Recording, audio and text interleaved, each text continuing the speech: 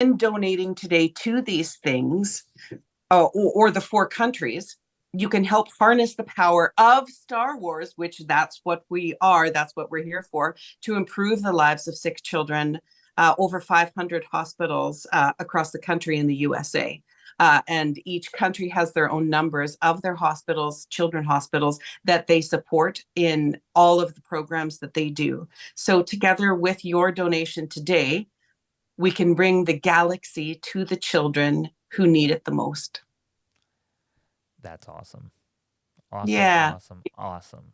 And one of the wonderful things that we get the opportunity to do is do hospital troops, where we go into the hospital and we visit the children, and for even just a second, if we can take them, transport them to a different universe, they forget about why they're there, and all they see is the magic of all we are. And we, in all of our clubs, we look like what they envision, and the movie magic is in their room, and they forget what's going on for them, even just for a second. And that is one of the most rewarding experiences that we can have at a hospital troop with our children and our Starlight kids. Amazing. I'll jump in here on that one just a little bit. I think everybody here has done a hospital troop. Yes. Yes. They are some of the most emotional and I will say difficult to do. I would recommend having a mask or bucketed character when you do those, because it's sometimes really hard to hide the emotions when you do those. But the children always light up when you walk in the room. Yeah. It Yeah. doesn't matter how sick they are, they're on chemo, just had surgery, whatever, but they are so happy to see you in there. And so is the rest of the family. You have the sick patient, but you also have mom, dad, brother, and sister all sitting in the room too. And remember, cancer or an illness takes the whole family too.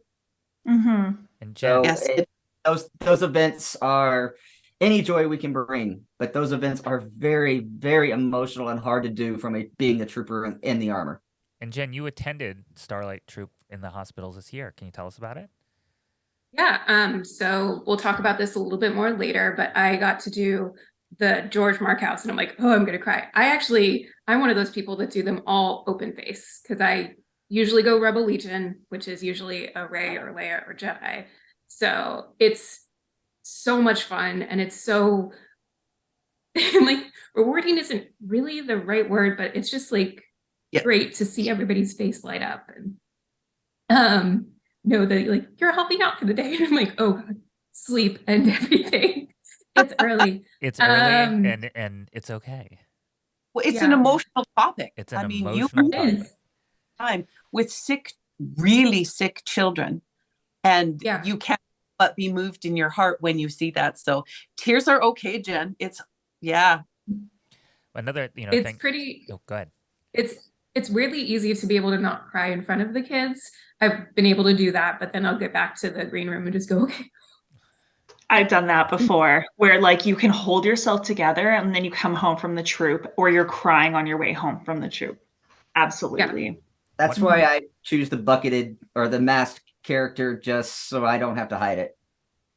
Yeah, it's very emotionally charged. And another point I like to make to folks, that if you have seen this, you get it. If you haven't yet, you will. Is that not every kid or adult, for that matter, can go to a theme park. That has access to that, and pretty much in any given locality around the world, we can bring that to our fans.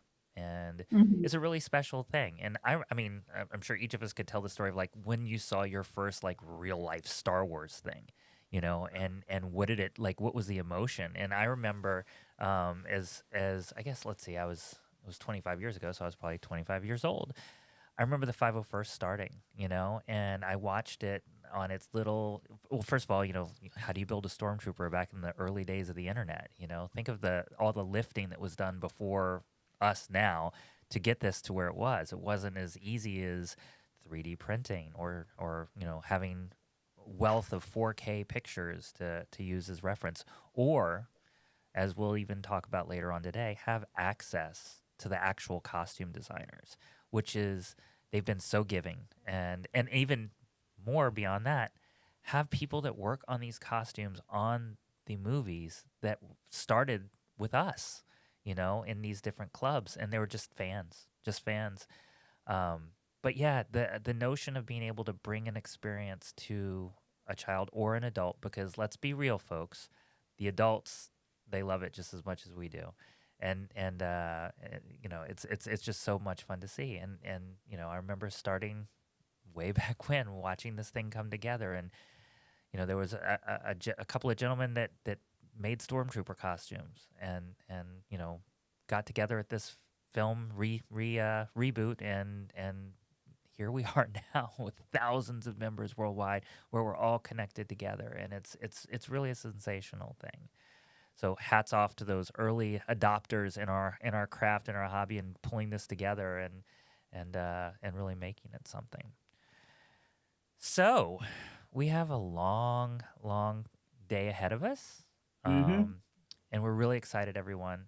So let's spend the last couple of minutes, you know, just talking about the fall. You know, I mean, this is where we get into the real nitty gritty, folks. So I'm going to ask Jen's pumpkin spice latte, you know, yes or no, and why? My coffee with pumpkin spice creamer. So Okay. yes. Okay. It's spicy, it's delicious. I love it. Is it cliche? You bet. But I will go there even if it is, because it is California, like 90 degrees the day that the pumpkin spice drops, and I will get an iced pumpkin spice latte. Maybe not the rest of the season. It's a latte. I'll just add it to like cold brew, but yes. Okay. Yes. So we're a yes on that for sure. Gen 2. Okay, unpopular opinion. I'm not the biggest fan. Like, I don't hate it, but I don't love it. And I'll be honest, when it comes to fall into winter drinks, I'm holding out for gingerbread. Ooh. Gingerbread lattes. That is like, yeah, that's what I'm holding out for. Like, and I don't mind, like, I mean, I've had a really good pumpkin spice cold brew before, but I don't go out of my way to get them. Like I said, holding out for the gingerbread lattes. I can feel that. That's pretty good. Yep. Now, the new one is the salted caramel, you know, latte that comes out around, you know, it has little flakes on it. That one's pretty good. Teresa, It's so sweet. not a pumpkin spice fan?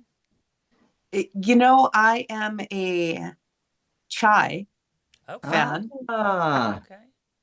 London Fog that's my jam. London Fogs are my jam. Okay. Always, no matter what time of year.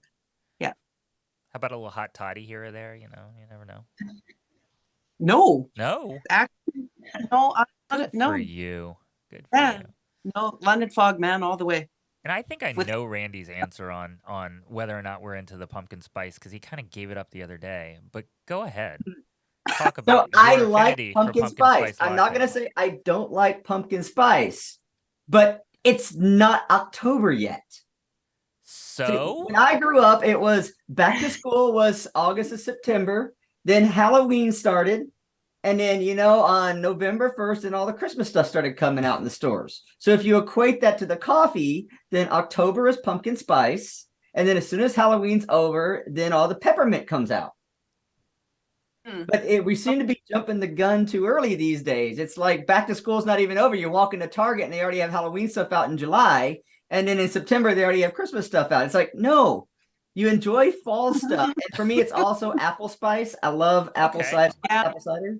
Who goes fruit picking at this time of year? Anybody else? In October. Apple pickers? Okay. All right. In Ours is October. September. Yeah. Okay. So it's like I love it, but it's like it's too soon. It's like September 1st. Everybody's, you know, like snorting apple spice or pumpkin spice. And it was amazing. Pumpkin spice. I love Halloween. So for me, September 1st is Halloween. September 1st to October 31st is Halloween. I will say this though. Pumpkin spice was out locally and Spirit Halloween hadn't even opened yet. Oh, wow. That's jumping the gun. That's jumping the gun. That could be a good, that is a good like test ground. Is your local Spirit Halloween open? And if it is, then pumpkin spice can flow. Just let the spice flow. Is that how? Yeah. Yes. Yeah. I almost said that, so you beat me. Oh, you know, we know our Star There's our Wars. measure. If Spirit Halloween is open, then you can have pumpkin spice. Well, folks, We got a long weekend ahead of us, huh? We excited? Mhm. You got the coffee Yes. Yeah. flowing? I mean, I've gone through at this point most of my first carafe of coffee. Um, you shouldn't stay up till 5 a.m. Kids. Don't do that if you don't have to. But we're gonna kick or end this first hour of programming with a couple of vignettes on Starlight. I want to thank my panel for coming today, Miss Teresa, the Jens, and Mr. Andy. So, bottom line is, we represent the largest Star Wars costuming clubs in the U.S. And around the world. However, there are many, many more. This is a fandom that has no borders. This is a fandom that, we really want to be as accepting of as we possibly can of every single person that wants to come down this journey with us. One of the things I love, I was on a troop, I guess it's now 2 years ago, and we were in the Macy's Thanksgiving Day Parade, and we were stormtroopers. And this wonderful trooper from South Carolina, they brought troopers from all over the United States and actually Canada as well. And this wonderful trooper looked at me and said, "You know how all this happened?" I was like, "What? What?" Because we all decided to make a costume. Like, all of this is because at some point in time, each one of us decided to make a costume, to wear that costume, to really get involved with our communities through these costumes, and then, of course, through that with each other. And it's a miracle, and it's a blessing, and it's all those great positive things. But I'm so happy to be here with you guys. I'm so I was happy. going to say, this is why we're here today, is because we I all would, decided to build a costume at one Because we point. all decided to build a yes. costume. And so as we kick off this fall-themed telethon for Starlight, I can tell you that my first costume I ever made myself was obvious. It was for Halloween. It was a Ghostbusters costume, and I remember being so excited about getting like a Dickies, overall thing, and then I don't know if they have them in every part of the U.S., but they're these water bottles that it's like it's water, it's distilled water or spring water, and they're like we used to call them camels, but it's like a 2-gallon thing with a handle on it that has a spigot. And I took two of Yeah. those and put them together, put a flashlight inside of it, painted them black, and that was my my pack.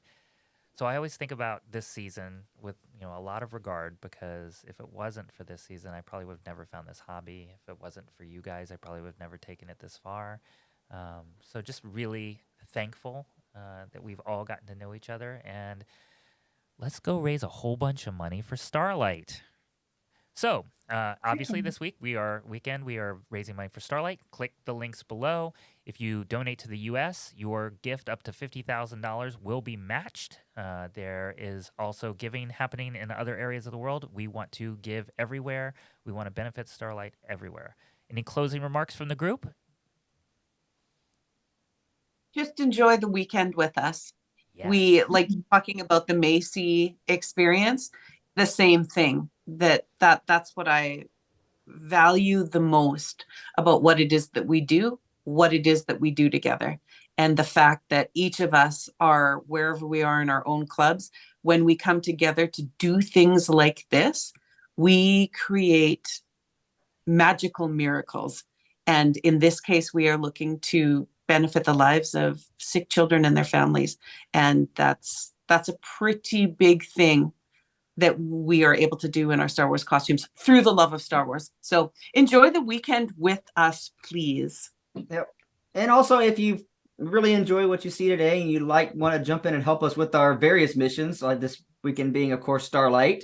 And it's also local community missions too. We do various work around there. Come to an armor party, get online, find your local base, come to a Saber Guild rehearsal. Come get involved. If you see us out in the community, come and talk to us. We will definitely try to recruit you to come join our efforts. And we will help you. If you're a little bit intimidated by the costume building process, don't be. No, We have people that can help you. And if you're not sure if you want to do an event or anything, come join us. Be a handler for us. Learn how the armor goes on. Learn what it means to be at a troop and what to do. Take pictures of us with us. We are always looking for handlers, and we super appreciate them at every single event. They help the armored members not fall. Most important job and the best entry-level job there is. You call them handlers, we call them stagehands. Oh, I performative. mean, it's very fulfilling. Like everyone said, I mean, just if you see us, please come say hi. We're not, I mean, we might have our buckets on, but you know, we're really friendly people. So come say hi. What we do is really fulfilling. So we're always very welcoming for more members. All right, that sums it up pretty well. I want to thank the panel, and you're going to see more of these faces as the day goes on. We are the Galaxy of Hope, and we hope you enjoy the programming for the next 2 days. Thank you, guys. Bye, everybody. Bye, everybody. When kids need medical care, they will often face stressful and life-changing experiences. From complex treatments to long hospital stays, these special patients miss out on the things that most kids take for granted and let kids be kids.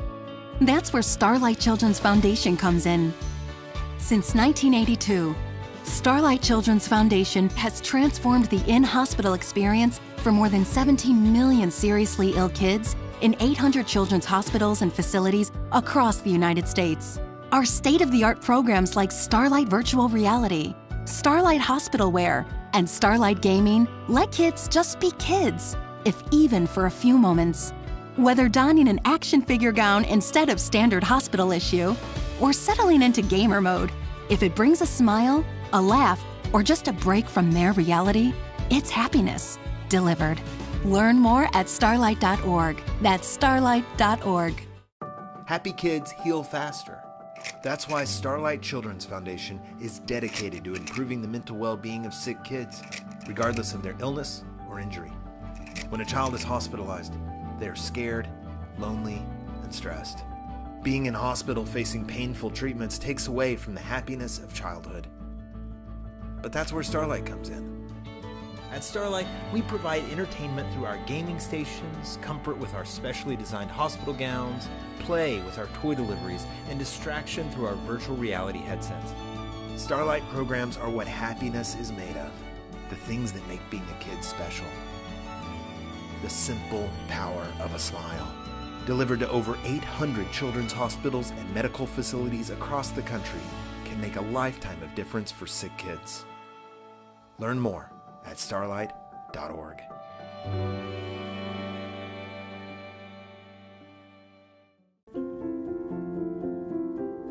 My dearest Finn.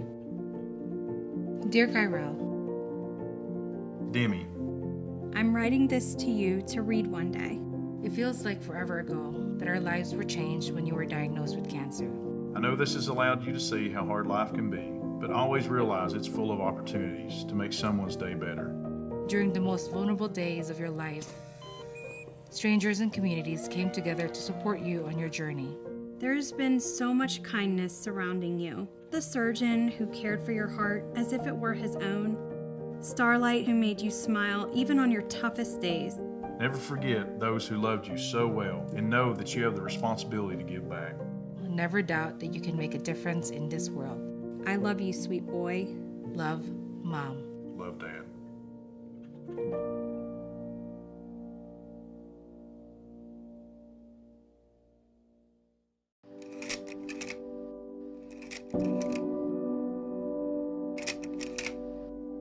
When Starlight came to the door with 8 or 9 trucks, that was probably the happiest I had seen him the whole time he was there. Stuffed animal brought to his room as a surprise, or a big box of trucks was like a godsend for him. Starlight's given us hope. He now can help other kids and show other families that this doesn't have to be the worst thing that's happening, that things can get better.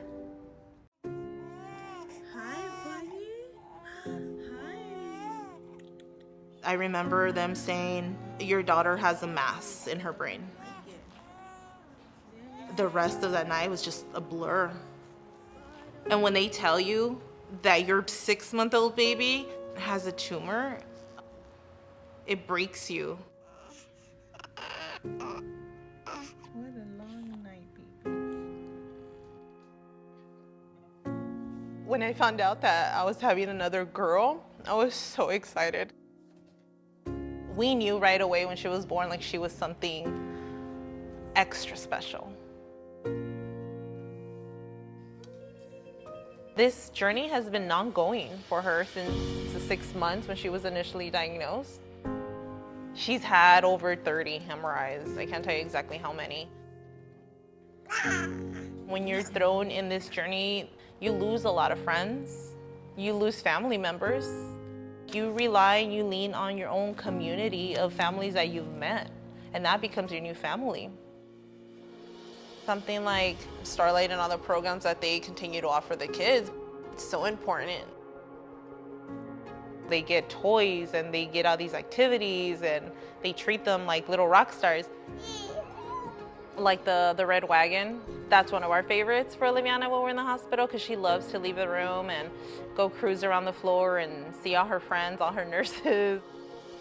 The tiniest little thing, like, it just makes a big difference. It really does. Those programs really do bring happiness. She just turned 6 about 2 weeks ago. She wasn't even meant to make it to her first birthday. We're gonna celebrate every single birthday because she's a miracle, you know? She's a true miracle.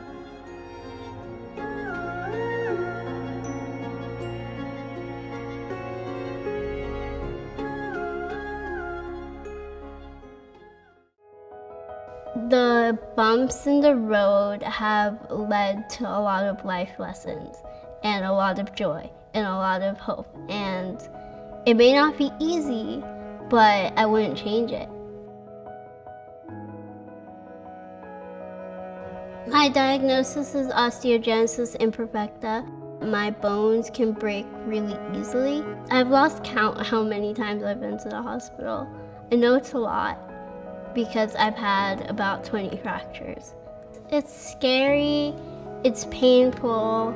Sometimes it's kind of funny because sometimes I break bones doing really weird, small things, like when I broke a bone yawning. Like when you're in the moment, it's not funny, it's terrifying. When you look back at it, you're like, I broke a bone from yawning? That's really funny.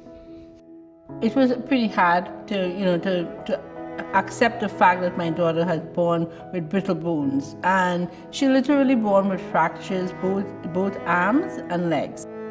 I remember the first time I took Josie in, we went for her IV, and I remember being introduced to the Starlight program. There are many ways to help kids and support them with their post-operative pain, many strategies that we have as child life specialists, but I find that the Starlight items are tangible items and programs that I can use with the children throughout their stay here.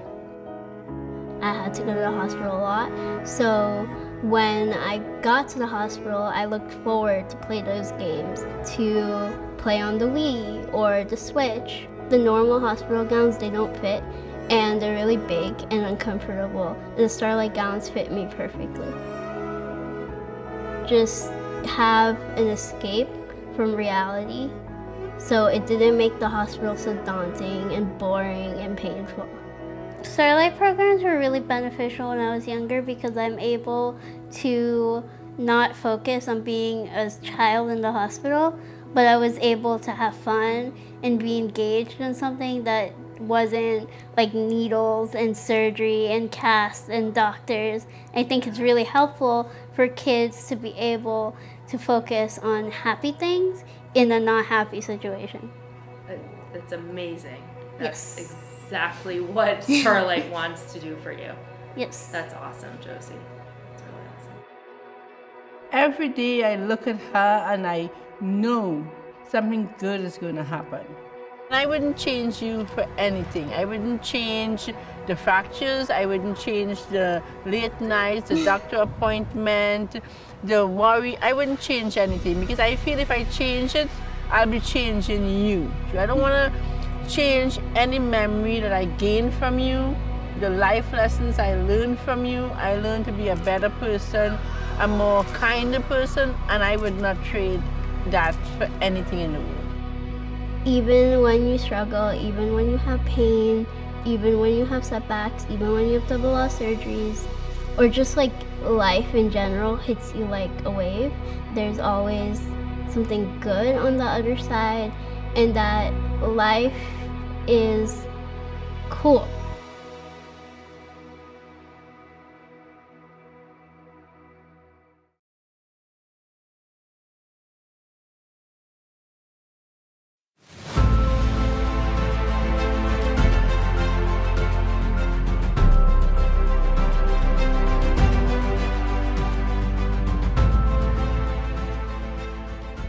it's great to see the kids, and it brings like a light to their day. And I mean, I know the term is used a lot, but it's really great to bring smiles to them. And it just is a really great way to give back for all of us. There are studies that show that play, while amazing for childhood development, also positively improves outcomes, health outcomes for kids. And so that's where Starlight's programs of delivering happiness, like our Starlight gowns, like this one here today, one of our newest Star Wars gowns, plus the toys and the games that we're able to deliver, really are helping to improve health outcomes for the kids that we serve.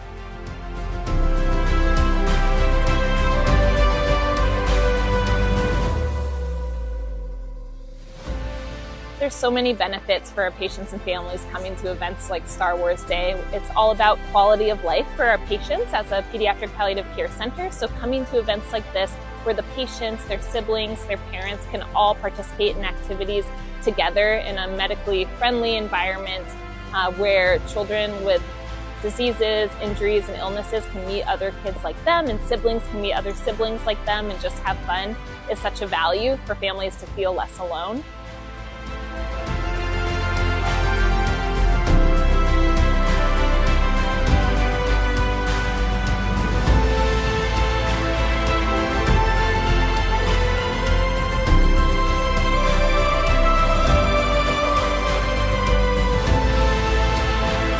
Coming here and seeing like this community of people that are volunteering or work here, and the Starlight Foundation and how they put this on is just really reassuring, and seeing the big smile on his face is just giving me a little bit of solace, knowing that he's in good hands.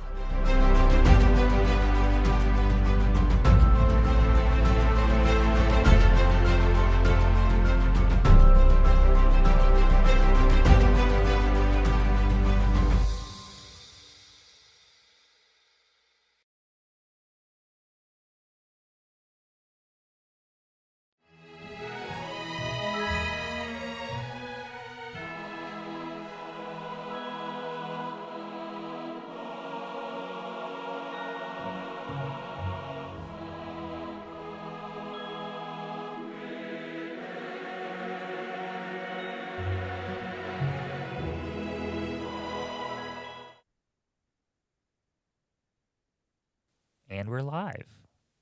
Hi, everybody. It's good to be live. Good to be live, right? So I'm going to bow out to the side a little bit. Good to see everybody again. It's been all but 12 minutes since we were once, where we were together. We have an amazing panel here today, and nothing speaks a testament to, what Starlight does more than someone that has participated in their programs. So we're going to have a wonderful talk today with a Starlight now adult, and really talk through everything that they went through and how Starlight helped. So I'm Justin Sonfield, Legion Commanding Officer of the 501st Legion, and on our panel today, introduce yourselves, and we'll start with Jen. As you may have heard in the last hour, I am Jen Hyman. I am part of the Rebel Legion Command Council and based in sunny Bay Area, California, part of Endor Base. Marty, would you like to go next? Sure. My name is Marty Matulis. I'm an actor, creature suit performer, and most recently, space pirate, Mandalorian space pirate Vane. Yes. Very cool. Very, very cool. Moving on to the Starlight folks. I can go. Yes, go ahead. My name is Victoria. I am Starlight Children's Foundation's Mission Delivery Coordinator, and I've been with Starlight for almost a year. And I am a child life specialist myself, so I've gotten to see Starlight's programming firsthand before coming to work for us. Amazing. I am Amanda Hoffler, and I have been able to work with Starlight. They have blessed me with so many amazing things during my treatment. So happy to be here today. Right. Have you? And I mean, a big thing about this right now, because we're all talking about what we do. What are some of your hobbies, and what do you like to do in your copious amount of free time? That's tricky. Honestly, In my free time, I like if I can, I get downtime because like what I consider like free time, it's like honestly sometimes like just time alone.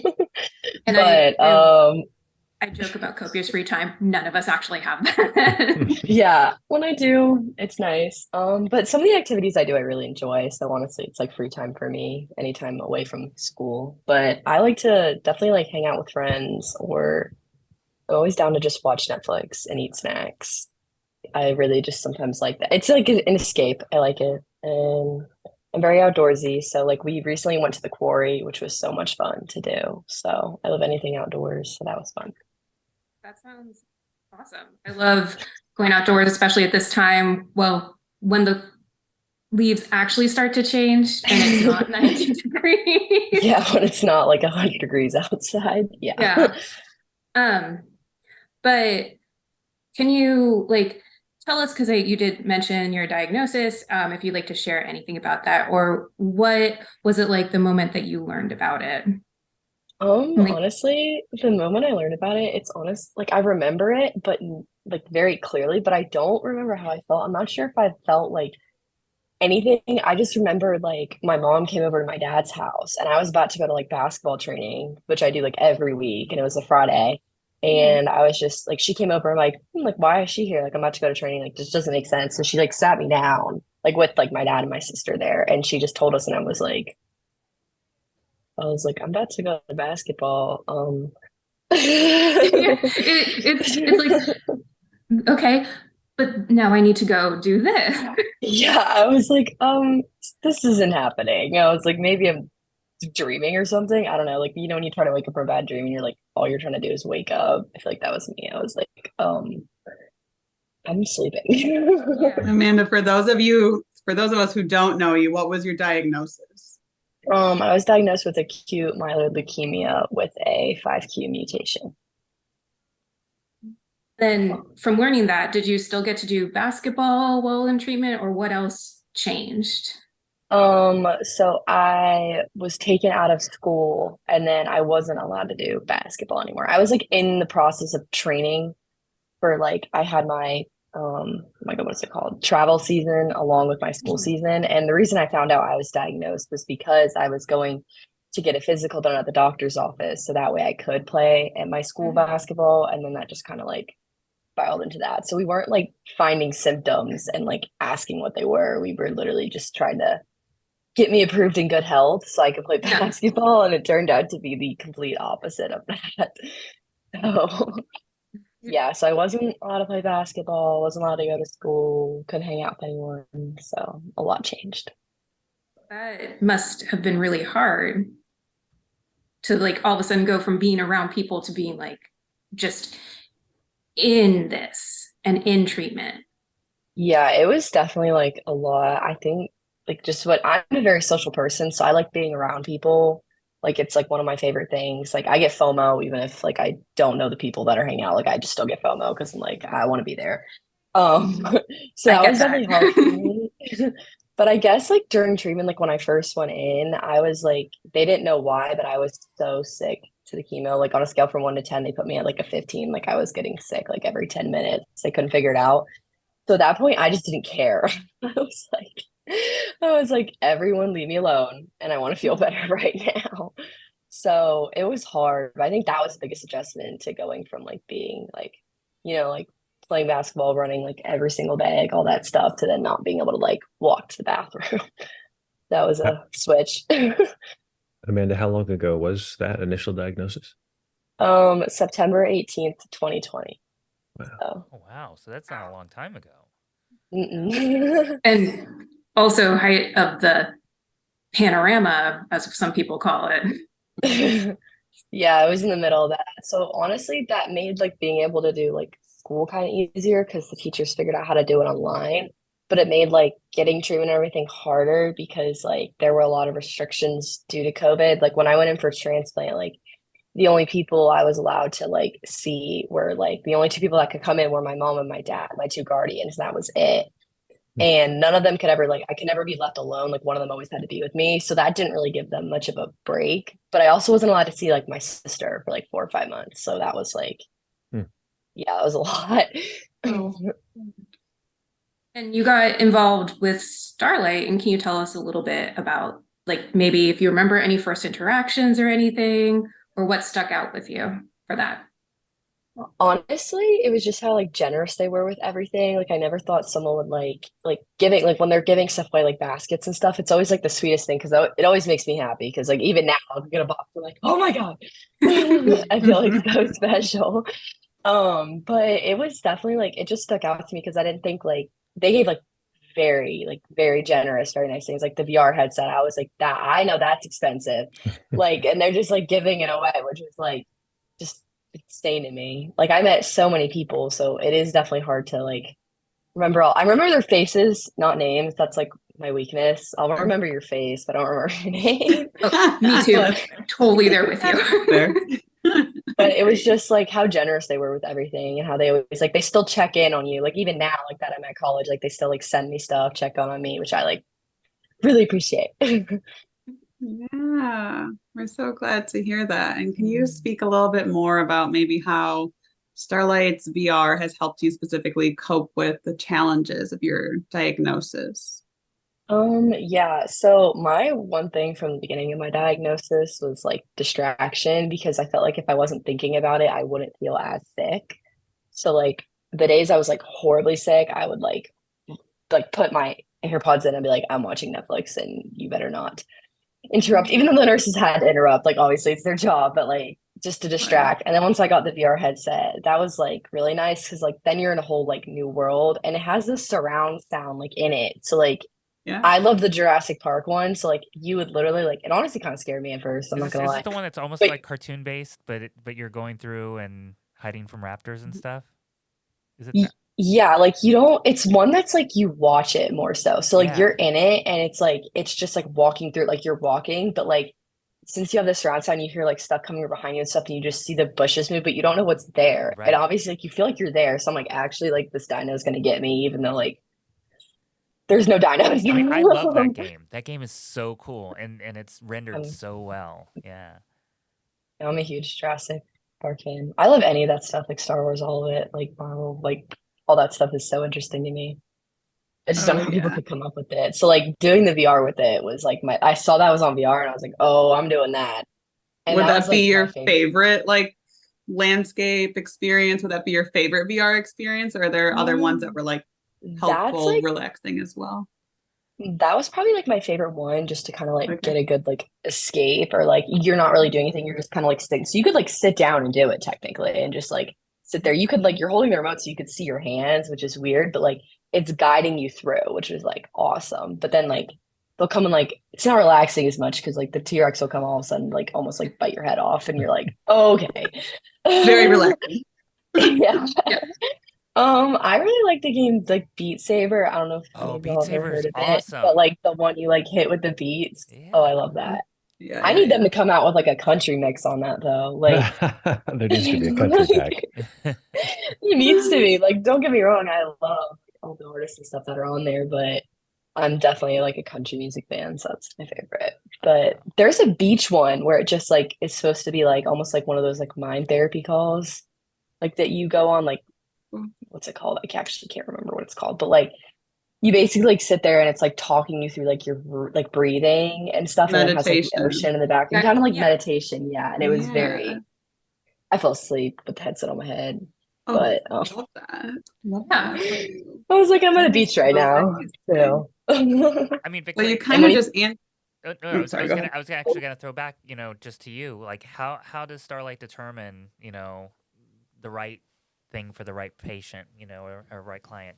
How to, like, the VR is something I honestly I wouldn't have even thought of, and that is so amazing that you guys provide that for people. So Starlight, we take a comprehensive look at what does a child in the hospital need? A child in the hospital, they're scared, they're anxious, they're worried. It's an unfamiliar environment. We want to provide deliveries, gowns, gaming, things that will really transform the hospital experience. We offer these innovative programs because we know that these are items that are needed in the hospital. These will make the hospital setting more familiar to a child. Children know toys. They know how to play with toys. Children, they like things that are colorful and familiar to them.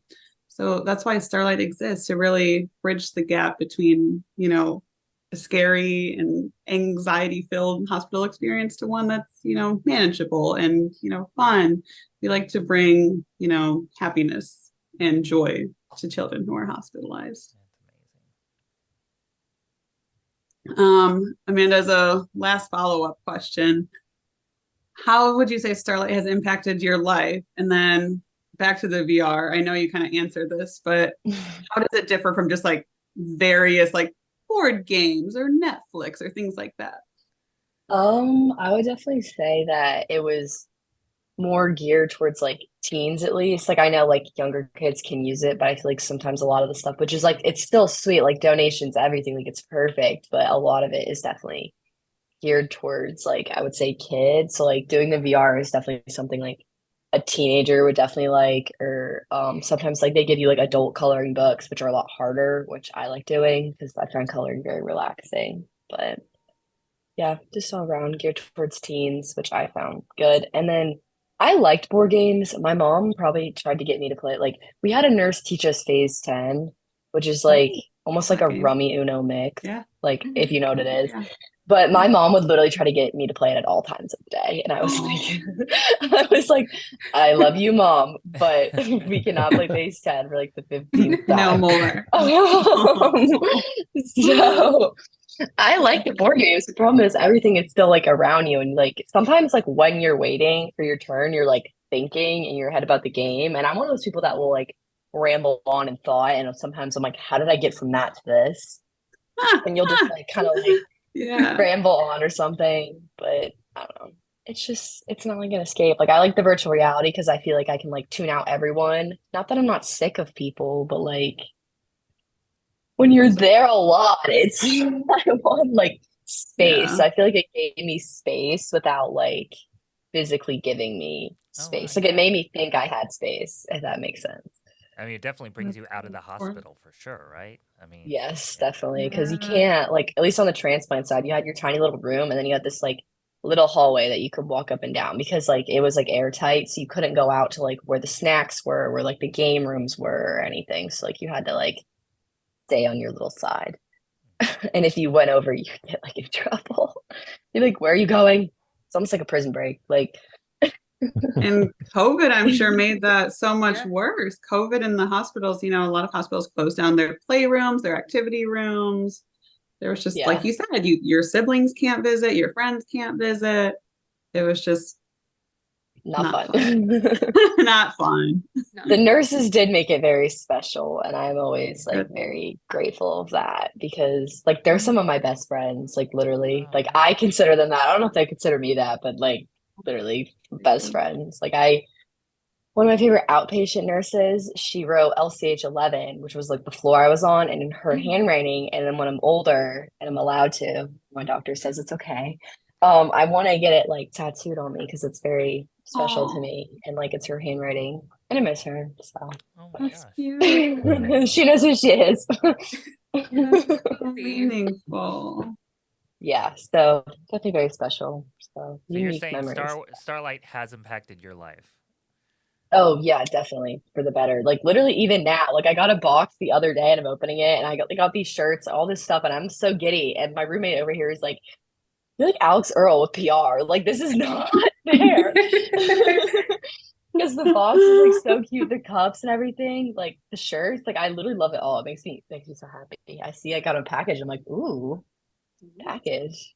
And then I open it and the box is so well done. Like it's like stamped with like written messages in it and stuff. And I was like the confetti and everything. I'm like, this is like very well done. So I actually kept the box and throw it out because it's like actually nice. It's a really nice patterned box. So but it's just stuff like that. Like even still now brings me quite a lot of joy. So lucky to have you as part of our network as a Starlight Kid, as an ambassador, and can't wait to see what else we have with you. Jen, I'll throw it back to you. All right. Amanda, thanks for sharing that, by the way. Just wanted to say, like, I really appreciate that. Well, and I first learned about Starlight by doing actually an event in 2018 where we all dressed up as Star Wars characters and went to 2 local children's hospitals Oakland Children's Hospital and UCSF Benioff here. So that was really great. And we all came together because of a love of Star Wars. So to everyone, what is your favorite Star Wars movie? And controversial opinions included in this, because I will say mine, which is The Last Jedi, and I can already hear people groaning or saying that's not right, but I love it. Who wants to go first?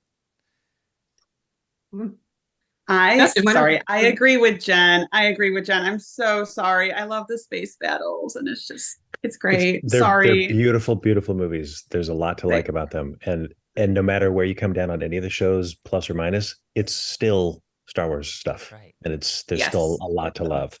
So yeah, I mean, everyone can quibble over the direction or some of the story choices or whatever, but at the end of the day, it's propelling this larger story, and I think that's kind of why we're all in it. Absolutely. My favorite. So Empire. Well, I mean, that's the standard answer for folks our age, right? I mean, legit, for good reason. I went back and watched it not too long ago. I went back and watched it, and I did this thing that I like to do sometimes for a movie that I've seen a bunch that I don't need to catch everything. I'll turn the sound off and I'll just crank up some music and just watch and see how things are built in the frame. It's a really beautiful movie. It really is shot really well. And when you see the growth between A New Hope and Empire Strikes Back in terms of effects and what they were able to accomplish, even before they redid them all up, it's really astounding. Like, it's really astounding. And Lucasfilm, or ILM, just did an incredible learning time between 77, or I guess 75 and 79 when they were starting to make Empire. Empire was my favorite. But Rogue One supplanted. Past tense. Rogue One. Rogue One's legit. I love, first of all, it takes a lot of risk when you kill off your entire cast. And just the music, Michael Giacchino's amazing score to that movie, and the story of sacrifice to start this rebellion is my favorite. And it has incredible costumes, which is why I love it more than anything. So first of all, I have the entire Rogue One cast is the only action figures I have in my case, because that entire crew I just love so much. This helmet and this costume that I have associated with it, and this one up here are all over there, are also from Rogue One. Just love that movie. Anyway, that's mine. And a proper Darth Vader introduction. Amanda, what do you think? Yeah. They're all really good. I love I that. don't know. I have a favorite. I really like when they do the space battles, in space though.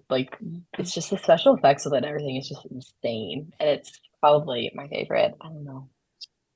I really like The Force Awakens. That one's not the one a lot of people like, but I really like that movie. So well, I like hearing that because Star Wars is also very generational, right? And I saw Star Wars before it was A New Hope in the movie theaters, and I always like to say if it wasn't for my dad taking me to Star Wars on day 4, I would have been an incredible athlete or something. But I just fell in love with the science, the technology. It obviously got me into wanting to understand more about aeronautics and how movies were made, and that's always been a passion of mine my entire life, is just how the process works. And the only way when you were my age to see Star Wars, because we didn't have streaming or anything like that, we had these specials that were on regular TV that would come on for an hour, and it was all about how the movies were made. So kind of just fell in love with that whole thing. But what's your favorite Star Wars character? That's and why, of course. So there's this wonderful universe of folks. Other than Vane, who is your favorite Star Wars character? Of course. Other than that guy. All right, who wants to start? That's a hard one. Right? Because there's a lot. You can pick more than one. I don't want to choose. Yeah. Like, I will go again with controversial opinion time. I really do. One of the main reasons I like the sequels a lot is because I like Rey. I have been a Star Wars fan since I was in 4th grade, which is years ago. To give you an idea, like that's when the remastered original trilogy was coming out. So I do remember seeing Return of the Jedi in theaters in that, and playing Star Wars on the playground with my friends, and then being told, as a girl, you can't use a lightsaber because girls don't really use lightsabers. They don't have the Force. They have to be princesses and be rescued, which to my response was, but Leia rescues them. So good point. Good point. Being able to see that, and like I know there's the extended universe. I did love Jaina Solo, who is in the extended universe as one of Han and Leia's kids. She gets to use a lightsaber. Leia gets to use a lightsaber there and in the original trilogy. But seeing Rey have that on screen, I was like, yes, a main female character that is in live action in a movie. Because before that, we'd had Jedi in the prequels. We had Ahsoka Tano, who's great, but it was finally like the mainstream movies, a full realized character. And it's like, yes, here we go. Let's do this. Amazing. So let's get into some of the really important topics. I want to ask Marty, candy corn, yeah or meh? And why? Do you like candy corn? Yes, with one caveat. Oh, we have a caveat. It's a strong yes when it takes the shape of the little pumpkin. Oh, the same product, less waxy coating, more gushy, goopy stuff. I don't know what it's made of. It's magic, but yeah. But if it's I think a lot about these things. If it's candy corn, it's a strong yes because you get a creative way to eat it, which is usually breaking off the white part and then maybe snapping off the bottom and then going for the middle. But it's like how you eat Reese's, right? You just there are techniques. Yeah. There are techniques. Yeah. Amanda, what do you think? Do we like candy corn? I don't like. No. See, we don't have my friends are like obsessed with it. I like hate it. I really do. Like no hate to people like it. I can't get on board. I try every year and it's never good, in my opinion, but no. Victoria, what do you think? No. Candy corn. I mean, it's we have to talk about fall here. This is our fall telethon. We have this to is have our the fall telethon. The hard topics have to be discued.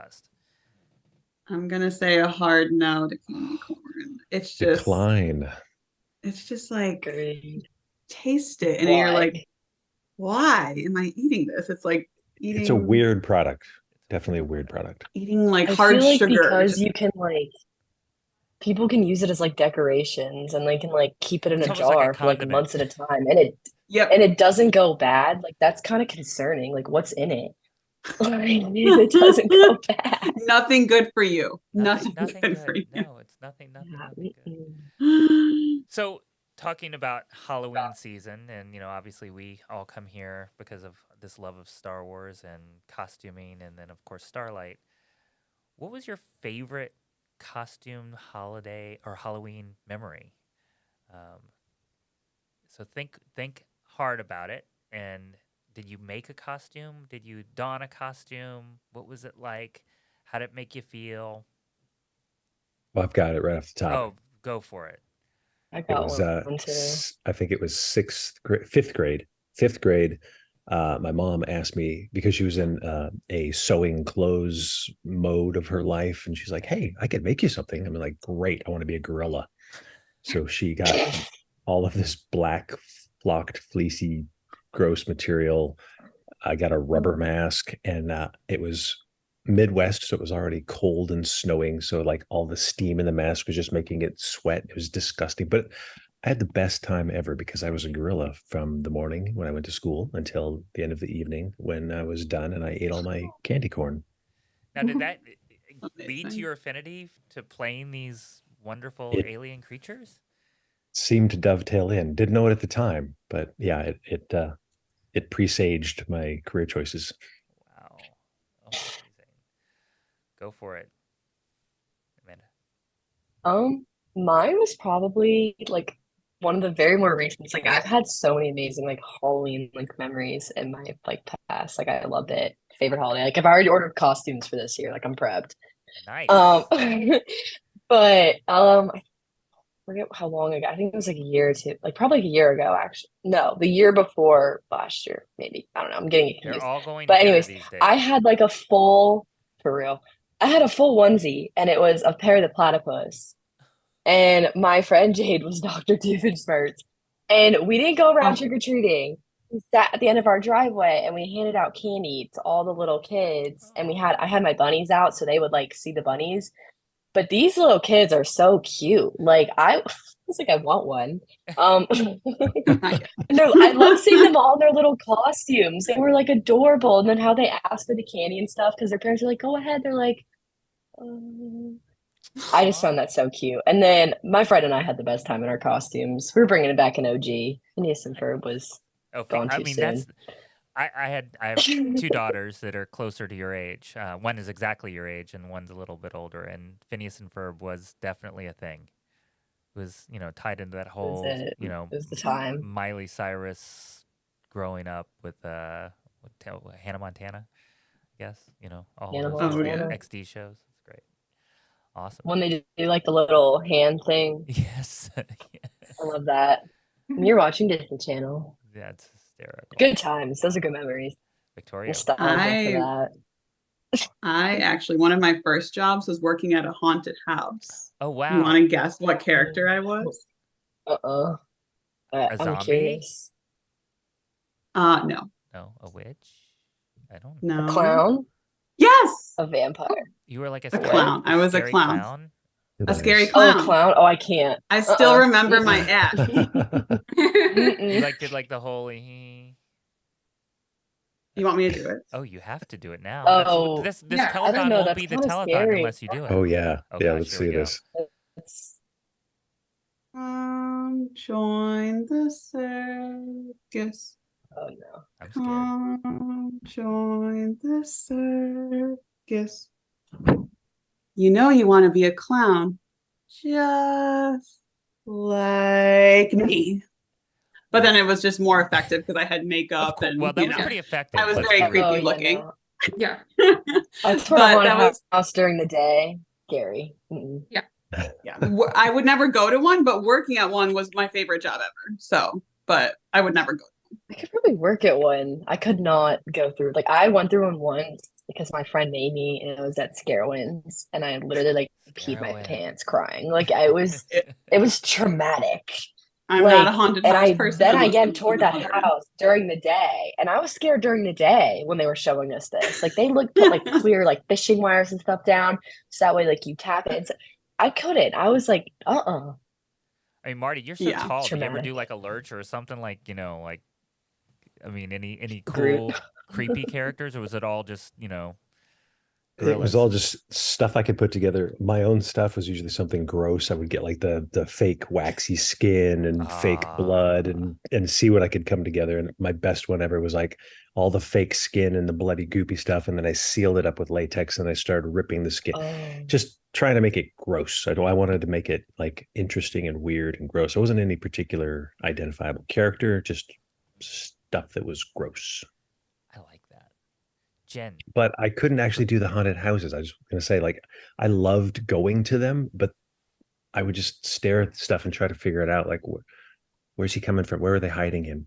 Where's the fishing line that's making the thing come down? It's very clinical in my approach. So. No fear. I get scared. Like, to this day, I get scared. Someone took us to go see Poltergeist and didn't tell us what it was about, like, in the theater. Oh, boy. Yeah. So I was like traumatized by Spielberg's amazing epic back then, but it was awesome. But I mean, I look back on it now and I still get just as scared as I was, and I guess I was 8 years old or whatever it was when I saw it. Not fun. Jen, do you have the same kind of policy I have, that there's no Star Wars costumes at Halloween? You got to challenge yourself with something else? Usually, yeah, actually, because during the day we're probably doing some kind of event. So it'll be Star Wars, but then I think this year we're going to do, speaking of Lurch, a whole Addams Family group. So I will be Debbie Jelinski. from Adam's Family Values. So it's always fun doing a group. That's a great one too. And then I guess for memories, it's always great. I remember the first time I got to take my little brother out. We're 8 years apart, so very different in ages, and being like trusted to take him out, and it's to go trick-or-treating. And then I got to keep going trick-or-treating. It's like, yes, you can't grow out of it because I'm taking him. Oh, that's a good thing. And favorite costume, what was it? When I was really little, I got to be an elephant with a tutu. Oh, that's cute. And I love elephants, so I was like, yay. And I wanted to be a ballerina at the time too, so 2 things in one. Fitting. So fitting. In the last panel, I talked about my Ghostbusters costume. That was by far my favorite thing because it was the first costume I ever made. But I don't know, thinking back, I remember having, I think it was Don Post or whoever it was that made the box of costumes that you would open up, and there was like a bib and a mask, and at the time, the first action figure I'd ever seen was C-3PO. Some little kid brought it to nursery school, and I just fell in love with this because I had never seen anything like it, and this action figure of C-3PO, and they had the costume that literally just has a picture of C-3PO on the front, and then you have a C-3PO plastic mask. I remember wearing that thing and being so proud. I think I was in either kindergarten or nursery school, and wore that, and I remember wishing I'd had like the ability to someday wear the real costume and to finally come full circle and build and have that costume in the arsenal. It's just really cool. It's been a neat moment. It kind of started again with Halloween and kind of getting a flavor for it. Well, let's ask one more question about fall, and then we'll ask a couple other questions about Starlight. What's your favorite fall outdoor activity? Oh, we will I start got with one. we'll start with you then. Yeah. It's pumpkin chucking, like you slingshot pumpkins Okay, and you're gonna have to give us the full rundown on the pumpkin What? chucking. I want to know. Where do you go pumpkin chucking? Googling pumpkin chucking now. Right? I know what it is because I'm from the South, and we chuck everything we can possibly chuck at some point in time. but explain to the world what pumpkin chucking is. So basically you have this like big slingshot. Like you can get smaller ones, but the ones we get, the slingshot pole was like 13 feet tall. Like, and you get this pumpkin, like a mini one like this, and you pull all the way back, and it's hard. Sometimes you have to have like 3 people pulling you back, and then off in the distance on like a hay bale is a giant pumpkin, and you have to try to hit it.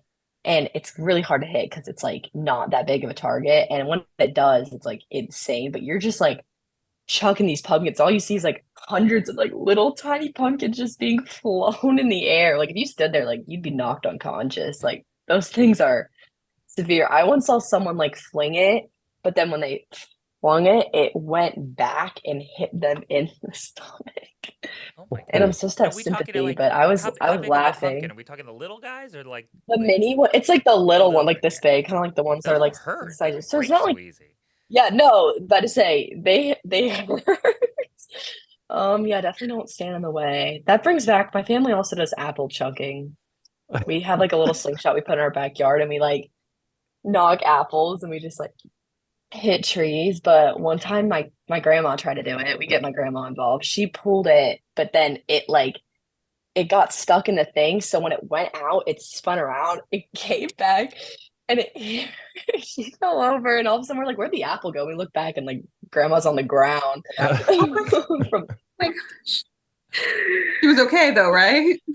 yeah, she was fine. Okay. But yeah, Okay. I love chucking, guys, fruit. Is it a fruit or is it a I mean, vegetable? gourd, I guess. It's kind of a fruit. It's got seeds. So That general topic, we like to chug, slingshot, I guess, if you want to call it that. But fun fall activities. fun fall activity. All right, Victoria, give us what do you love to do outside in the fall? Outside in the fall. Well, we love pumpkin picking, pumpkin patches, that's anything the like that. best. Apple picking. Do you have corn I'm from mazes? the Midwest Do you have corn mazes? Oh, myself. you do have corn mazes. You have corn fields. I have plenty of Yeah. corn mazes. I have plenty of corn mazes. I'm from the Midwest, and we get such beautiful colors. We like going on little, weekend getaways to go see the fall colors, camping, things like that. Just enjoying the outdoors, going for a quick hike somewhere nearby to enjoy the colors. Nice. Yeah. Marty, tell us about your fall. I wish there was chucking involved now that Right? I didn't even know this was a part of your life. Now I feel like I've missed something vital in my upbringing, but no, I'm up in the Pacific Northwest, so it's a lot of outdoor hiking. Again, with the color change, with the leaves falling. The favorite thing for 13 years straight was going out with my dog in the fall, and she was the kind of dog you could just trust, let her off leash. So we were both in our element, just romping around the forest. So between dogs at the moment, but it's always going out on a trail and watching the colors change. Well, that's beautiful. Jen, how about you? Hiking, their colors don't really change here, or you can drive to where colors change, at least. So it's pumpkin patches. Like, it's pretty much both of those things. I was trying to think of what I've done routinely in the past few years, and then realized it's go to Disneyland and see all of the Halloween decorations. And Halloween churros and all the other offerings that they have. I'm like, technically that is an outdoor activity. Right?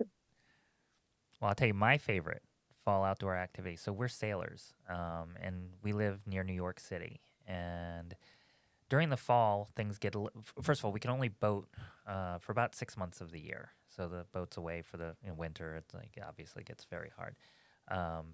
But most people don't think of New York City area to be as pretty as it really is. And if you go up the Hudson River, not very far, just right past the George Washington Bridge, you get to what they call the Palisades, and it's these huge cliffs, and you can hike them, of course, and everything. But when the leaves change and you take a sail ride up there, you just get to see this amazing landscape, changing right in front of you. And sometimes we'll go and we'll spend an evening at a marina that's a little bit north of us. And then when you come down, if you time it at the right time of year, you get, kind of that orange on one day or yellow on one day, and then that orange and brown as you're coming back even just a day later.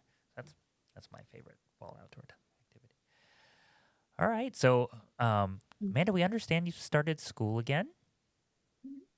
How's it going so far?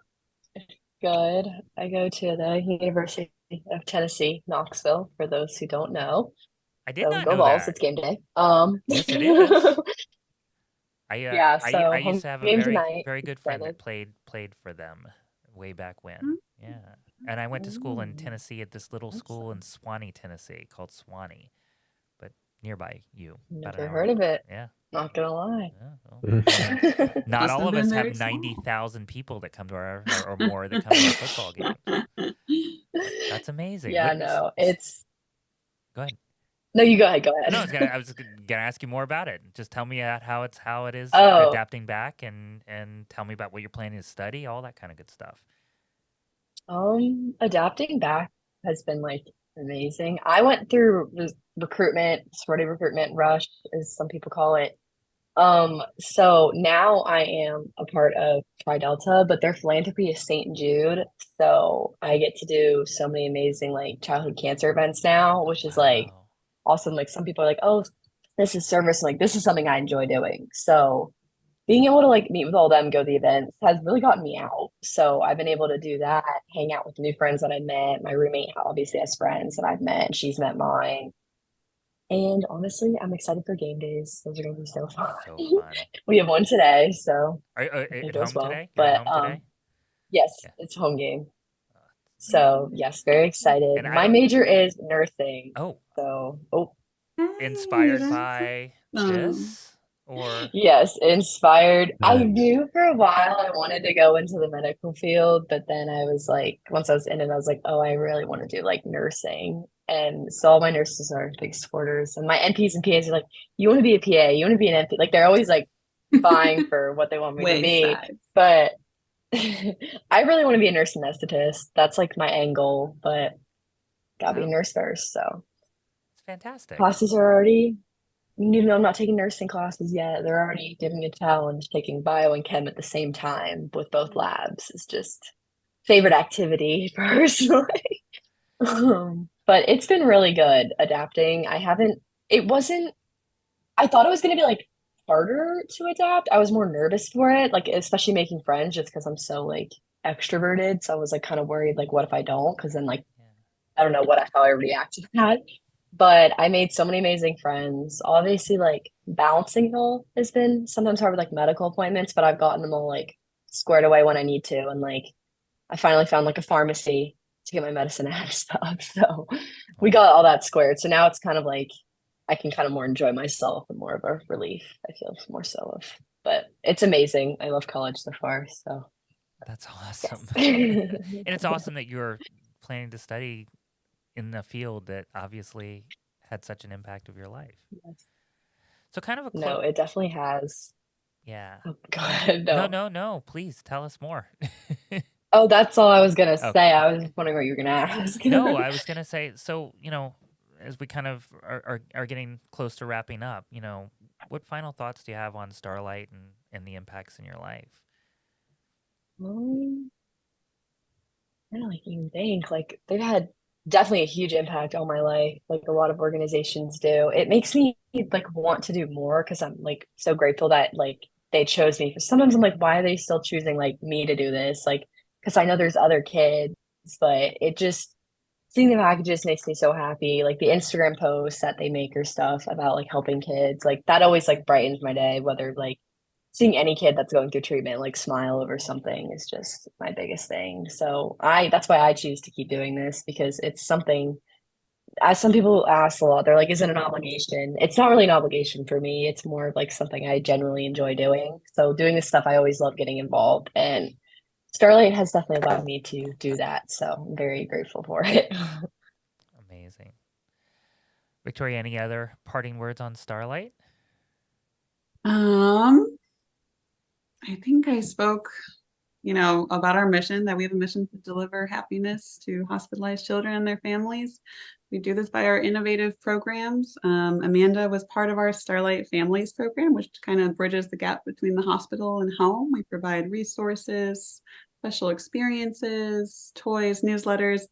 But then for kids in the hospital, we provide toy deliveries, gowns, gaming, VR headsets, things like that, just to transform the hospital experience. So hospital workers can log in and place orders for items for their hospital free of charge. And that is how they get distributed to their patients. And as part of our mission, we ask for donations to help distribute these items. We have partners all across the US. We're partnered with over 600 hospitals. So there's a lot of need. So if anyone is interested in learning more about Starlight or donating, you could check us out at starlight.org. Amazing. Well, we're going to wrap it up. Any final thoughts around the horn before I give my thank yous and my PSA to donate? All good? This was great. All good. This was great. Thank you for having us. I appreciate being invited in. And Victoria, I'm thrilled to hear more about this organization, Victoria, and Amanda. Absolutely. Thank you for sharing your story as well. This is a Yeah. what a wonderful resource for what could be a very difficult and kind of lonely time. And it seems like what a lifeline you've got through this organization. Thank you. Yeah, I mean, I'll just say, as a child life specialist myself, so I was a child life specialist for about 5-6 years in Chicago. Child life specialists, they just don't have those type of resources. They don't have the budget to provide, to get books, games, toys, movies, arts and craft projects.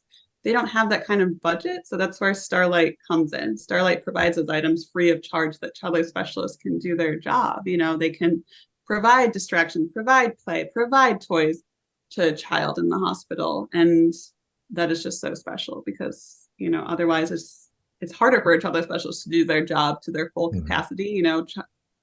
Starlight provides the resources that hospitalized kids really need. And that's really important. It's beautiful work. Amazing work. So I'd like to thank everybody. Victoria, Amanda, Jen, and Marty, who has had my heart since we first met, and thank you so much for joining us. We're here to give, y'all. Give till it hurts. This is an amazing cause, and again, the major Star Wars fan clubs, costuming fan clubs, have been partnering with Starlight directly since Star Wars Celebration Anaheim, and this is one of those ideas that has come a long way, and we're going to continue to do a lot of work together as we move forward. But this campaign, we need to hit our goal, and that goal in the U.S. is $50,000 because we have an anonymous donor that's prepared to match that. So a 6-figure weekend for Starlight is what we want after that donation. So the link for the USA is below, but if you are local to the UK, Australia, or Canada, we want you to give locally.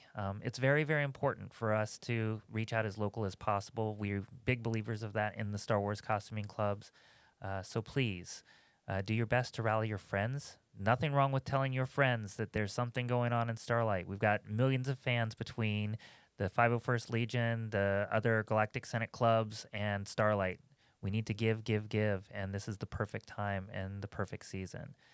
I want to thank you all, and we'll see you at the next panel, everybody. Thank you, everybody. Thank you. Thank you. Bye-bye, everyone. This vlog is a special one for me, and before I started it off, I wanted to let you know that normally when we go to the hospital, we can't shoot any video, we can't do anything like that or pictures because of patient privacy rights. However, this one's special. There was a special visit we were making to a special young boy who's been battling cancer, and his parents were kind enough to give me permission for us to be able to shoot a little bit of video while we were in there with him. And this whole interaction that we had with this young boy was such an example to me of why I started doing this in the first place. And so I hope you enjoy this episode.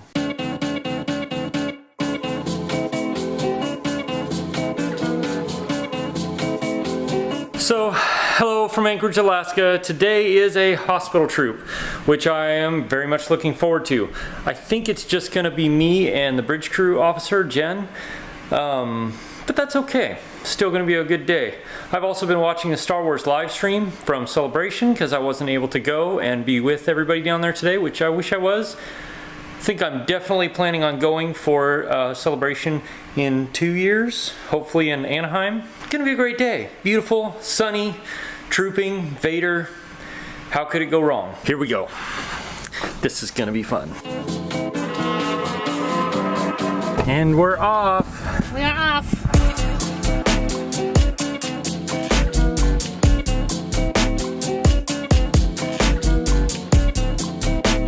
Another fun day, and it's so nice out.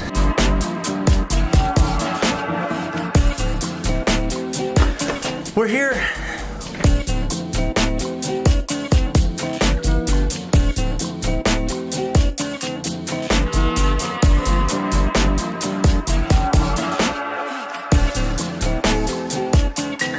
So, we're almost ready to go out. The plan is we are going to give this to a patient. Yes. A little boy here who's been here for a very long time. Who has also been fighting cancer. Brain cancer. So Lord Vader is going to present him one of these. Wait, I'm going to? Yes, you are. Okay. From Sam Newcomb. The Southern Cali Garrison. Yes. That is the plan. That's the plan. Hopefully, if his mom allows it, we will take video and photos. Hopefully. Fingers crossed.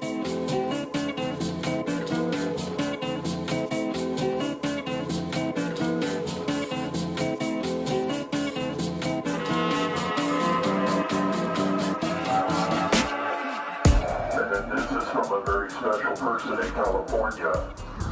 Very special stormtrooper. He's one of my stormtroopers who's having the same problems you're having. And so he set this patch up for you to fight hard, okay? To fight hard and to never give up, okay?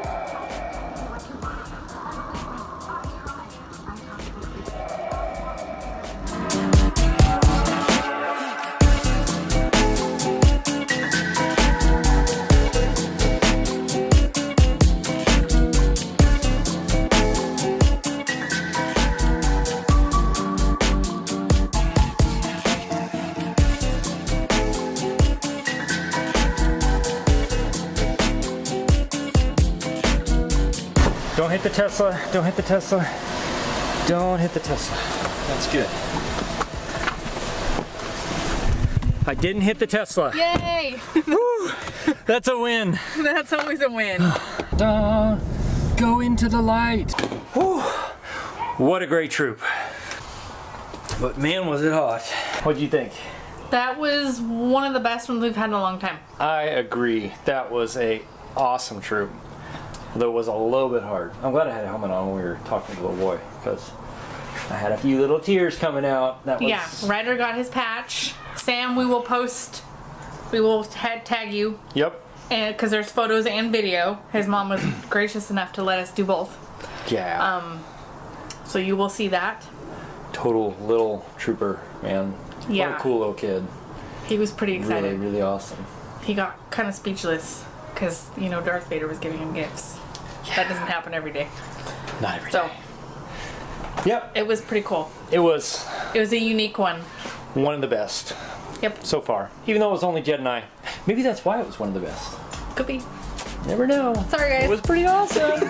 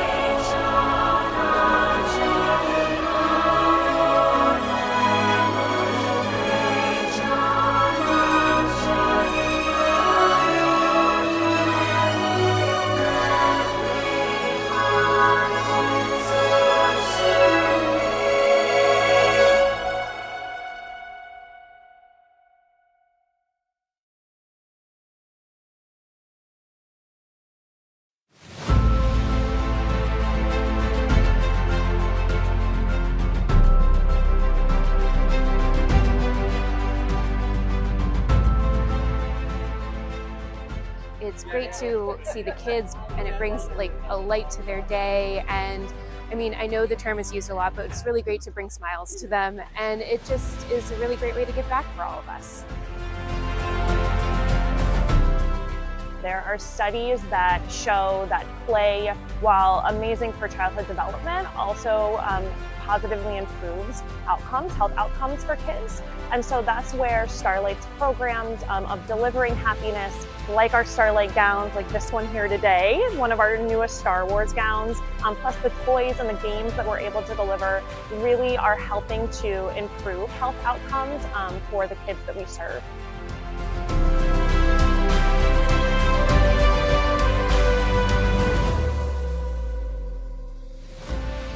There's so many benefits for our patients and families coming to events like Star Wars Day. It's all about quality of life for our patients as a pediatric palliative care center. So coming to events like this where the patients, their siblings, their parents can all participate in activities together in a medically friendly environment where children with diseases, injuries, and illnesses can meet other kids like them, and siblings can meet other siblings like them and just have fun is such a value for families to feel less alone.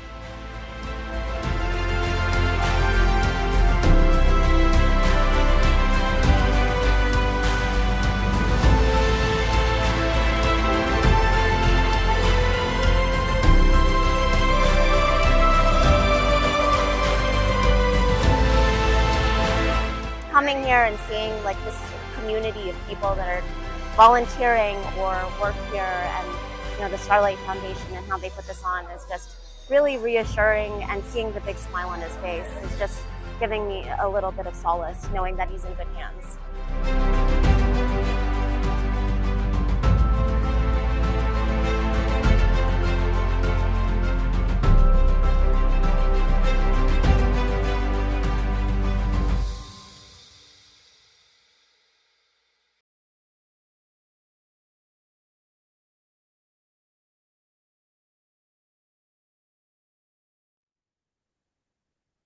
Hey everyone, thanks for joining us this morning. We are super excited to have you. Welcome to Of Sith and Smugglers, where we are going to discuss all things costuming for the Dark Empire.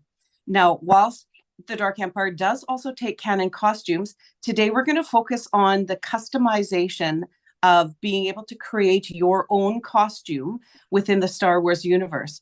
So I will start off by introducing myself, and then we're going to go around the rest of the panel room here and introduce some of our amazing Cedrices around the world. So my name is Teresa.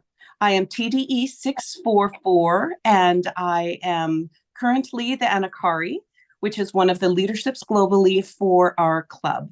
I also am Cedris for our Spire, which is called the Citadel Spire, located in northern Alberta, Canada. So the borders of our Spire are the provinces of Alberta, British Columbia, Saskatchewan, Manitoba, as well as the two territories, the Northwest Territory and Yukon. And we have grown dramatically over the last couple of years. Certainly in this last year, we've seen an amazing amount of growth. And we're able to represent really well at Celebration London, which was an amazing experience for the Dark Empire itself, as well as all the other costume clubs that we got to share space with. So I'm sitting with some amazing leaders in our Spires, and I will start with introducing you to William Holmes. Hello, everybody. I'm Bill Holmes. I'm the Cedris for Crimson Empire Spire out of San Diego and Southern California. We cover from Los Angeles down to San Diego. In fact, I want to congratulate, we just had a new member approved yesterday. So we got a new member just kind of started. We keep growing, which is great. And we're extremely active in our community and integrated with all the clubs in the Southern California area.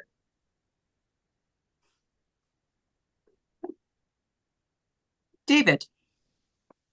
Hello, I'm David Wilson, and I am the Cedris for Voidstar Spire. We are based in the Dallas-Fort Worth area of Texas. I'm also on the Inquisitor staff. We're the ones that, when you submit your Dark Trials, we go through and check them out and approve, disapprove, give critiques, how to improve things. So glad to be here. Thank you. Thanks for joining us today. Stephen and Snow. Hey. Hi, Teresa. Yes, I'm Stephen Bath. I'm the Cedris for Twin Sun Spire. This is out of Phoenix, Arizona proper, as well as parts of New Mexico, and even reaching up a little bit, just touching a little bit into Vegas is what I will say. And so I typically run both a custom and face character. So I run Nihilus and a custom Sith. And the reason I have Snow, who is my XO here, I brought her on because she was the one who is I call her my seamstress on call, is what I like to call her, because she makes my custom. So I'm going to turn it over to Snow. Hi, I'm Snow, TDE 714. I'm currently in my custom Zabrak. I am also on the Inquisitor costume of Purple board. Ronald, let's hear from you, please. Hi, my name's Ronald. I am the Cedrus of Obsidian Spire, which covers Missouri and Kansas in the United States. I've been, this is like 7 years now, I believe. Yep. So this is my custom version of Darth Revan. I also run a official canon version of Darth Revan, as well as my original first costume was a Revan Knight, a follower of Revan, that I actually got married in to my beautiful wife, Angela, who is still sleeping this morning. Much to Teresa's chagrin, I'm sure. Teresa. But so this was we'll get more into custom in a few minutes, I know, but this was just kind of my interpretation of what Revan would wear as heavy battle armor. And this is the costume that I'm probably most known for throughout the Dark Empire and a few of the other legions as well. Yes, usually accompanied with a baby Grogu. Yes, yes. And then Robin, my XO of our Spire. Oh, wow. Yeah. Surprise, buddy. I was just about to say, hi, everyone. I was just about to say I'm one of Teresa's underlings. So that's news to me that, I'm, a quasi-important underling, I guess. I joined the Citadel Spire just prior to Star Wars Celebration. Teresa, gave me a kick in the butt to get myself a custom Sith costume. So with a lot of help from her and members of her family, I put together something that, kind of the inspiration for it was similar parts to a Return of the Jedi Luke costume. There's a Star Wars The Old Republic Acolyte elements in there. So that's kind of the costume that I've worked on. I'm eager to take that costume and sort of keep adding little bits and pieces to it. So I'm definitely on board with the whole custom Sith Dark Jedi sort of motif. And sitting beside me is my wonderful mother, and also co-founder of our Spire. Hi. We've been doing Siths, and I decided that I wanted to make my own, so the little jowl behind me is mine. Very cute. All right. And we're done.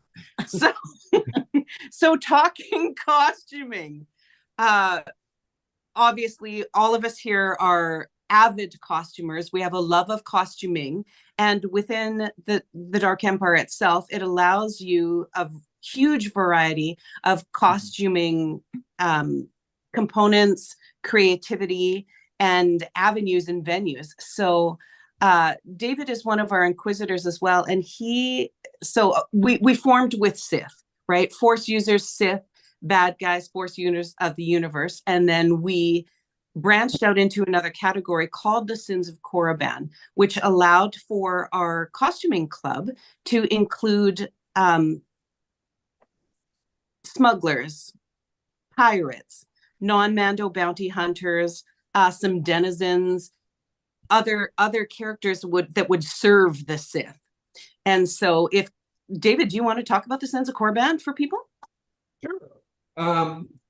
Like Teresa's saying, we do all the custom, bounty hunters that are non-Mandalorian. We've got our smugglers, pirates.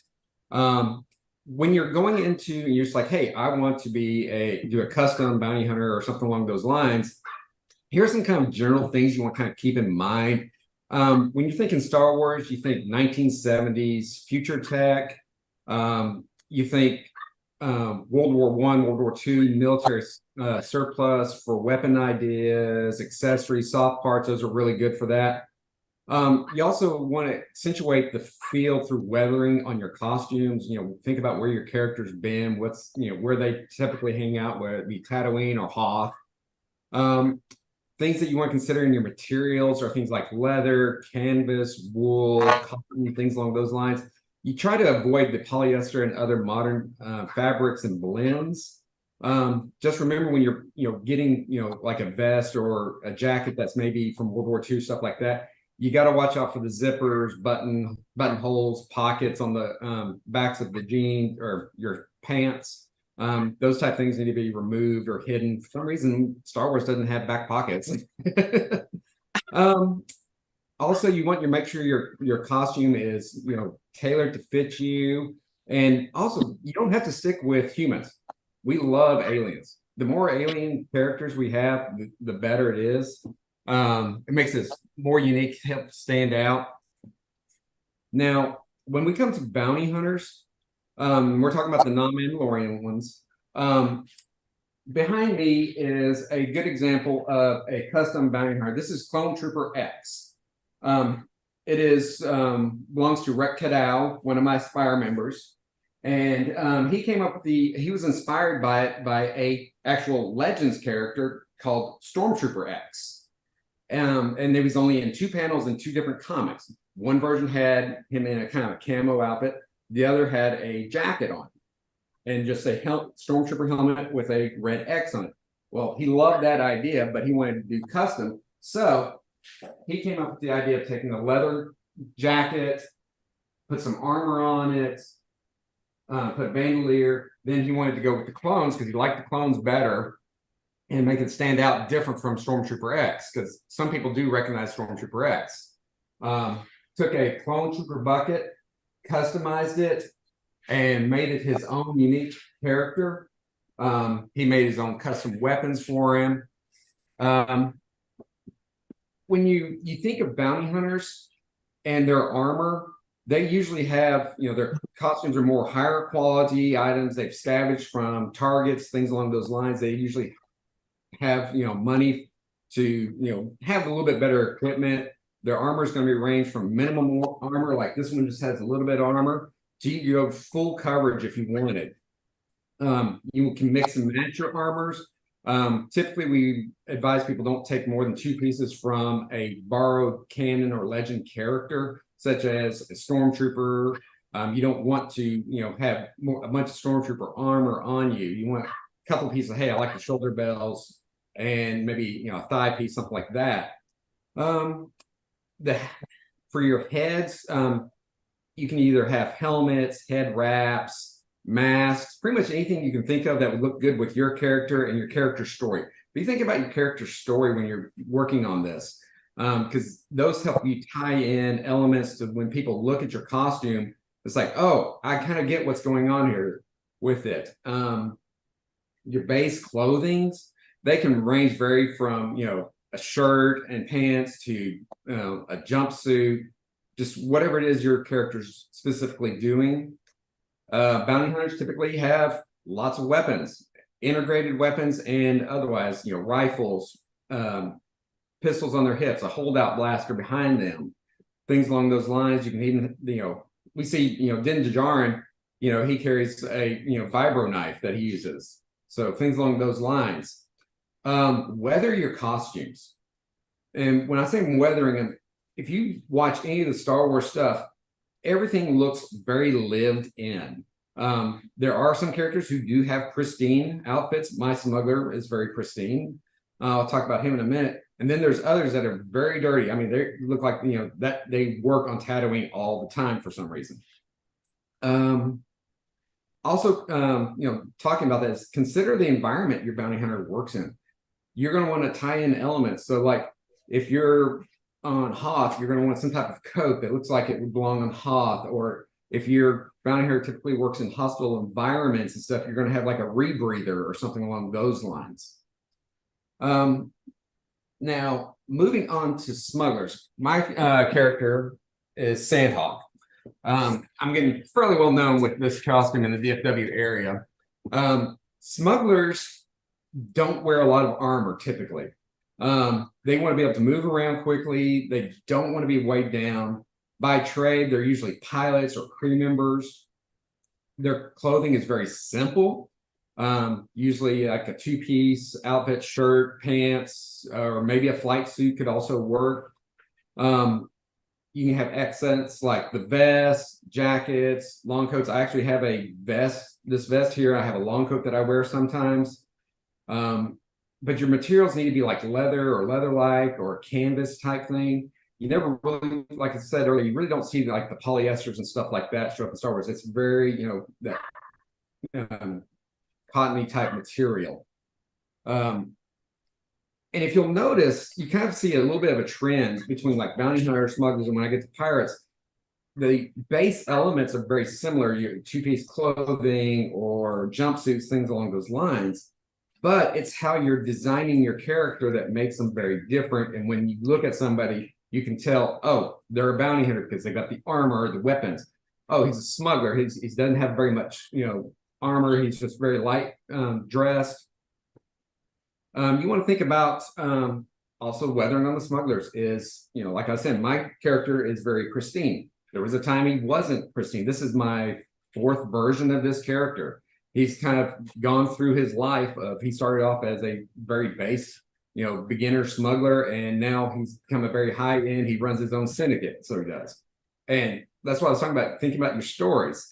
That's how you develop your characters. And it helps when you have a vision of, hey, this is what my character's doing. This is what I want the costume to look like and why it looks that way. Now, I get a lot of questions sometimes. It's like, what's the difference between pirates and smugglers? Don't they pretty much look the same? Actually, pirates are very different when you actually break it down. They scavenge everything. Their looks look like they've added it through the years. They're typically very rough and tough. They're, but they can be very eccentric also. I mean, when you think about developing it, you want to do a pirate. I always, when people talk to me about that, it's like, hey, go look at Hondo's crew, or go look at in the Mandalorian show, Goran Shard's crew. You want to kind of look at them for inspiration of, okay, what did they do differently? What makes them unique looking? So when you're putting your things together, this will help your character. Pirates are very weathered. I mean, they're a very dirty group for the most part. Their weapons can be very minimum, or they can be very elaborate. My son, who's 17, one of the things we're going to be working on with him is a pirate. And he actually is inspired by the Pirates of the Caribbean, that how they have all these weapons, especially like in the scene where Elizabeth Swann was kept pulling out all these weapons and daggers and guns and stuff like that. He likes that idea that it's like, he would be the weapons check's worst nightmare walking up to a con. It's like he's constantly having to pull all these weapons out to have them weapon checked. So be thinking about those type of things. Pirates, you think about, okay, hats, what kind of hats would they wear, or helmets? Or, hey, you typically think, oh, a pirate sometimes has an eye patch. This here is my eyepiece that I wear for my Dark Jedi. If you're doing a pirate and you want an eye patch, it's like, well, typically in Star Wars, you don't see eye patches, but you do see cybernetic eyes and things like that. So think about making a prosthetic. Or, hey, sometimes pirates lose hands, stuff like that. Well, what would a Star Wars version of a prosthetic look like for them? That pretty much covers the 3 main categories, but we do kind of have a little bit smaller section in the Sins of Korriban. It's kind of like the scum. That's your Tuskens or your Jawas. These are kind of like your more generic characters that are kind of in the background, like the cantina on Tatooine or in Jabba's palace. You look at their outfits and you can kind of tell what they probably are. They're either a pilot or maybe they're a slicer because they have some tech in their pockets, things along those lines. When people do heavier costumes like Clone Trooper X or something like that, and they want something just a lighter, easier costume, but still troop as TDE, this might be a good option for you, where you're just getting a basic jumpsuit or something along those lines and just adding a few accessories that tie into your costume and your character.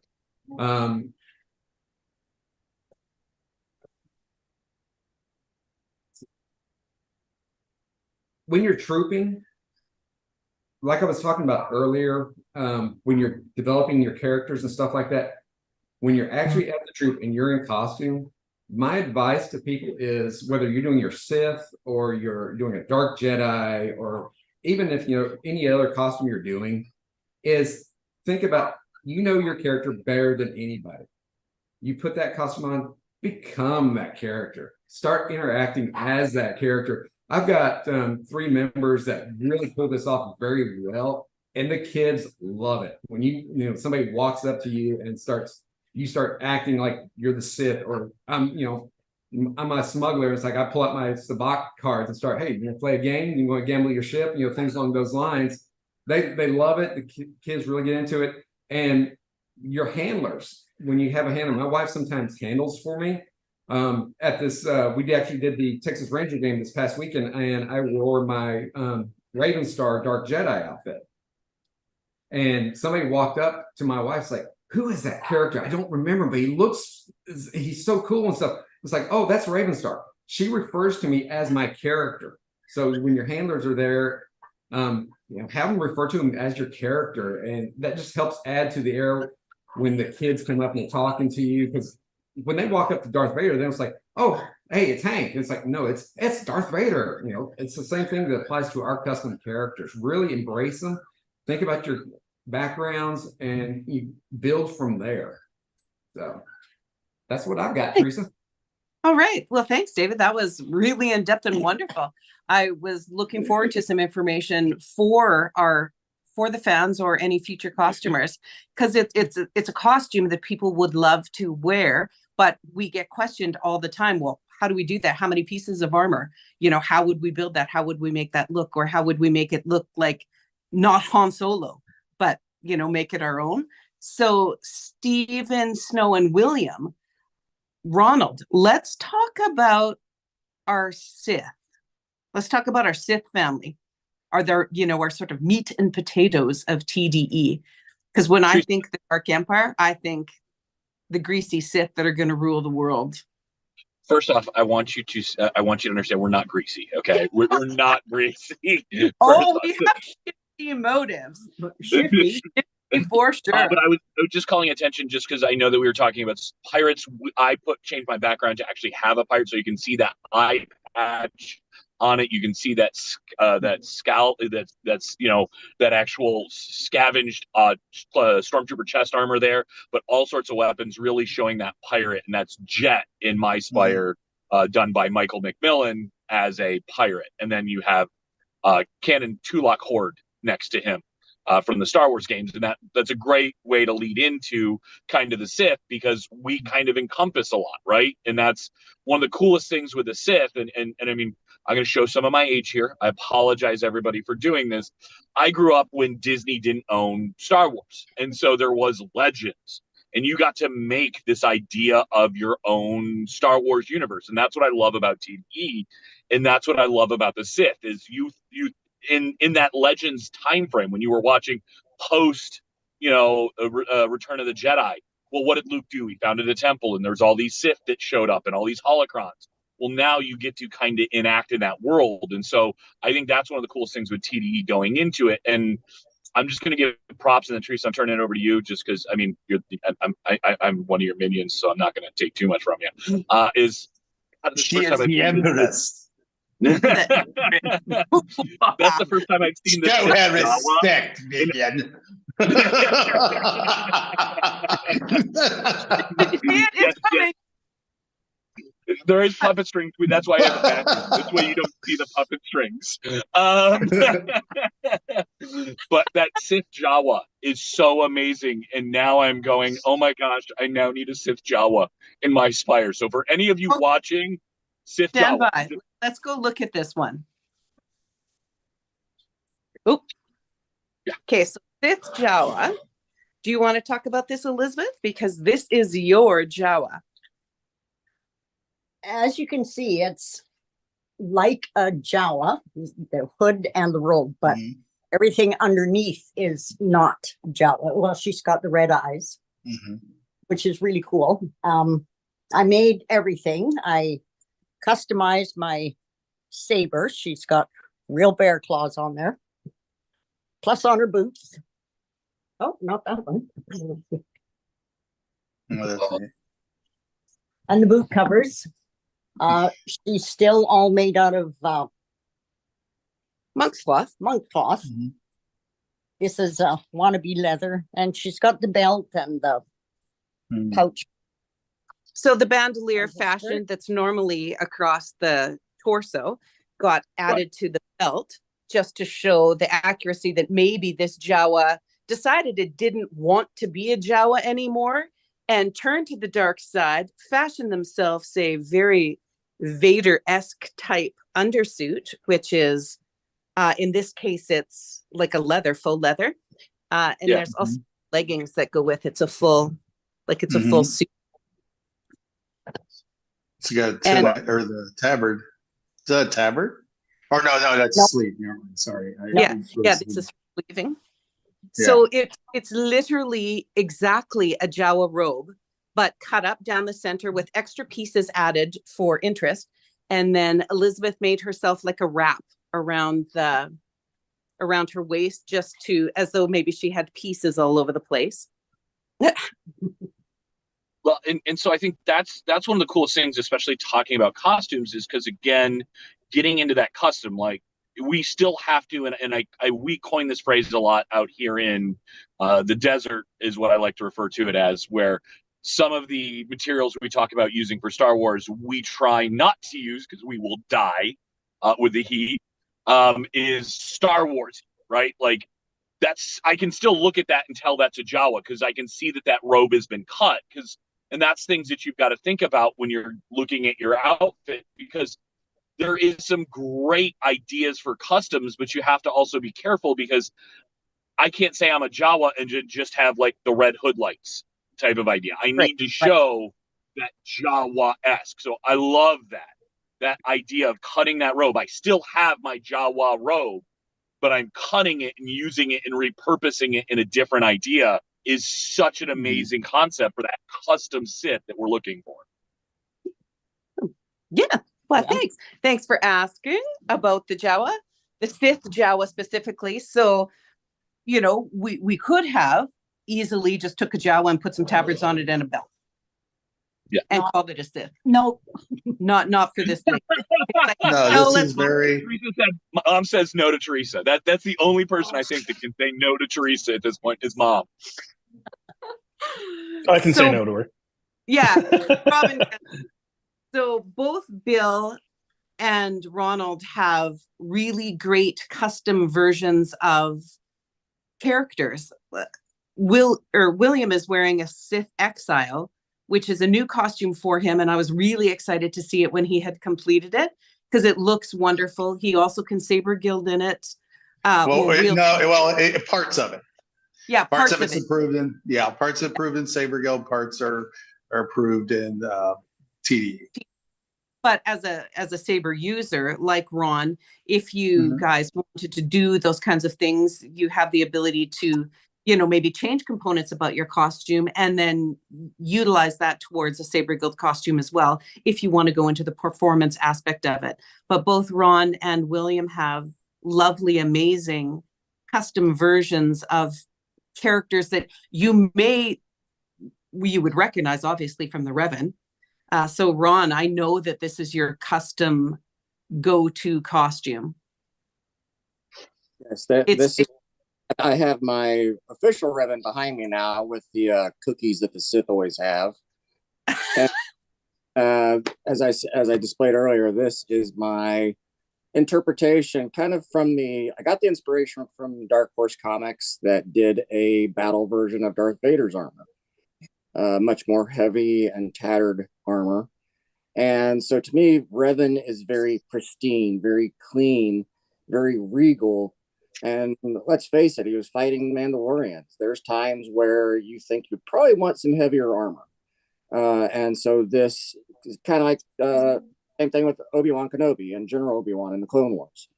And so I took those inspirations and came together with this, a more Mandalorian inspired, because that is where Revan got his mask, armor that is much heavier, more resistant, and also battle worn. Unfortunately, I can't really show my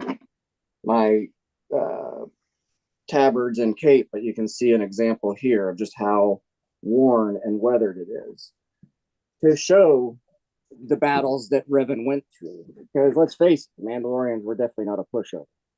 And so going back to what we were already saying about coming up with a story, that's the story about how I created this costume and my inspiration.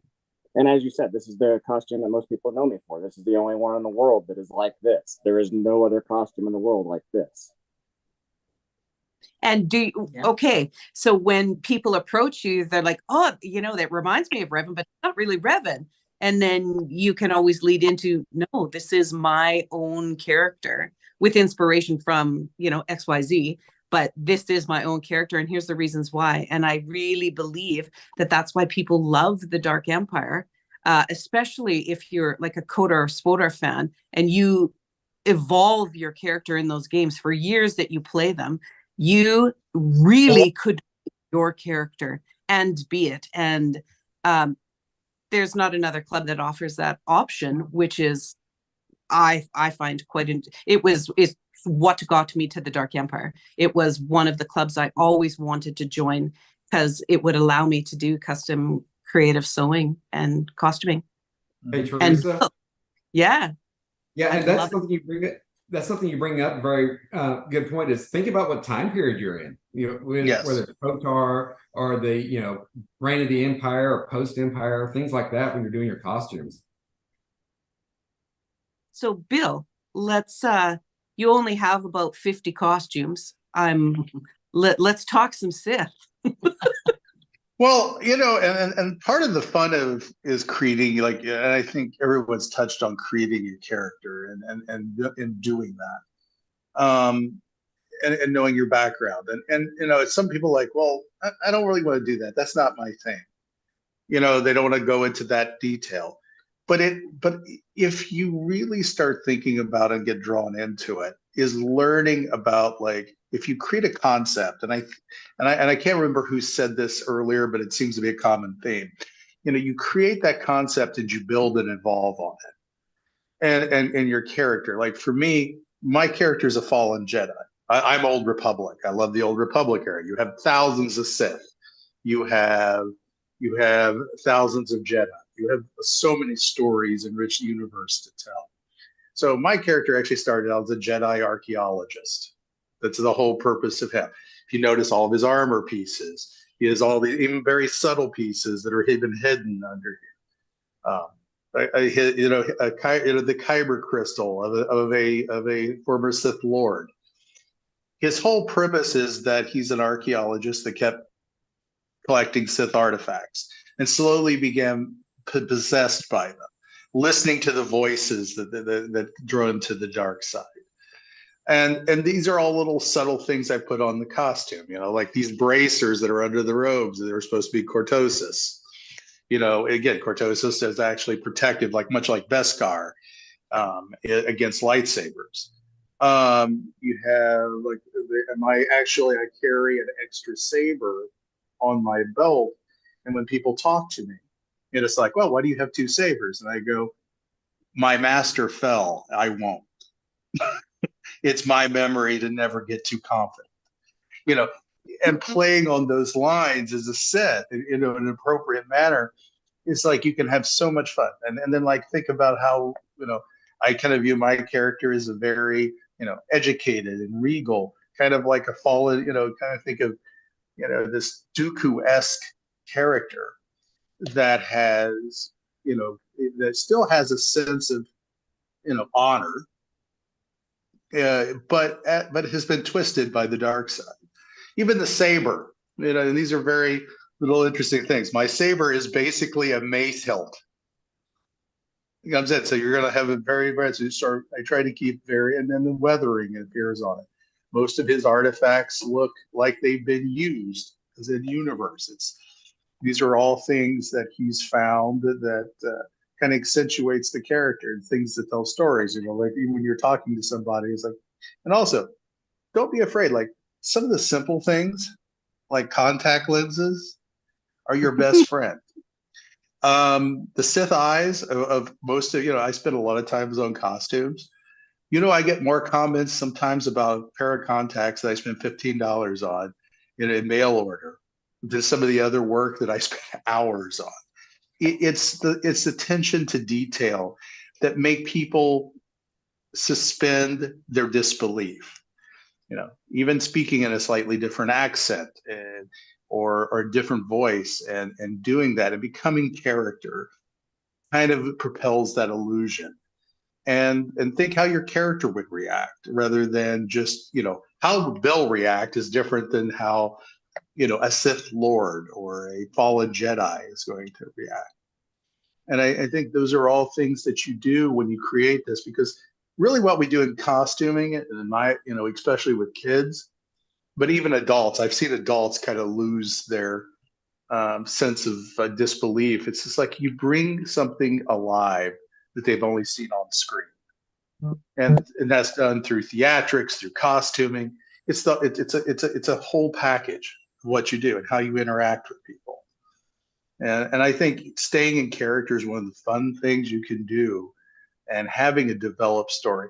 Not that you sit down and tell your story. It's more you think about it as how would I would react in that situation, how I would do.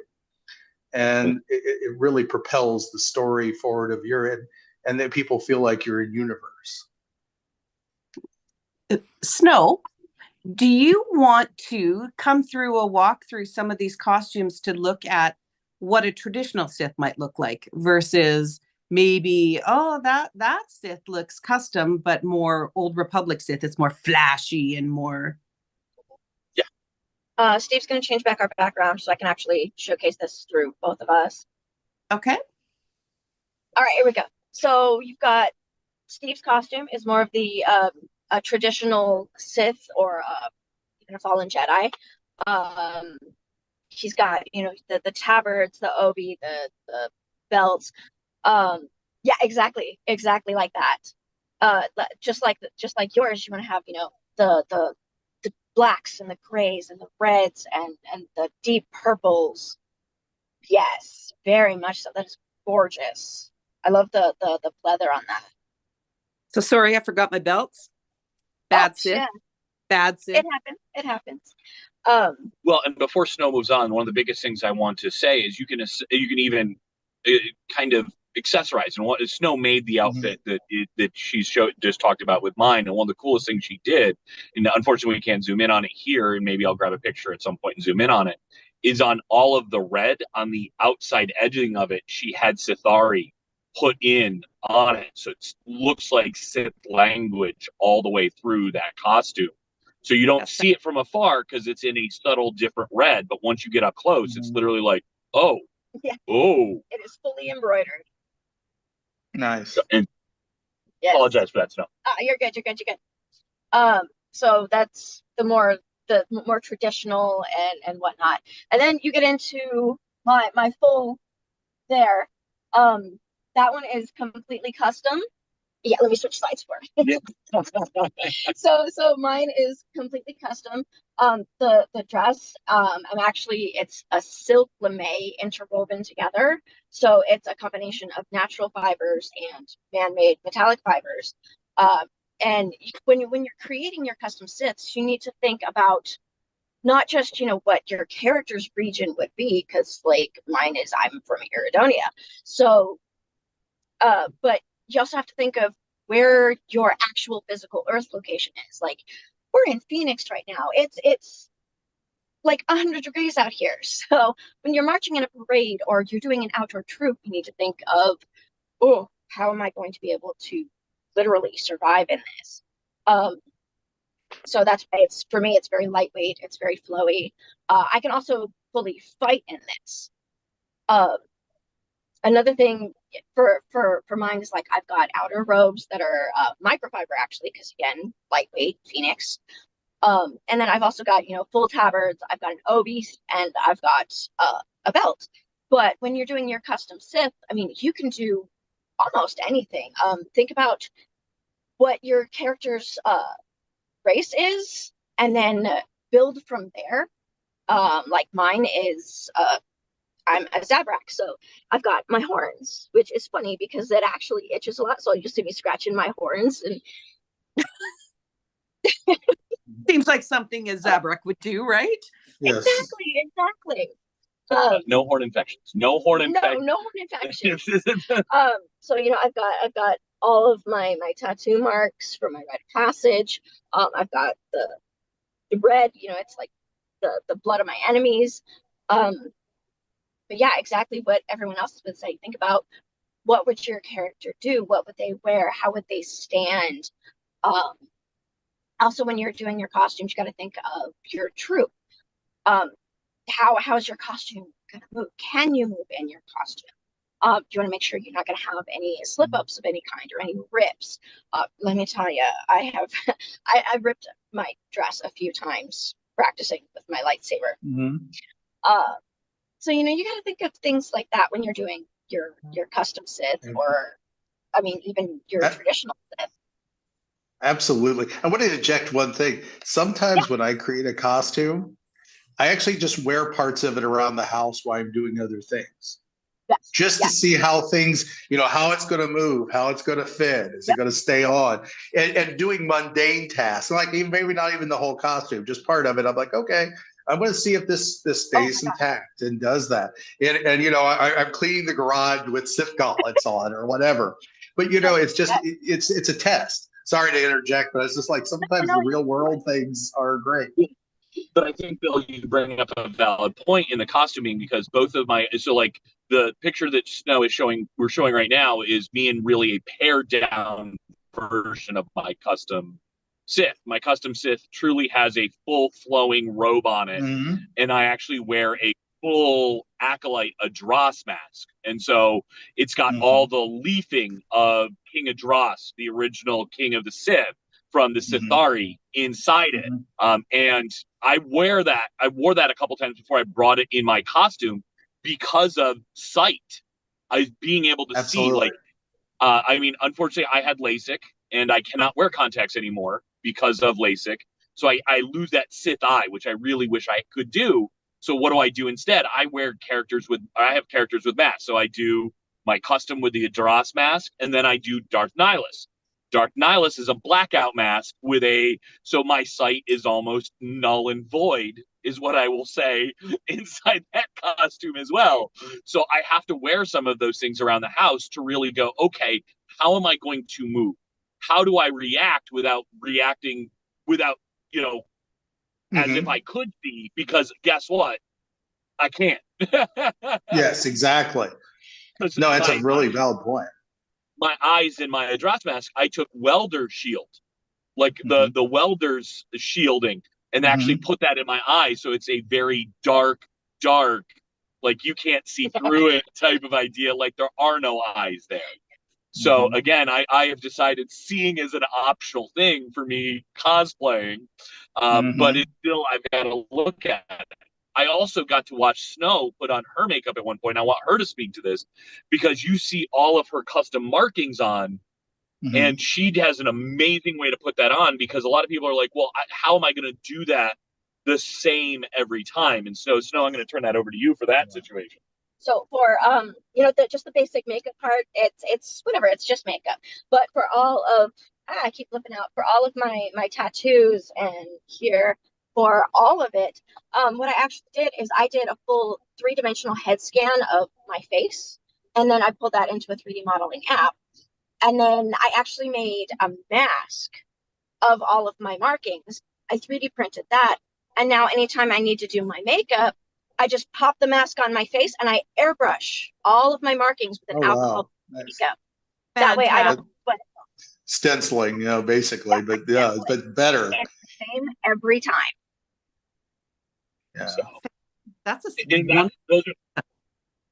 and that's just stuff you guys want to think about with your costuming, because hey, you may have like one costume that is on my bucket list, and now it's somewhat of a canon character. It's Darth Rune, who was a Twi'lek Sith Master to the original Sith Master to Darth Talon, and has that same tattooed markings all over their liku and all over their face. And so I'm going, okay, how am I going to do that as far as an actual costume and have that be there every single time? Yeah.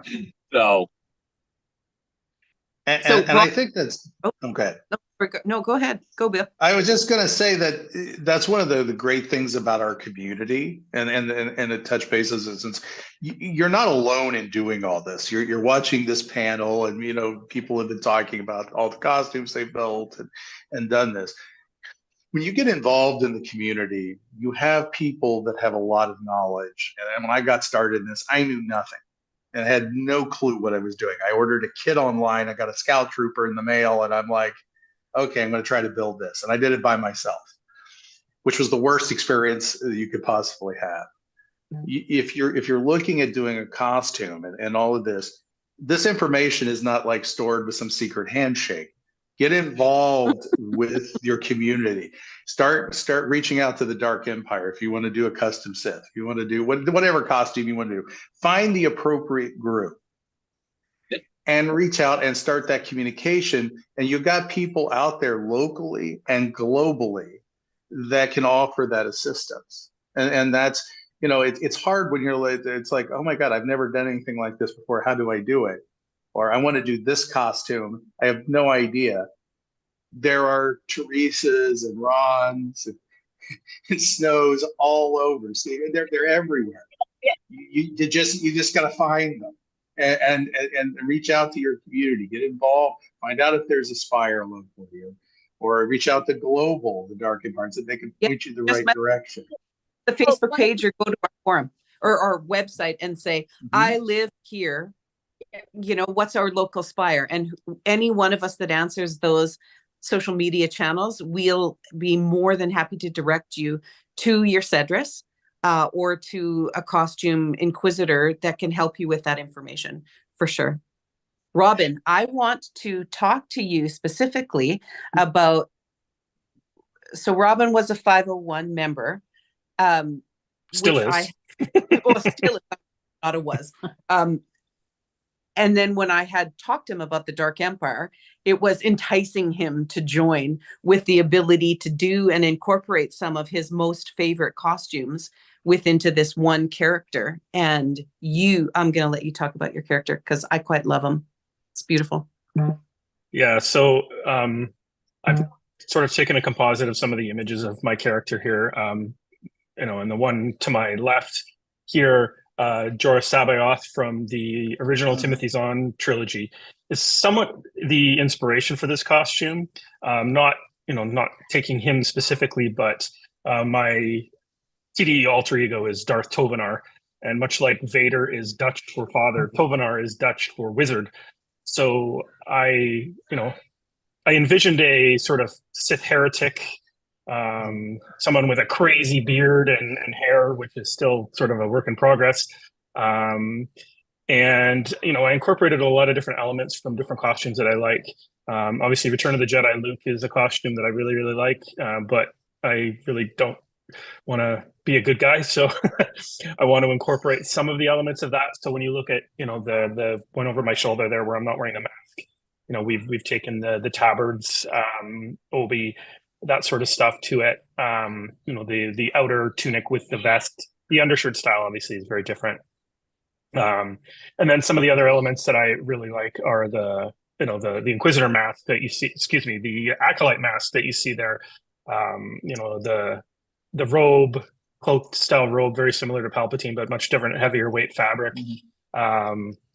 That sort of thing. So, I mean, when I took this, this was kind of the original parts for this that I envisioned, but I want to build some gauntlets, some more armor, and sort of have this character be, my TDE alter ego, but have, sort of different elements depending on what I want to play at any particular time.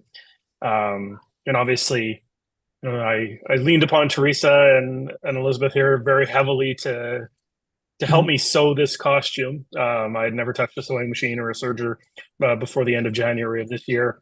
And I can't say that I am responsible for most of it, but I do have a little bit of I can credit myself a little bit for this costume here. I wore it in London, got a lot of good compliments of it. But it's like any costume, it's never finished, and I'm always thinking of ways that I want to add to it. It Works started in out progress. Exactly. You know, one of the costumes I really like is from the Dark Empire comic series from Dark Horse is the sort of Dark Side Luke, and so I want to incorporate some of the elements of that costume as well. You know, if I could take little bits and pieces here. You know, my skills are not amazing. I've got a little bit of knowledge for a lot of different areas, whether it be, you know, hard parts, armor, a little bit of sewing here and there, 3D printing, that sort of thing. So yeah, I definitely like the idea that you can take one costume or one character, you know, and that is your what you work for with this. So it's definitely much different than, you know, when I joined the 501st and have however many costumes in progress now for that, right? So definitely this speaks to me. Well, and that's, I think, a very valid point. I first joined 501st as a TIE pilot and built my armor, did all of that stuff. And I can't sew to save my life. And that's why I will always say I have a seamstress on call. I mean, literally, we were at the Ahsoka premiere and I'm like, I want to be Balin. So let's take pictures of that outfit. And Snow, here you go. Let's talk a little bit about how I'm going to dye my beard white and my hair white so that I can be, you know, Balin from Ahsoka possibly at some point. So yeah, that's a fantastic costume for sure. Oh, it is. It's beautiful. Hey guys, I'm going to take just a few minutes and just to show some people different style of tabards, a difference between a dark Jedi to a traditional to more of a custom and then more intricate sewing. Does that sound okay? If you guys want to chat about it as we're going through it, that'd be great. Oop, maybe. Okay, so this is something that I was creating for my eldest son, and it was more, he's got hair down to his waist and a big old beard, and he looks very Jedi-ish. But we wanted to do something for him and his younger brother. And he was more, I would like to be a dark Jedi, fallen Jedi. And so this was fashioned for him. So it's, the tabards are more like a vest style. So from the front, you can't really tell. It looks very cool, very kind of elegant, more dashing versus whichever. My son is 6'4", so that's why those are so long. He's quite a tall Jedi. Those are the Galen Merrick surcoat style. Yeah, yeah, I love it. So, and this one is done reversible. So if he wanted to turn it inside out, and the same with his obi is also that's nice reversible. So if he wanted to be more dark, he sure could be. There's a little bit of detailing of the blue on his inner tunic, and then this is more flashy. You can see that there's a little bit of flash on the trim, a little bit of patterning for the sleeving. I love that. I love that, those kind of, that detail. You know, it just photographs so well. I mean, if you're doing this is like a cotton thicker suiting blend. This is a cotton twill. This is also more of a suiting blend. This is a linen.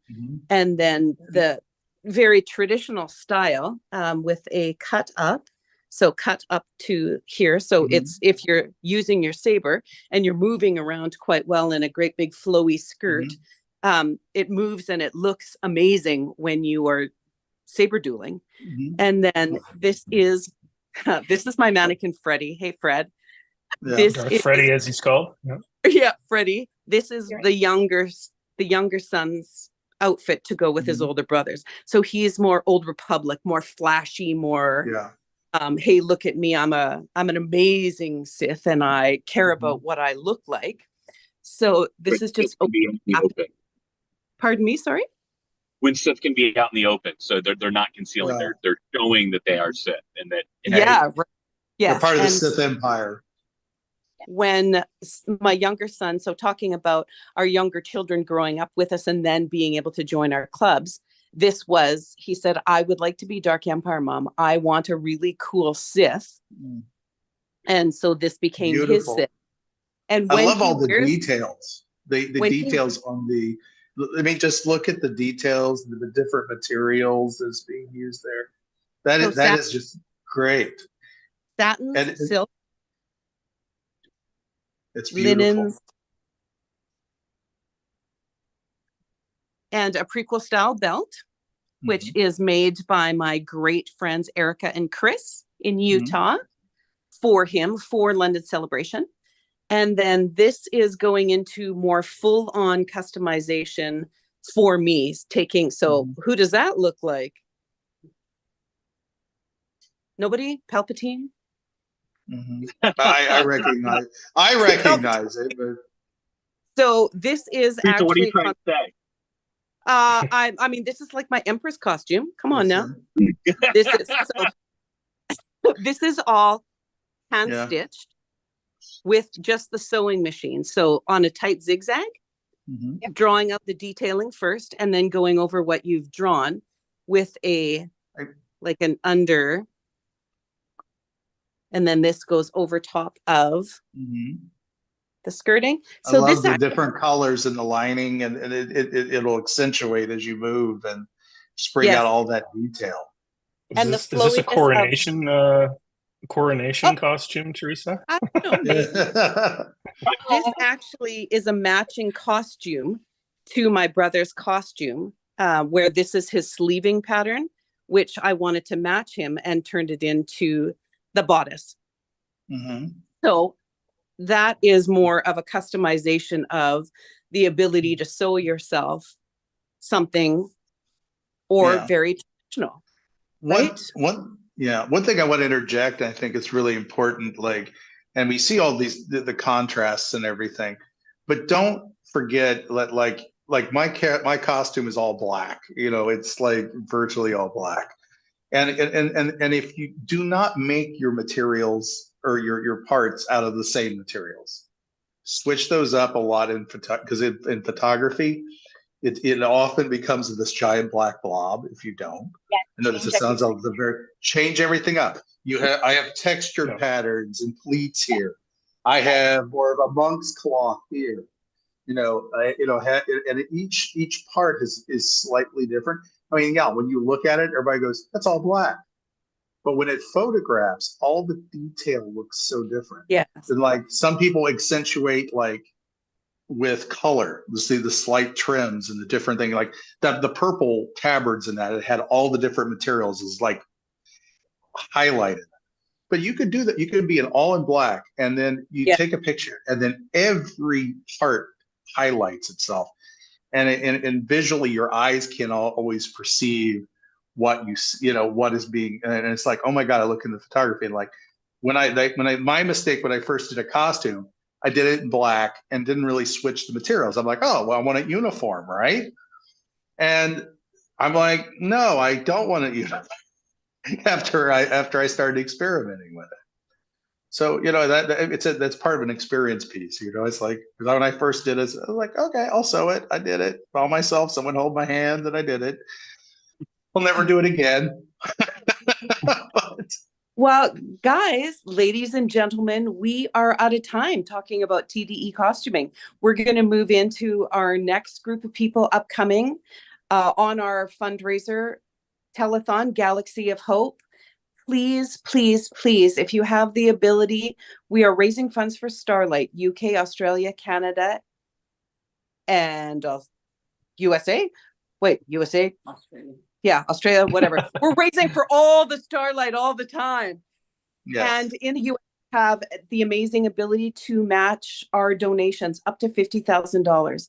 So if you were ever thinking of supporting Starlight, today is the day. Thank you so much for joining in. Thank you to my amazing, talented Cedrices and panelists. And please stay on. Watch what else is upcoming. It's pretty amazing and exciting. Thank you. We'll be watching. Yes.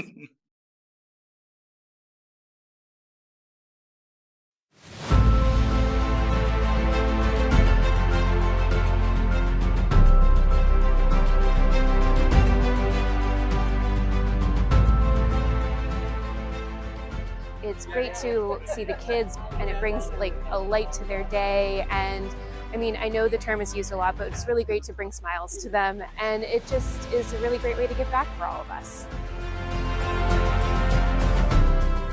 There are studies that show that play, while amazing for childhood development, also positively improves outcomes, health outcomes for kids.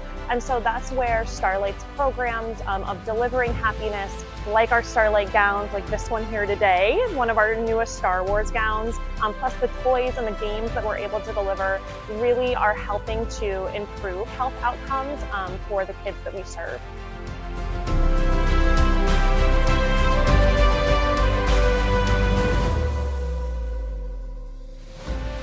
There's so many benefits for our patients and families coming to events like Star Wars Day. It's all about quality of life for our patients as a pediatric palliative care center. So coming to events like this, where the patients, their siblings, their parents can all participate in activities together in a medically friendly environment where children with diseases, injuries, and illnesses can meet other kids like them, and siblings can meet other siblings like them and just have fun, is such a value for families to feel less alone.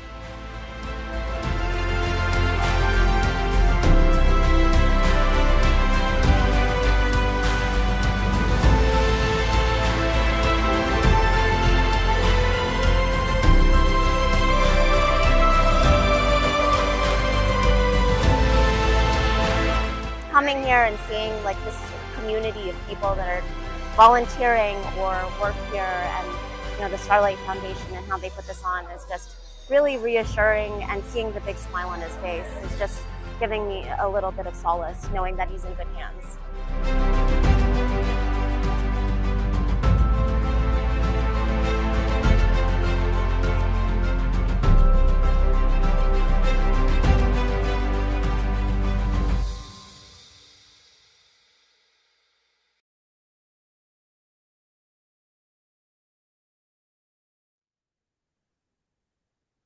Hello, everybody, and welcome to the Makers and Creators panel for the 501st Legion Telethon. Really quick, if we want to, we can just go around and start introducing everybody real quick, and we'll talk about what this thing's going to be. Start with Mr. Michael over here. Hey, excellent. Yeah, Yes. so Michael Badley, or Mr. Badley, and a long-time CAD creator, 3D printer, and maker of many, many, many droids and creations, and with working within a wonderful community to make all the stuff that we love. Do I get to pick the next person now? Shane? Yeah, hi, I'm Shane. I'm based in Canmore in Alberta, in the Rockies, and I've been building for a long time, but not producing for a long time as well, because it takes a long time to build and process all of the different lovely creations that we make. My experience, I actually help out teaching in the local makerspace. I do some 3D printing and design stuff with kids that are grade 7 and 8, and then I also teach some basic electronics there, although my electronic skills aren't great, but it's a great way for me to improve my electronic skills. And and I have a Chewbacca costume, which I have a backpack for, a C-3PO backpack that I built as well. And so that's kind of my area, is a full-size astromech and a backpack for my 3POs, my main stuff that I have. So yeah. Cool, awesome. All right, Hunter. My name's Hunter Smoke. I'm based out of Michigan here in the US. I've been doing costume stuff for probably about 8 years now, and then in the Legion for 7 of that, and have more recently been dragged into the whole droid side of things and gone off the deep end. But yeah, it's been great to be a part of the community and try and get involved with all this. Cool. All right, Trevor. Sure. So I'm Trevor from Calgary, Alberta, Canada, not far from Shane, actually. Droid builder, mostly full-size astromechs and mostly 3D printed. DJ Rex is another creation. Pit droids, static and moving. Typically, I work mostly with custom electronics, and that's sort of my more area of expertise. But we utilize all the other skills, like Mr. Badley's wonderful designs to build our creations. Cameron? I'm Cameron Ross. I'm in British Columbia, Canada, and I've been a longtime R2 Builder member. Started in 2000, 23 years ago. I've worked on R2, BB-8, Mouse Droid, and currently working on a animatronic C-3PO. And Lee. Yeah, hi, my name's Lee Towsey. I'm based just outside London in the UK, and I've been a droid builder since 2007, so 15 years now. And thanks to my droid building hobby, it's led for me working in Pinewood Studios for the last 10 years building droids. I built many droids, of course. I've built mouse droids, astromechs, and so on. And I think I'm up to about 15 astromechs now. So I've done that amongst other droids. So yeah, been busy for the last 15 years or so. Cool. And real quick for myself, my name is Charles. I am the current garrison commander here in Georgia. And I've also started building droids during the pandemic when I started 3D printing. I've got a IG-11, battle droid, a couple of pit droids, and working my way into the electronics side of things. But been a very addicting hobby that started with one printer, and I think I'm up to 6 now in 3 years. So yeah. So anyway, let's get started. So I know we're all droid builders, we're all makers and creators. Let's hear some fun stories. Anyone want to get started? Hunter, I know you got some stories. Oh boy. I don't know. Where do you want me to start? You want me to start with costume stuff, droid stuff? Let's roll with droids. So I guess compared to a lot of people here, I'm fairly new to the droid side of things. I've only been, well, I guess back in like 2016, 2017 is probably when I started on droid stuff, and that was just like a static BB-8.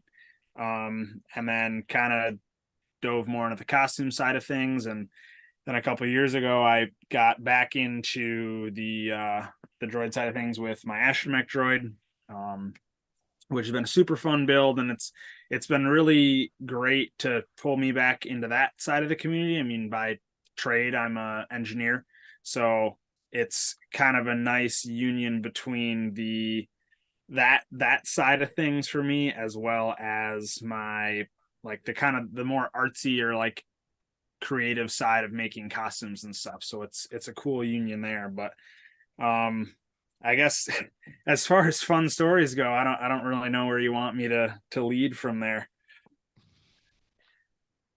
I'd like to hear about how I've seen you start with one droid, and I think you're up to like what, 4 astromechs now? No, not that many. I've finished my first astromech, and then I'm on number 2 right now. It's actually what I was just out in the garage doing before I logged on here. And then I'm also working on a BB-8, mouse droid, a RX series, and I have a few parts started for a pit droid. So I'm sure everyone else here can agree that it's kind of an addicting hobby, as you just said, Charles, too, in your introduction. Mm-hmm. It always fascinates me that people build one astromech, which is quite an achievement in itself, but then just go on to build another one or more droids. It's not, as we can't seem to be able to finish at the one droid. Oh, and we have to keep never ever it's done. so addictive. That's right. But I think the key is that you try and get the droids finished. I don't know how many people here have got multiple builds on the go at the same time, but that's dangerous. I've had too many things on the go at the same time in the past, and you have to suddenly focus and just try and finish one thing to go on to the other. Yeah, I can definitely agree with you there. Yeah. Otherwise, you end up with nothing, just a load of bits. Yep. Good at starting projects.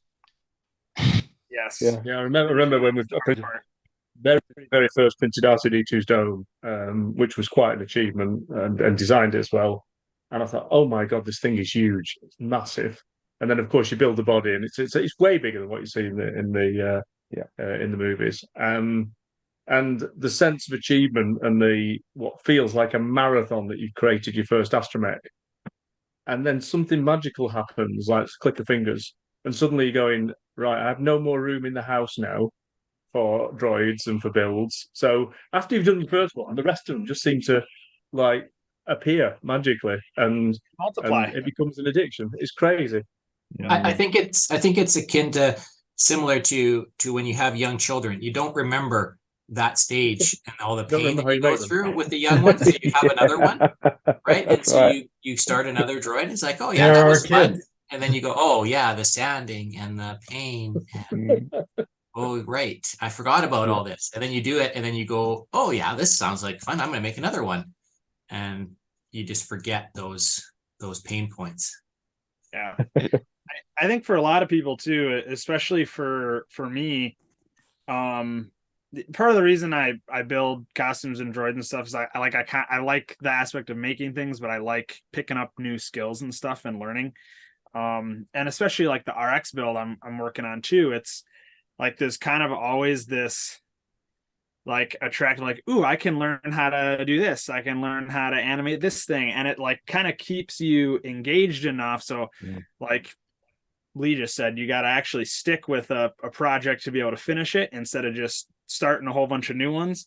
And it's droids for me have always been like, there's enough promise of like fun new challenges to tackle that's what keeps pulling me in further and further into the deep end with droids.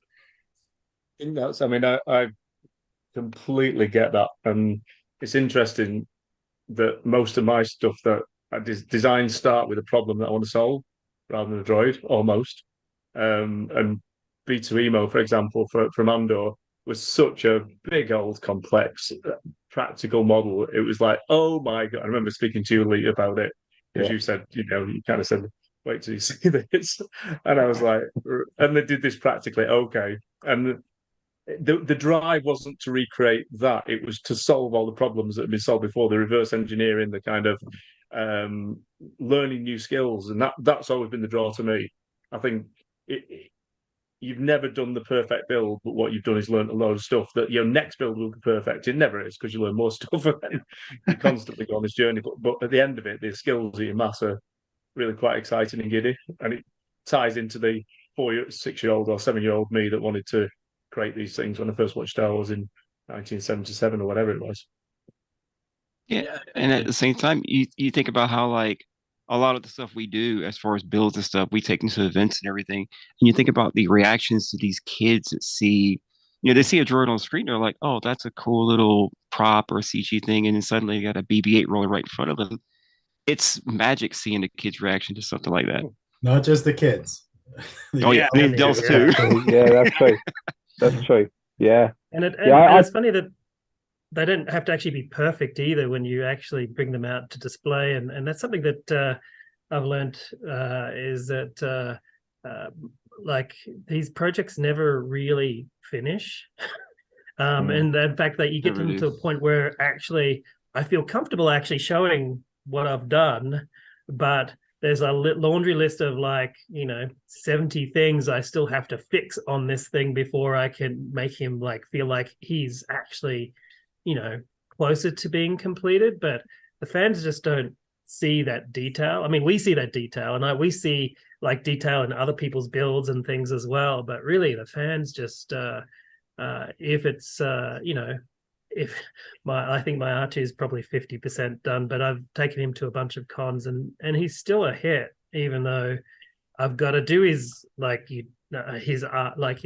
arms, and I've got to do a bunch of burnt out servos in his head, and those things.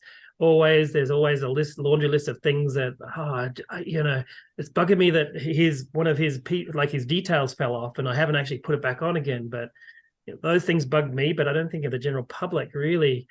They don't care about those things that much. They just love to see the big and moving kind of droid that they can interact with and things. So, yeah, I feel like they're always building is never over. Building is on. No, never over. Like my R2 started him in 2001, and I'm still doing things to him. I gutted them and redoing all the power systems, switching over the battery style that I'm using. I don't think a Astromech is ever 100% done. You can always No, never. It's the one thing that with people that are starting to get into the hobby and starting to build, it's the one piece of advice I would give everybody, which is don't go for perfection because people won't notice it, and it's a really hard thing to do. And you say we say we realize it, but there's I don't know if you know the cover on the Star Wars music where you've got R2D2 and C3PO stood next to each other. And that was part of my childhood. And it was only about 3 years ago that I realised that the utility arms weren't painted blue; they were just white, and there was a load of. And I've looked at this thing also a million times, and It's shocking. I didn't even realise it. The details do not matter. It's the magic. The Star Wars universe that we're playing in is that space. It is a cobbled together. Things fall over, except when Lee does it. He's really good. But generally, it is. It's an advice for new builders too, because when I've seen so many new builders, they get their new parts, a new dome, and they drop their dome and get a dent on it, and they're all upset that this is the end of the world. Their droid build is over. It's like, no, take a close look at the ones in the movies. They were dented up. They're not perfect, and it's weathering. Weathering, yeah. Weathering. Star Wars universe did us a big, huge favor with Star Wars being dirty, right? Like it allows us to not have perfect things, other than BB9 maybe is the only one of the biggest, shiniest, crazy, pristine droids we've ever seen. But otherwise, it's awesome. We get to add that character to it, and honestly, the more clean they are, they don't look real, So it's better to have them beat up a little bit than otherwise it just looks like a plastic toy, right? And stay away from the Empire droids. Yeah. Shiny black's not good. Right. Cameron, you said about dropping a dome. That's exactly what I did with my first ever build. My R2 that I finished in 2009, the first thing I made, which most people do, I think, is the dome. Once you've done the dome, you think, this is it. This is R2D2. I'm getting there now. And I cut my first aluminium dome with a Dremel. I marked it all out and cut all the panels out with a Dremel by hand. It took me weeks and weeks. And I could see light at the end of the tunnel. So I worked through till about 2:00 one morning and finished the dome. And I admired it and then dropped it and put a big dent in the head. And oh my God, I did go straight back to bed. I straight to bed. I didn't try and fix it straight away that night. But yeah, and the dent's still there now. And it looks great. It looks fine. People don't notice it. I dropped my dome on live Zoom in front of 60 other people on one of Michael's drinks and droids. I was there. Oops. Oh, did you? Oh, Trevor. Yeah. And I was like, oopsies, there goes that. It's like, nobody saw anything. It's all okay. It's just picking up the pieces here. I'm going to turn my video off for a minute and cry in the corner for a second. I'll be right back. My worst accident I had was we were setting up for an event, had one of my pit droids set up, and one of the guys setting up our booth next to us bumped him and knocked him straight on his face. Popped the lens out of the eye, put a dent in it. Text a friend of mine, I was like, what do we got to do? She's like, I'm bringing silver paint. He's got weathering now. It's like, okay, cool. So we weathered him up. He looks great now. My battle droid did that at one of our conventions. He was standing up fine. Nobody seemed anywhere near him, and all of a sudden he just topples right over and sends his head flying across the convention floor. And it's like, oops, you pick him up, you grab the bottle of CA and put that piece back on quick. Okay, there he is. You see, look, nobody saw anything. Yeah, it's all good. We are our worst in terms of the details and stuff. We're our worst enemies. Like, we're the ones who notice those things. As you said, nobody else notices any of that stuff. It's there's a crack there, or that tiny little piece there is supposed to be white, not blue. And you said nobody noticed that but us, right? Yeah, I always find it interesting. It goes on to weathering as well. So you build the absolute perfect, pristine droid. If you've got a fingerprint on it when you're finishing it, you'll be devastated. Yeah. And then you go on to weathering, which is now what I need to do is make it look beat up and dirty and real. Yeah. But within the constraints of being perfect, I need perfect weathering. Yeah. Which I always think is quite funny actually. Because we spend hours. You drop it and you got a dent. It's weathering. It's great. We spent hours and hours and hours getting a perfectly smooth finish, getting rid of any imperfection. And then you said we beat it up. It's like, yeah. why did I just spend 100 hours sanding this down to perfection? Your point on fingerprints too is like you get like I remember the first my first con with R2 and I kind of polishing him up nicely in the first con. There's fingerprints everywhere over that thing, and it's kind of funny the reaction from the 501st group because they want to keep R2 nice and shiny, and I haven't weathered him yet, right? But and so they're like buffing up with a cloth and things, and like inevitably he's just like full of fingerprints the whole because people just touch him all the time, even though you say please don't please be careful with the droid. People always want to touch him or put your hand on top or whatever too. So I find that Give him a hug. It's always getting the lipstick on the top of yeah, yeah, lipstick. Yeah, exactly. So- Actually, I have an R6 scar on my droid from Trevor running into my droid on the I think you ran into me. First outing. I don't know. I think you ran into me. We were dancing, but That's okay. Neither of us have gotten the famous badge that Lee has gotten for his ALT. So we'll just leave that there. Well, I'm going to fill us in on that Wow. story, Lee. We gotta hear that one now. News travels. Yeah, so here in the UK we have, I don't know if you have it in the US as well actually, but we have a face plant patch, and nobody wants a face plant because it can be quite catastrophic and a lot of repairs if you do a face plant with a droid, which basically is literally that, it falls over. And August last year I used my ALT droid, which is a tank track droid, which is pretty good. It's all terrain, it doesn't fall over very easily, but I was racing it around an assault course, and the assault course is really designed for astromechs. You have to hit this little plate with the center foot, and I tried it with the track droid and face planted it. So there's that story. Which is that the story you meant, Trevor? Yep. That is okay. That's good, because there is another story which happened before then. Mr. Sam Prentice. I was doing an interview with Fantatrax at a Comic-Con, and just before I went for the interview, Sam came up to me and said, "Can I have a go over your ALT droid?" Same droid in question. And I hadn't put any weight at the bottom of the droid at the time. It was quite top heavy. And I said to him, "Look, you can have a go, but just be careful because it's really top heavy. It will face plant." And he was really shocked that I'd handed him my controller over for my treasured ALT droid. And just as we were about halfway through the interview, I heard a crash. And sure enough, Sam Prentice managed to face plant my droid, bless him. So, and they said, the Fantatrax guys was like, "Do you want to stop this interview?" I was like, "No, I don't need to look. I know what you've done." And Sam Prentice, bless him, he loaded it in his van after the Comic-Con. He took it away, he fixed it, and he gave it back to me. So, yeah, just stability of droids can be an issue. You have to be a bit careful there. So I didn't want the face plant badge. Nobody wants the face plant patch, but sadly I've got one. So there you go. The ALTs are cursed, I've got to say. That when you got that badge, I was chatting to somebody because I bought the 3D printed ALT one at this. I think it was the same event, and I was running it back and forth. And I was going, "Well, mine's 3D printed. It's not got a metal dome at the top. It's not as top heavy."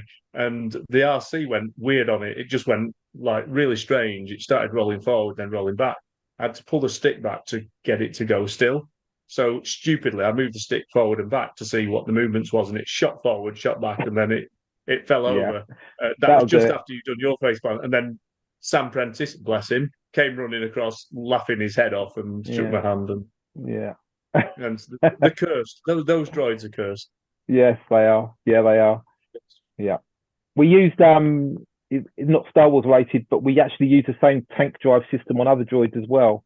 And I did a French film called "Smoking Makes You Cough," and it's a crazy film with this droid, which I'll share at some point on my social media. But yeah, we put a lot of weight in the bottom of that, and luckily that never face planted. But this was a droid that was like a star of the comedy. It's a comedy show, and it was driven by the hub motors, the Q85 motors. And I knew that during filming we're going to have to drive this droid into a lake. So it had to go full off a pontoon straight into a lake. There was divers at the bottom of the lake to fish it out, but we were assured it was going to be at the end of the shooting. But no, we were at this lake halfway through the shooting, and sure enough, they said to us, "We need to shoot it tomorrow. It's going to have to go in the lake tomorrow." And we've got like another month's worth of shooting to do in the south of France. So there's no way around it. So we had to do it. So my friend and I, my colleague and I, we pulled an all-nighter and we stripped the droid out completely of everything. Like we took all the servos out that we didn't need and all the electronics we didn't need. Just had the speed controllers, the batteries, and the Q85. And we shot it. It was only a one-take shot. We shot it. We got it. It took about 5-10 minutes for them to find the droid. They hooked it out, and it still worked. So we waterproofed it well with the batteries and so on, but it proves that the Q85s are pretty waterproof. Quite impressive. And the droid's still working now, I believe. It's fine. So yeah, Q85s and the tank drive system can be good as long as you put plenty of weight at the bottom of the droid, I think, Michael. You have to sandbag it, I think, or something like that. Absolutely. So no, I didn't realise they were amphibious, those. That's fantastic. Yeah, I'll give that a next time. yeah, they seem to be. Yeah, just watch the batteries and everything else that goes with it. But yeah. I don't think Star Wars has done us any favors with their designs in some ways. Like they're really interesting droids, but from a practicality point of view, they aren't the greatest. You know, astromechs aren't the most stable, as you said. Battle droids and such and pit droids just aren't real. You know, you can't. There's no room for actuators and such in the arms, and the legs are tiny. You can't stand them up very easily. And nobody's built an astromech that can walk up or downstairs yet. Yeah, well, there you go, Lee. There's that challenge. Michael, tell me, do you ever, when you reverse engineer things, do you find that once you've CAD'd it up, it's not possible to actually manufacture it? Because in our work, we call it an impossi mech. So we will have a design on paper, we will create it in CAD, thinking that we can make it, but then when it comes to the build, suddenly you find that it's not possible to get one part into the other. It needs to be in halves or something like that.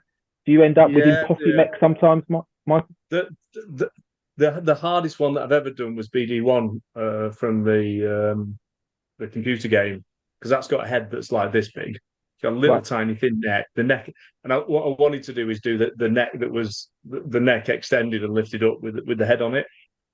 Which the logical thing is you put a servo at the bottom and you just kind of lift it up. There was no physical way of fitting this servo at the bottom, and so I spent probably about 3-4 weeks trying to get the servo actually in the head that still lift this neck up with bands and all sorts. And I managed to achieve it on that one, but there is other bits that physically don't fit. The chopper's another great example. So the utility arm on chopper with the hands and stuff, the thickness of it. What we need actually is a bunch of servos that have got huge amount of torque and they're about that big. But they don't kind of don't exist. Funny enough, exist. No, I know. And the Star Wars universe is full of big-headed droids with really thin limbs, which is, as you said, great for CG. But yeah, I've come across a few. B2 was another impossi mech, even though it was practically done. So that was a big head scratcher. Yeah, we do create problems for ourselves sometimes. You know, we still make new droids with spindly legs and necks and so on, and then we have to mech them. And but it's interesting because when I started 10 years ago, they weren't aware of who these droid builders guys were in the film industry. You know, they didn't know we existed. So like Oliver and I rock up and like, who are these guys? So we explained about the club and so on, and they were fascinated by it. So when BB-8 was created, like, there'll be a BB-8 builders club, there'll be people making them, and like, nah, no way. I was like, there will, I promise you. So now, especially Josh Lee and Matt Denton, they've become educated to this over the last 10 years. And I'm sure they build droids, chuckling, wondering how Michael and other people are going to recreate them. And I'm sure there's additional things put into them just to throw you. Yeah. You know, they may not be a request from the production team, and it might not be in the concept, but like, I know what we can do. How they won't be able to fathom how this is done. So that does happen over the 10 years. I think it's developed to created to see if you guys can fathom it out as well, I think. That hit me with Dio. So when Dio rolled out on the celebration stage, because obviously in the movie that was predominantly a hand puppet, I wasn't all puppeteering. And of course it did the stage one. And so all of the technology up to that point with BB-8, with the self-balancing ball and stuff, and using inertia to move around. And then I remember because I was watching Celebration, and I'd got the feeds going in from various groups, and this Dio came out and it stopped. with a single tire, and then it just did like a turn, and it just exploded. They're like, "Oh my god, how did it?" There's magnets under the stage was the first thing. Oh, really? Okay. Yeah, and it was that it was complete madness on that, and then somebody said, I think it's tank drives. I think it's got two discs, and there's this massive debate, but it's really, and that's the power of the community, and having 1,000 eyes on something, because there's 1,000 people trying to solve it, trying to come up with different ideas, throwing ideas about, and even though they might not hit the exact spot, then somebody else bounces off the top of it. And I don't think that didn't exist when we started, the R2 previously, and I think that's what I find absolutely fascinating. Yeah.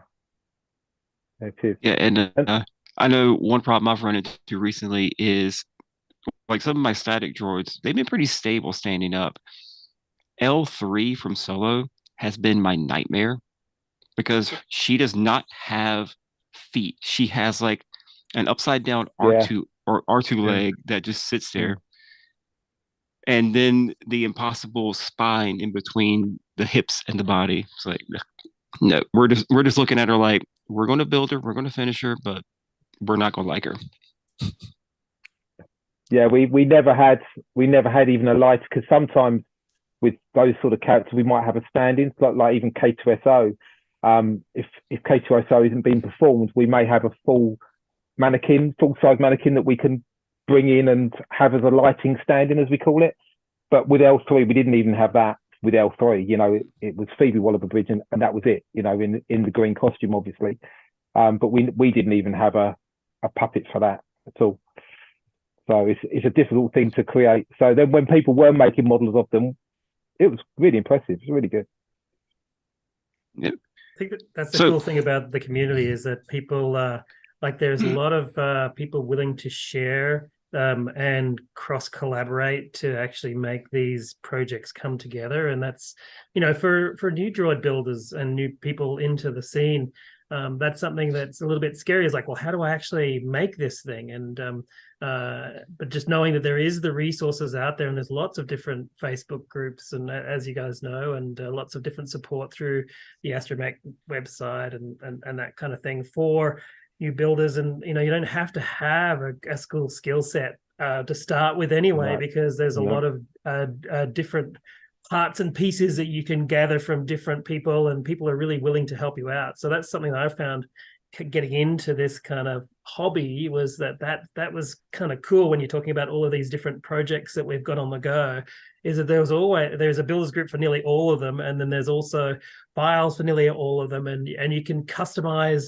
it later on if you want to do that, or you can actually make it a little bit more as it's built or as it's presented in the group as well. So that's something that's really been helpful for me as a builder, and then just being challenging yourself to learn things as well, like basic electronics and basic how things just go together, and getting ideas from other people on how they make it a little bit more streamlined or like less heavy, because my droid's really heavy and I have to lighten him down a little bit. So and that's all part of that whole overall kind of like never being finished process too, I suppose. But that I just wanted to mention about the whole like cross collaboration and the resources there for new builders. It's really cool to see. And even just in this group, there's such a wealth of information and and experience and things. It's actually very impressive to be sitting here and listening to you guys talking about all this stuff too. So yeah.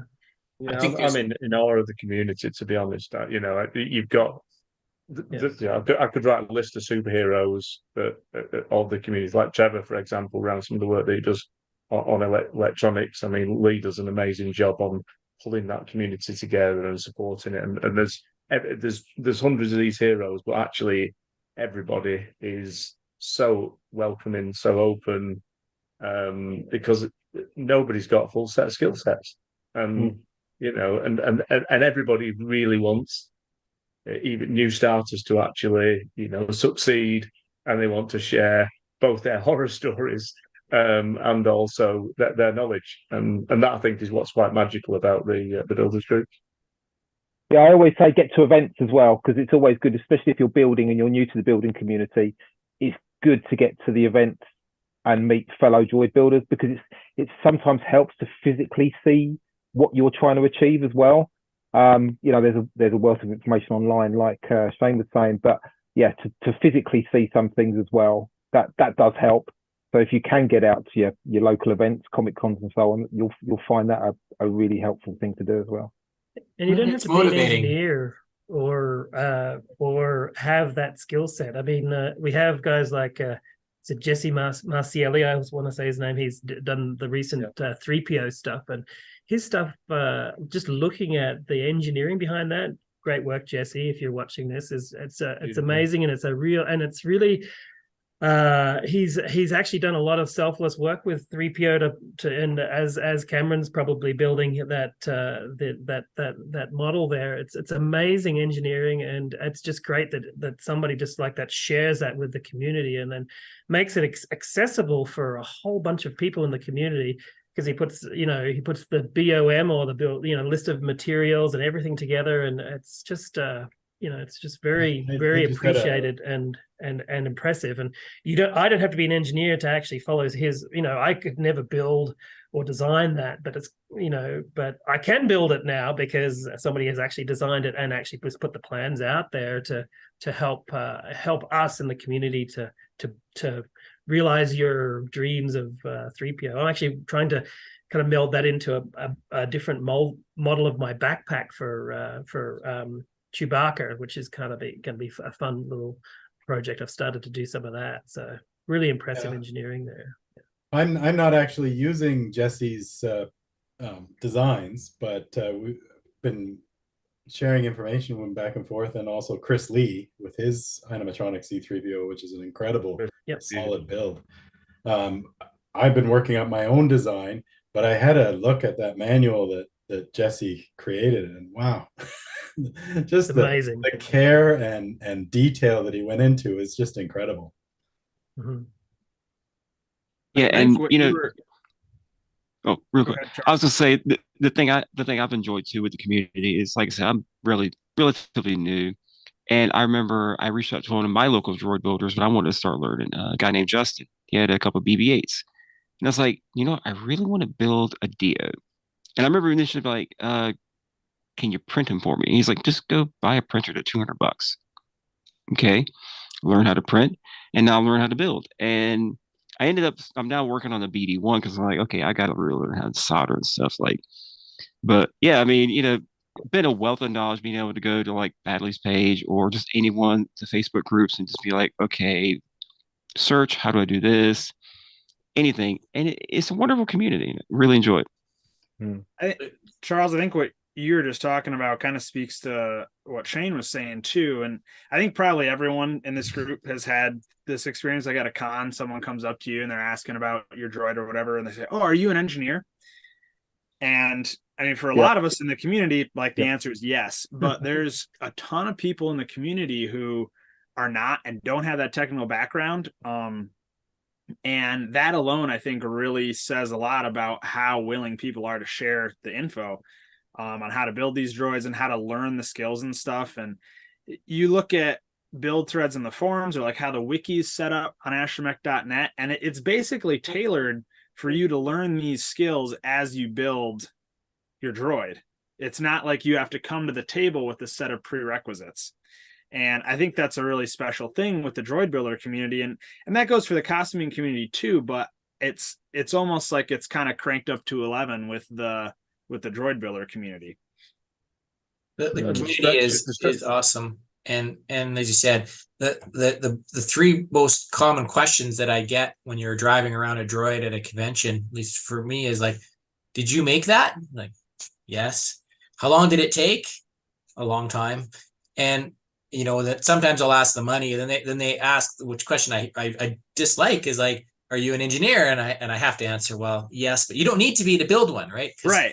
You always have to follow with, hey, wait, that's not why I can do this. Right. And I think I can do one part of it because I was an engineer, but there's a huge skill set that you get to learn with this with building a droid, right? There's so many aspects to completing a full-size droid. I say no. Yeah, I'm not an engineer, so. Yeah, it's funny they drill down on the engineering, but actually, you could say you're an artist in the way that you painted and weathered it. Are you a Yeah. programmer with the coding? Are you electronics electrician? And I think that's the beauty of skill. Not many people are experts in all of those, but generally what we've got is people that we can bounce ideas off, or ideas and thoughts and codes and stuff we can steal and we can bring into our bit, and that's why I think the community really works. I think we really check off every letter in the STEAM, in the STEAM meeting, right? Like the whole science, technology, engineering, art, and math is all there for droid building. I mean, for droids, you definitely have to be a jack of all trades, and it would be very tough to be that jack of all trades just by yourself. Like you have to stand on the shoulders of the other artists or engineers or coders or whoever that came before you to build this community and keep pushing it forward. And part of it too, when you're building some of these droids, being an engineer sometimes is a handicap, because you look at it and you say, that's just not possible. That's engineering wise, yeah. Well, Well, and it's also goes down to, sorry, you go, Lee. I was gonna say, I can't paint. I've never weathered a droid. I can spray it and have it looking immaculate, but doing the weathering, it frightens the hell out of me. I just get someone else to do it. It's just like, that's the best part. I don't know. I'll try it one day, but no, I've got away with it all this time without doing it myself. So that's the one thing I do not touch is the weathering. I was terrible at it when I started, and you just work on it. It is an acquired skill. I find weathering is an interesting one, you said, because I do find that is a very artistic thing. Like I've seen some people's weathering and go, holy cow, that is just phenomenal. Then I look at mine and I go, well, I've got some improvement to do. You say it's a learned skill, but it is really an art form almost to weather really well and make it, like, you can make it look weathered, but to make it look realistic weathered is even an extra step, right? There's an element of storytelling in there when you're making a droid look dirty, and you see that in a lot of the droids on screen too, like where they're weathered and how they're weathered and stuff. And a lot of people, they're like, hey, I learned how to use a black wash or whatever, and then you go like all out on just a black wash on your droid. But like you look at your car or like something sitting outside, it never gets dirty with just one source of that grime or whatever. There's layers, there's different colors, there's certain types of buildup, and it's a really interesting thing to try and tackle that. And you, in addition to being like the artist who paints that, you kind of got to be a storyteller too. Where do you put that scratch? Like, could he get scratched there? It's one of the things that I look at, and you see that as like, well, no, something couldn't actually get into that spot, so don't put a scratch there. Put a scratch, on this outside piece. That's where he's going to get dinged up and whatever, and he'll get dirt and grime buildup over there. But you have to go, as that said, it's all a story, and that, but it gives it so much life that that step. I think it was Shane earlier who was mentioning the fingerprints on droids and stuff, and watching how that natural wear occurs on your droid is almost an interesting like study to learn from on how these things get dirty. So I was just at Dragon Con last weekend, and that was probably the roughest con on my droid as far as crowd interaction and stuff. And he's been together and out at conventions for like a year now. And I weathered him and stuff, made him look all nice, and then did a matte clear coat on him, just to seal everything in there. But after a year, it's super interesting to see where people touch your droid the most. Which sounds a little weird, but like you look at around the radar eye and stuff, and those formerly like matte corners, they're starting to get polished because people want to come up and they want to touch the eye to the droid. And I also, this was actually kind of a deliberate thing on the dome of my droid. There's a little tiny scratch, and it's like just big enough that you see. And when I first finished them, it was basically just a scrape from an X-Acto blade. But now, after like a year of driving them around, it's gotten really, really like crusty and grimy, because everyone's like, oh, look at that, and they rub their finger on it and stuff. And it's part of this like suspension of disbelief that, oh, there's a reason that's there, like this droid is like kind of real. And it's just been really interesting to me, and I'm sure you guys see this too on your droids, like what gets worn and what people like latch onto with how they interact with them. Well, it's Yeah, interesting. My 20-year-old droid here, most of the weathering is now natural. I bet it is. On the dome of my R6, he has a big burnt spot on the top of his dome, but nobody, it looks real. Well, because it was, I actually burnt him accidentally, but I left it there. It's like, I'm not going to fix that because it's part of his story, right? Every little dent, you said, every little burn, every little scratch, they're not pristine. And it's kind of like when you get a new car and you get that first scratch in the new car, or the first little ding in the new car. It's like, okay, it's all right now. The car is broken in, and we can now use the car and not just admire the car, right? And same with your droid. They need to be out there. And I don't know why you guys build, but one of the things that I really enjoy with the whole building, and one of the reasons I like to finish the droid is to actually get out there and get those interactions with people. And that kind of helps to get that motivation to finish and do the next one, or as you said, Lee, to go to these conventions, to go to these builds, to get that motivation to finish. It helps. What do I need to do next? How do you keep moving? Because these projects are massive. They take months and hundreds of hours to finish. Yeah. And Trevor, you touched on about driving the droids, getting them out there and driving them. That's another art form as well. That's something else you've got to learn. It's not just the building. Yeah, but puppeteering. Driving a droid is quite a skill. As I've learned on set when other people are driving droids and so on, it does take practice. And especially at Comic Cons, avoiding people and not running people down and things like that, and knowing the safety of your droid as well, knowing how safe it is and having the trust in driving it around crowds.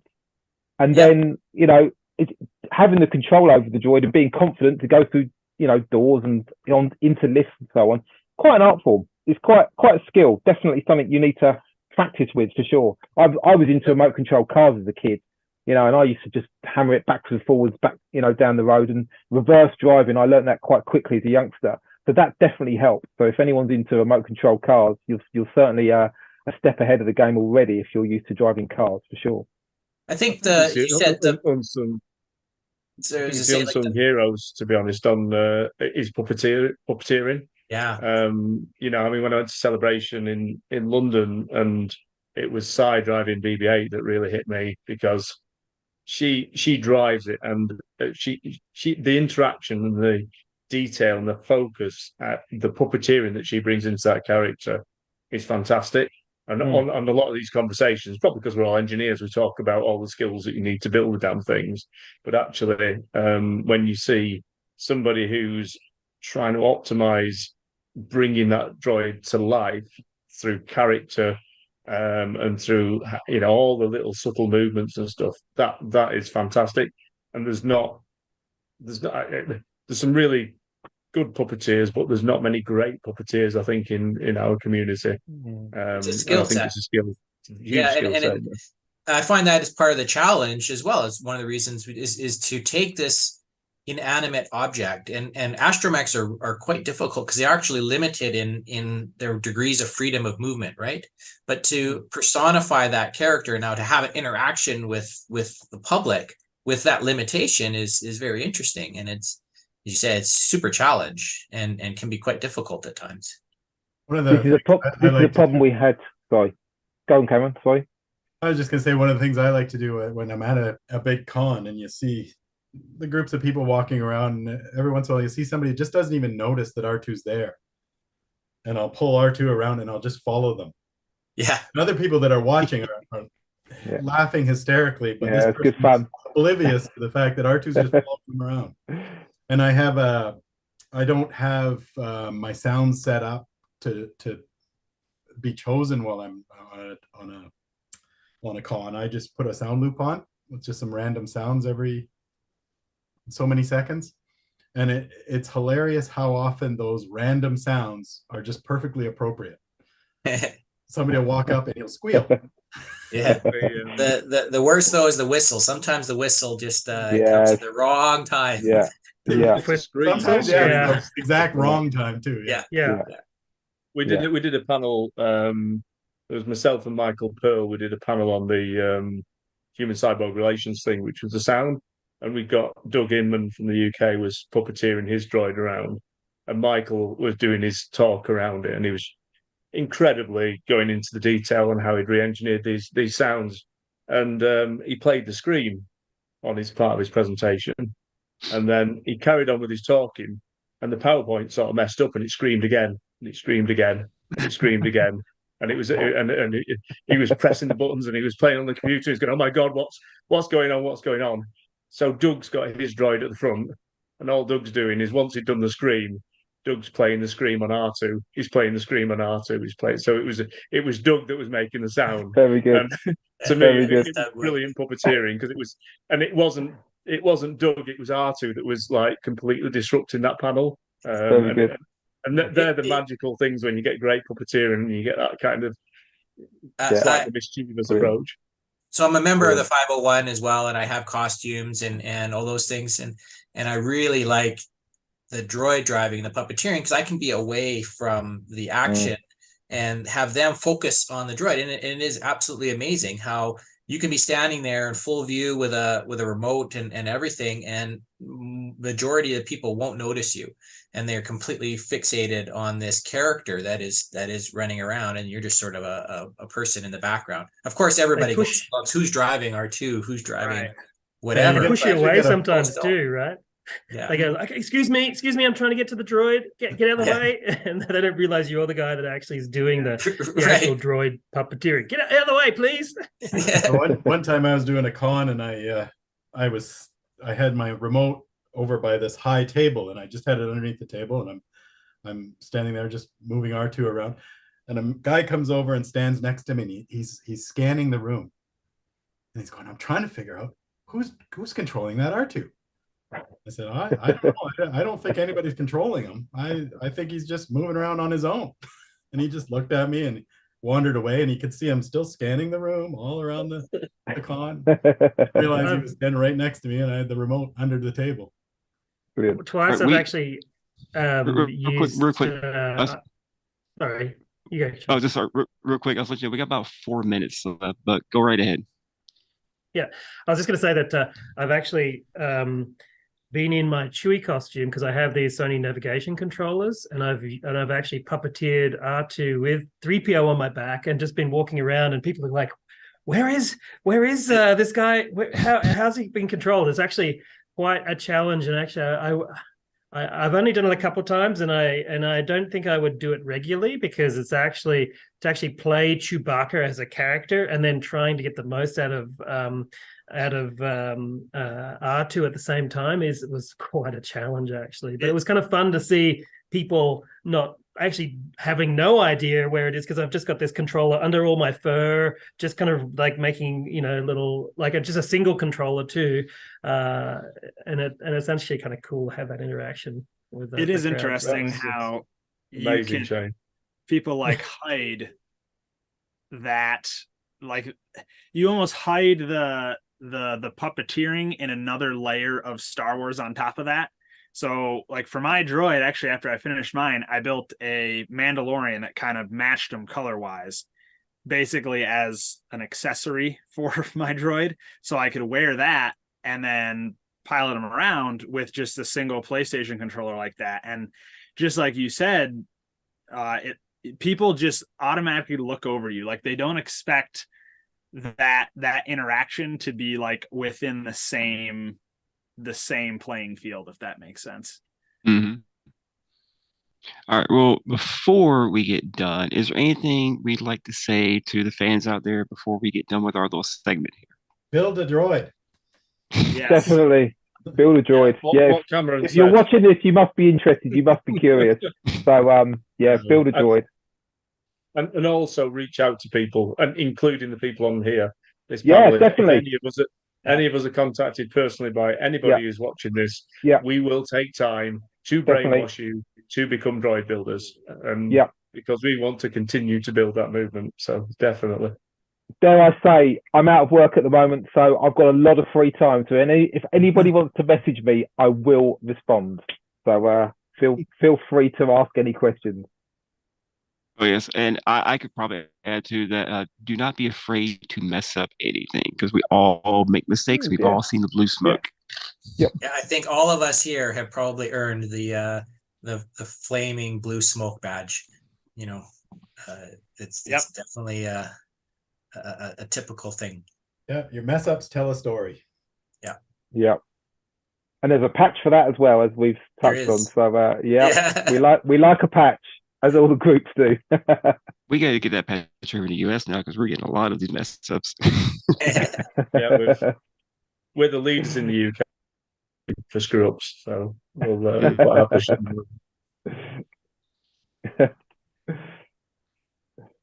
So I think this we are all here to support the Starlight Foundation and this telethon. Maybe Charles, you can tell us a little bit more about that, and as we sign off. Yes, really quick. The Starlight Telethon. I've got to pull this up because I have been a bad host. Oh, let me see.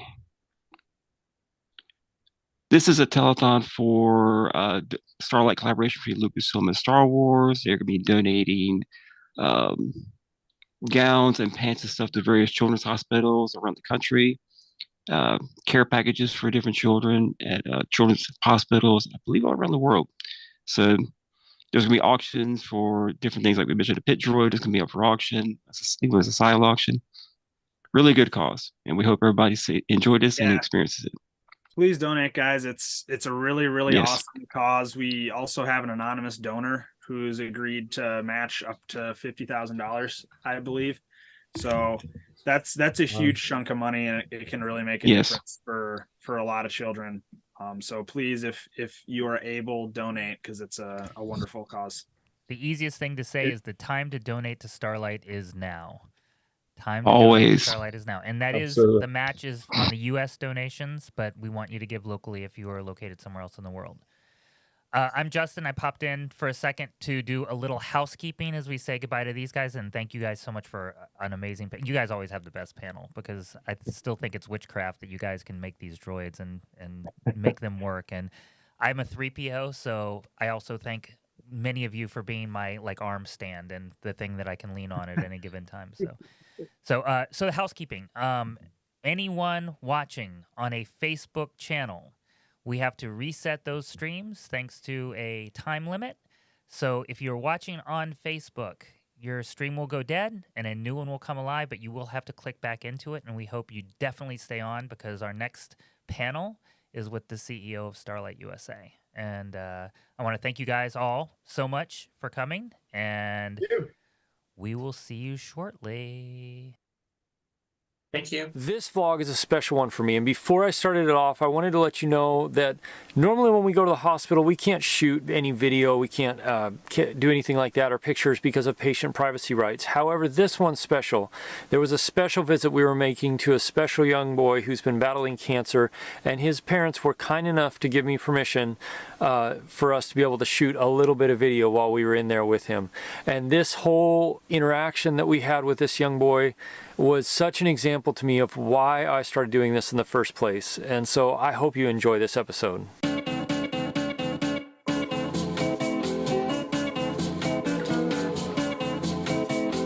So, hello from Anchorage, Alaska. Today is a hospital troop, which I am very much looking forward to. I think it's just gonna be me and the bridge crew officer, Jen. But that's okay. Still gonna be a good day. I've also been watching a Star Wars live stream from Celebration, because I wasn't able to go and be with everybody down there today, which I wish I was. think I'm definitely planning on going for a celebration in 2 years, hopefully in Anaheim. Gonna be a great day. Beautiful, sunny, trooping, Vader. How could it go wrong? Here we go. This is gonna be fun. And we're off. We are off.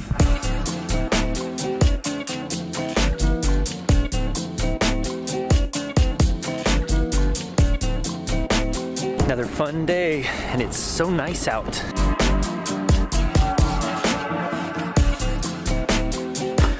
We're here.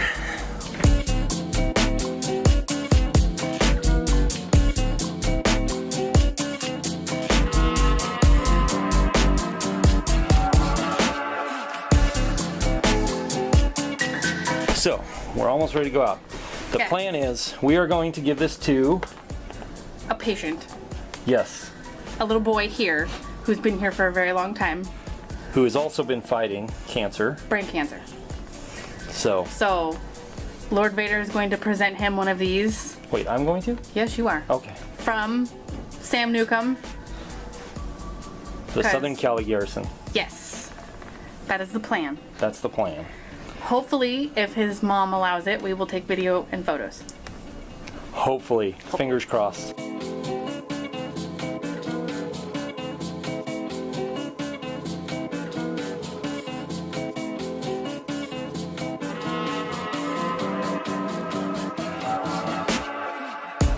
then this is from a very special person in California. Very special stormtrooper. He's one of my stormtroopers who's having the same problems you are having. And so he sent this patch up for you to fight hard, okay? To fight hard and to never give up, okay?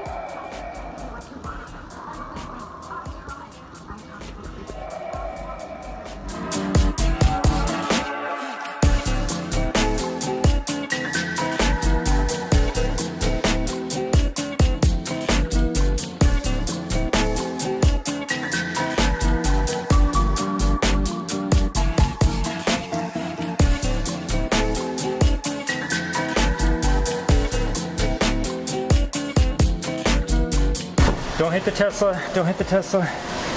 Don't hit the Tesla. That's good. I didn't hit the Tesla. Yay! Woo! That's a win. That's always a win. Go into the light. Whew. What a great troop. But man, was it hot. What do you think? That was one of the best ones we've had in a long time. I agree. That was a awesome troop.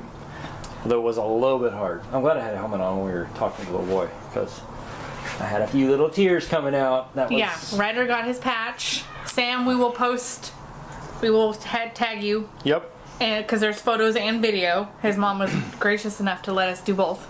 Yeah. So you will see that. Total little trooper, man. Yeah. What a cool little kid. He was pretty excited. Really, really awesome. He got kind of speechless because, you know, Darth Vader was giving him gifts. Yeah. That doesn't happen every day. Not every day. Yep. It was pretty cool. It was a unique one. One of the best. Yep. So far. Even though it was only Jed and I. Maybe that's why it was one of the best. Could be. Never know. Sorry, guys. It was pretty awesome.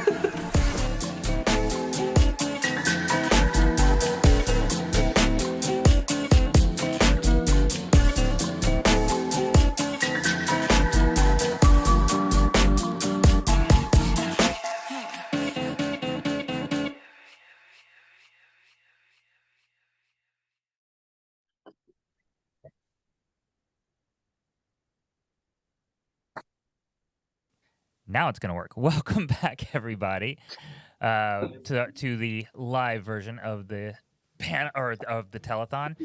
We have a very, very special guest with us right now. But first, Joe, can you give us an update on where we are in collecting funds? Sure can, Justin. For the U.S., we are at $11,451, and the auction so far is at $13.50. For Australia, we're at 58. Canada, we're at 30. In UK, we're at 258. That's pretty awesome. So we're roughly close. I don't know. Is that close to $13,000, $14,000 in total? Yeah, I would probably, if you put it all together. So we got a long way to go, everybody. This is a goal we have to meet. We are really excited about the fact that we're going to have a potential matching of all of the U.S.-based funds. But this is an important panel because blessing us with their presence today is Adam Groen of Starlight, CEO of Starlight. Introduce yourself, and then we're going to start asking you some questions after we tell you who we are. Well, thank you, everyone, for having me. Thrilled to be here. Yeah, my name's Adam Groen, and I'm the CEO of Starlight Children's Foundation. Joined the organization in 2019, and which was about the time we really started to engage, the 501st Legion and the other groups actively in supporting the mission and fundraising and things like that. So thanks so much for having me. Excited to be here. All right, thank you. As you know, I am Justin Sonfield. I'm the Legion Commanding Officer of the 501st, but a member of most of the clubs that we are celebrating alongside of Starlight today. Jen, introduce yourself. Hi, I'm Jen Hyman. I am a member of Rebel Legion Council. I am part of Endor Base as well as part of 2 of the other clubs that we were talking about today as well. Joe. Hi, I'm Joe. I'm from Echo Base on the opposite coast, East Coast, and I am the Rebel Legion Charity Liaison and also a dual member, not like in all 5 clubs, but I'm in 2. That's it. And that's Joe. Miss Teresa. Hi. Hey, everybody. Thank you for joining in. I am Teresa. I'm TDE 644, and I am with the Dark Empire. I would be one of our global leads that lead our amazing Sith, smugglers, and pirates, and I am thrilled to be here supporting each and every one of us and our endeavor. And I also sit in with Legion Public Relations Officer with the 501. Incredible. Simon. Hello there. Yeah, I'm Simon. I'm the Galactic Senate representative for the Mandalorian Mercs. I'm currently over in Iceland at the moment, but normally living in England. And yeah, I'm stoked to be here representing Tom and supporting Starlight as we go through. Awesome. And Mr. Randy. Hi, it's good afternoon here on the East Coast. Randy Ward, I am the Global Director of Saber Guild. And as Joe made a comment, I am one of those that has a membership in all the clubs. So I do have my gauntlet of all clubs. Mm-hmm. Awesome. So let's kick off the questions. Who's my first questioner? I guess that would be me. That'd be you. Yeah, I guess it would be me. So very basic one, more toward Adam. Tell us why Starlight Children's Foundation exists, and can you share with us its overall mission, goals, and vision? Yeah, absolutely. And I sort of like to explain this through my own personal sort of lens and experience. So as I mentioned, I joined the organization in 2019, and right about that time, my niece, who is exactly the same age as my daughter, she was 3.5 at the time and was diagnosed with brain cancer. And that led to brain surgery, and then about 9 months of the most intense chemotherapy a 3.5-year-old could survive. And so through that experience, I saw firsthand the impact a diagnosis like brain cancer can have, not just on a child, but a family. And I also got to see firsthand the amazing impact Starlight programs can have on the hospital experience, not just for the child, but for the family. So Charlie's now 7, same age as my daughter. She's 4 years cancer-free. But as an example of both the Starlight programming and the long-term impact a disease like that can have, every 6 months she needs to go in for an MRI to make sure the cancer hasn't come back and detect that early. So she's a huge fan of Frozen, and so when she goes in for the MRI, she wears either the Elsa or Anna Starlight hospital gown, and it just transforms that moment for her and the family as she's going in, facing an MRI, and then the uncertainty of waiting for that diagnosis. So that the cause is near and dear to my heart, and I just love how tangible our programs are, and our ability to integrate fantastic brands like Star Wars, and we've got a whole range of Star Wars gowns that have exactly the same impact for kids that are Star Wars fans, that they can put on a Chewie hospital gown and sort of take on his bravery and personality as they're facing surgery or an MRI or something like that. So yeah, that's, Randy, how I like to describe Starlight. We're all about transforming the moments in the hospital journey for sick kids and their families. And we like to say, what happens in a childhood lasts forever. And, these poor kids that have serious illnesses and injuries are being robbed of what it is to be a kid. So we try and bring that joy and happiness through our programming into the hospital for them. Thanks. Next question. Adam, obviously these questions are all coming towards you. I have had a child that was seriously ill, and I did almost lose my firstborn, and I benefited firsthand from some of the programs that Starlight had in our Alberta Children's Hospital in Calgary. And my son, being a huge gamer, found the handheld video equipment that you could game with so distracting and wonderful, and in a really horrible time frame for my little family. My youngest son, who was there while we were there, we were able to play video games and hang out and do those things. So those programs that they have, I appreciated firsthand. And being the Star Wars fan that I am and part of this club and this endeavor, I would like to know, how did the collaboration between Starlight and all our amazing Star Wars clubs come to be? How did that come to be for you guys?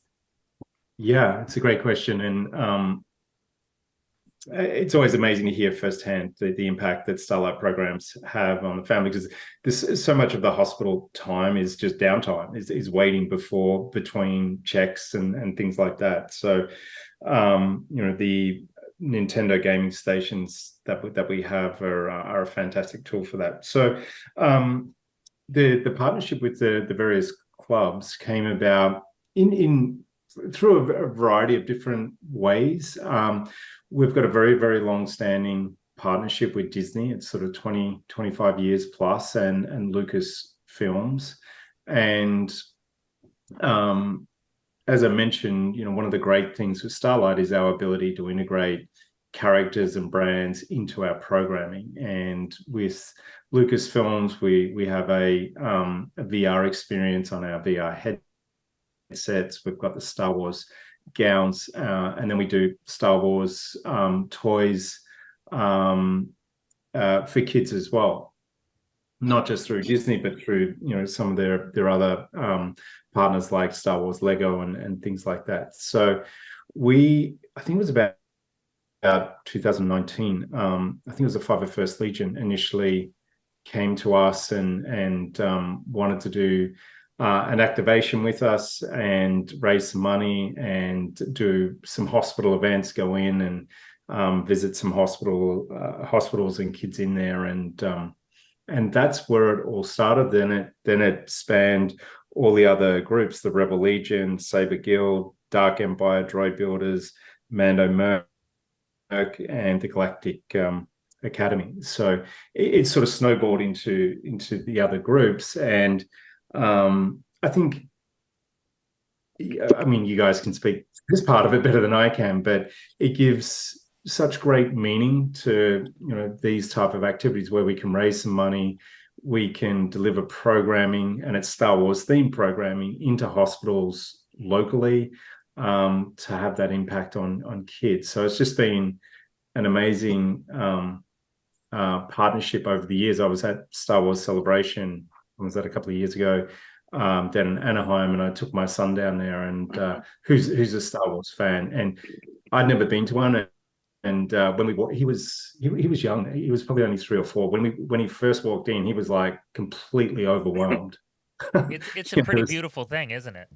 Yeah, and then he settled into it, and then he was like walking up to all the characters, and at that event, I recall you all raised about $30,000. That's correct. Yeah. Yes. We pitted the good guys versus the bad guys, and guess who won? Right. I think the dark side won, didn't we? Won. Heck yeah, we did. Well, there were some competitions at the end. I think the numbers were fudged, but you think it was maybe stacked? Yeah, everybody likes a bad guy. I mean, the real winner is the Starlight Foundation. Of course. Yeah. Yes. And so we had one of your Starlight younglings and his family there that year, and myself with another few of our public relations officers and charity people. We had the honor of taking that family around, giving an incredible experience that only I think our collaborated we can do with partnership with you guys. And it was pretty memorable and impacting for everybody that was involved. Yeah, I actually want to go in a little detail about that, going off script a little bit, because it was so special. We had an amazing contributor to Star Wars Productions named Chris Bartlett, who is also a 501st member, one of the original members, we like to say a 3-digit TK number, who has also over the years fabricated many a C-3PO droid. And your children or your kids that came, they got a full tour of the Mandalorian exhibit by one of the people that knows the inside of it. And I was there for most of it, and I was wowed. And it was just amazing to see how we could all rally around this and really do some good for this family. It was really nice. Yeah, and then those moments and those memories will last a lifetime. And actually, I was thinking, Teresa, I remember meeting you. Yes. And because I distinctly remember going up on stage to do a presentation. It was just myself and my son. So I left my son in the green room, sitting next to Darth Vader and a stormtrooper. And I remember looking back at him, and he looked so concerned. It's like, am I going to be okay? It's like, yeah, you're good. Because it's awe-inspiring, right? You see them on the screen, and he's menacing and terrifying. And then you have one that looks just like him right in front of you. You're like, they like do things with lightsabers that hurt people. Yeah, it's cool. The awe, the magic. Very cool. Jen. Yeah. And this year we even got to bring that to a bunch of different locations on May the 4th with partners with Starlight. And I was lucky enough to be able to get to go to the one at the George Mark House this year that we've been seeing in all of our videos, and get to interact with the kids, their families. Can you tell us about any of the other events on May the 4th, or, why places are picked and everything? Yeah, I've been to, I was at the George Mark event, not this year, but last year. And it's a really special place. It looks after kids with pretty severe disabilities. And it was amazing, the impact the characters can have down there. And we did that because Lucasfilms is local to that area. But what we also did was we've got a hospital network, which is 600 plus children's hospitals and pediatric units across the country. And we took delivery of a whole bunch of Star Wars costumes, and specially adapted costumes for kids in wheelchairs and stuff like that. And the hospitals can then order those costumes and packs from us. So our aim with May the 4th, and it's evolving each year and getting bigger and bigger, is having a Star Wars celebration in every children's hospital and pediatric facility across the country, and it is amazing for kids, particularly in wheelchairs, that don't often easily get the opportunity to dress up, having these specially adapted costumes that incorporate their wheelchairs and things like that. it really is special, and it just comes back to our mission, which is about delivering happiness to seriously ill kids, and just giving the opportunity to have some fun, no matter what it is they're going through. And these kids are spending a lot of time in hospital and away from their friends and everything that it means to be a kid. So for us to deliver that into the hospitals is really special, and we certainly appreciate you and all the characters that are able to get out there on that day and bring this to life. It's amazing to see just the look on the kids' faces is amazing. And what does fandom with a purpose mean for you? Yeah, it's sort of a phrase or a term that we coined internally, and it's about engaging groups exactly like this that have this love and fandom for, in this case, obviously Star Wars, but sort of creating this community around, hey, let's have some fun, let's do some good, raise some money, and share our programming and in this case the Star Wars experience with kids all across the country, and in fact across the world. And we've expanded that to other fandoms with the Ghostbusters group. So we've got now a Ghostbusters gown. We're working on Dungeons and Dragons and the Marvel franchise as well. So just for those that are that love these fandoms, giving and creating a platform where they can do some good while having the fun that you all do. Simon, did you have one of the backup questions from before? Put you on the spot. The what? For Simon. Oh, sorry. Yeah. So, Adam, it sounds like you've had a busy few years whilst you've been over there. What's some of the most significant changes that you've seen? At Starlight, yeah, it's been an interesting journey because I joined in 2019, and like any new job, you sort of takes a bit to get to understand the team and the organization, and then COVID hit, and like a lot of organizations were in survival mode for a couple of years, and it was really interesting because with COVID, the rate of kids being hospitalized went up, the demand for our programs went up, but our fundraising went down because it was such an uncertain time. But one of the big initiatives that we've focused on at Starlight since I've joined is really we've got a great portfolio of corporate partners from Disney and Lucasfilms and Marvel and Nintendo and a whole bunch of others.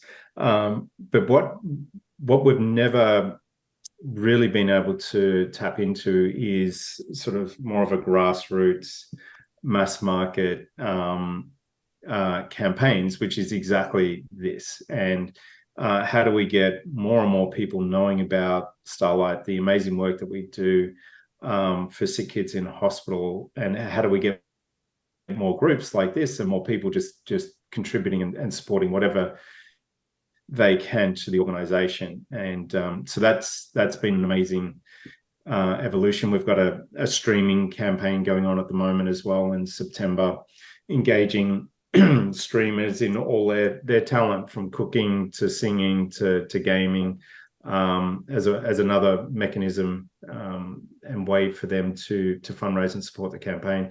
And again, like here, where what I love about Starlight is how tangible our programs are.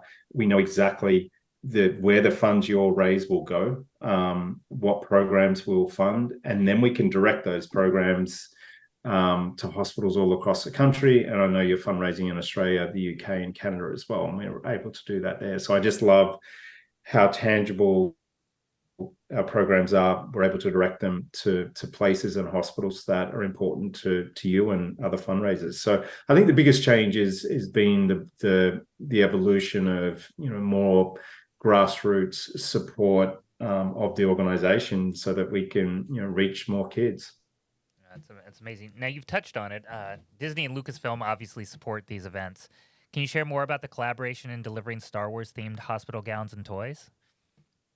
Yeah, so as I mentioned, Disney have been a partner of Starlight for 20 plus years.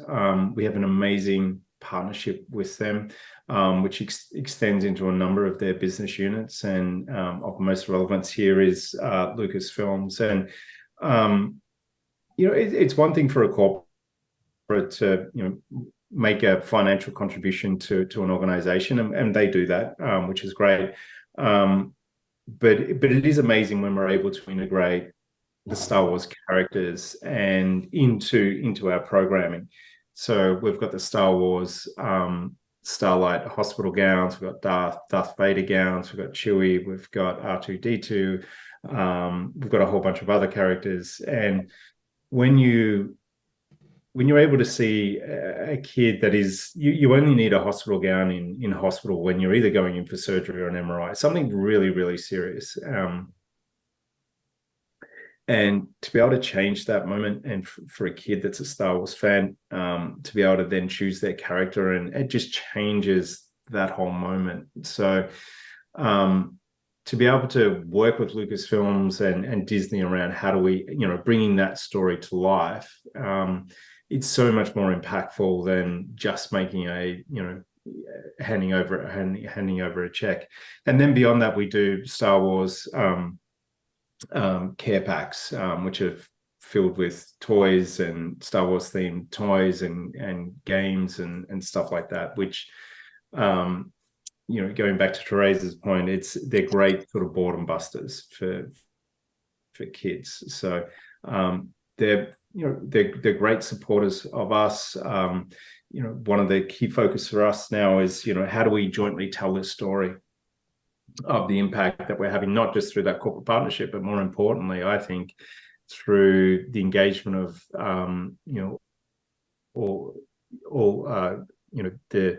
the 501st Legion and the costume clubs that you all have. It's like that's, and then beyond that to other fans, it's quite amazing that we're able to do that. Truly amazing. Randy, you're up. Yeah. So you were just talking about all the different outreach programs and the different programs you have with the hospitals and with the communities.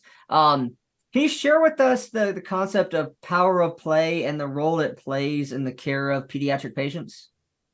Yeah, absolutely. So a hospital, for the most part, and the medical staff, for the most part, are primarily concerned about the physical well-being of that child. And, in the case of Charlie, it's curing the cancer and making sure it doesn't come back to the best of their ability.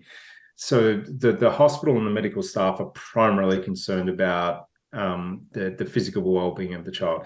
At Starlight, we're all about the mental well-being of the child and the family. And happiness is such a powerful thing in all of our lives, and particularly that of a sick child in the family. So what we focus on is delivering happiness to sick kids and their families when they need it most, and just allowing kids to be kids and giving them these really special experiences that potentially they wouldn't otherwise get or receive. So the hospital gowns is a primary one. When a child puts on a hospital gown, it's one of the most stressful experiences of the hospital journey, because they're going into surgery or something like that. So we transform that moment, and we like to say, and we know that happy kids will heal faster. Happy kids will, generally speaking, have shorter hospital stays. They'll be more compliant with taking the medication and all the pods and pokes that they receive. So we have one of our other great impactful partnerships with Radio Flyer, and we've got a Radio Flyer wagon that's specially adapted to work in a hospital and allow the IV pole to attach to the wagon, so a kid can go in the wagon versus a wheelchair. And so that becomes a little bit of a reward, because typically they're going from their room to another room for some sort of treatment. So again, another simple example of such a high impact program. And we've got virtual reality And we've got the Droid Repair Bay on our headsets, and that's being used for clinical support. So one of the simplest examples is, imagine a kid with a serious burn and having to have that dressing changed. Oftentimes that kid will need to be put under or heavily sedated. With Starlight virtual reality, they can be immersed and fixing droids in a repair bay. And because it is so immersive, then medical and hospital staff can change the dressing without any need for any sort of drugs. And then we talked about our gaming program before with Nintendo, and then our toy deliveries. So we we deliver hundreds of thousands of toys each year as well. Now, how does going a little off script? How does a hospital or a group get involved with Starlight? How does a hospital? Yes. In other words, or Yeah. how does it all come together at the end? Yeah, sure. So in our network, we have between 600-700 in the US, I'm talking, children's hospitals, pediatric units, and outpatient settings like Ronald McDonald houses as part of our network. So any facility that treats kids can join our network. We have a team focused on building that network. And then there's a special part of our website, which we call a Starlight Hub, that they have access to. So as an example, when we have a range of Star Wars gowns available, we will then email the network of hospitals to say, hey, we've got some new Star Wars gowns that are available. If you'd like to access them, they log in and then place an order. And all of our programming is provided free to the hospital network. And that is made possible through our corporate partners, but also grassroots funding and fundraising campaigns like this enable us to produce those programs and deliver them to free into the hospital. Amazing. Adam, we want to tell us about Starlight's commitment for change initiative? Yeah. So in 2020, like a lot of organizations, we formalized what we call our commitment to change. And a large part of that program is about the equitable distribution of our programs to hospitals all across the country. Prior to that initiative, we would put up on the network, here's some Star Wars gowns, or here's a big toy drop from Lego or whoever it is. And it was, for the most part, it was sort of whoever got in there first received those programs. And the big name, sort of well-resourced hospitals typically got a lot of our programming because they had more staff to be regularly checking our system. So there are so many hospitals and medical facilities serving kids and families that are from vulnerable populations and medically underserved. So what we can do now is we prioritize those hospitals because again, they typically have lower staffing levels. So we prioritize those hospitals and communicate with them first to give them the first opportunity to receive our programming before we go to the wider hospital network. So last year, more than 50% of our programming, so that's things like Star Wars hospital gowns, went to hospitals that support medically underserved and vulnerable populations. And, some of these kids have never had the opportunity to get a new Star Wars t-shirt or a Star Wars game or toy. So the impact it has on these poorer communities is absolutely profound. Layered on top, they're also from a poor community, but also dealing with serious illnesses as well. So that's it's been a huge initiative for us to prioritize those hospitals, and then we go to our corporate partners like Disney and Lucasfilms and go,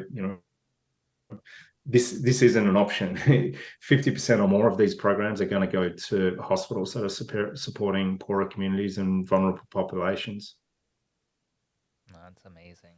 Very nice. So what's the end goal? Well, Yeah, that is a really good question. It's always a really interesting question for a charitable organization. So we've got, say, 5 programs at the moment. So we've got virtual reality, we've got gaming, we've got toys, we've got gowns, we've got our wagons. Our goal over the next 3 to 5 years is to raise enough money that we're saturating our hospital network such that every kid that needs one gets a hospital gown, that every hospital has enough gaming stations or wagons and things like that. So we've done a huge amount of analysis on, well, how much money do we need to raise to flood the hospital network and counting for that to grow as well. And we need to double our revenue roughly to be able to do that. So that's our 3 to 5 year goal, is to sort of double our revenue so that we can flood the hospital network with as much programming as they need from us. And then once we reach that point, we primarily work in hospitals and pediatric facilities. Once we reach that point, we would then look to expand the network to other places where kids are being treated. And a lot of kids, particularly with long-term chronic illnesses, are being treated at home more and more. So how can, that would be the longer term once we reach the saturation point. But it's basically so that our vision is that every hospitalized kid would get to experience one of our Starlight programs. So you touched on something that I actually wanted to ask about. So December, we got to do some stuff across Canada for Starlight. We took some children into Toys R Us and let them have, an amazing moment all across Canada I think it was 11 different areas. We were supporting different hospitals and areas, children's across the Canada nation. So I learned a lot about Starlight in general just by reaching out to some of the contacts here. And there's programs outside of the hospital that you guys provide for families. For here in Canada, I had learned about that. Yeah. There was at-home programs that you would have a care package that going with your mission of happy children heal better and faster. Mm-hmm. And when they're home with their families, if they could be home and healing, you guys had provided amazing at-home support for the kids. And I found that fascinating. And I know it's not on our stuff to talk about, but I don't want to put you on the spot about that, but I found it quite spectacular to learn that about Starlight itself. Yeah, and there's 4 formal Starlight entities. There's one here in the US, Australia, where I'm originally from, Canada and the UK. And all of us have, the same mission, which is, to deliver happiness to seriously ill kids.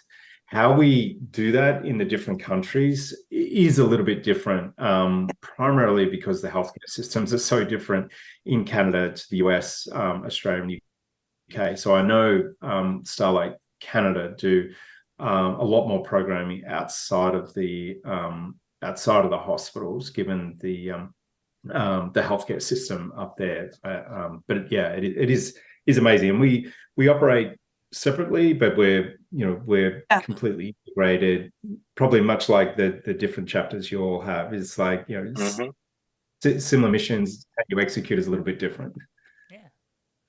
And all wonderful. No, thank you. It's so great. So I always want to ask this whenever I have a meeting with someone: what can we do better for you? What can we as the Star Wars fan costuming groups do better for Starlight in the future? Yeah. Well, you're doing, firstly, I mean, what you're doing is amazing, and we sincerely appreciate this because it's raising money, it's raising awareness of the organization and the amazing programming and work that we do. So more of that is what you can do. And the awareness of Starlight, particularly in the US, is pretty low, and that's one of our key challenges. Is like, how do we build the awareness of the organization and what we do so that we can get more support, so we can deliver much more programming. So we love working with you. It's, in my mind, it's sort of just this perfect virtuous circle where we have the corporate partner, we have integrated Star Wars programming, and we have the corporate funding, and then it's the fan groups, and then beyond that, the sort of the more casual fans. Like, how can we engage all of them so that ideally we want hundreds of thousands of people donating $20 or whatever they can, which would have a significant impact. Awesome. Well, we have to ask a couple of really hard pressing questions before we go to the next thing that we do. Teresa, did you see my note, or do you want me to do it? I did. Okay, Yeah. let's ask him. Okay, so this seems to be a thing. It's a huge debate. Clearly, it divides our clubs. So this whole pumpkin spice craze latte. Are you a pumpkin spice guy, or? Oh, I have a strong opinion about this. I love coffee, and I'm a coffee purist. So adding, anything other than certain amounts of milk into your coffee, for me, is an absolute no. He's anti. I've got Randy's support. You have you got mine too. Support. When I buy coffee, I want to taste it. I have to take my child to my 9-year-old is an avid coffee connoisseur, and as soon as one of the things comes up, it's like, oh, it's time for peppermint mocha, and I had to have a pumpkin spice latte with the boy the other day. But I'm anti too, actually. I'm from New Orleans, Louisiana, and we like our coffee strong and with not much else in it. So yeah. Okay. Thank you for your time here. Do we have anything else we want to talk about? So at Starlight, we have these amazing awards that acknowledge fantastic support from groups, and I wanted to, on behalf of Starlight and all the families and that we serve in the hospital network, present you with what we call the Golden Hero Award for this year. And for us, it's a significant honor, as I've mentioned here, to work with you all and all the different groups. The support means so much, to us as an organization, but more importantly, the kids and the families that are on the receiving end of these programs. So wanted to announce that collectively, you all are the recipients of the Golden Hero Award. So we sincerely appreciate your support. First off, collectively as a group of clubs, I don't believe we've ever had a single honor from a charity before. So this is really special for us. We can't thank you enough. And I remember a frantic May afternoon last year where some of us that are on this call right now, were on the line trying to figure out, because we had some issues with our charity sponsor for Celebration Anaheim. And someone had mentioned Starlight. And it was very important for us as groups to get a charity that Lucasfilm would acknowledge with us. And there's not a long list of charities that fit that bill.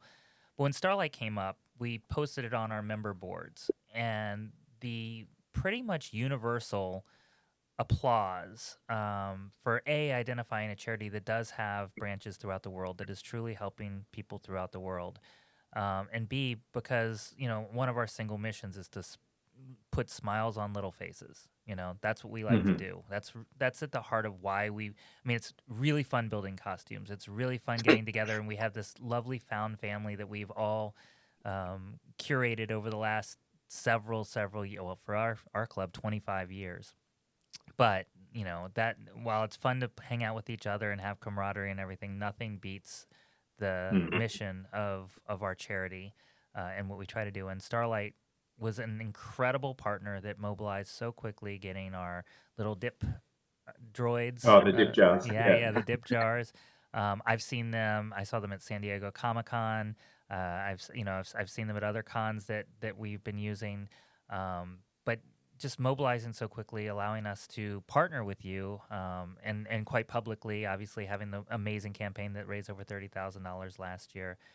So we thank you as a collective for this really first time honor, and I happen to have a prototype of the award right here that we will be photographing with the group leaders and sharing as soon as we can. So on behalf of my group, thank you, and I'm sure the others would like to say similar. Yes, thank you. This has been a wonderful opportunity. Work with Starlight, as Justin said, with Celebration. The quick turnaround when we reached out was amazing. As I think we had 3 weeks to get everything together, and Amy, Madison have been wonderful. Logan's been wonderful. Love working with them. But yeah, this partnership definitely means a lot, and we definitely want to continue on for as long as we can. Thank you. It's an honor. It really is, for serving the community, serving you, raising money, training kids how to use a lightsaber when they really need it. That was awesome that day. Yeah, they're great memories. All right. Well, thank you. Thank you. Oh, go ahead, Teresa, please.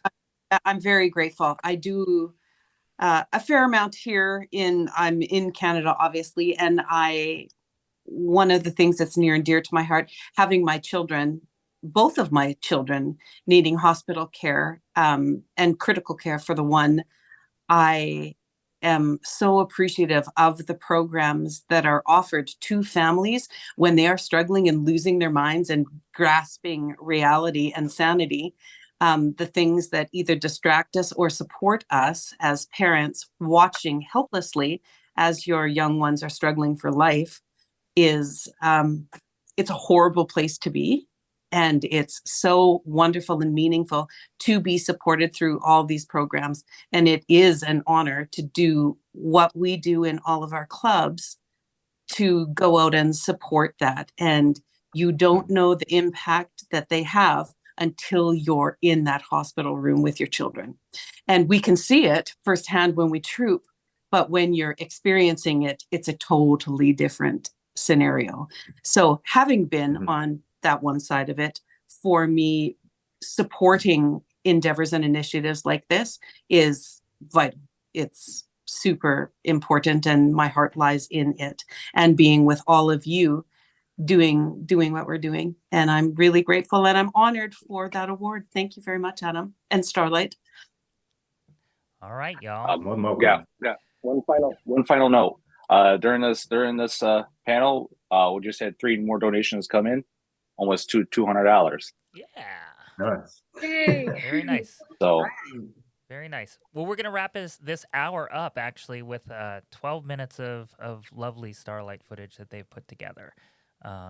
So Adam, thank you very, very, very much from the bottom of our hearts. Yes, we thank you. continue to be here to serve you guys, and hopefully this is just the beginning of an amazing future together. Totally. Yeah, thanks again for having me. I'm going to get back to my kids. I told them that I was on a Zoom call with some Star Wars characters, and it's like I can hear them outside. There's like, who are you talking to? Well, we can get the characters real fast if you really want us That's to. right. It's not, we all have characters sitting around us, so anything's possible. Yeah, I might bring them in tomorrow. We've got another session tomorrow, don't then we might have to. We might have to put on a dress costume. Up. Yeah. Yeah. All right. Well, thank you guys so thanks. much. Thanks, Adam, for joining us. Again, everyone, we are raising money for Starlight, and it's got to happen, y'all. It's got to happen. This is the time. A anonymous donation will be matching $50,000 of the U.S. total. But please give locally if you can. The QR codes are scannable right there. And there is a wonderful auction that you can find out about as well, with some amazing items, including a fully commissioned costume that will get you close to submission to be able to submit to the 501st. So if you're interested in something like that, and Rami and I will talk about it a little bit more later, But it is a great, quick pathway to getting something really cool to wear. And if you get it over the finish line of approval, you may become a member of the 501st Legion. So anyway, all that, thank you so much. And enjoy, please, this reel from Starlight. When kids need medical care, they will often face stressful and life-changing experiences. From complex treatments to long hospital stays, these special patients miss out on the things that most kids take for granted and let kids be kids. That's where Starlight Children's Foundation comes in. Since 1982, Starlight Children's Foundation has transformed the in-hospital experience for more than 17 million seriously ill kids in 800 children's hospitals and facilities across the United States. Our state-of-the-art programs like Starlight Virtual Reality, Starlight Hospital Wear, and Starlight Gaming let kids just be kids, if even for a few moments. Whether donning an action figure gown instead of standard hospital issue, or settling into gamer mode, if it brings a smile, a laugh, or just a break from their reality, it's happiness delivered. Learn more at starlight.org. That's starlight.org. Happy kids heal faster. That's why Starlight Children's Foundation is dedicated to improving the mental well-being of sick kids, regardless of their illness or injury. When a child is hospitalized, they are scared, lonely, and stressed. Being in hospital facing painful treatments takes away from the happiness of childhood. But that's where Starlight comes in. At Starlight, we provide entertainment through our gaming stations, comfort with our specially designed hospital gowns, play with our toy deliveries, and distraction through our virtual reality headsets. Starlight programs are what happiness is made of, the things that make being a kid special. The simple power of a smile. Delivered to over 800 children's hospitals and medical facilities across the country, can make a lifetime of difference for sick kids. Learn more at starlight.org.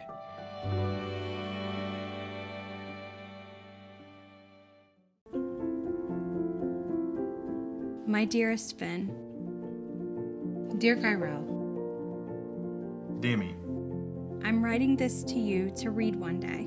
It feels like forever ago that our lives were changed when you were diagnosed with cancer.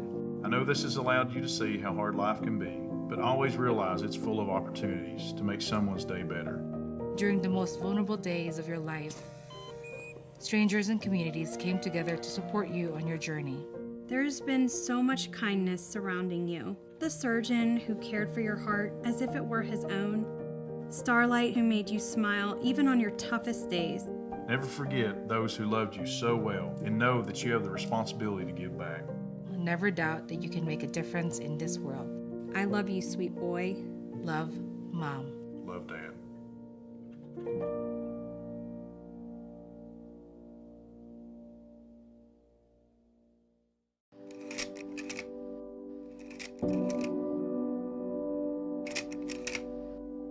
When Starlight came to the door with 8 or 9 trucks, that was probably the happiest I had seen him the whole time he was there. Stuffed animal brought to his room as a surprise, or a big box of trucks was like a godsend for him.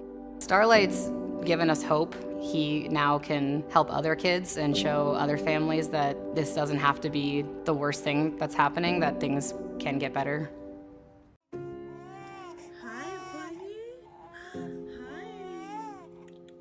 I remember them saying, your daughter has a mass in her brain. The rest of that night was just a blur. And when they tell you that your 6-month-old baby has a tumor, it breaks you. What a long night, baby. When I found out that I was having another girl, I was so excited. We knew right away when she was born, like she was something extra special. This journey has been ongoing for her since the 6 months when she was initially diagnosed. She's had over 30 hemorrhoids. I can't tell you exactly how many. When you're thrown in this journey, you lose a lot of friends. You lose family members. You rely and you lean on your own community of families that you've met, and that becomes your new family. Something like Starlight and other programs that they continue to offer the kids, it's so important. They get toys and they get all these activities and they treat them like little rock stars. Like the red wagon, that's one of our favorites for Liviana when we're in the hospital, because she loves to leave the room and go cruise around the floor and see all her friends, all her nurses. The tiniest little thing, like, it just makes a big difference. It really does. Those programs really do bring happiness. She just turned 6 about 2 weeks ago. She wasn't even meant to make it to her first birthday. We're gonna celebrate every single birthday because she's a miracle, you know? She's a true miracle.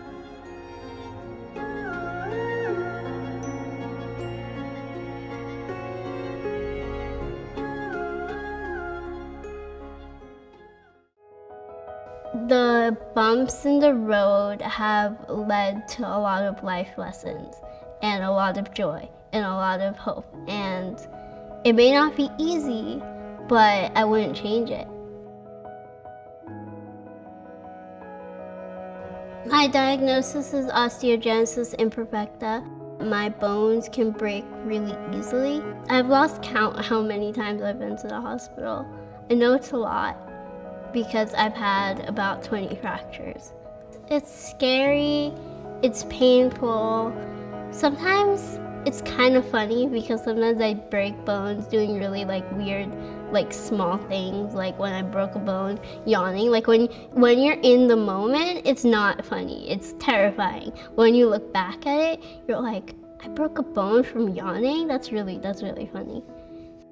It was pretty hard to accept the fact that my daughter has born with brittle bones, and she literally born with fractures both arms and legs.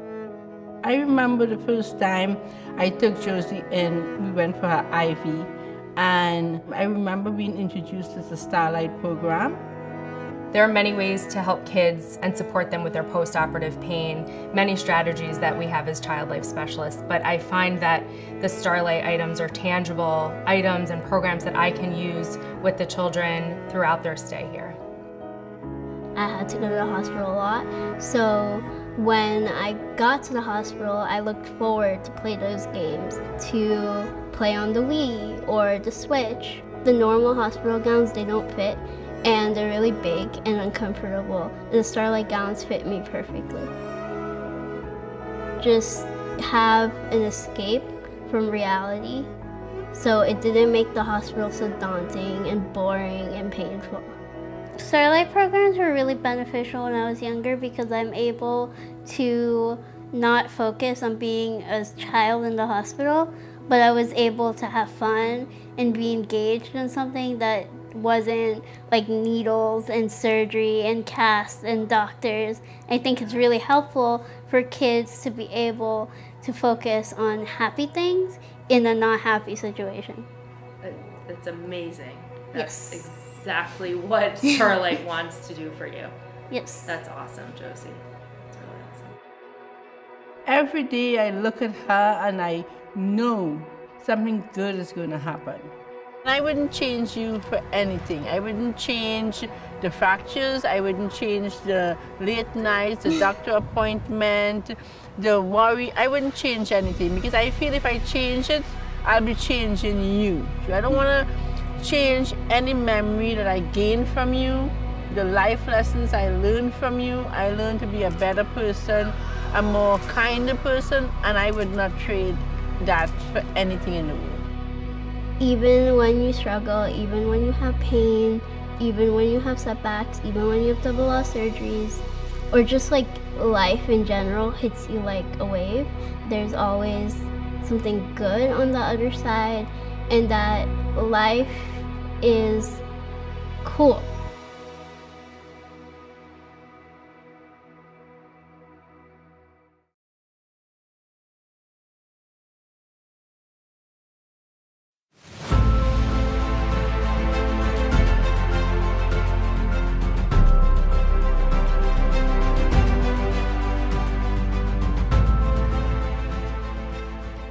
It's great to see the kids, and it brings like a light to their day. And I mean, I know the term is used a lot, but it's really great to bring smiles to them. And it just is a really great way to give back for all of us.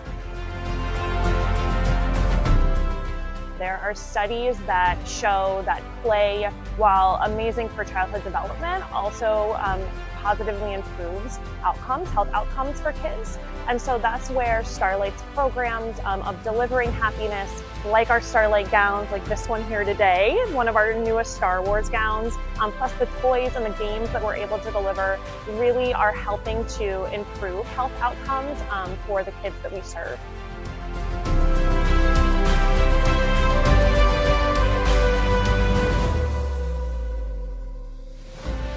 There's so many benefits for our patients and families coming to events like Star Wars Day. It's all about quality of life for our patients as a pediatric palliative care center. So coming to events like this, where the patients, their siblings, their parents can all participate in activities together in a medically friendly environment where children with diseases, injuries, and illnesses can meet other kids like them, and siblings can meet other siblings like them and just have fun, is such a value for families to feel less alone.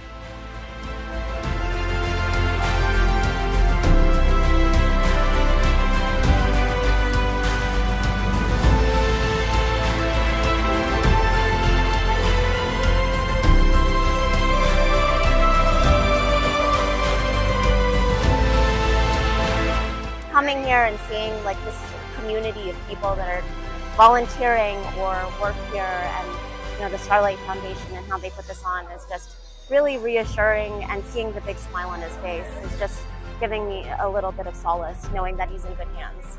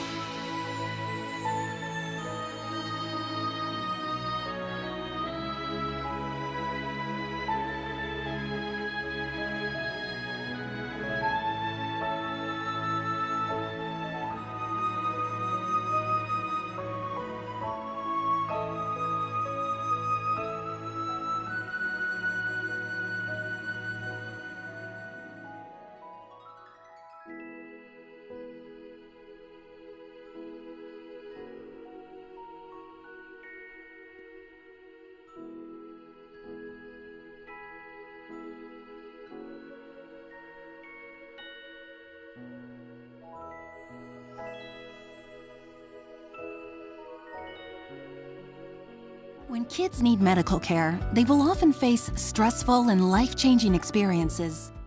Are we rolling? Are we live?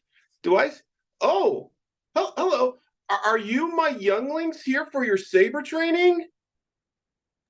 Oh, it looks like you are. I see it. Everyone has lightsabers. Oh, you guys are ready to learn how to swing those lightsabers. But first, as the Jedi Code says, we must learn the basics. And the first thing you must learn is that as Jedi, we never use our abilities for attack, only for defense, and never rely on our emotions. We rely on the Force. Does everyone know what the Force is? Yes? Yeah. For those who don't know, the Force is the power that binds the universe. It's in all living things. It's in all of us. Even though some of us may not be able to touch it, we all can touch it if we just quiet our minds and center ourselves and stay calm. So first things first, before we can even have you guys begin, we need to calm your minds. So everyone, I want you to stand up and just take a deep breath in. Breathe in and then breathe out. In, out. One more time. In, out. Good. I can sense the calmness from you all. You all seem to be very calm right now. And then while you are going through this training, I want you to think and picture things that make you feel happy, those good emotions, because that's what helps fuel our connection to the Force is happy emotions, happy thoughts. So as we go through this training, if at any time you are just confused, just think of happy thoughts and just keep that happy thought in your mind.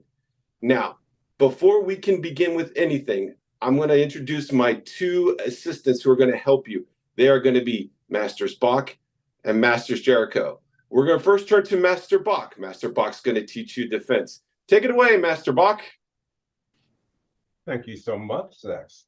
Good afternoon, younglings. It is so wonderful to be with you today and to help you all gain a better understanding of the Force and how to use your lightsabers. I see some of you are already well on your way to wielding these lightsabers, but I think it's best that we try and go through some fundamentals first. So if you guys can put down your lightsabers for one moment, we're going to learn the best way to start. You know what? Pick them back up. Pick your lightsabers back up. Because one of the best ways that you can use the Force and your lightsabers to defend yourselves is to show how confident and strong you are. So here's what we're going to do. I want you guys to give me your best cool action pose to show your strength and your confidence in the ways of the Force, to show that you are the type of Jedi that is not to be messed with by any Sith. So give me that cool action pose. Show me how strong you are. That is fantastic. I'm a little concerned about the Darth Vader clothes that you're wearing, but that's okay. We can work with that. Even he can be redeemed, so I think that's very good. You guys look amazing. I am really proud of you all. Very well done. Now, I think, as was alluded to, we should begin with some defensive moves. So here's what we're going to do. I want you to take your lightsabers. I have one as well. The first thing to know about is to know how to target the different areas of your body. So I want you to take your lightsaber, hold it straight up and down on the left side of your body. Can you do that? Straight up and down on the left side. So that way, if anyone tries to attack your upper body on the left side, you are ready for it. So you can be in position. So I need everybody to hold the lightsaber straight up and down by their upper body on the left. Very good. And now we're going to do the same thing for the right side. So take your lightsaber, move it straight over to cover the right side. Very, very good. Now you also have to be mobile when you defend yourself. So imagine if someone is going to swing for your head, you have to be ready to move very quickly. So I want you to duck down very fast. Duck down, duck down. Very, very good. Just like that. Very, very good. And now you can come right back up. And we're going to learn how to defend our lower bodies as well. So I want you to take your lightsaber, hold it upside down, and move it over to the left side for your lower body. And that way you can block that part of your body. And now take it and move it over to the right side. Very good. But we talked about mobility. It's very important that you are quick on the battlefield. So we also need to know what to do if someone tries to swing a lightsaber at your lower body. So you have to be ready to jump. So I need everybody to jump on the count of 3. 1, 2, 3, jump! Jump in the air! Jump in the air. Everyone jump! That is amazing. I am so proud of you all. Very good. Now, you remember another way that you can use the Force? You can feel that energy within you. Some things that you can do with it is you can harness that power. You can call it to yourself, and you can use it to give a Force push. You can channel that energy within you, and you can use it to Force push your opponent. So we're going to try that too. Here's how we're going to do it. Put your lightsabers down for 1 moment. Very, very good. Now, I want you to hold your hands apart a little bit, just like this. Everybody, just like this. Hold your hands apart. And now clap them together really fast. And now rub them together really, really fast. Fast, fast, fast, fast, fast. You have to keep going. You have to build up the power of the Force. Okay, now pull your hands apart. You should all feel a little bit of tingling in your hands right now so you can build that energy within you. How does that feel? Does that feel good? Well, we're going to build it up even more. So I want you to pull your hands apart one more time. One more time, pull them apart. Clap them together again. And then rub your hands together one more time. Really, really fast. Fast, fast, fast, fast, fast, fast, fast. Okay, stop. You are almost ready. But this time, we're really going to call the power of the Force. So I want you to pull your hands apart really far. So far. So you can feel that stretch. And now clap them together. And pull them together really, really fast. Fast, fast, fast, fast, fast. And now I think that you truly have the power of the Force within you. And to show us that power, here's what I want you to do. I want you to pull one hand back. And on the count of 3, you're going to use the power of the Force to push us all back. Because you are all strong in the ways of the Force. And I know that you can do this. Are you all ready? One more time. Are you ready? Yes. Fantastic. Okay. Now, put your hands back. And on the count of 3. 1, 2, 3. Force push. Oh, they are truly strong. I am so proud of you. We're going to try that one more time, though, okay? So one more time. Pull your hand back, and on the count of 3, push forward. 1, 2, 3. Force push! Oh, I feel very sorry for any Sith that tries to cross you. You all are amazing. And I truly believe that you have learned the best ways to harness the power of the Force for defense and in lightsaber skill. But there is still more to learn. And for that, I will turn you over to Master Race Jericho. Master, if you would. Thank you for the introduction. Now we've got the very last end of training is how to wield the lightsaber. And as our masters have said, how do we always use our lightsaber and the Force? Do any of you remember? Defense. Defense. Very good. So when we use our lightsaber, our job is to defend ourselves and those we're protecting, right? My job is to protect people and members of my order. That is something that I have to do. And I do not choose to do that unless I have to do that. And I'm only responding to aggression with defense, right? That's a very important thing. So, do you have your lightsabers? Very good. My lightsaber is kind of unique. What color is my lightsaber? Uh-oh, there we go. Do you see what color my lightsaber is? White. It's white. That is one of the Imperial Knights' color. Because we see the Force as both is neutral. It's a tool that we use to protect those that we love and that we are indebted to protect. So with our lightsaber, we want to first, let's get a nice pose. So ready your feet. Your feet are very important in this, right?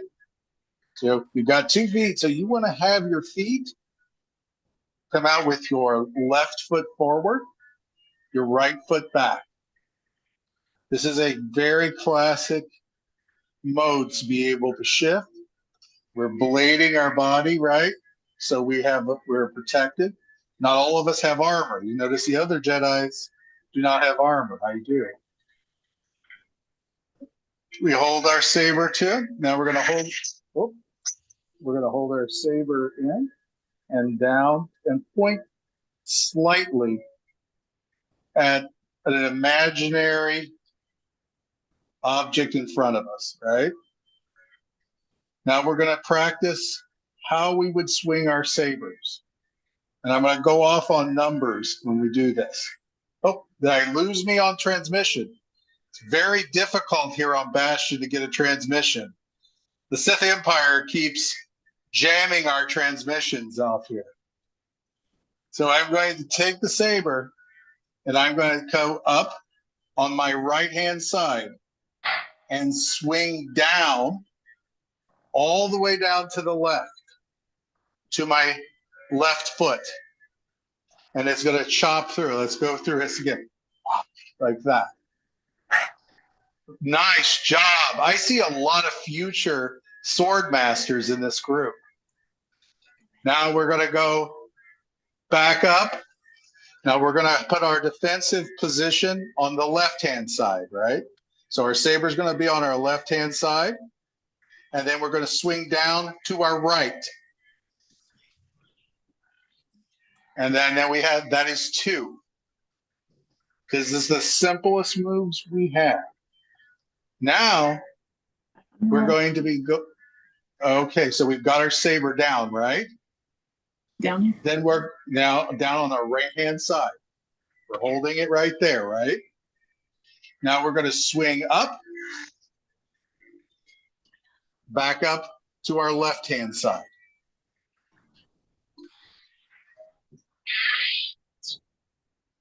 Now our last one is we're going to come down and raise up from the left up to the right.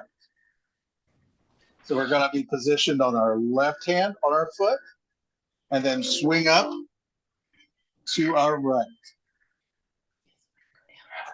And that kind of makes a star that protects our body, right? That protects our lower body and our upper body. Again, we only use the lightsaber to defend and protect against aggression. Now we're coming in on the side, so we're going to protect and come in and utilize the side. So we're going to come in, swing. So on the right, we start on the right side. We're going to swing across our chest and our abdomen and go all the way to the left. And then stop. And then we're going to return and do the same thing and turn, swing to the right, back across the abdomen. Well done. Masters, I am really impressed with these abilities here. I think our students are going to do very well with lightsabers. Now we got 3 more moves. You guys up for this? Yes. You ready? All right. Well done, Padawan. So we're going to take our last move. We're going to take the saber up in defense. And then we're going to come down around and swing up. So it's just going to go like flip over. And there you go. Nice job. And flip up. Now, our next one is we're going to protect in our head and top area. And unfortunately, the ceilings here in Bastion are kind of short. So I almost put a hole in the ceiling. You always have to be very careful with your lightsaber. So you're going to swing up and come down and carry through. And then last, something you might see in a lot of movies. We have basically one last move, to kind of disarm our opponent. And it means you take the saber and put it straight forward and you try to disarm your opponent. So imagine that imaginary lightsaber there. And you flip it over. So straight in and to the side. Well done. I think our students have really done an amazing job. Have you learned a lot about wielding a lightsaber? What do you think, students? Do you think you were ready to further train as a Padawan and defend the Jedi Order?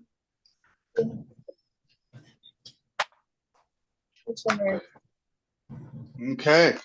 Well, my transmission keeps breaking up. Those Imperials are very difficult here on Bastion. But I'm going to turn the transmission over to Master Zek now. Thank you, students. I don't care how old he is. I don't care he's 50. He's this big. Plus, he's not going to wield this in training. We'll talk about this later. I am so sorry, students. I had another student who is causing a little bit of problem. It's Grogu again. Yeah, I know. He's always doing that, isn't he? Sneaking in on you. Right, and he's always grabbing that blasted darksaber. Anyhow, students, did you learn a lot today? Yes. Yes. And the only way to know that you guys have actually learned everything is to put it all together. So I want everyone to stand up, grab your lightsabers. Make sure you have enough distance between all of your siblings. No one around you. Take a look at everything. Take up that guarding position. Put your lightsabers up.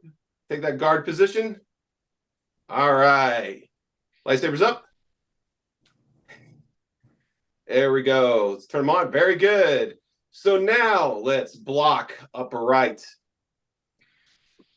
Block upper left. Block lower right. And block lower left. Very good. Let's do it one more time. I want to see those blocks there. Okay. Block upper right. Block upper left. Block lower right. Block lower left. Very good. Very good, Padawans. Give yourselves a clap. Applause. Applause. That's what I mean. Applause. Applause. Applause.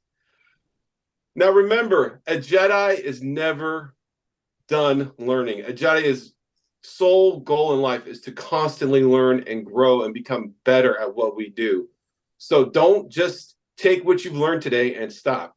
You must practice. But don't practice on each other. I don't think your parents would enjoy if you practiced on each other. But always be mindful of your friends and your family. Keep positive emotions. And as always, may the Force be with you. May the Force be with you, Padawans. May the Force be with you.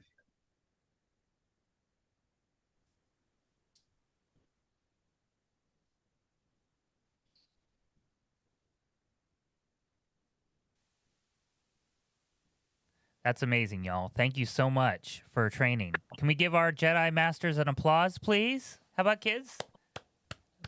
Good job. Good job, younglings. Good job, Padawans. You all did fantastic.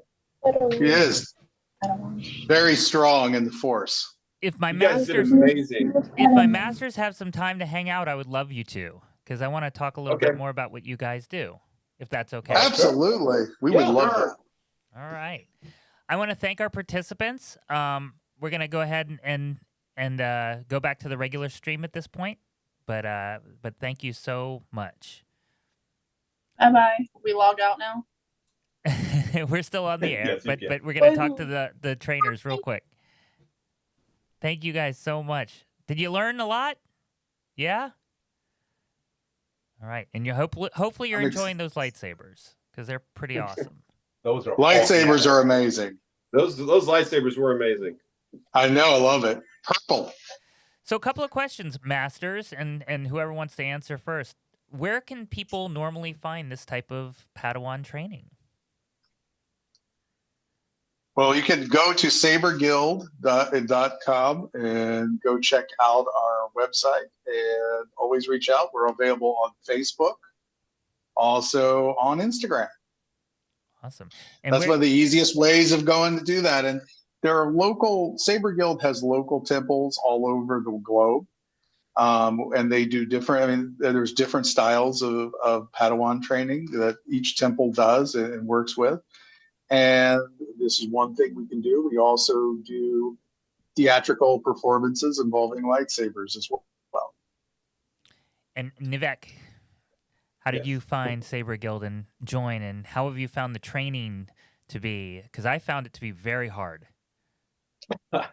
Well, the wonderful thing I think about Saber Guild, if we're stepping away from our characters for a moment, I joined right after The Force Awakens opened, and I found out about it because I went to a convention and I thought I would dress up as a generic Star Wars character, a Jedi.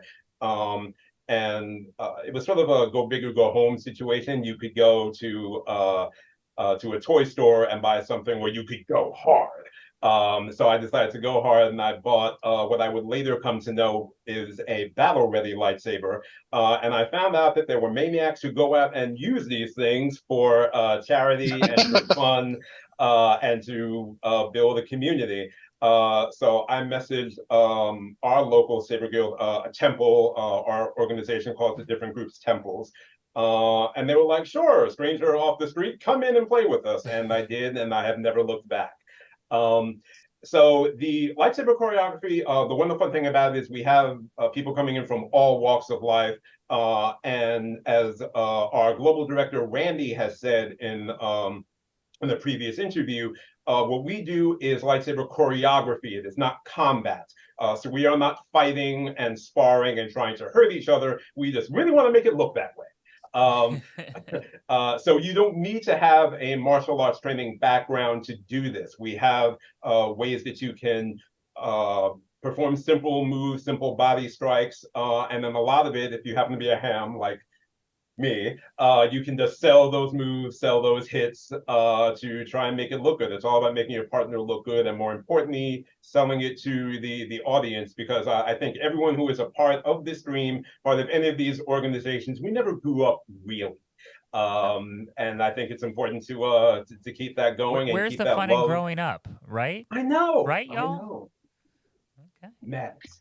Obviously, we're adults in costumes instead of here and having a great time doing it. So, Bill, we're still channeling. Let's stick to that for a second. Tell us about the costumes, and we've heard a little this morning, but tell us about the costumes in Saber Guild and where they range from, and because yours is obviously very different than some of the Jedi robes we see below. Yeah.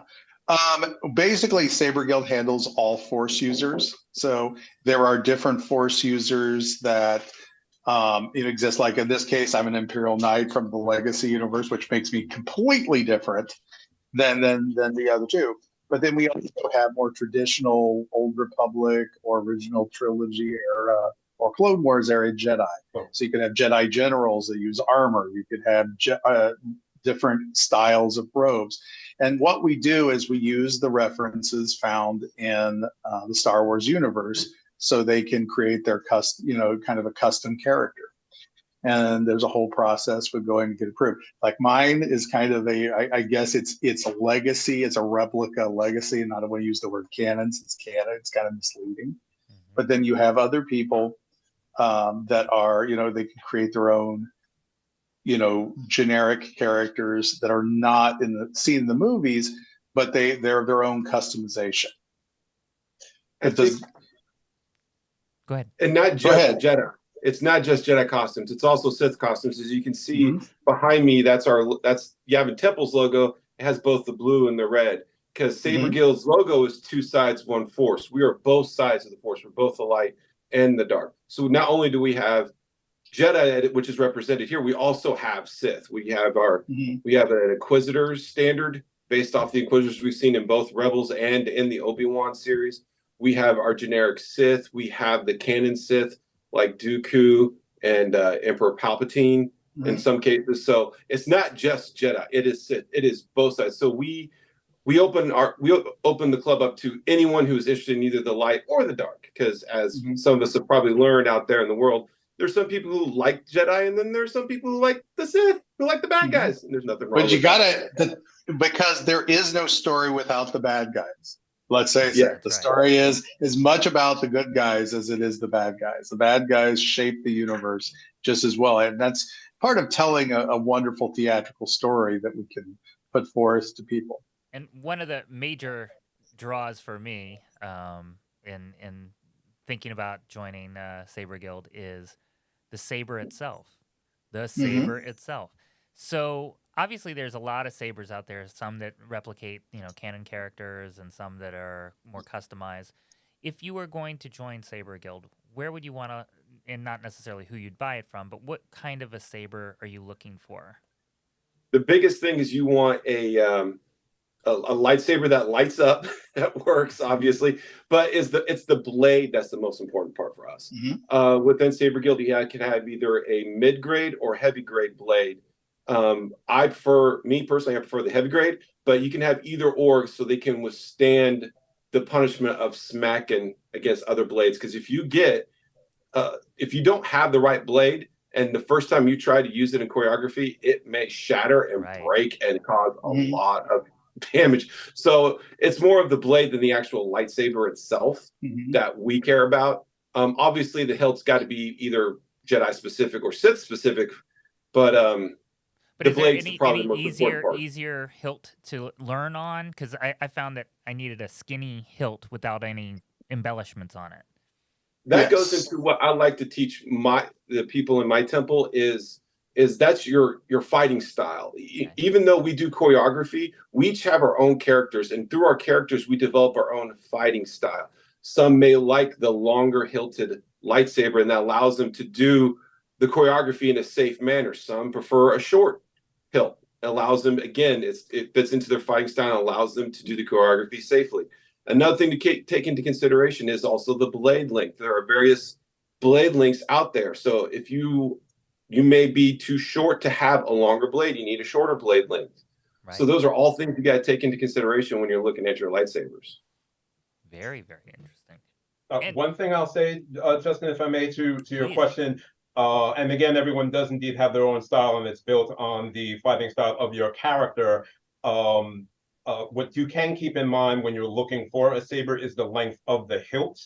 Some of them will be shorter and skinnier and therefore easier to hold on to. But what many people find easier is something that is long enough that you can hold on to it with both hands in a two-handed manner that may be easiest for people to start off with. And then as you grow more into it, you can transition to something one-handed. And the wonderful thing about this community, of course, is that when you go to rehearsals, you can say, hey, can I try out your lightsaber?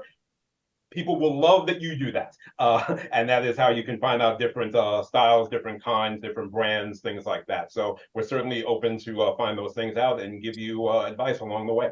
And if I come with 0 skill level, what's that like? You would be the best. The best. Coming in with 0 skill level is the best, because then that allows the temple to create that foundation, because every temple is different how they do the choreography.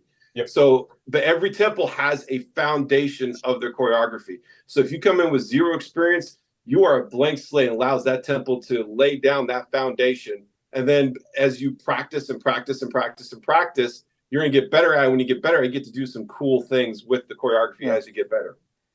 And one thing, I think we each bring a different set of skills into this. We get what our background information when we come into this.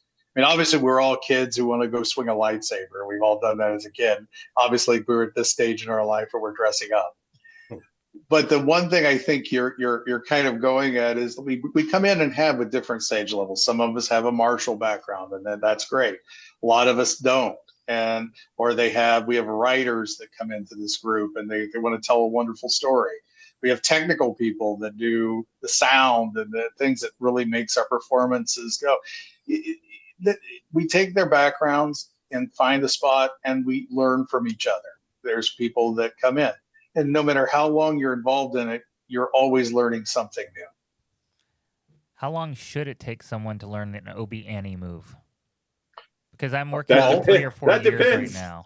I'm going to tell you, I can answer that. It took me almost 51 years, minus whatever the time I had before it came out. I'm 51, and I just learned how to do it. How about that? Literally, I just was able to learn. I had a friend of mine who part of our temple. He has done stage choreography, and I have always I could do like a figure 8 with it, but never quite the style. Yeah. And he finally broke it down for me.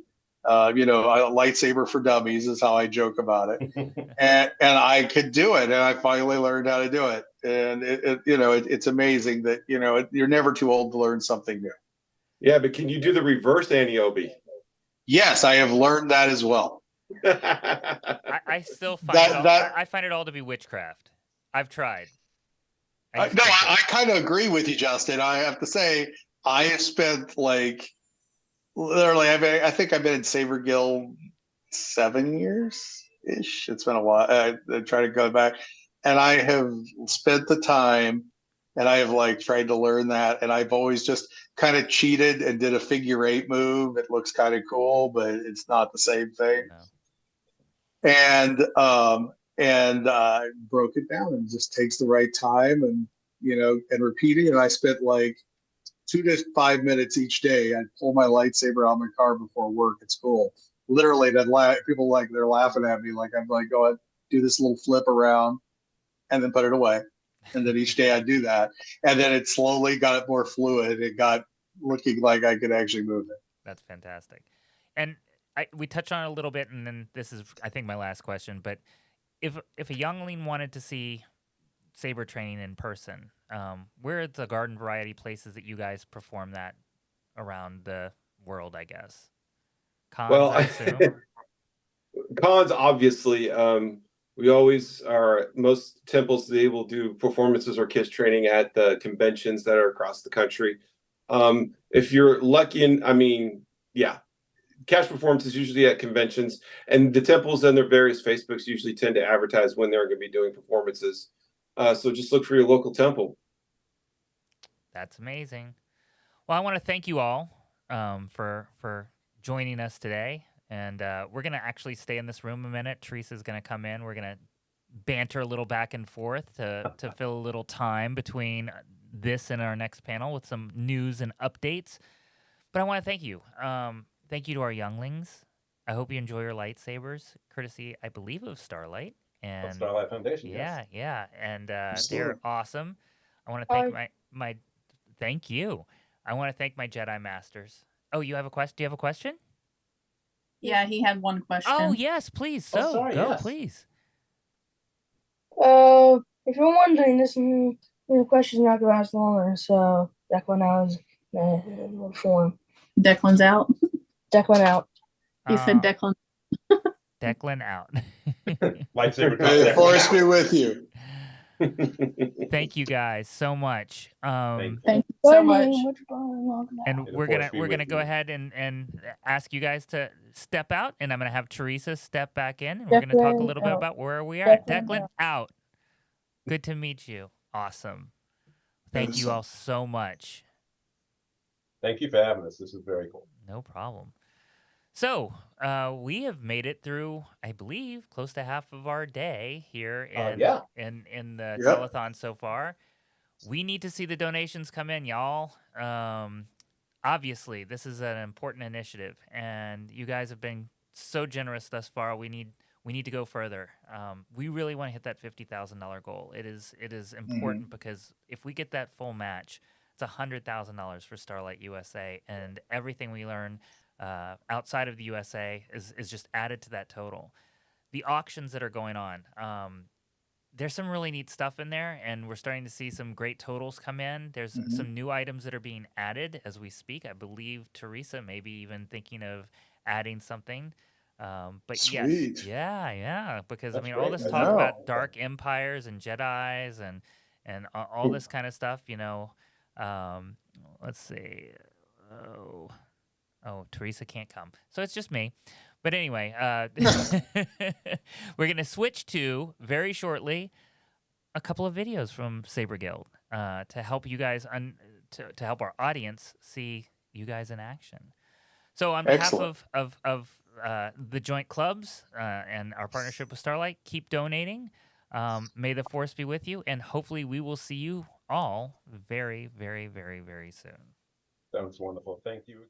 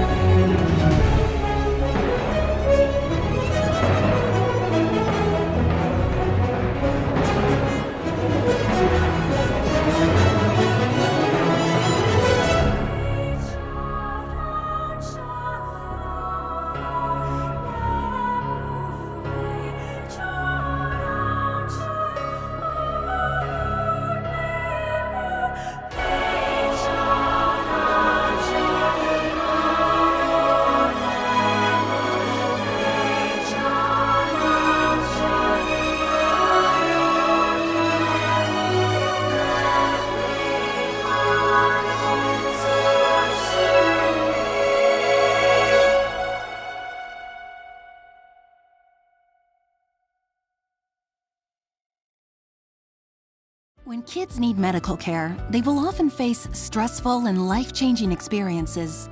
From complex treatments to long hospital stays, these special patients miss out on the things that most kids take for granted and let kids be kids. That's where Starlight Children's Foundation comes in. Since 1982, Starlight Children's Foundation has transformed the in-hospital experience for more than 17 million seriously ill kids in 800 children's hospitals and facilities across the United States. Our state-of-the-art programs like Starlight Virtual Reality, Starlight Hospital Wear, and Starlight Gaming let kids just be kids. if even for a few moments. Whether donning an action figure gown instead of standard hospital issue, or settling into gamer mode, if it brings a smile, a laugh, or just a break from their reality, it's happiness delivered. Learn more at starlight.org. That's starlight.org. Happy kids heal faster. That's why Starlight Children's Foundation is dedicated to improving the mental well-being of sick kids, regardless of their illness or injury. When a child is hospitalized, they are scared, lonely, and stressed. Being in hospital facing painful treatments takes away from the happiness of childhood. But that's where Starlight comes in. At Starlight, we provide entertainment through our gaming stations, comfort with our specially designed hospital gowns, play with our toy deliveries, and distraction through our virtual reality headsets. Starlight programs are what happiness is made of, the things that make being a kid special. The simple power of a smile. Delivered to over 800 children's hospitals and medical facilities across the country, can make a lifetime of difference for sick kids. Learn more at starlight.org.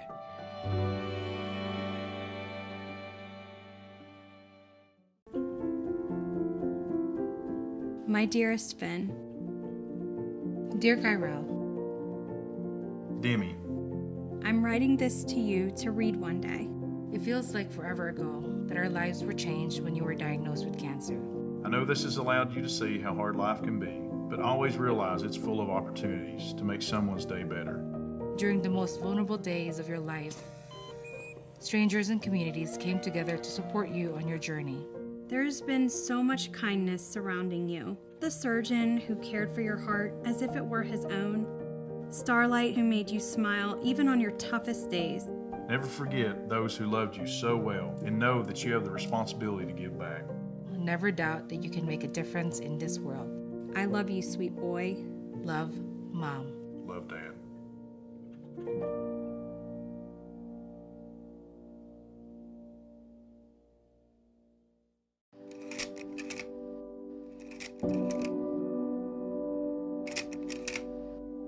When Starlight came to the door with 8 or 9 trucks, that was probably the happiest I had seen him the whole time he was there. Stuffed animal brought to his room as a surprise, or a big box of trucks was like a godsend for him. Starlight's given us hope. He now can help other kids and show other families that this doesn't have to be the worst thing that's happening, that things can get better.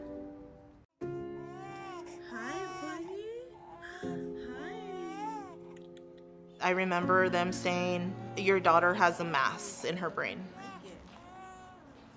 The rest of that night was just a blur.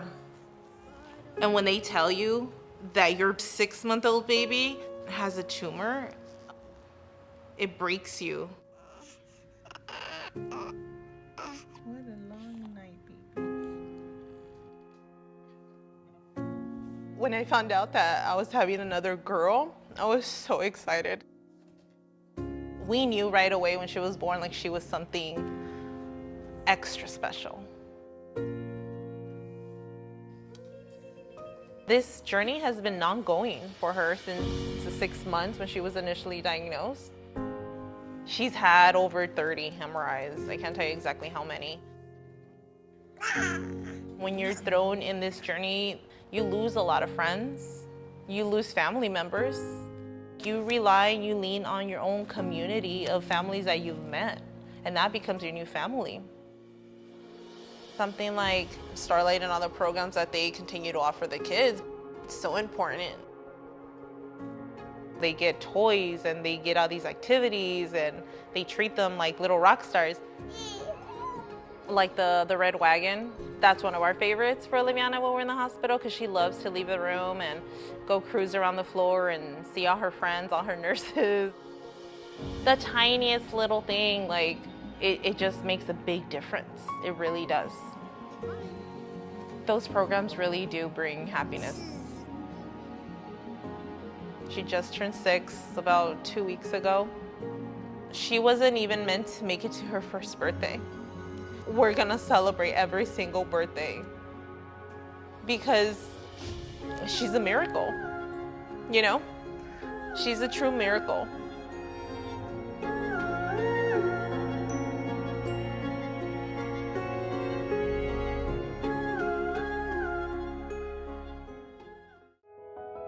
The bumps in the road have led to a lot of life lessons and a lot of joy and a lot of hope. And it may not be easy, but I wouldn't change it. My diagnosis is osteogenesis imperfecta. My bones can break really easily. I've lost count how many times I've been to the hospital.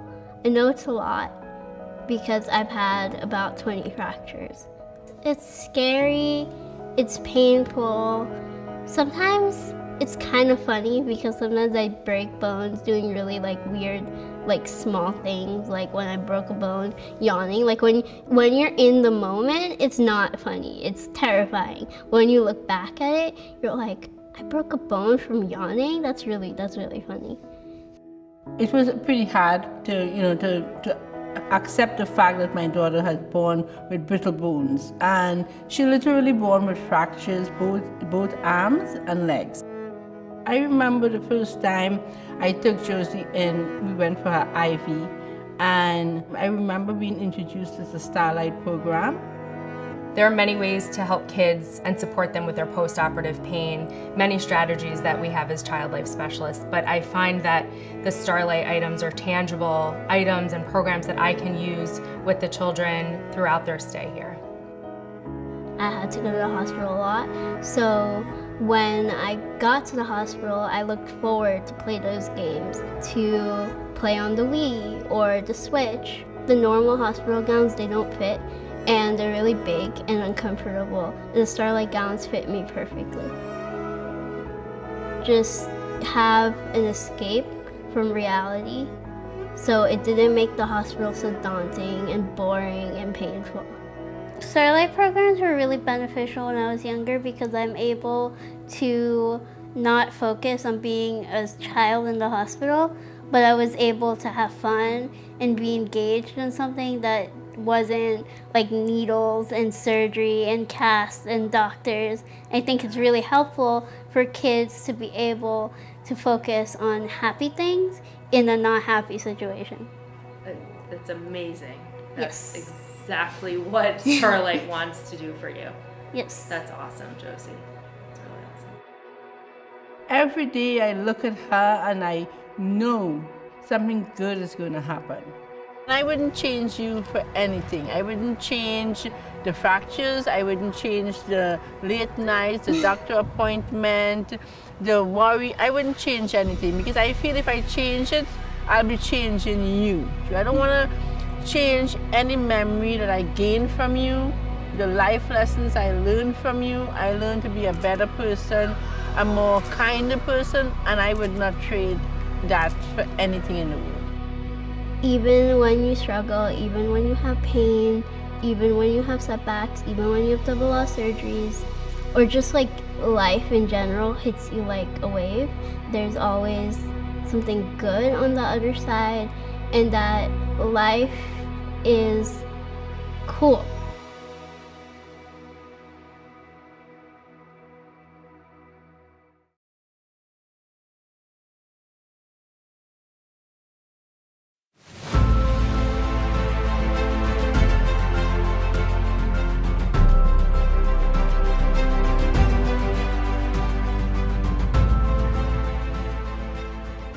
It's great to see the kids, and it brings like a light to their day. And I mean, I know the term is used a lot, but it's really great to bring smiles to them. And it just is a really great way to give back for all of us. There are studies that show that play, while amazing for childhood development, also positively improves outcomes, health outcomes for kids. And so that's where Starlight's programs of delivering happiness, like our Starlight gowns, like this one here today, one of our newest Star Wars gowns, plus the toys and the games that we're able to deliver, really are helping to improve health outcomes for the kids that we serve.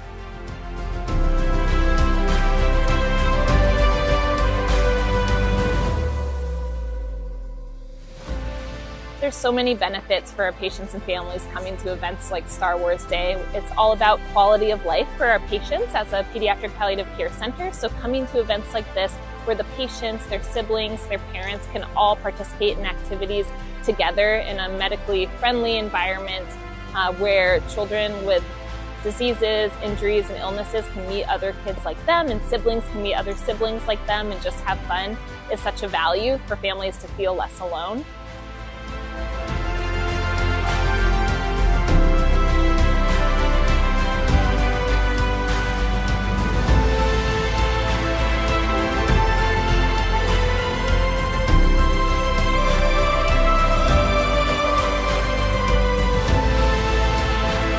Coming here and seeing like this community of people that are volunteering or work here, and you know, the Starlight Foundation and how they put this on is just really reassuring, and seeing the big smile on his face is just giving me a little bit of solace, knowing that he's in good hands.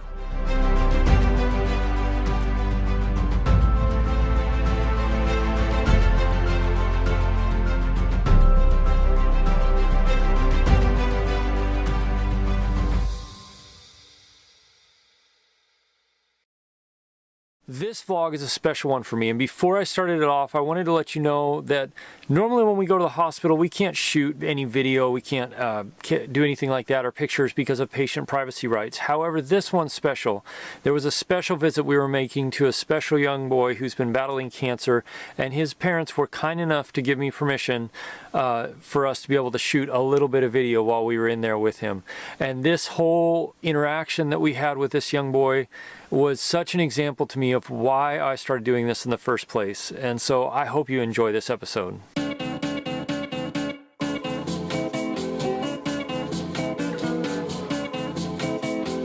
So, hello from Anchorage, Alaska. Today is a hospital troop, which I am very much looking forward to. I think it's just gonna be me and the bridge crew officer, Jen. But that's okay. Still gonna be a good day. I've also been watching a Star Wars live stream from Celebration because I wasn't able to go and be with everybody down there today, which I wish I was. I think I'm definitely planning on going for Celebration in 2 years, hopefully in Anaheim. It's gonna be a great day. Beautiful, sunny, trooping, Vader. How could it go wrong? Here we go. This is gonna be fun. And we're off. We are off.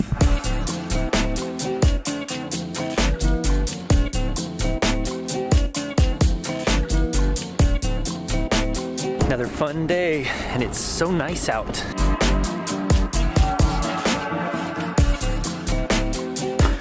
We're here.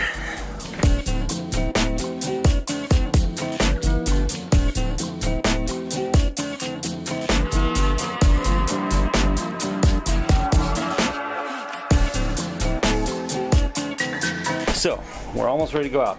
The Yes. plan is we are going to give this to... A patient, Yes. a little boy here who's been here for a very long time, Who has also been fighting cancer. brain cancer. So, So, Lord Vader is going to present him one of these. wait, I'm going to? Yes, you are. Okay. From Sam Newcomb. The Cause- Southern Cali Garrison. Yes, that is the plan. That's the plan. Hopefully, if his mom allows it, we will take video and photos. Hopefully. Fingers crossed.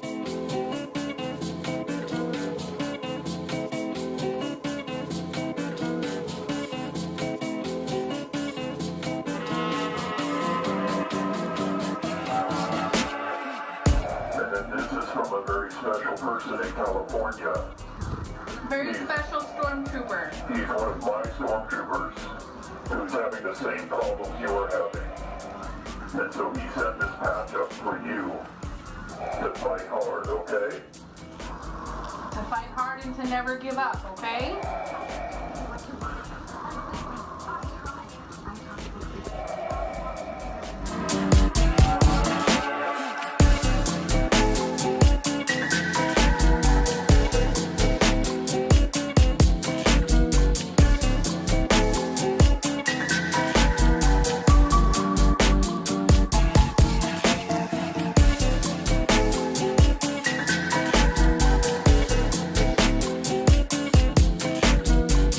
Don't hit the Tesla. Don't hit the Tesla. Don't hit the Tesla. That's good. I didn't hit the Tesla. Yay! Woo, that's a win. That's always a win. Go into the light. Whew. What a great troop. But man, was it hot. What'd you think? That was one of the best ones we've had in a long time. I agree. That was a awesome troop. Though it was a little bit hard. I'm glad I had a helmet on when we were talking to the little boy, because I had a few little tears coming out. That was... Yeah, Ryder got his patch. Sam, we will tag you. Yep. And because there's photos and video. His mom was gracious enough to let us do both. Yeah. So you will see that. Total little trooper, man. Yeah. What a cool little kid. He was pretty excited. Really, really awesome. He got kind of speechless because, you know, Darth Vader was giving him gifts. Yeah. That doesn't happen every day. Not every day. Yep. It was pretty cool. It was. It was a unique one. One of the best. Yep. So far. Even though it was only Jed and I. Maybe that's why it was one of the best. Could be. Never know. Sorry, guys. It was pretty awesome.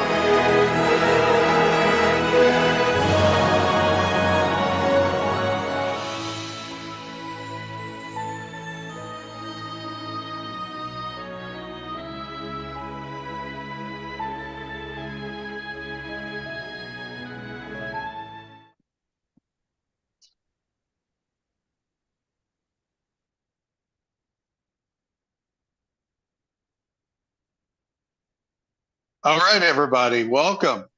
We're here on a panel discussing large props, one of the things that build in the Star Wars universe. And we have a wonderful group. My name is Bill Holmes. I build some props, build some costumes, but not on the scale of these folks. And I kind of want to take some time to go around and interview some of our panelists here today on the show, as we're waiting for Roger to come in. And kind of go that. So I'm going to turn it over to, let me see here. So I'm scheduling this on my phone, so I'm a little off here. Can I get one of you guys to take the lead here and do your introductions? Can you hear me? Oh, right. Hey, Roger. Awesome. Perfect. I'm sorry about the delay in the link. I just came off of 2. That's okay. It's such a pleasure to see you, sir. And you. Oh, yeah, I'm looking a little different. I'm in costume today. Yes, I can see.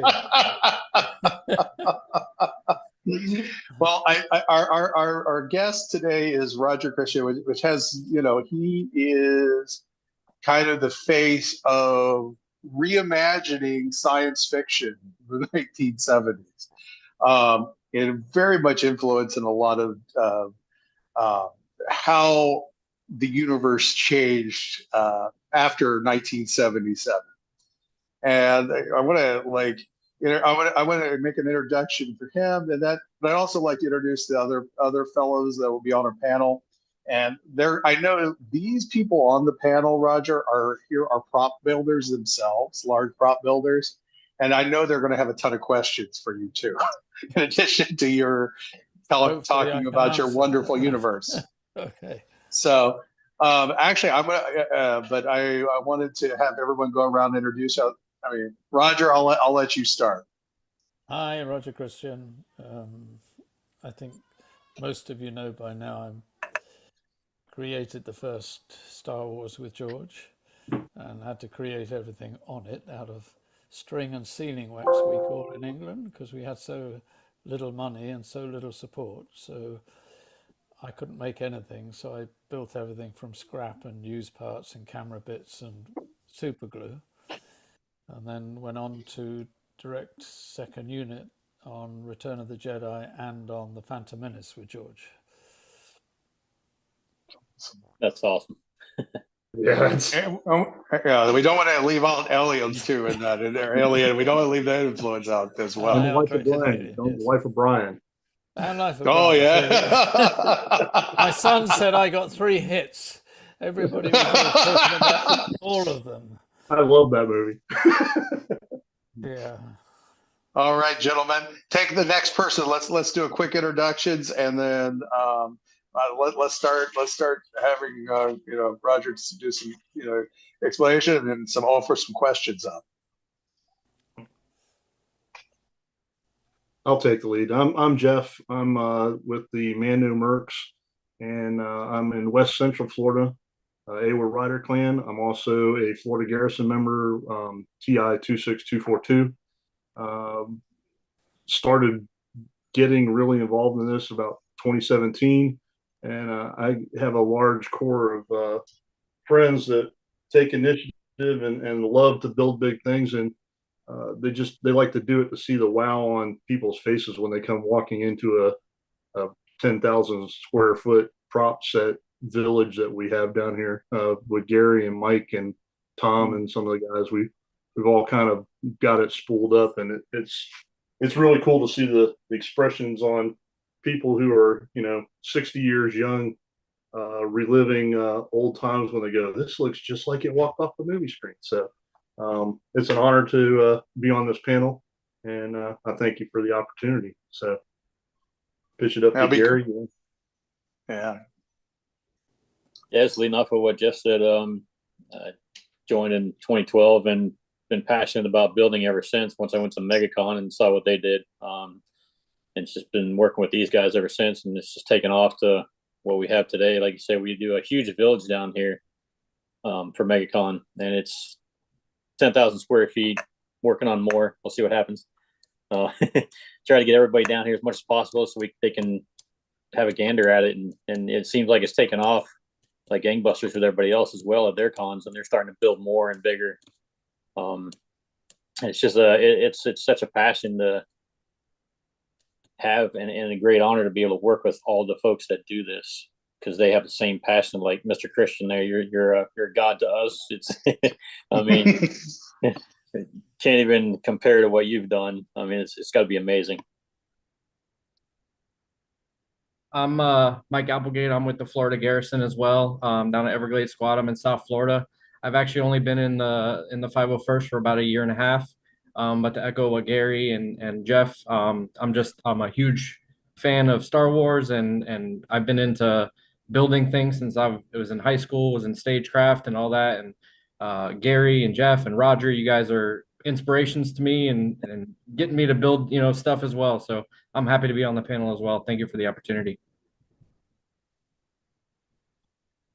I'm Peter White, and I'm up in Canada, and I actually got into the film industry up here because I love building things, because Star Wars has always been a huge inspiration to me. So it's really quite an honor to meet the person who's a driving force behind that. And I appreciate much more now how difficult what you did was, pulling that off with essentially nothing.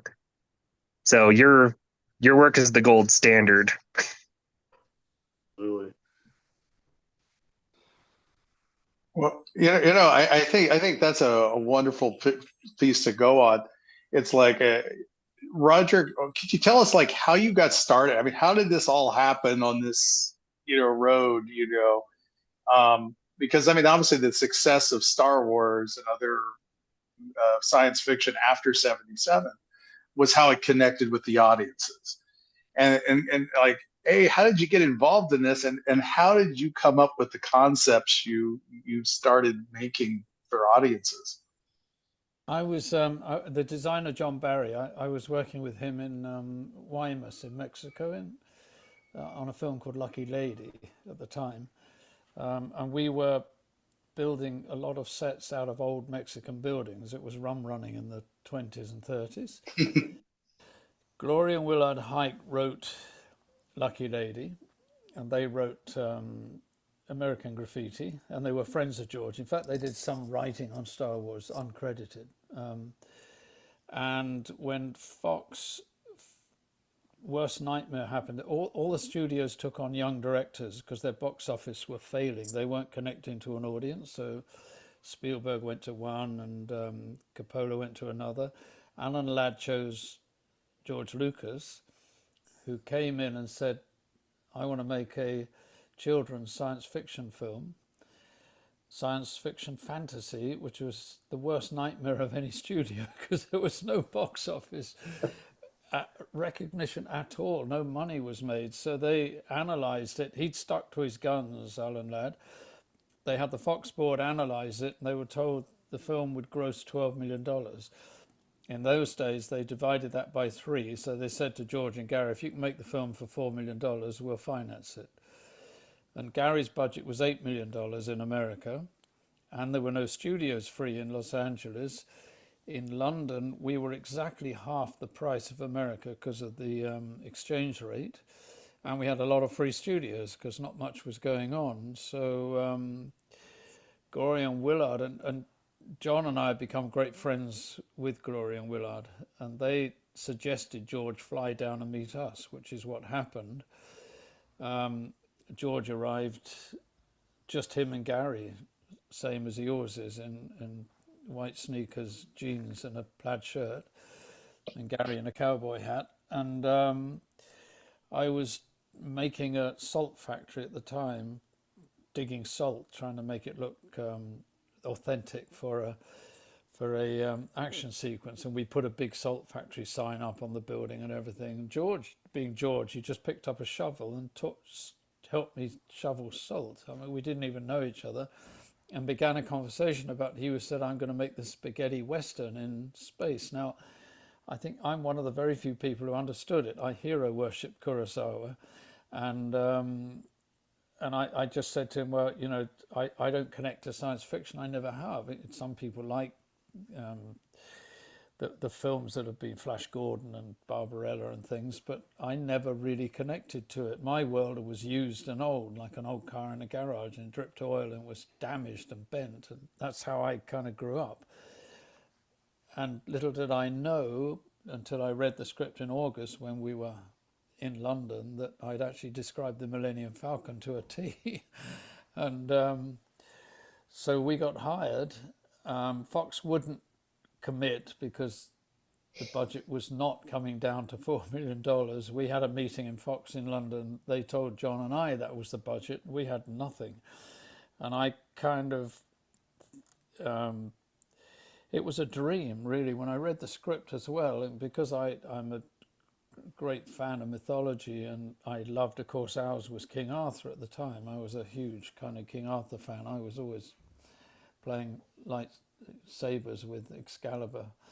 And so I realized this could be really something good. So John and I said about, okay, how do we do it? How on earth, how can we make a robot move along? Because there was no CGI, there was no, the radio control that John Steers, the effects head, was promising, we knew was really not very good. And we ended up hiring 3'8" Kenny Baker, and we ended up in the desert when the first scene ever we filmed that didn't work, the radio control. We ended up pulling him along a fishing wire, and that's most of the shots when he's moving on Star Wars was done like that. And we had to make, you know, the land speeder, and that Bill Harmon made all the props for Monty Python, and they had no money. You know, they couldn't even afford horses. They had coconut shows on the King Arthur movie, and so Bill had wheelbarrow wheels at home, and he brought those in, and we built the land speeder out of bits of wood he had, and we built R2-D2 from wood from his shed. He had some marine ply, because Robert Watts, bless him, said, I've got no money, I can't give you anything. I found a lamp top round the back of an old where the lights hiring company. I found one abandoned, they'd thrown out for scrap, and it fitted. So Bill bought that for 10 shillings. And I bought some bits of lamps from old aircraft. I just went and got for like a pound or something. I got a bunch of scrap that I like the look of, stuck it into the R2-D2 wooden one, just to make it look a bit better. And we couldn't get Kenny to walk in the wooden legs. Bill finally got his boots in, and he stapled those inside the legs. He still couldn't do it. I bought an old fighter pilot's harness, and we stapled that inside, and he could wear the wooden one like a rucksack. And he took 3 steps and fell over, but George was there and Gary, and actually, most auspicious moment on Star Wars, we had a movie, because we could make C-3PO. It had been done in Metropolis, but not this little robot. And, you know, I lay huge praise on Ralph McQuarrie. He's the unsung hero of Star Wars. We had 6 paintings of his where the entire feeling, look of Star Wars was in there. Absolute genius, this man. And everything was working. It was kind of used. It was the right kind of atmosphere, which all came from George. I mean, that was how he originated it. But Ralph had a peculiar, I think he used to draw engines at Boeing, so he had a fundamental understanding. Though that's how I started. And I also, my pet hate were guns in science fiction movie. I really never believed anything that would go pop and look like plastic. So I didn't tell anyone, George, John Barry, nobody. I went to the gun hire place, got what I always thought was a science fiction gun, was a Sterling submachine gun. And I got some T-strips, stuck that round, and I rummaged around in Baptist, the gun hire place, and found they were boxes of old sights that were used in Ireland in the war. I think they're night sights. And I stuck those on the top, and I thought, wow, this looks good. And I took the big clip off, took a little one on, and I could fire it. So you got the blast of smoke and flames out the barrel. So I thought, wow, this is good. I'll show George. And then he kept going on about Han Solo being a Western hero. So I found the Mauser, which I loved as a gun. And again, I could have just used it just like that, but I stuck some more of those sights on the top. I found a flash extruder, stuck it on the end, and I called George over and said to John Barry, bring him, and I'll either get fired because I'm completely on the wrong track, or we're on the right track. And George loved them, stayed with me. We made Princess Leia's gun together,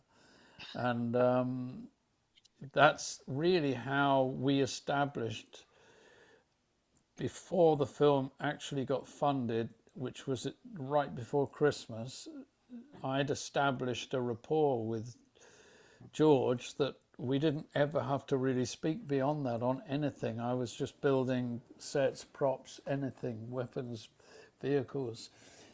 And it was always a nod and a smile from George, which is his approval, because we were both playing the same violin, as it were. It was like that. And then endless stories that went on from then on. But that's how it started.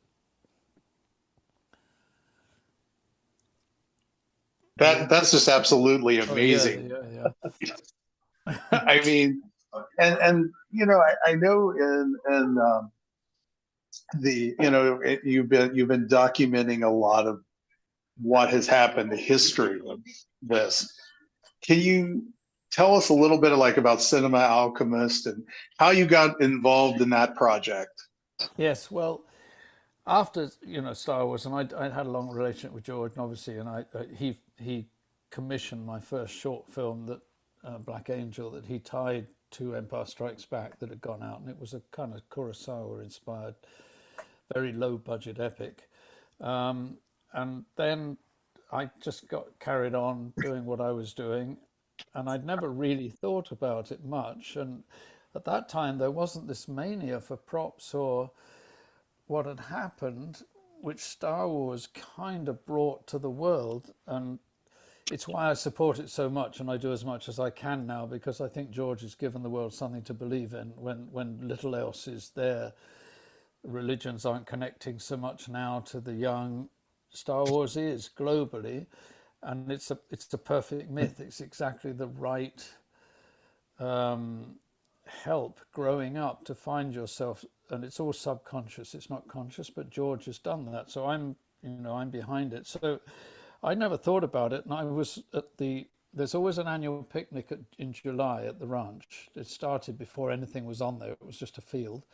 I was there during the time of Phantom Menace, and then this young man came running down to me and said, "You're Roger Christian?" I said, "Yes." He said, "You need to answer some questions." It turned out it was David West Reynolds, who wrote the early books on how everything was done on Star Wars. But he said, "Look, I've been through the archives. There's nothing on you. The interviews that were done at the time have all gone missing. There's no information on how Star Wars was made. I'm making up things about how lightsabers worked and land speeders and everything. You're going to have to write it down, because John Barry died very young." And he said, "You're the only person who was there right from the beginning, who really," he said, "you created this whole universe, and you owe it to the fans as a legacy to put this down." So I went, yeah. Carried on working, and then I kept bubbling in my head, and I've always maintained it pretty healthy, and I have a very good memory of both Star Wars and Alien at that time. So I kind of took a year off and wrote 630 pages of memory of Star Wars, Alien, and Making Black Angel, which was, with a crew of 9 and no money, and it ended up on CinemaScope in major screens all over the world. So I thought I'd better put that down as well. And I wrote it as a mentorship, basically. It's not like, look what I did. I'd made all this, I did that. And the last line in Cinema Alchemist says, "Don't let anyone tell you you can't, you can." And at the time, and it's now become much better kind of known, that the DP was awful to George. I say it publicly now, and most of the crew didn't understand. British crews work. If they take a job, they'll work, and that's good enough. You get it done. But none of them believed in it.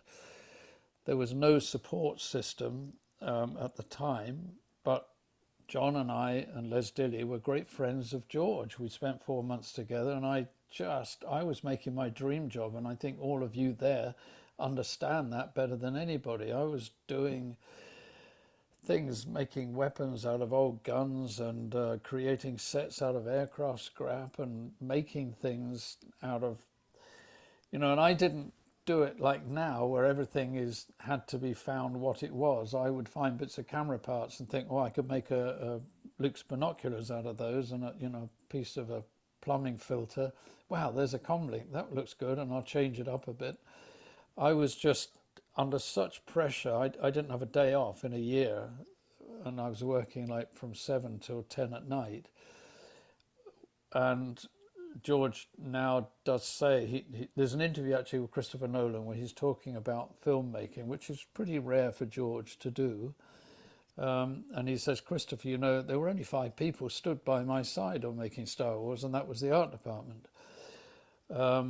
So it became a kind of, we did it, and it's been a huge success. So I finally kind of gave in, wrote this book, and then I thought, who's going to edit it? And then John Rinsler, was just, sadly gone now, but he became a huge friend to me. And when he was writing the making of Return of the Jedi, he was on the phone to me all the time, and we became friends. And he offered to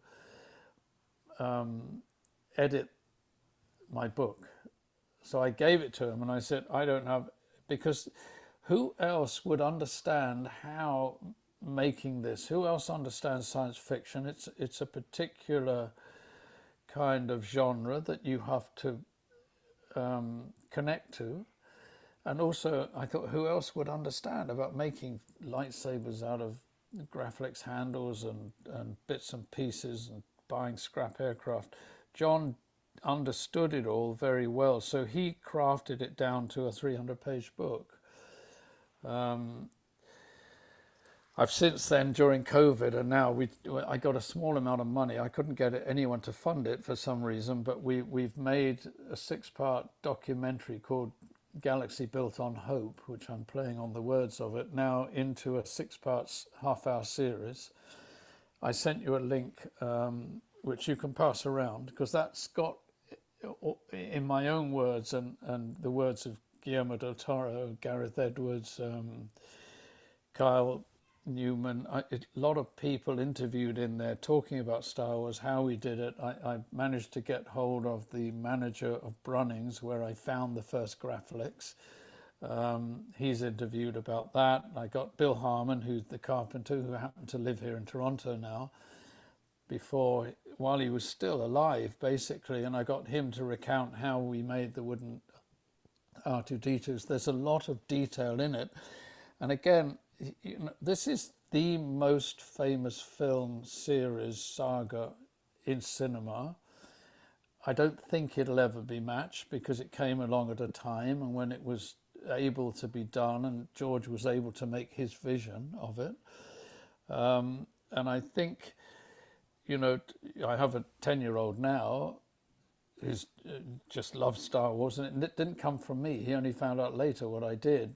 It came from the universe that he lives in, and so they now see huge blockbusters, but it was put together by a group of kind of cinema revolutionaries who put things together like, hobbyists in their garages and stuff.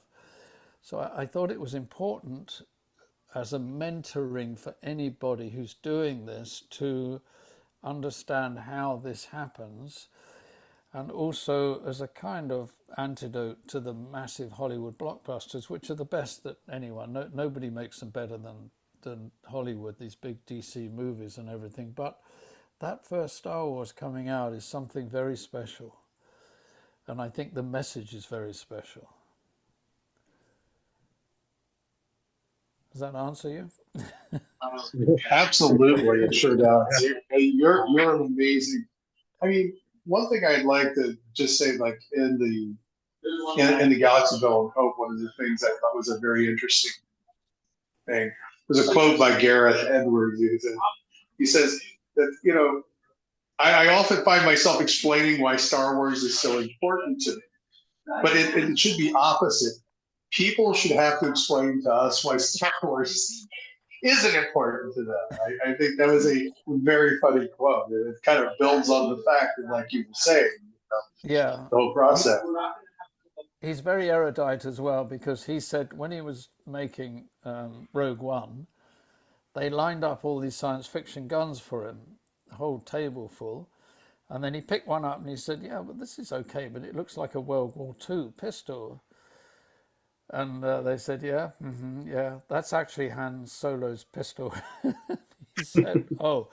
And then he realized that to make successful science fiction that will connect to people, that you take real things and you just change them 20%. That's all you have to do. He learned that very quickly on and to me, Rogue One is one of the best of the sequels. I think it's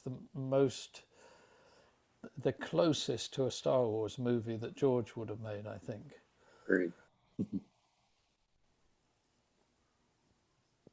Gentlemen, I'd like to open it up to questions. If you have some questions for Roger, because I mean, this is a great opportunity, not only from your standpoint, but I know our audience watching the telethon is supporting Starlight. I'd love to hear some, kind of questions for people who are like-minded and are builders.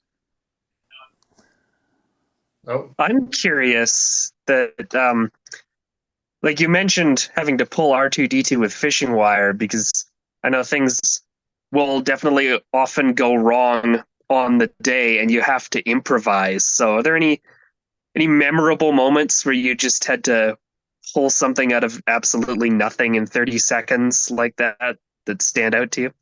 Yeah, well, that was the first one. That was the first day of shooting ever. We shot the Sandcrawler with Uncle Owen buying the robots. And John Steers, the special effects, was always, he was very clever, but he was too bumptious. He was saying, I'm going to have the best. It's going to be great. Oh, look, this. R2D2 came down a ramp on the first shot ever, fell over, hit another robot. There was chaos. We'd built the lightweight one. John Barry had pulled Les and I into the office and closed the door and said, listen, it's not going to work. You're going to be 2 miles out in the desert. John Steers, it's not going to work. So build a lightweight one, match it exactly, and pull it on fishing wire, which is the way we did it. So that was, Gary Kurtz was the only person who knew we'd done it. So he just said, bring in the monofilament, which I translated to Les as fishing wire. And we laid down track boards, put a little bit of sand just on the edge of the board, and then fishing wire doesn't show up on film then. That was the advantage. It probably would now on digital, but it didn't then. And we pulled him along. The other one is the comlink, because I was making things as I went, a lot of stuff early on for Tunisia, because it had to be trucked down to Tunisia through 5 countries. So I'd left the comlink because it was going to be first used in the garbage extractor. George suddenly changed his mind and wanted a stormtrooper doing it. I happened at that point, this is destiny if you like, I happened to be showing John Barry some plumbing pieces because he was drawing up sets and he wanted, and I was showing him some U-bend and the phone rang and then he was going, yeah, okay. And he looked at me and said, they need a comlink right now. And as I undid, the filter dropped from the U-bend under the sink into my hand. And I went, oh, look, there it is. And ran to my office, put something around it, went down. George took it, smiled, and it went into the hand of the stormtrooper. That's it. I mean, this was daily, I have to tell you. I mean, stuff like this going on all the time. The other one was the skeleton in the desert when they first land, C-3PO and R2-D2. John Barry had actually sketched one in one of his sketches, showing George the kind of landscape for Tatooine. And I said, I can't afford to make a skeleton. I haven't got enough money to make a prop, let alone anything. And the prop master one day came to me and said, listen, the attic rooms are huge up here. I have to clear it out. That we want to expand the space. And I said, what are you going to do? He said, everything's going to be junked. So he said, here's a torch, go up and have a look. And I went up the ladder. Look, the first thing I saw actually was the boat used for the miniatures on Moby Dick, because that was filmed in a tank in Elstree. So I despair I didn't take it, because that's got destroyed. And then I saw this huge skeleton, and I got it down. There's a photograph of it now in the parking lot. It's a full-size dinosaur skeleton from a Disney movie they'd made there and stuck away. I just took it down to the desert and stuck it in there. You know, these things, I didn't know this would become the Crate Dragon. They were just pieces of things that I thought gave a history to the planet that would be more interesting than just sand dunes. It just, Tatooine could be quite dangerous where they've landed, you know. Endless. I mean, finding the Graflex. I made Luke's binoculars out of 3 camera different parts and stuck them together. And I then thought, you know, I better kind of help the audience know what this is. So I went to buy 2 camera lenses to stick on the front. So I went to the camera shop in London where we rented or bought whatever we needed. And I got the 2 lenses, and I got cheap ones because I knew I was going to stick them on and that would be it. And don't forget, then there was no recognition this stuff would ever live on beyond our filming. It would last then and just be gone. And I just asked David, I said, do you have anything? I got to make this light sword. Do you have anything? And he said, well, look under the shelf there. There's a load of boxes. And I don't think they've been looked at for years. And it was the first one I pulled out. And there were 3 Graflex handles in tissue paper. And to me, that was, I found my holy grail. And again, I just looked at them with the red button and I thought, wow, this actually merits being a weapon of a Jedi, because it's a mystical object and it can't be handmade. You can't identify it to anything. But again, I thought I'd better change it. So I had some T-strip left over from the Sterling submachine guns and stuck that round. I'd been breaking down a Texas Instruments calculator by chance that morning. I broke things down to find things to use. And the bubble strip that illuminated the numbers and magnified them just fit perfectly in the clip. So I just called George over and said, I think I found it. It was heavy, it had the batteries still in. And that was it. He smiled and said, okay, get a D-ring on the end because I need to hang it on Luke's belt. And I only had pliers and a screwdriver and masses of junk. I'd hired a man called Roger Shaw, who we worked together on some animation stuff, but he made sculptures out of metal, like putting things together, found objects. So I got him hired as a kind of special prop making assistant. It was a new category of job. He had a box of stuff because no one would give him any money when he came on to buy tools or anything, and he had a box full of bits and pieces. So he stuck the D-rings in for me, and that was it. That became this most iconic prop in the history of cinema that we made for, honestly, £12, about $15, something like that. There are endless. I mean, the book and this Galaxy Built on Hope goes into nearly all of these. And the same thing happened on Alien. I think it's just, it's like an actor having to go deep into their role to be good. I just go deep into my kind of awareness of what each character required. And that's why we have the Sterlings, which are pretty sophisticated kind of weapons. And then for the Tusken Raiders, I'd found this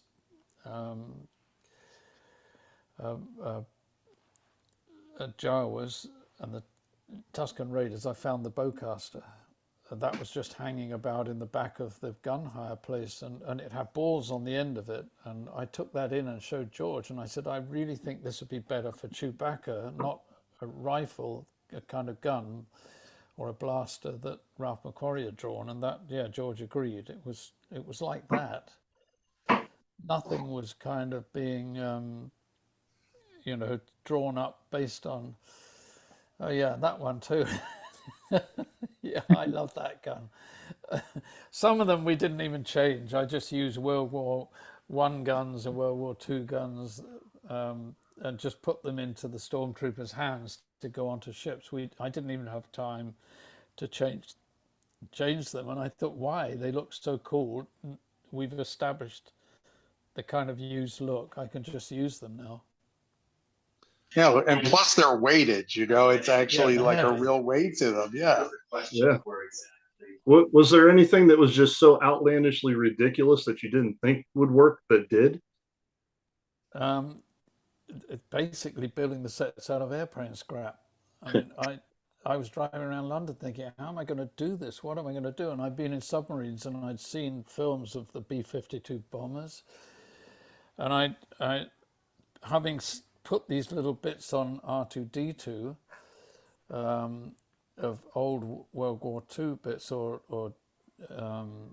airplane parts, I just said, George, you know, if I went and bought airplane junk, I think I could fill the sets with it, and also I could dress Tatooine with all this stuff. I could buy it. It was very cheap then. No one wanted it. And it kind of worked. And I didn't know, honestly, the first set we ever built was the cockpit for the Millennium Falcon.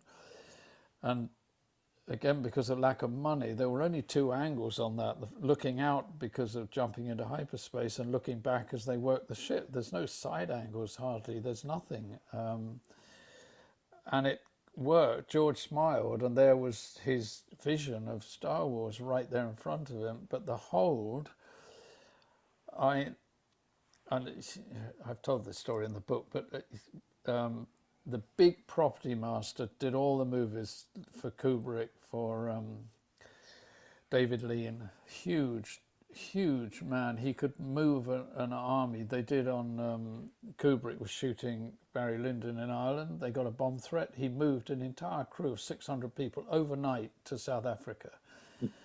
And he came to me and said, "What do you want, boy?" He called me boy. We were so young.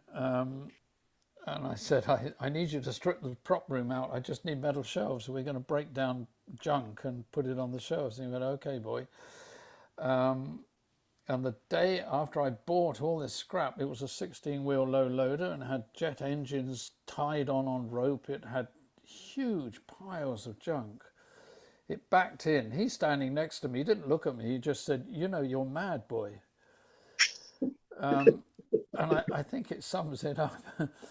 But, you know, I always say bless him. And then he looked at me and he said, "Okay, tea's on in my office, boy. 5 minutes. You tell me what you want me to do." And so I told him we need tools to break this down. And engineering, it's not sticking stuff on a wall. It doesn't work.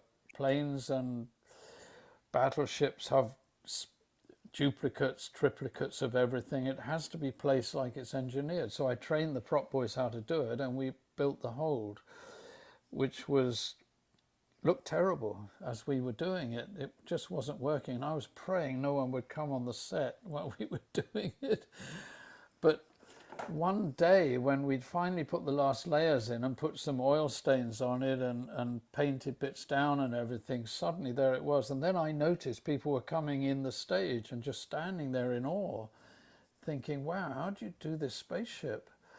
And I realized then that probably this mad idea had worked, and also it had been permitted to be done because George made THX 1138, and he made a science fiction film on the streets of San Francisco with little money. So he knew that you had to do a process.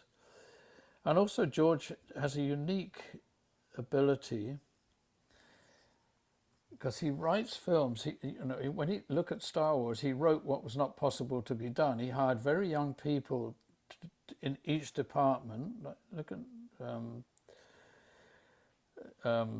Richard Edlund and Dykstra. They were pretty fledgling in that industry. Johnson was a beach surfer. He just got a job because he needed some money, and they found out that he could make models and he could draw, sketch really well and do storyboards. So George he wrote what couldn't be done. And if you look at each Star Wars movie he wrote, it couldn't be done, but he figured out somebody would work out how to do it, and he left them to do it. Just there was no kind of do it like this ever. And you know, it's something that I think is inherent, that you don't ever be restricted, and when you get too experienced, the word was always, "No, Gov, it won't work like that. You can't do that. This is how we always did it, so we'll have to do it like that." None of us had that. We just thought, "Wow, how are we going to do this?" and found a way to do it without much money ever. They were always under budgeted. I think that, you know, it applied to the costumes as well. I mean, John Mollo, bless him, had never costume designed. He was the head of costume for films like Gandhi. You know, he could could work on massive costumes and everything. And then he was in our little corridor in Elstree, was always in my office getting junk and looking at stuff and getting it and sticking it on the gun belts and doing different things. And again, because he'd never done it, he never had this attitude, I can't do that. He just kind of got stuck in and did it. So I think it's serendipity, it's destiny, whatever it is, kind of struck at one point in time, and everybody came together on something that no one else ever believed in would work. I will say now, can you imagine a world without Star Wars? And I mean, that was the, if we hadn't have made R2-D2 work, there wasn't a film. And if Alan Ladd hadn't believed in George, not necessarily the film he was making, because there was one point where there was a huge meeting of Fox and Alan Ladd came over to England. Basically, it was a decision making whether they would agree with the editor who said this film doesn't cut together, I can't do it, doesn't work, and the director doesn't know what he's doing, and the cinematographer saying he doesn't know what he's doing, I'm saving it every day and everything. It was a moment where George might have been fired off his own movie, and in that case it would never have finished, because George got those special effects that, you know, when I first saw the film, I mean, all of these disbelievers, everybody was there in London. As soon as that ship came overhead, the entire cinema went electric.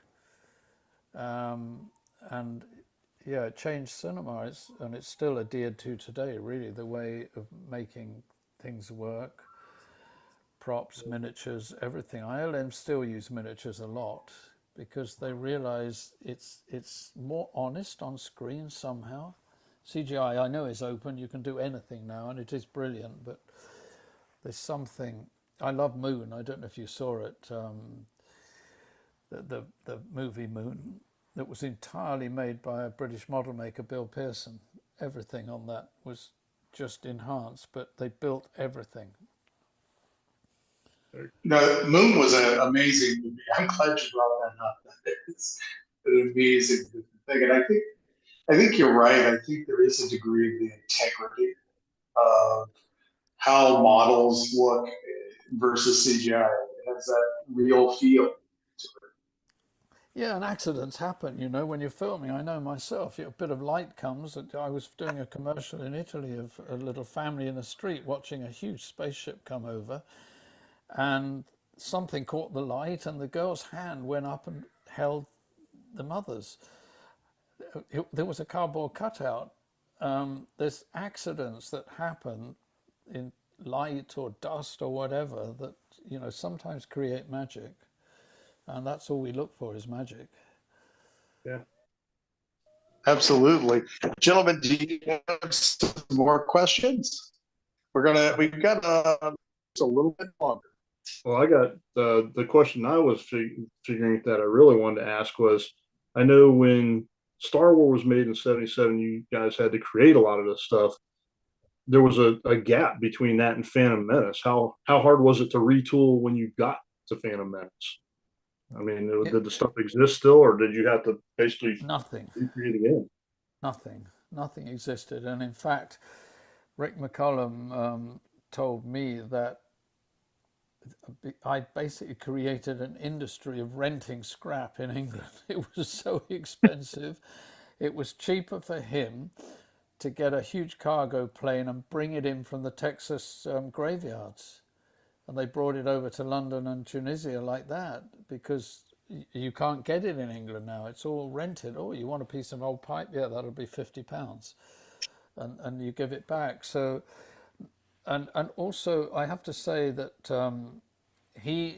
the budget, because George paid for all the own movies, he would have no interference. So the budget on Phantom Menace for that huge film was only 110 million. It sounds a lot, but it's actually not for the scale of that movie.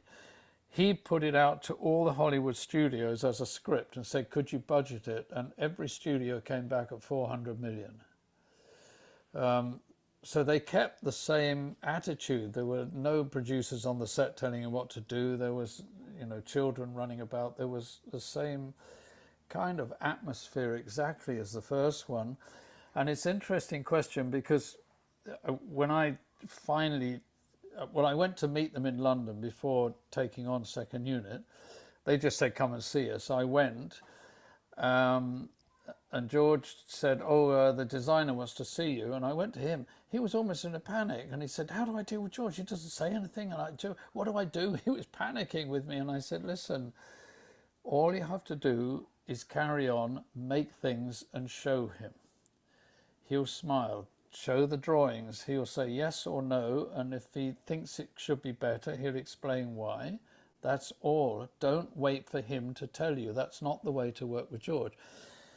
Then I went to the set decorator, exactly the same. He said, I don't know what to do. I don't know how to deal with him. He doesn't talk and he doesn't speak to us. And I said, you've got now, we had nothing. I had 6 paintings by Ralph McQuarrie. You've now got ILM, you've got pre-visual sequences, you've got everything you need. You've got lightsabers that we made, you've got guns, weapons, everything. Just carry on making stuff and show George and he'll approve or he won't approve. That's all. It's a simple.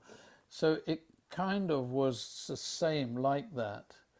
Same atmosphere. It was a huge movie to make.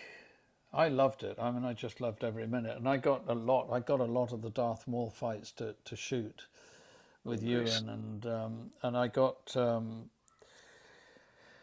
a lot of the pod race to shoot. I was in heaven. Can you imagine? Now I'm directing as well. Well, a lot of that was miniature too, right? Where they went through with pod racing. Yeah, and the crowds. I don't know if you've seen. I shot. It was like 50 degrees most days. They set up stands in the desert. We had extras. I got 4 cameras rolling. I realized that by the time I said cut, people were going to die. They were in costume and everything. So I worked it out, and we couldn't touch the cameras. They were so hot. I mean, these poor extras. So I worked it out. I said, we're going to turn over, and then we're going to go action. You do that quickly, and then I'll cut. And we did it. And usually somebody fainted. So the first day, about 200 turned up. The next day, 70. The next day, 50, and we ended up. But I shot enough for them to build on. But if you look behind the scenes, those crowd scenes, you know what they are? They're Q-tip painted. The Q-tips you clean your ears with? They put hundreds of those up and painted them on the top. And that, again, that was more successful than trying to CGI them all. And it was believable. Yeah, and it was believable. And I always say when you look at characters, and everyone talks about creating characters and AI and all of this, Watto is not that much spoken about, but there is the first unquestionably real character on cinema entirely generated. Just, it's amazing breakthroughs that, again, he pushed forwards, and ILM had to do it. They just had to pull it off. And John Knowles is another genius, and able to do it. But a lot of it was shot, again, models. Yeah. Well, I was in the crowd at The Mandalorian when they did they made the new trundle pass for the passes with the Razor Crest, and the crowd, right. You saw the CGI stuff, and everybody was like, oh, and then they did this pass with a 3D model that was like this big, and everyone's like, oh, whole crowd really? responded. It's a genuine. For me, my first movie I was 5 was Star Wars, so it made a huge impression on me. And to be able to go back in that and then see the models and how they work Greeblies, and it's led into the buildings that Gary and Mike and me and the other guys down here that build stuff build. So, and it started in '77 with stuff that you produced. So it's really cool. Well, God bless Dave Filoni. He brought it all back. He's anal about on each of those TV series. I think he gave the fans back what they wanted with The Mandalorian. There is Star Wars again. Everything that he did in it is as it should be. And I think he has a huge reference and reverence for that, particularly the first Star Wars, but some of the others. I think, you know, we owe him a lot, really. So you were there. I know what you were feeling because I felt it every day on the set. Well, I had never seen anything. I mean, I remember Buck Rogers as a kid. You could see the strings and a little model bouncing around. And for me, it's a very precious moment. My uncle, who is now deceased from Alzheimer's, took me for my 5th birthday. So when I think of Star Wars, I think of all the good things. And then by building the prop sets with the core group of guys and girls that we have down here, we're kind of exhibiting that same kind of feel, because I don't know if William and them have told you, we do MegaCon, we have 10,000 square foot that we basically build a live movie set. Really? Wow. Things in the Mandalorian Forge and a cantina bar and Luke's speeder with a docking bay and a speeder bike garage and all these cool things. And it's cool because we get to see real time when people walk into our building area, their eyes light up and they go, wow, this is really cool. And we've had people emotionally break down and cry because they never thought that they would get to see something off a movie screen and be able to touch it. So what, again, Gary and Mike and the core group down here in Florida does is a direct tribute to what you guys did in '77, because we're trying to bring it forward. I know Gary, he can tell you, he watches and continuously film over and over and over to get little tidbits. He was on the construction crew for Galaxy's Edge. So, you know, there's a lot of love going around for building here. Hit him, Gary. They're still holding true to your methods as well. They brought in pallets of plane parts and just all kinds of knickknacks and everything, and went through it and let's put this here, put that there, kind of thing. So it's still working. Yeah, but it's, you know, when you look at it, like if you were building like Flash Gordon stuff or even the early James Bond stuff, people look at it, but there's no kind of connection or reverence. For some reason, this makes it real for somebody that it's actually kind of recognized to their own universe somehow, that it works, and this is how it comes. And it's obviously Star Wars, the story and what it's about is connected to everybody, but it has brought a kind of recognition of science fiction that is believable, I think, to everybody. And it's a step, you know, when I was even doing Star Wars, if I was at a dinner party and I said, oh yeah, I'm reading Frank Herbert, or I'm reading you know, any of Miller, any of the great science fiction novels, I would get such a put down. Well, it's not Shakespeare, is it? And that was the continue. And I've heard that so many times. And I learned to shut my mouth, because you can't preach. So now, you know, when you look at it, look, William Gibson's, I mean, I think he's responsible almost for the internet and everything that's going on. And look at all of them, all of these, the prophecies and the science fiction artists who've been working, the great ones, you know, Franzetta and all of the other ones creating these visions. The most successful ones do moods that are what all of us like are kind of believing in, I guess you'd say. It's interesting. It absolutely is. It's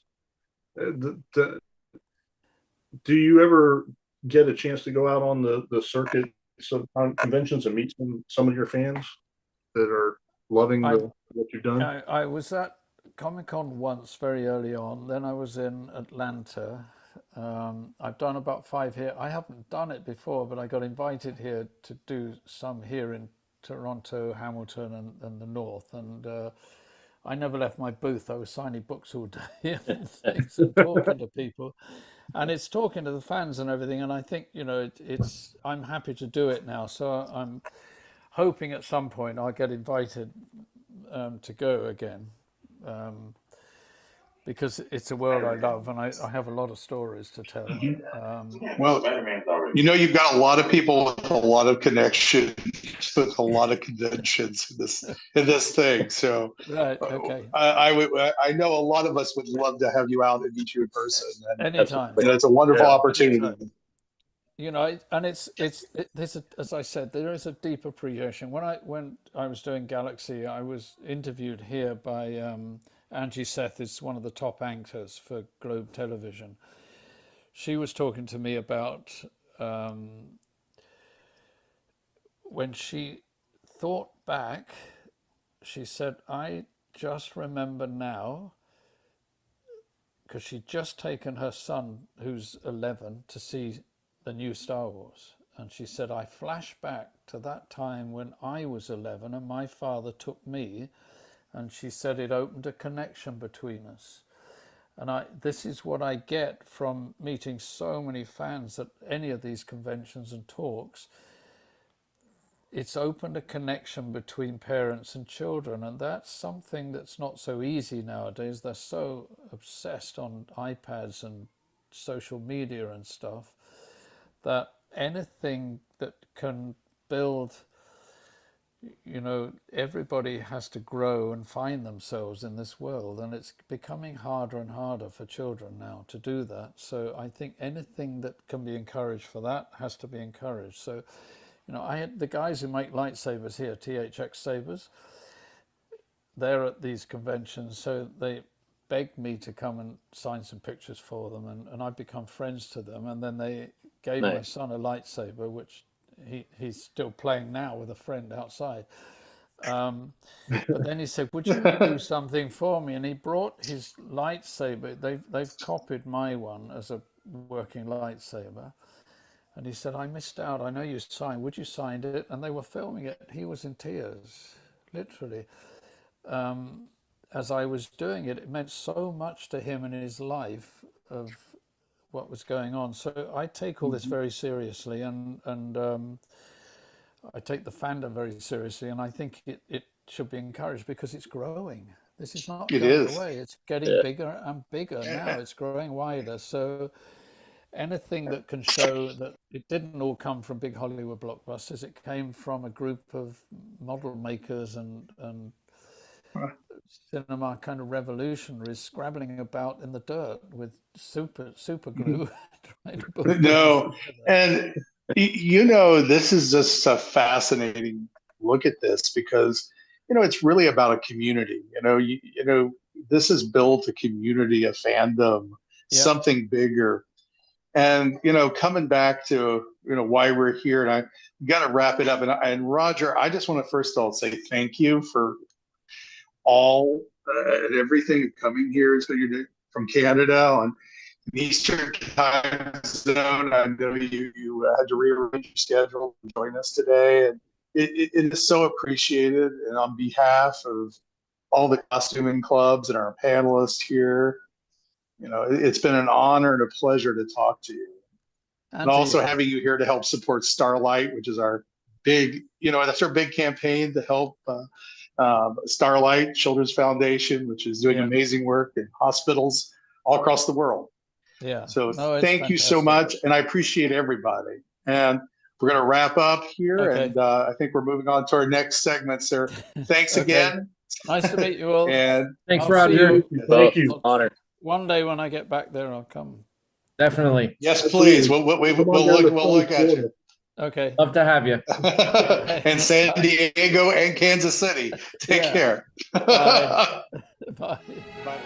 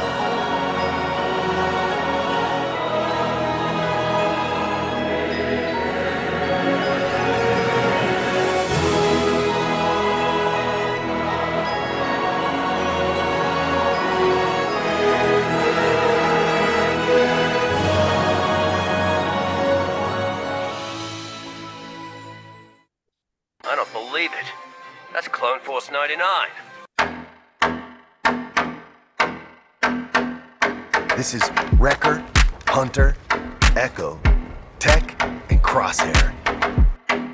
Obviously, we are different.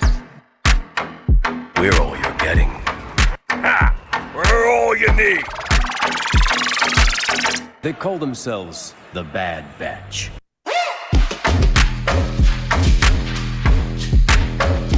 Experimental Unit Clone Force 99. The defective clones with desirable mutations. This is one meeting I don't want to miss.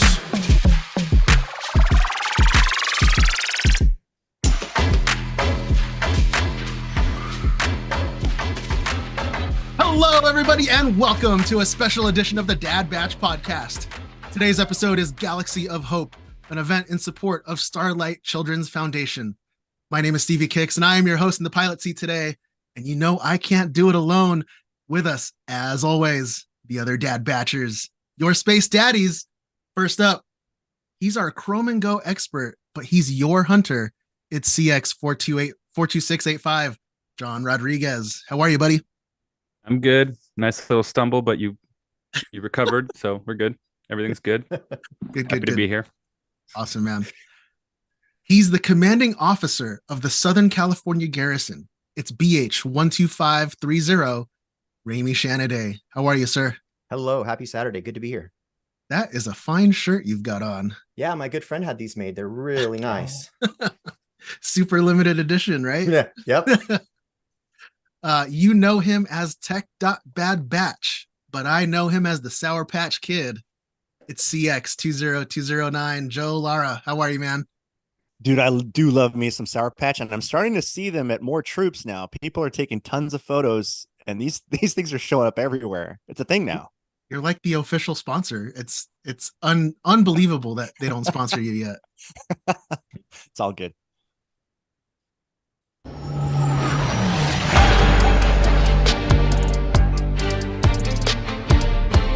Lads, we've got company. You want to sit with us? That's never happened before. He's worked on a broad and diverse range of genre, series, and features from Once Upon a Time, The Expanse and the Boys, to Night at the Museum 3, Percy Jackson, Sea of Monsters, and Doctor Strange, Multiverse of Madness. But we know him best for his concept art direction and design for Star Wars, Knights of the Old Republic. With us in the Marauder today, it's the one, the only, John Gallagher. How are you, sir? I'm excellent. Thank you so much for having me. And first of all, dope intro. That's a banger. Yeah. I'm here for it all day long. I just wanted the extended dance mix. Right? We can send you the track. We can help you. We can help with that.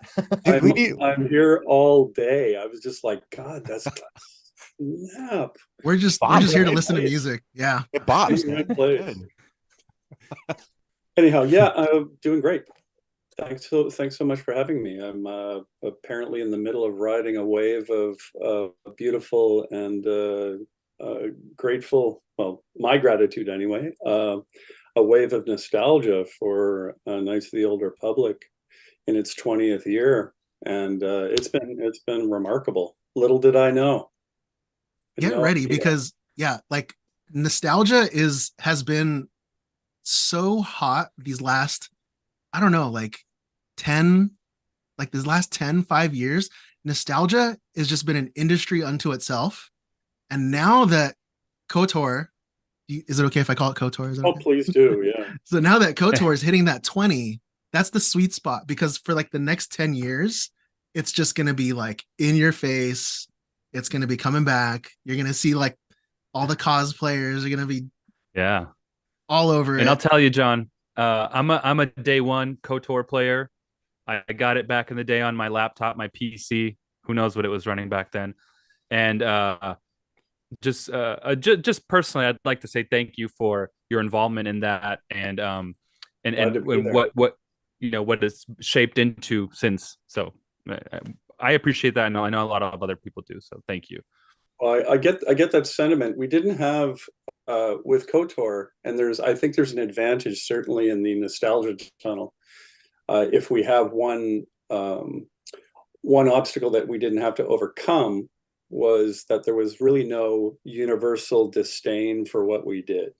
Like, we didn't have to bring fandom around to love what we did. In the case, for example, of the polarized, but largely seems to be moving towards sentiment take on the prequels in the Star Wars original 9.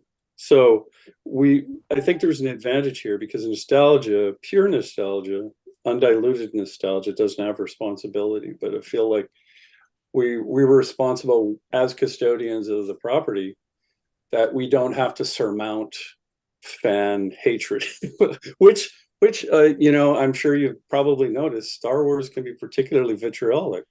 So it's a circular firing squad at the A little best bit. of times. Star Wars Best fans of- polarizing. Star Wars fans? What? I know, it's crazy. But it really is a circular firing squad at the very best of times under optimal conditions. So we were very, very fortunate that our game was released to a welcoming public, and as opposed to violently oppositional, or having no time for us. I think the worst thing would have been indifference, above all other things, would have been if we just released it and it was like a turd from a tall cow and it did nothing except splat. And I mean, but it did quite the opposite, though, I think. well, and we didn't have any of we just created what we'd always created, something that we wanted to play. I mean, we had a very simple marching order. It wasn't convoluted or esoteric. I mean, the marching order was simply, would we only create games that we want to spend 100 hours with? And that's a big ask in a relationship, especially a part-time stolen moments relationship that most gamers have, where they're trying to fit it in to their lives. And that time is precious and rare. And if you insult them by releasing a garbage game of a cherished franchise, it's the last time you're doing it. Yeah, it can backfire for sure. So, I mean, we really had our work cut out for us, and mercifully, luckily, fortunately, I was surrounded by geniuses that made the impossible plausible, and we managed to pull it over the finish line, which to this day I continually am astonished. You're launching Apollo missions effectively every 2 years, because there's so many factors that have to dovetail for a game to even come together. Never mind pass those milestones of be relatively bug free, be engrossing and compelling, and above that to be exceptional. These are a number of nearly impossible elevations to hit. And like I said, I was fortunate enough to be surrounded by a team of geniuses that made it all look easy. And I was just very fortunate I was a participant, of course. I'm not going to say I was a passenger, but I was a core participant. But you look around and it's handled. By that point, we just looked around and said, this squad is a death squad. Like, we are, this shit is handled. It wasn't a case of, where you had a few weak links in the chain and you're like, oh God, we're going to get murdered when it comes to this or that. Everyone by that time was 10 foot tall and bulletproof, Wow. So we were very, very, like, it hit for us in terms of our development as a studio and as creatives individually. It hit at just a chef's kiss, perfect time. It could have gone either way. As you know, there's so many harrowing tales of games that, even Star Wars games. When did you know you had the 1313 that just died? They're like beautifully deep into development, and just it colossally shits. Oh, that was a shame too, because we were looking forward to that as well. Of course. I mean, it would, by all accounts, even with my minimum insider dope on it, it would have been a game changer, I think, for the Star Wars universe. And it just didn't have a combination of the capital, the political will, and the faith of the franchise holder. there's a lot of shitty things that were in play there, and they're all unfortunate because the developers, I always side on the side of developers that I know enough people in the game still that it's never a question of them not caring or going to the next mile or going to, to the furthest reaches of their abilities. I can say that on my daughter's eyes. That's never been the case, at least in my experience, directly or indirectly. Now, it could be the case in some, big cynical bullshit IP puppy mill company, but at least for BioWare, that was never the case for us.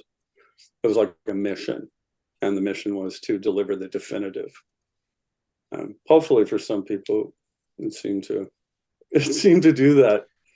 And what an honor to have my name attached to it. At least, some gigantic turd. Hey, so you worked on that unbelievable piece of shit. I'm like, well, yeah. Yeah, I did all the cool concepts. Concepts that look like dog shit. John, let me ask you. Gosh, I can't remember what I had for breakfast, but if you can remember back to 1999, right? So Phantom Menace had just come out. It's like the hottest thing. I mean, it's literally everywhere. You got Pepsi cans with Anakin's face on it. Yeah. And Star Wars. I remember it vividly, actually. Yeah. Lucasfilm approaches you guys and says, we want to make a Star Wars game. Right. Now, I've heard the rumors that they wanted you guys to create an episode 2 game. That I can neither confirm nor deny. I wasn't part of those conversations. By the time it got down to me and the core team, we had a choice between Star Wars and a Sega bootleg bullshit, fucking forgettable mascot game of some kind. And they said, well, guys, let's vote. And it was like 75-0. Or pardon me, there was one oppositional programmer, because programmers, there's always that guy. I'm the contrarian. And I was like, you know what? Someone kicked that motherfucker out the door. So anyway, we that's as close as I was to the beginning of that conversation, was that it had already been a formal offer had been tendered by LucasArts, and it was to do an RPG. Now, I had never ever once with Hayden or Scott had ever heard that it was going to be an episode 2 game. I had never heard that at all. But again, the ecosystem of rumor is enormous, and that may well, in fact, have been a conversation at some point with somebody, but not with me. Well, I'm glad you guys went the way that you went. Well, I couldn't imagine doing a fucking episode 2 game. How lame would that be? Good Lord, no. Well, because KOTOR was so epic in a lot of ways, and especially the thing that stuck most with me was that they're still not doing in today's games is that you got to make your own character. Yeah. And the plot twist at the end when you find out who you are, that actual plot twist that didn't stink. And it was a surprise. What? You never knew until the end. My name's Revan Skywalker. I think the potential, at least for us, I think what I've noticed in the meantime, in the intervening years, is people often have asked me, as being a part of it then versus looking back in retrospect now, why hasn't the franchise, especially in the hands of Disney, who are notoriously looking for every opportunity to slap something on a Slurpee cup, why haven't they explored the Old Republic, aggressively explored it as a potential outgrowth for the franchise? And they has the usual nonsense, and you could confirm or deny this. So it's depending on who you've talked to and if it's qualified information or not. But the idea was that they wanted to finish the 9 films first as their grand vision. Clearly, there's no grand vision, but that was the grand vision, was to finish the 9 films, and then they would start doing adjacent exploration in the universe, which is the biggest fucking cop out. When you have a franchise that's established is when you take chances with it, not when you play it safe. And that was our point. Our whole point all along is that if there had been an offer to make a game that was running parallel to the Skywalker saga in the same era, we wouldn't have done the game, because there's nothing to sink your teeth into. There's nothing there, right? It's just another insipid walkthrough. So Ray and Greg were very particular about that well, it can't happen with Skywalker because everybody's hating everything to do with that right now. It's just a sludge dump. Like, we don't want to go near it. And James and I were talking about it along with Kevin and Lucas and a few others, and we just said, well, why? They cracked the light barrier 20,000 years before Star Wars, so why don't we do something way back when? The only thing we've seen for the Old Republic are those shitty Dark Horse comics where there was like wooden ships and sails and shit. And, you know, due respect to Dark Horse, I mean, it's not like we're ever going to work together. But what the fuck? What are you fucking thinking? No, I have a few of those. I have a few of those. Thinking John loves them, by the way. John They're fine. John Rodriguez. Yeah, they're okay. They're his favorite. Love the you know, all your heart and soul. Please do. Like, you're allowed. No, I don't love them. But I just They're your favorite, John. You talk about them all the time. Every troop, you say, "Oh, look at this one. Look at this one right here." No. Yeah. But we'll have some more questions for you, John, as we move on about where these I guess characters, or where this storyline or timeline is going from now that we're getting a show like Acolyte, and there's some, you know, Revan rumors floating around. So we'll get into that maybe. He's smiling a little later down the show. Yeah. He knows. Looks like he knows something. He knows something.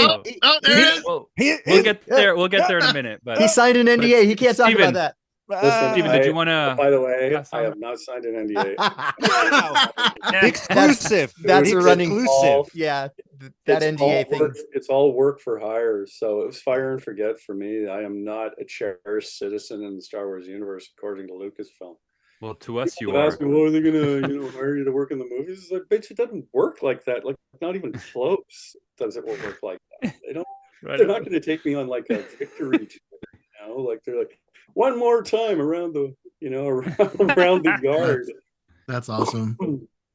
I don't have that insider privilege. That, I mean, I could probably. You do. I guess. You do. I mean, to a degree, a little bit. A bit. I do have certain connections that are pretty rich, but I don't have, and this is you know, hand to God, I do not have any information about a Darth Revan movie or any shit like that. We'll get your opinions in a little bit. We don't need actual factual stuff. I want to know what you think about certain things. So which we'll I will take as fact. I will take that as fact. I mean, it's an opinion. Well, if it's coming from John, it's got to be important. It's the internet. Feel free. It's I'll just say it with confidence. Yep. And it immediately becomes fact. All right, Steven, do you want to take us into the next segment? Yeah, sure. Well, thank you again, everybody, for tuning in. If you'd like to rep your support for the show, pick up a Space Daddy shirt or some stickers at thedadbatch.com. This garbage is nothing like clone armor. Looks a little tight on you, old man. Yeah, at least I know how to wear it. That's right, everybody. It's time for the weekly workbench. All right, gentlemen, who is working on what? Well, let's break it down for John a little bit. John, this is a segment where we talk about what we are building in terms of costumes and props. Right. All of us are prop makers in our own right. And every week we've got something we're working on or something we want to share to the people who listen. So at this point in time, I wanted to ask you, do you build costumes or props or anything of that nature? The closest I come is that my daughter works at a kind of a threshold 3D printing lab. So we're working together on some new models. I do have an HK-47 statue coming out from Dynamic Menace. It's going to be a limited edition. It's based on the print I just recently did. So that's the first and only, I think, HK-47 that's been done. We're gonna need 5 APs on those, please. Yeah, we're gonna need a few of 5, those artist for real. proofs. 5 artist proofs. right. But to answer the question more tacitly, no, my daughter is the fabricator in the house. She's not in the house at the moment, but she We were is gonna say bring her in. fabricator and the cosplayer, and Nice. everything Okay. that I lack in tactile. So I'm a pretty good sculptor, and I'm pretty decent fabricator. Ooh. Unfortunately, don't have those chunks of time that I would need because I'm pretty obsessive. So I have to watch. I have to meter out my time. I'm not sure if this guy looks familiar to you or not. Oh yeah, I know that dude. I got one You of know who those. that guy is? He's got one in his Yeah, I get Revan gifts all the time. Oh, nice. And the Lovely. saber. Lovely. John, you're burning your hand right now and you don't even know It's it. okay. It's Oh, it's not taking real? space. Oh, Yeah. okay. All right. We're good. We're good.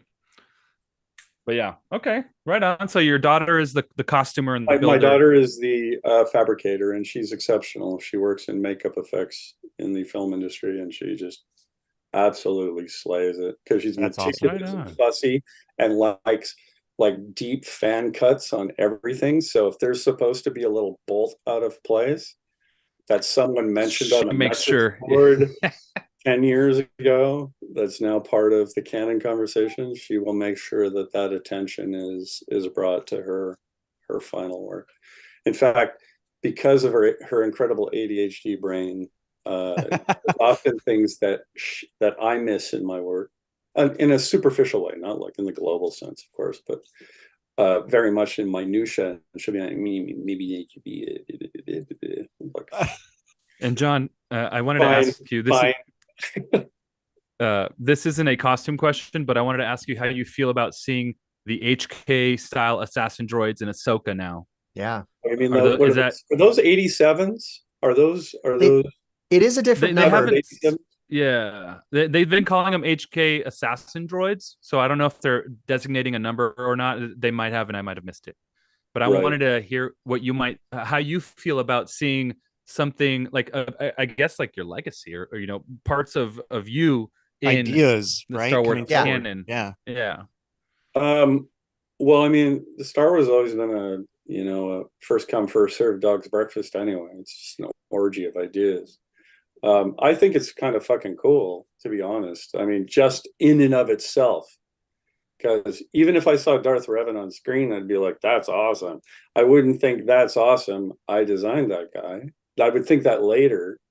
But, right. it's not as if I'm going to get a boilerplate credit or anything. It doesn't work like that, especially in video games. But, in your heart, you know what you did and you know where you were when these things were, thought up. So I think it's a pretty fascinating relationship to have with, because coming from video games, there at the time when I was doing all this stuff, and now more so, for example, with the Baldur's Gate series, where you see, Minsk, Jaheira, and Saravak, who I all designed, are in Baldur's Gate 3, but they're created by a next generation of talent who just elevate it way past anything that I ever did.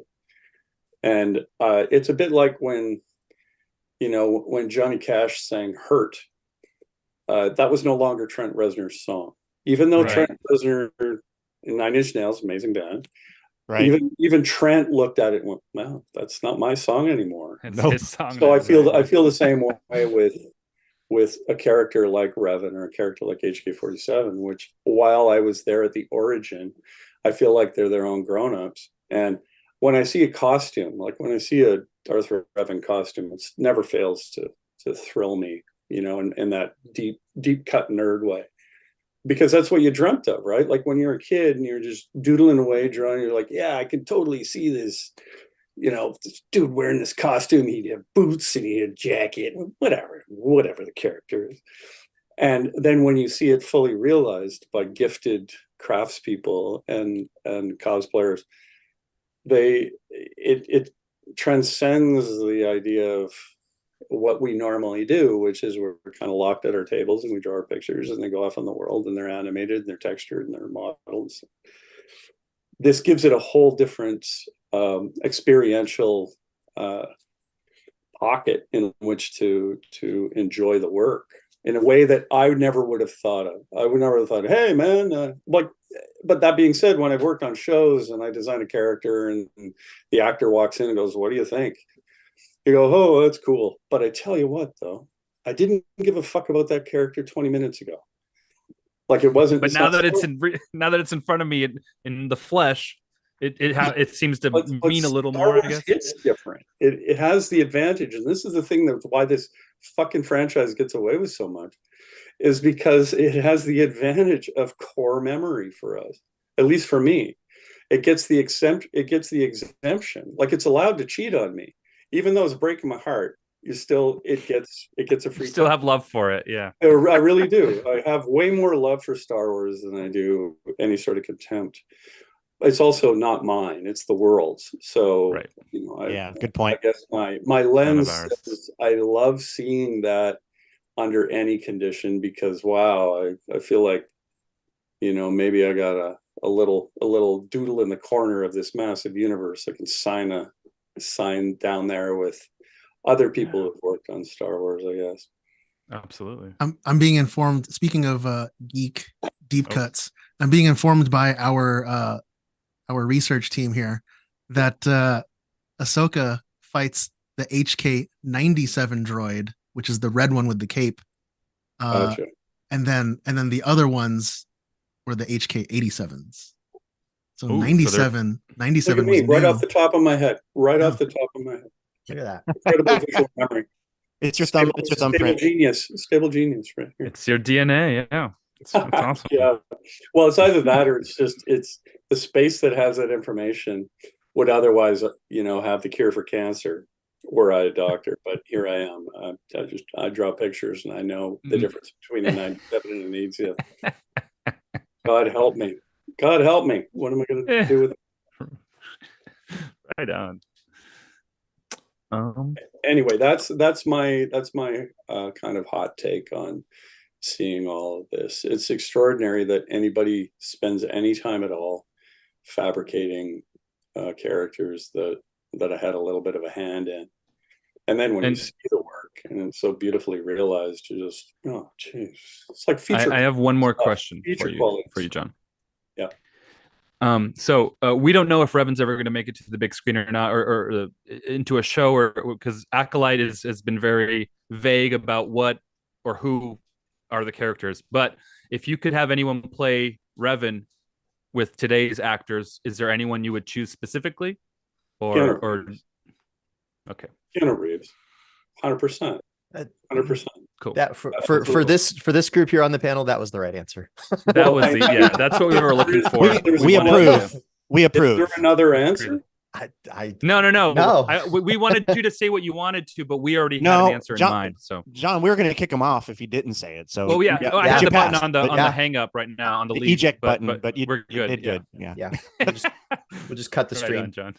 Yeah, you need a combination of a sense of fucking over it, world weary energy, and the ability to handle yourself martially at the highest level. Basically, John Wick. Yeah, and effectively, yeah, exactly. Saber, pencil. He's fucking done with it. Pretzel. So I can kill all of you. Like there's something that needs to resonate with the physicality of that character, and I think Keanu, not early period Keanu, but Keanu now, who's clearly the savior of the internet and all things great. That mystique that he has as who he is in the public space, I think would really inhabit the character a great deal. Now, that's not something that I planned on. Like when I designed Revan, I was like, what actor is going to be good for Revan? I think it's a case that Keanu dovetailed came together with what the character really is, I think, in a lot of people's minds. And I don't care if it's a popular or unpopular choice. I don't give a fuck. Like for me, that's the guy. There's no other person who could play Revan. There would be, but sure. But ideally, it's him. Yeah, I mean, if fan casting has any power, Ahsoka, you can be assured that conversations have happened with Keanu's people and Disney if there's going to be a Revan, because they would, if they failed that casting, I think it would be burnt to the ground. Effectively, metaphorically, I think I'm hoping they do call him, because I'm waiting for the stand-in call personally. So it would work out for everyone in general, I think. Yeah, that's awesome. Right on. John, what else you got on your workbench? What are you working on currently? That I can talk about? Yeah. Well, you know, or even what you can talk about. Go for it. Whatever you want. It's Don't just the here. five of us, Okay, and you know, an internet full of our closest friends. This locks in a little bit with Star Wars. Just before the strikes, which of course we're now going into our whatever 77th month or whatever the fuck is going on. The two strikes, I was working on the Kurt Sutter series, The Abandons, which is a super violent Western. Takes place 1850. Everybody's awful and there's nothing but mayhem. So that fits perfectly in my toolbox. But the most interesting part is I've never done a Western before.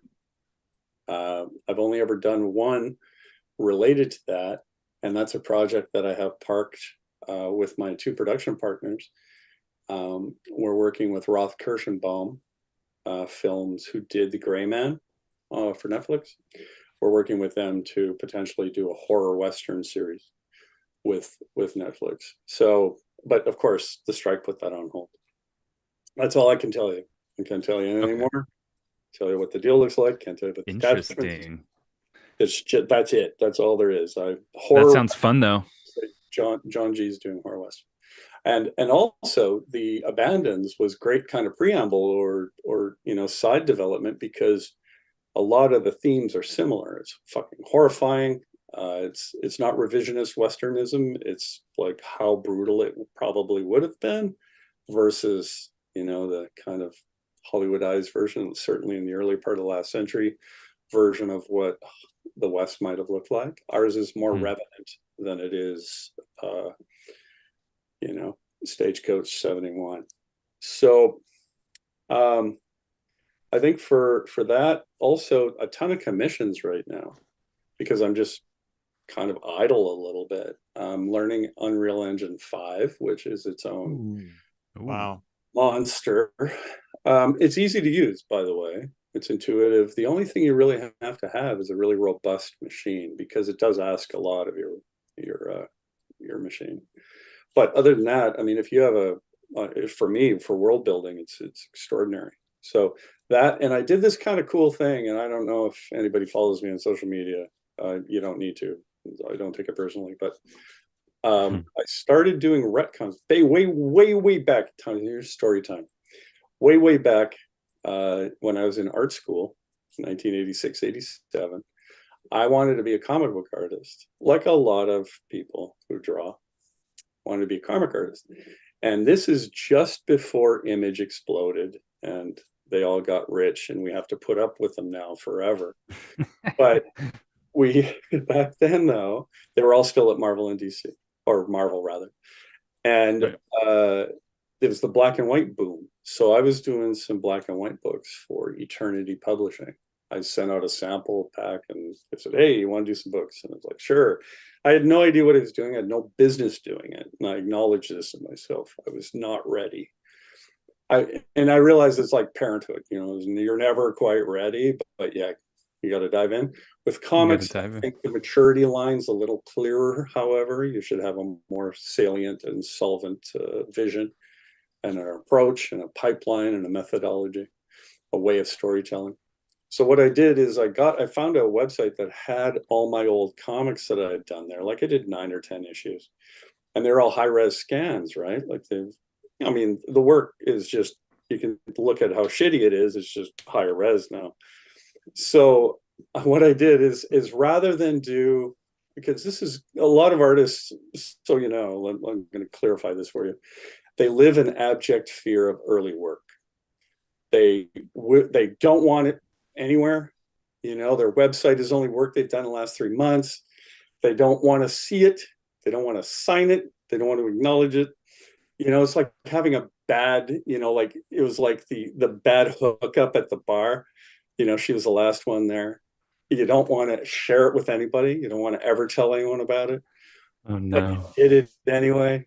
So, yeah, okay, maybe that's a better analogy. I'm sure you guys are going to get roasted for We that. understood what you were going with that. Yeah. No, I didn't want We're to. I mean, I tracking. don't know if your audience is PG or not. So, anyway, too late now.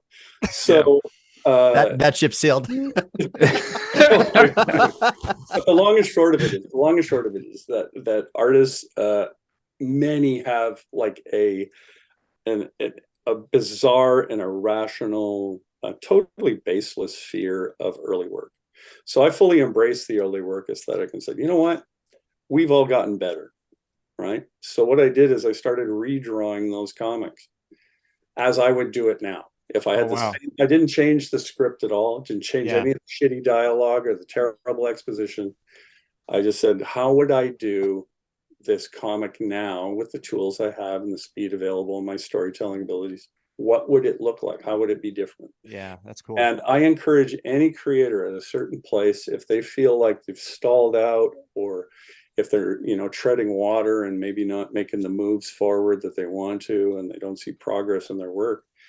I didn't feel that way. I felt like I was kind of clocking along and I'm making little bumps as you're supposed to, and I did these exercises. I did one for a comic called Bloodwing, which was this horrible cyberpunk piece of shit. It's sort of a detective story, and he's an operative for a corporation. And remember, this is pre-internet. This is just after Blade Runner. That was the only warning shot over the bow for cyberpunk. That and every heavy metal comic I'd ever read. So I didn't know what the hell I was doing, but I felt like it was forming in there somewhere.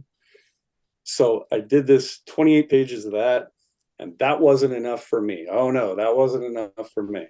I decided to take on another book that I did called Empire, which was basically a thinly veiled Dune bootleg, but with a little bit different, obviously a little bit different aesthetic. Poor Dune, man. They get ripped off so much. Constantly. It's the chosen one. Basically, the kid named Morgan is the chosen one, but we moved the galaxy a bit different. So I thought I'm going to take a shot at that too. And the wonder of this as a learning exercise is extraordinary. It had actually the complete opposite effect that a lot of people thought it would when I told them what I was doing. And it was the most satisfying stuff I've done in years. Honestly, John, genuinely, just a brain melter. It was so much fun. When did you originally first illustrate those black and whites? Ooh, dude, 87. Ooh. Oh, yeah. He's rough. There's a minute ago. Dude, there's a lot of hard bark on this stuff. 33 years? Yeah. Yeah. So what you gotta do now is 30 years from now, do it again. Oh, dude, I'll be and then you've got like, the before, the middle, and after. I'm not hanging around that long. Yeah. Well, maybe I will, and then I'll do it. Like, hey, I'm still going. Still got it.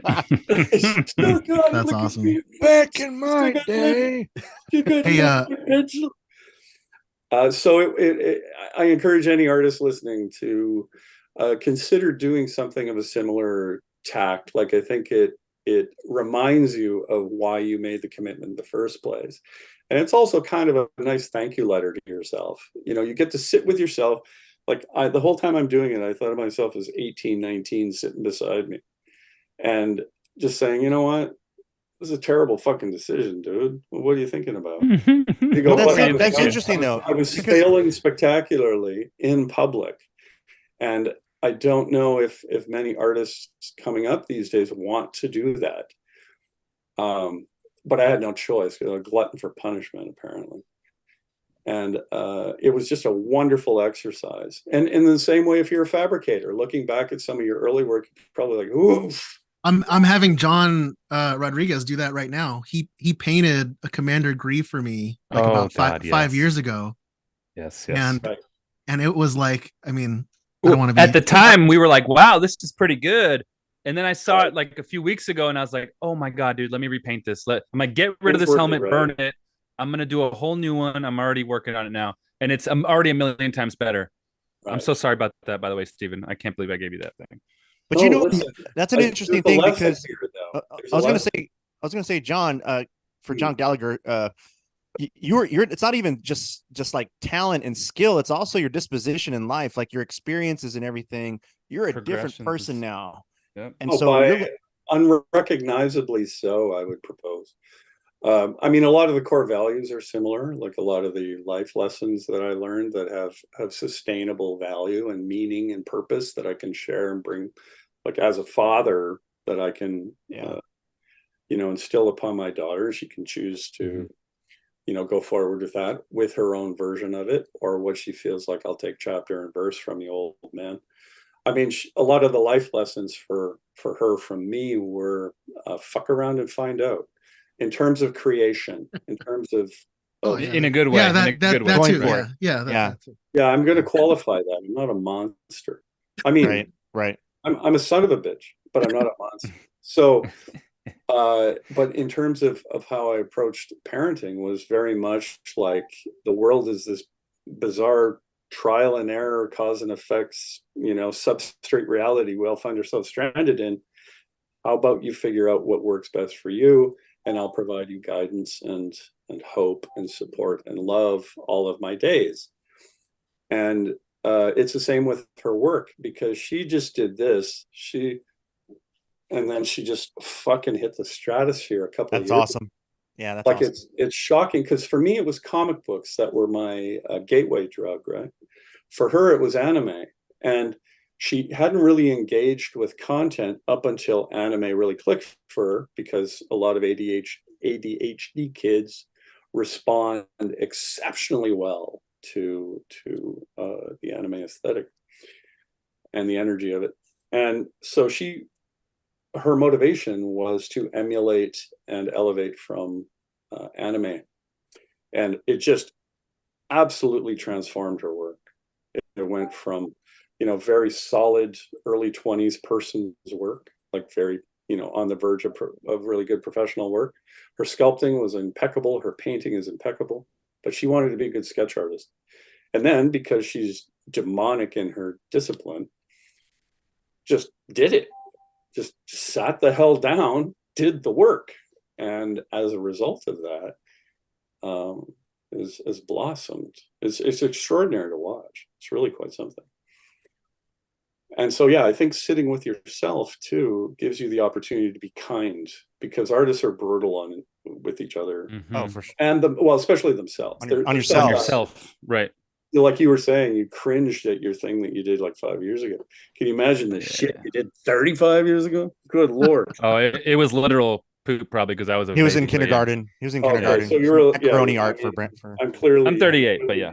Senior citizen in space. But I think though that even the stuff I did at BioWare. I mean, here's an interesting tidbit. Speaking of Knights of the Old Republic, if you want to get some original concept art from Knights of the Old Republic, there's going to be a heritage auction art of BioWare coming up, where I have about 300 and some sketches that are going to be available. Oh wow! Don't various meanings and importances. Don't tell me about an auction. Well, Steven has a problem. I'm just going to so tell you know. about the auction, because I want you to go there and spend all your money. Yeah. But yeah, I have. I'm looking it up. I had a catalog of about just over 300 sketches of every possible character. I had like 4 or 5 Revan in there too, like variants that we discussed doing, including the pure white Revan. Yeah, it was weird. But yeah, there's all kinds, lots of assassin droids, including the original HK-47 sketch that was approved, with little notes and shit on it. So it's a real concept. Yeah. It wasn't insight. digital yet. So that's coming up probably. I mean, I can't predict when Heritage is going to do it, but by all accounts, it'll be probably before Halloween, I would think, if not soon after. They want to do it before Christmas. Okay, So something right to on. keep in mind. I will free up a credit card for sure.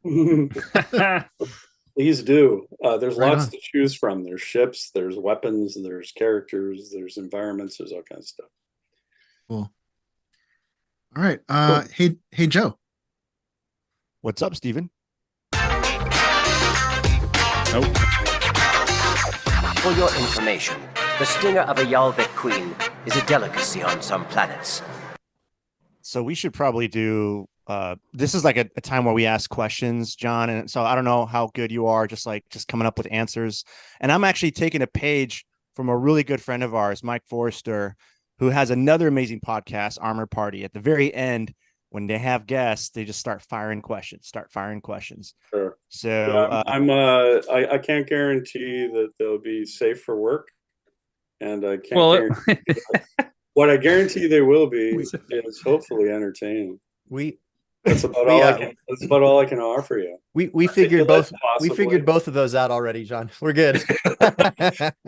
Possibly, who knows? We'll see. Yeah, fire away, whatever you need. So it's super simple. Are you a saber guy? If you had to choose, a saber guy or a blaster guy? Saber. Which saber? I want to watch him die up close. I think his color's red. What color blade? Red, I assume. Okay. All right. So you get to choose from any vehicle in the Star Wars galaxy. You only one. Which one are you choosing to be your ride? Man, I got a soft spot for them tramp freighters. I don't really need a Millennium Falcon, but I wouldn't mind a beaten up old jalopy that I've hot rodded. I think I'm like an N1. Ferrari. I'm not a Ferrari guy. I'm like a '69 fastback Mustang guy. Okay. I mean, in terms of vehicles, yeah. As I said, I have like a state of the art one up there, but it kind of defeats the whole manifesto I'm trying to preach. Nice. All right, and so you get to vacation anywhere in the Star Wars universe because you've been hustling, you've been working hard. What planet? what planet are you going to? You know what? Coruscant has enough bad places to go. I need to go to bad places. I don't need to be on a beach in Naboo. I really don't. I need some of Nar Shaddaa. Twilight. I need some of that dirty Twilight action. He wants to visit. He wants to go visit Nar the Shaddaa. underworld. Yeah. Nar Shaddaa. Is that Nar Shaddaa is like the Blade Runner-esque vibe, yeah. The pleasure planet? Okay, well, go there. Forget Coruscant, I'll go there. Nar Shaddaa. That's it. Okay, that's where I'm going. That's where you'll find me. All right, man. We'll get hammered and we'll chase Twilight. We'll get some death sticks together. Let's tear it up. Up. I'm gonna bring in Raimi now to help me out with some questions here. Go for it, bud. Oh, mute. Oh, you're mute. Darn it. I thought I'd make it an episode without doing that. I have read, and this was going to be a part of our news segment, but we're getting pressed for time. So I've read that there is a Knights of the Old Republic remake in the works that Lucasfilm is working on. And it'll be a PS5 and PC exclusive, I believe. Is that anything that you've had any insight into? I don't know if you're allowed to talk about it or anything like that, but I've not been. I mean, my ship sailed 20 years ago, so I'm a footnote in the conversation these days. Yeah, but you've certainly left a fingerprint. I would imagine that your footprint is everywhere, right? The aesthetic that you established for those characters and like HK-47, for example, and just all of that's got to. I think the Star Wars fans would revolt if there was too much variation taken in that. So hopefully we still see your work. And speaking of. I'll ask my other question. You're speaking of your work. There are some legendary concept artists in the Star Wars world, Ralph McQuarrie and Joe Johnson and these guys I'm going to make an observation. I hope this doesn't offend you. I would hope because of what I'm going to say, you take it as a compliment because it's meant to be it looks like your aesthetic really, it's got a lot of feel of that McQuarrie vibe. Between the color palette and just kind of the art in general. What were the Star Wars concept artists or artists in general that influenced your aesthetic? Absolutely, Ralph. Yeah. I had the privilege of his company. Wow. When all the HODs from KOTOR, we got taken down to Skywalker Ranch. And of course, had lunch in the incredible cafeteria, which it's insulting to call it a cafeteria. It's a beautiful restaurant, 5-star, Michelin chef, the whole thing. Wow. Amazing experience. And I had Doug Chang had given me Ralph's contact info, And I gave Ralph a call, and he said, "Yeah, come on up to the house." Like Jimmy Stewart. He sounded like Jimmy Stewart. And so I went up to his place, and getting to spend time with him was a gift that I can't begin to calculate the currency of that, the capital that comes from that. And he was so gracious with his time, and his wife fed us. We sat out in the backyard, and he told me stories about the early days. Absolutely like a true Southern gentleman, you know. And I was just in awe that I was sitting with this, you know, this god. He's on my Mount Rushmore, right? Yeah. Yeah. With Mobius and Kirby. Mobius. Oh yeah. Wow. Oh yeah. Yeah, I think Kirby, Mobius, McQuarrie. Jack Kirby, Mobius, McQuarrie. Who else is up there? Me? No, I'm kidding.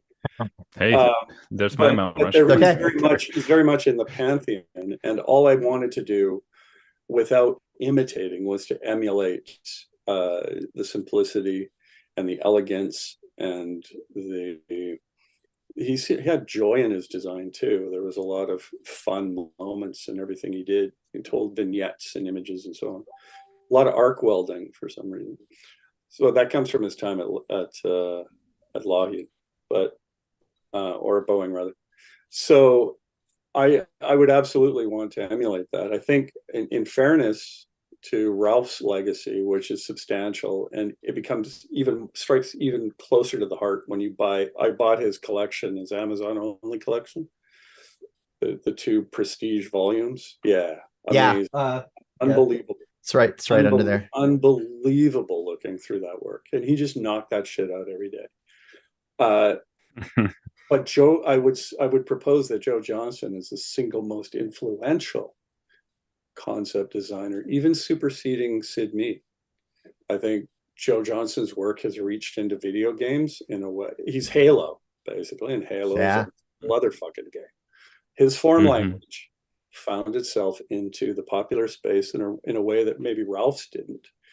Ralph's influence is more substantial amongst concept designers, but in terms of like general public reach, Joe, I would propose, had the biggest impact. But Ralph, absolutely, it was only Ralph. I was looking through that Star Wars Universe book steady, because you have to honor his legacy. Again, the elegant simplicity, the silhouette rule,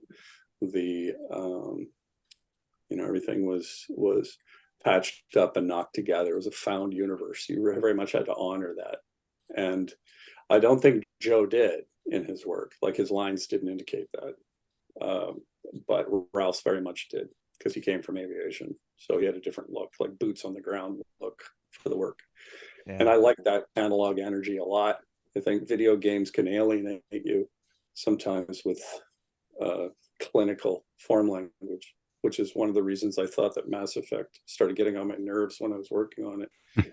Because I was like, can we stop ripping off Sid Mead? Like Jesus Christ, guys, we're gonna do something else. This is boring. Another series I played a lot. Right. No, it has its own place, but it's very much like, I'm surprised Sid didn't sue us, because the art director kept saying, nope, that's what we want, this right here. And I said, that's fucking tough. Like, it's his property. Put it through your postmodern filter in some way. But yeah, it was absolutely Ralph 100. Awesome. Not only that, but after meeting him, I was like, I'm going to honor you, sir. I am going to honor you. I'm going to make sure that people know that you are you created a thing that felt absolutely like it had existed long before us and will exist long after us. And not many artists can say that they've created something like, even remotely like that. So yeah, Ralph McQuarrie. That's a roundabout way to say Ralph McQuarrie. Epic. That's awesome. That's rad. Oh. Okay, so thanks everybody for tuning in. Want to remind everyone that's watching this whole telethon all weekend long, with the Star Wars costume clubs and the like Saber Guild and the performance clubs. Like, we are working to help raise funds for the Starlight Children's Foundation. So Starlight, like if you've seen like the kids that have like the Star Wars or Marvel themed hospital gowns, the Starlight's charter in life is to help make sure that the stay that kids have to make in a hospital is as fun and pleasant as possible. So we're helping raise money for that. As of right now, we've got just a little bit over $12,000 raised towards our $50,000 goal. And there was an anonymous donor who is going to match that donation, whatever it is, up to $50,000, which means if we hit that $50,000 goal, that's a $100,000 donation to Starlight. So everybody that's watching, I know those of us in the stream here don't see it, but everybody that's watching, these QR codes that are down on the bottom of the screen, those are your links. And there's some for different countries, for US, Canada, Australia, and the UK. So hit those QR codes, get those links, get over to Starlight and make a donation. And Sonfeld and I will be talking about this a little bit later in the weekend, but we've also got some auctions that are running up there, including something that he and I are working on that's special. So check out the stuff on that page in addition to making your donation, because there's some other cool stuff going on in there. Awesome. Well, I think that does it for us today. You can follow me at stevie.kicks on Instagram, sometimes Twitter. Gentlemen, let the listeners know where they can find you. John Rodriguez. You can find me at Alpha Ignition on all the socials. And Joe. Tech.badbatch on all the socials. And Ramey. You can find me at those QR codes on the bottom of your screen right now. And John. You can find me at Uncanny Knack on pretty much all the socials. Easy to find. Awesome. Nice. Thank you again, everybody, for listening to this very special episode of the Dad Batch podcast. Be sure to stay tuned all weekend long for more segments, interviews, and much, much more, brought to you by the 501st Legion and Galactic Senate. And until next time, enjoy your spice responsibly. Hello, everybody. Hey, Space Stepdaddy here. Just a quick PSA. It is that time again. We are going to reset the Facebook streams. So if you're watching us on a Facebook streamed channel, it is now going to dump, and we are going to pick it back up. Or you need to just pick it back up when it comes right back on. Just YouTube, refresh the page. Refresh the page. YouTube and otherwise, you will be fine. But that's going to happen right when we transition, and then it's going to immediately come back. So stick around, lots more to come. When kids need medical care, they will often face stressful and life-changing experiences. From complex treatments to long hospital stays, these special patients miss out on the things that most kids take for granted and let kids be kids. That's where Starlight Children's Foundation comes in. Since 1982, Starlight Children's Foundation has transformed the in-hospital experience for more than 17 million seriously ill kids in 800 children's hospitals and facilities across the United States. Our state-of-the-art programs like Starlight Virtual Reality, Starlight Hospital Wear, and Starlight Gaming let kids just be kids, if even for a few moments. Whether donning an action figure gown instead of standard hospital issue, or settling into gamer mode, if it brings a smile, a laugh, or just a break from their reality, it's happiness delivered. Learn more at starlight.org. That's starlight.org. Happy kids heal faster. That's why Starlight Children's Foundation is dedicated to improving the mental well-being of sick kids, regardless of their illness or injury. When a child is hospitalized, they are scared, lonely, and stressed. Being in hospital facing painful treatments takes away from the happiness of childhood. But that's where Starlight comes in. At Starlight, we provide entertainment through our gaming stations, comfort with our specially designed hospital gowns, play with our toy deliveries, and distraction through our virtual reality headsets. Starlight programs are what happiness is made of, the things that make being a kid special. The simple power of a smile. Delivered to over 800 children's hospitals and medical facilities across the country, can make a lifetime of difference for sick kids. Learn more at starlight.org. starlight.org.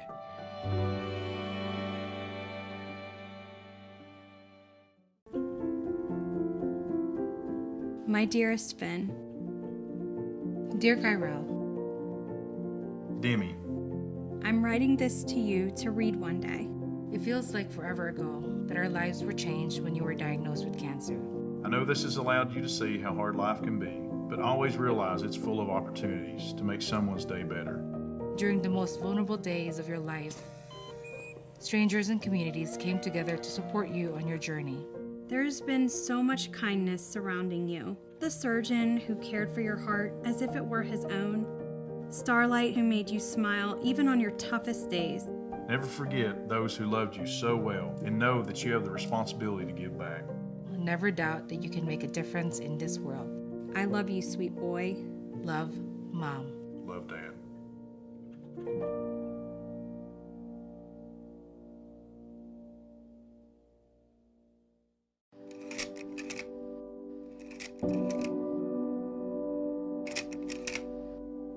When Starlight came to the door with 8 or 9 trucks, that was probably the happiest I had seen him the whole time he was there. Stuffed animal brought to his room as a surprise, or a big box of trucks was like a godsend for him.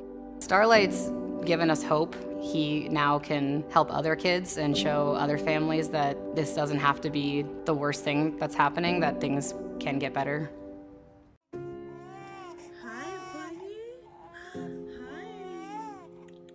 I remember them saying, your daughter has a mass in her brain. The rest of that night was just a blur. And when they tell you that your 6-month-old baby has a tumor, it breaks you. What a long night, baby. When I found out that I was having another girl, I was so excited. We knew right away when she was born, like she was something extra special. This journey has been ongoing for her since the 6 months when she was initially diagnosed. She's had over 30 hemorrhoids. I can't tell you exactly how many. When you're thrown in this journey, you lose a lot of friends. You lose family members. You rely and you lean on your own community of families that you've met, and that becomes your new family. Something like Starlight and other programs that they continue to offer the kids, it's so important. They get toys and they get all these activities and they treat them like little rock stars. Like the red wagon, that's one of our favorites for Liliana when we're in the hospital, because she loves to leave the room and go cruise around the floor and see all her friends, all her nurses. The tiniest little thing, like, it just makes a big difference. It really does. Those programs really do bring happiness.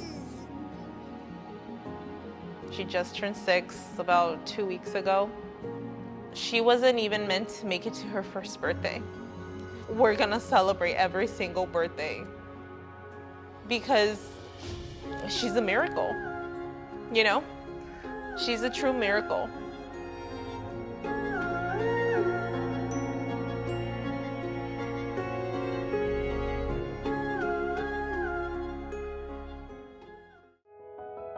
The bumps in the road have led to a lot of life lessons and a lot of joy and a lot of hope. And it may not be easy, but I wouldn't change it. My diagnosis is osteogenesis imperfecta. My bones can break really easily. I've lost count how many times I've been to the hospital. I know it's a lot because I've had about 20 fractures. It's scary, it's painful. Sometimes it's kind of funny because sometimes I break bones doing really weird small things, like when I broke a bone yawning. Like when you're in the moment, it's not funny, it's terrifying. When you look back at it, you're like, I broke a bone from yawning? That's really funny. It was pretty hard to accept the fact that my daughter has born with brittle bones, and she literally born with fractures both arms and legs. I remember the first time I took Josie in, we went for her IV, and I remember being introduced to the Starlight program. There are many ways to help kids and support them with their post-operative pain, many strategies that we have as child life specialists, but I find that the Starlight items are tangible items and programs that I can use with the children throughout their stay here. I had to go to the hospital a lot, so when I got to the hospital, I looked forward to play those games, to play on the Wii or the Switch. The normal hospital gowns, they don't fit, and they're really big and uncomfortable. The Starlight gowns fit me perfectly. Just have an escape from reality, so it didn't make the hospital so daunting and boring and painful.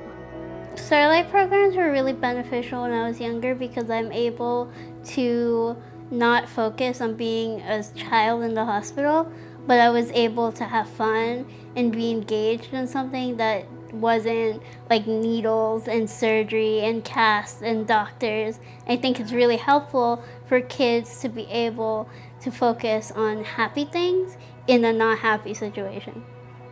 That's amazing. Yes. That's exactly what Starlight wants to do for you. Yes. That's awesome, Josie. That's really awesome. Every day I look at her and I know something good is going to happen. I wouldn't change you for anything. I wouldn't change the fractures. I wouldn't change the late nights, the doctor appointment, the worry. I wouldn't change anything because I feel if I change it, I'll be changing you. I don't want to change any memory that I gained from you, the life lessons I learned from you. I learned to be a better person, a more kinder person, and I would not trade that for anything in the world. Even when you struggle, even when you have pain, even when you have setbacks, even when you have double law surgeries, or just like life in general hits you like a wave, there's always something good on the other side, and that life is cool.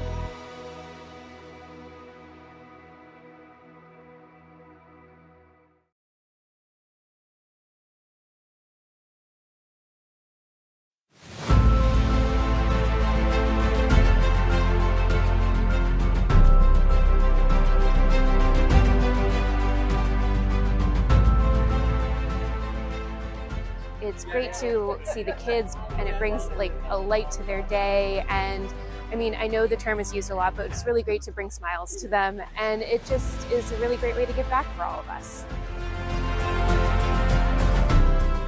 There are studies that show that play, while amazing for childhood development, also positively improves outcomes, health outcomes for kids. And so that's where Starlight's programs of delivering happiness, like our Starlight gowns, like this one here today, one of our newest Star Wars gowns, plus the toys and the games that we're able to deliver, really are helping to improve health outcomes for the kids that we serve.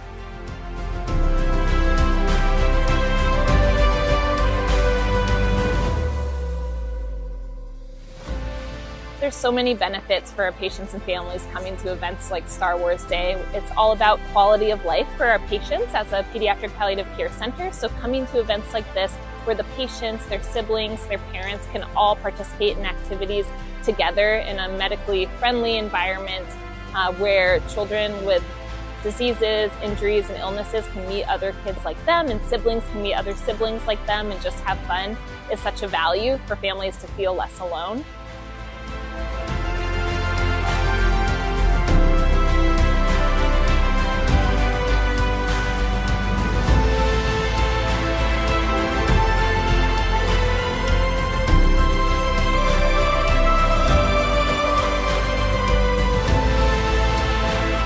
Coming here and seeing like this community of people that are volunteering or work here, and the Starlight Foundation and how they put this on is just really reassuring, and seeing the big smile on his face is just giving me a little bit of solace, knowing that he's in good hands.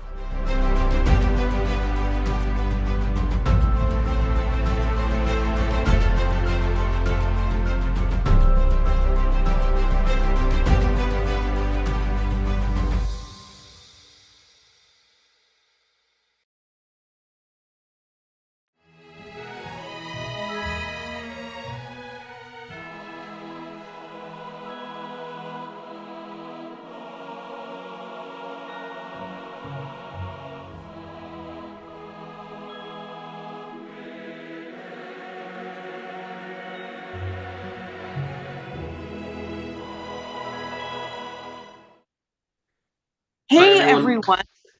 Oh, sorry. No worries. You want to go? I You got go. it. Go, Welcome go, to go. the next portion of the Galaxy of Hope Telethon. We're here to help support the Starlight Children's Foundation, a wonderful, wonderful organization putting together care packages for children's hospitals around the world. We're incredibly honored to participate and collaborate with them, with Lucasfilm Star Wars. Please, if you're able, go to the links, donate. There's a wonderful auction going on and a lot of wonderful opportunities to help support this amazing organization.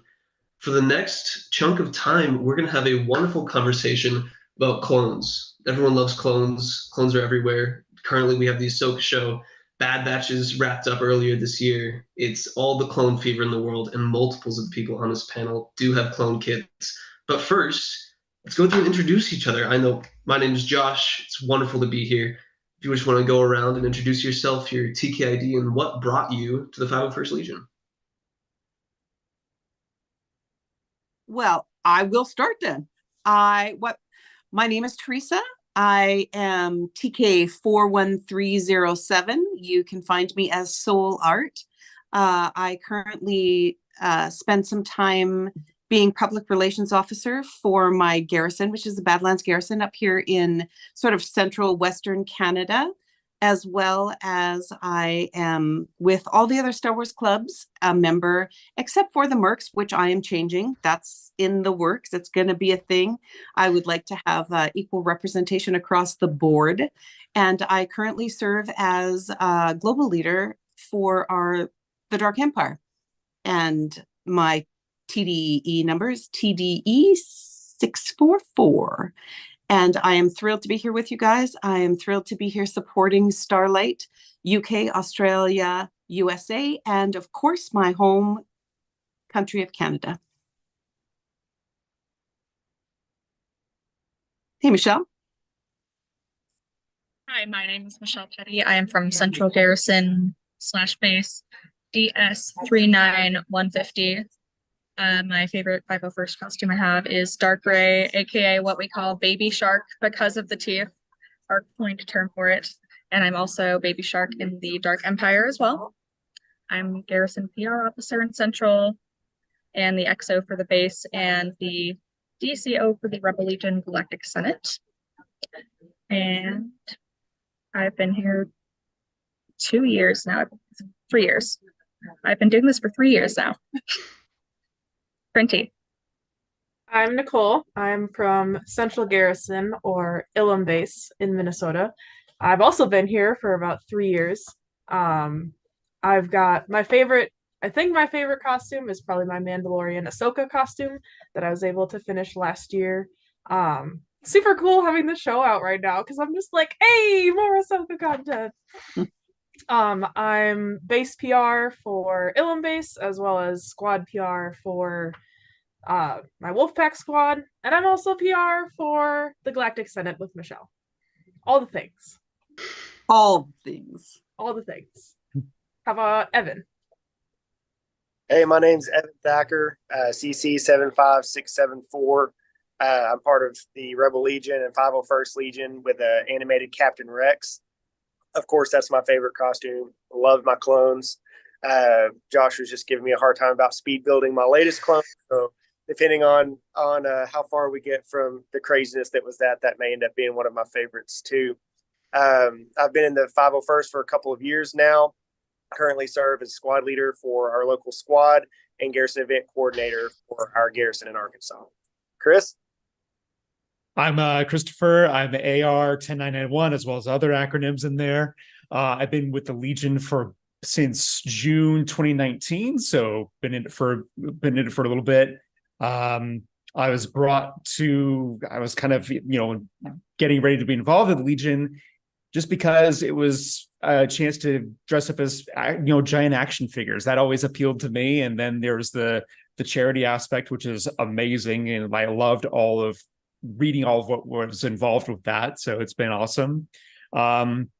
Favorite clone that I have right now, because I mostly have clones on my roster, is probably Bad Batch Echo. That's been a lot of fun to wear, and especially with Bad Batch being hot right now, a lot of people really vibe with it. So it's an awesome suit. Awesome. So if I told you I've never seen an episode of Bad Batch, I was waiting. Somebody's gonna cringe, and it was Evan. Thank you. I see why you Okay, brought that up this time and right? not during the last panel when the Dad Batch was on.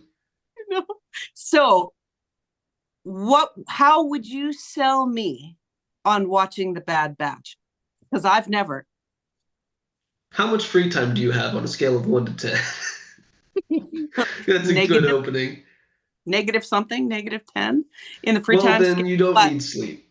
That's a right. good opening. Sleep is for the week. It's a coined phrase. It's well known after last telethon. Sleep is for the week. So yeah, tell me about clones, and why should Teresa watch the Bad Batch? Did you like that's a Did you Wow, like go ahead and take that. That was like, I didn't mean to stump you all and make you speechless. You're all shocked you haven't seen it, right? Right? We're trying to formulate the right words to convince you effectively. Evan, it sounds like you've got all the words in the right place. How do you take it? right words? I'm still trying to wrap my head around not watching the Bad Batch, but man, you've got to check out the Bad Batch. All the stuff that we loved in the Clone Wars, the development of the clones and their personalities, all the different squads. We get that build up to season 7 in the Clone Wars with them, and then Order 66 happens, and we know how crazy and emotional that is. Bad Batch picks up in a really cool way right during Order 66, and it's a great story about these clones that are just kind of misfits that we get introduced to in the Clone Wars. And I don't want to say too much because I don't want to give everything away that we've seen so far, but it's great storytelling. It's that same great storytelling that we see in the Clone Wars. And there's great character arc. Oh, absolutely. Okay. Yeah. Absolutely. Okay. Well, I'm going to sit back and watch you guys and listen to you. And then you can all check in on me and see if this has inspired me. Deal? I think that could work out. I know animation-wise, if you're a fan of just beautiful things to look at, the show is a wonderful progression of the art style that we saw developed over all the years that the Clone Wars was done. If you even just look at season 1 to season 2 of the Clone Wars, there's such a jump, and it continues on an exponential rise to season 7, and the Bad Batch continues that beautiful artwork that the Clone Wars is just so well known for. I know seeing the armor translate into reality, we're seeing that those paint styles start to really come through, that hand brush style. And I mean, even if it's just background noise, it's a beautiful thing to look at the show. I had a fellow Garrison mate describe it, and for anybody who's watching who hasn't seen either Clone Wars or Rebels or the Bad Batch, in which they all share the same art style, it's like watching an oil painting. It is so beautifully done in the way that they've done the renders to emulate brush strokes and whatever else. It's, if anything else, it's just gorgeous to watch. And as Josh was saying, there is a very distinct quality difference that, like, if you go back and look at, the renders from season 1 of Clone Wars to even season 3 to even season 7, there are definitely jumps absolutely in the quality of animation that they've done along the way. And by the time you get to season 7, it looks, in some shots, it looks like you're watching a film, like ROTS or something like that. They're just so beautifully done. Some of the best scenes, I think, have come out of season 6 and season 7, respectively, in Clone Wars. And then, of course, you got the beautiful animation style continuing in Bad Batch. Absolutely. And Nicole, you said you had an Ahsoka. I know Ahsoka might not get so much in Bad Batch, but you get a continuation of so many characters that had such a role in Ahsoka's life. How does seeing those characters and their progression, even if it might be separate from Ahsoka, how's that for you as an Ahsoka fan? I think it's really cool. I really like the Bad Batch. But I think it's, at least with the Bad Batch as the show, it's presented itself in its little vacuum. It's really cool to see the different perspectives of each of the clones in the Bad Batch. they all have had very similar life experiences, but they're all just different enough that they can have slightly different viewpoints on the world. And so being able to see them, like, even though they may butt heads a little bit, like, you can see it from both sides, and you can visually see in front of you, like, okay, they obviously want to work together on this, but at the same time, there's like misunderstandings or like differences. Not to spoil any parts of season 2, but the one episode on the snowy planet in season 2 with Crosshair interacting with the other clones, it was so interesting to see both sides get challenged by the other side of like, well, like, this is how my life has been for the past however long.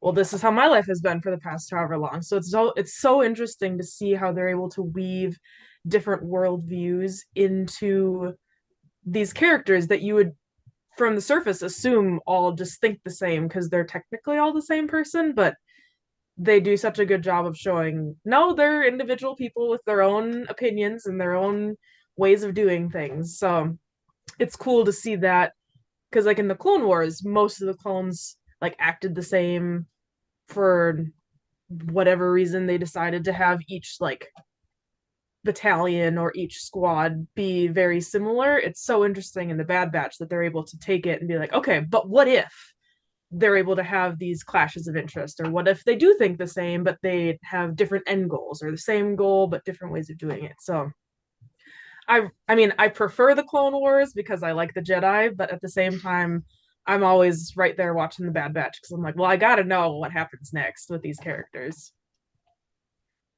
Yeah, absolutely. Especially, throwing all those clones that we know and love as those individualistic characters and throwing them at the time after Order 66 and seeing how each of them handle it.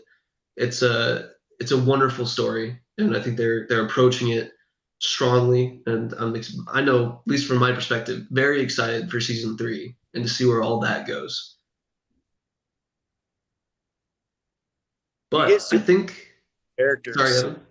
Sorry, I didn't mean to cut you off. You get super invested in those characters, and each of those characters for different reasons than the others. That's one of the really cool things that they've done with the Bad Batch that we didn't see as much of in the Clone Wars. You had some individuality with clones, but not quite to the level that we've seen. So you find a lot of things to love and be invested in each of these characters, and seeing the development over that time and seeing them kind of come to their own is really cool. Like I cannot. You've got it. You're going to start tonight. You're going to start watching the Bad Batch tonight, and you're going to love it. I know you are. Okay, so speaking of our favorite characters, let's bring one in.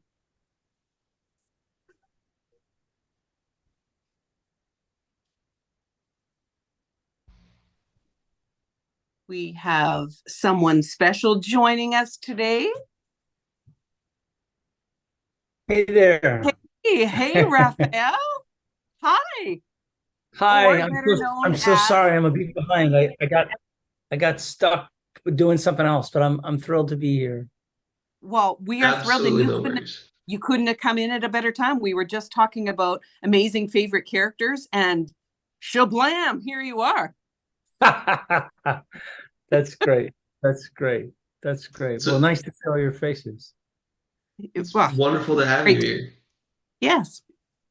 So, would you like to introduce yourself, Raphael? I don't think you really need introductions, but for people, let's say like myself, who's never seen the Bad Batch, which I was telling these ladies and gentlemen earlier that are horrified, I want to know. So, tell me about your clone. Tell me who you are. Oh, what can I? Well, I'm suddenly adjusting my camera here. Oh, sorry, I just realized I've gotten there, so I can look at you. How can I introduce myself? What's the best? Help me find my way in here, I guess. Yes. Yeah, I mean, I'm an actor. I'm a voice actor as well as also stage and done a bunch of movies, and I'm proudly a part of Mass Effect and Knights of the Old Republic and lots of wonderful Star Wars games. I am, a small part of an amazing game and this franchise, Mass Effect, which has been, kind of as powerful a life experience being in the community as it is actually also, having done it. I mean, it's an amazing thing. We were in Iowa, and I got inducted into the 51st, and it was pretty freaking amazing. And a day I will definitely remember, and it was so sweet, so sweet. And I'm not sure. Is this what you were thinking? Well, yeah. Well, we were talking all things clones, and the title of our panel was Scorchin', right? And your character Scorch, and I also know the other video games that you've been part of, and talking about being honored when they induct you into that. I've heard so many times voice actors, the personalities in our fandoms, whichever ones we belong to, when they have the opportunity to have the fans honor them in a way and honor everything that they worked for, that it's quite a humbling experience and touching, very touching. It really is, in a way that, let me see if I can find some words for it.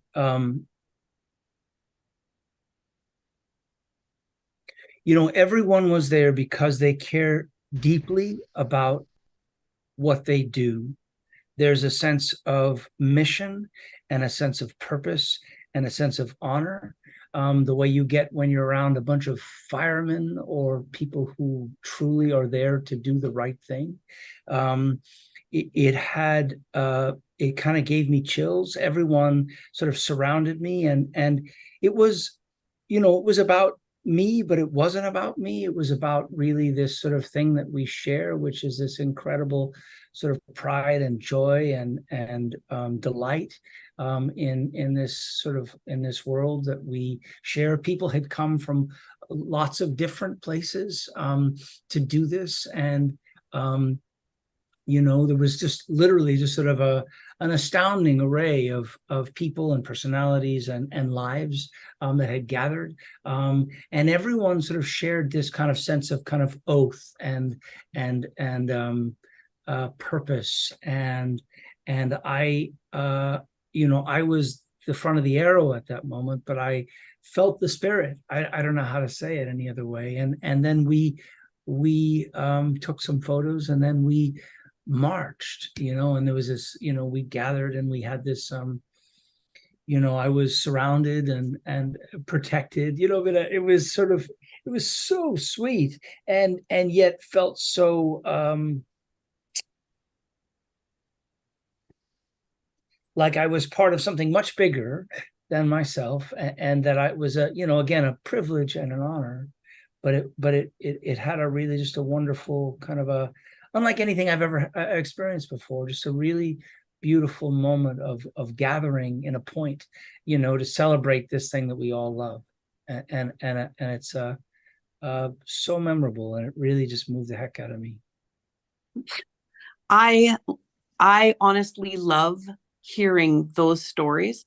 It's always for me how it makes people feel, like all the things that you do, everything that you do, but then how does it affect you, and how did it feel to be part of that? And I love hearing when people share their true heartfelt experiences, that the ones that move us so much or so deeply that you're at a loss for words, or that you're overwhelmed with emotion. And I thank you for sharing that with all of us. Yeah. Also, just the cosplay, the level of cosplay, the care and the attention in the outfits. I mean, there was a Scorch there that was amazing, and there was just sort of incredible interactive costumes that were just so spectacular, and again, the level of care, the level of kind of kindness and care that was taken to kind of make that moment special. And then I got so many wonderful coins, and all these lovely kind of a plaque and a statue, and like a thing with my name. I mean, all of those things are so sweet, but just again, I guess it was the spirit of it that really made it special. Thanks. Yeah. All That's right. Well, awesome. yeah. I know we were just having a conversation about clone troopers and their individuality, and that I know personally is a huge fan of the Republic Commando video game. Of course, love your work in that. Uh, Delta Squad Score specifically was some of the first examples we had of clones actually having some individualism to it, from their coloring to their voices to how they approach situations. That was wonderful. For you, how did it feel to kind of build out the personality of these characters that before the game we really only saw them as very one-dimensional and flat? Yeah, I mean, it was really fun because it was sort of it had a sense of, he just was it was just so playful, and it was so fun to do. It was just kind of like, we just, in a way, it kind of felt like we sort of got in the as we were laying it down in the sessions, there was a sense of play to it, and then almost like a sense of improv. I mean, it's obviously scripted, but it was a sort of sense of like, swagger. I mean, he has a wonderful sense of swagger, and that was really kind of what made him so kind of irreverent and in your face, and direct and funny, and like, I don't give a frick what you think, so that kind of thing. It made him really fun, and I, obviously,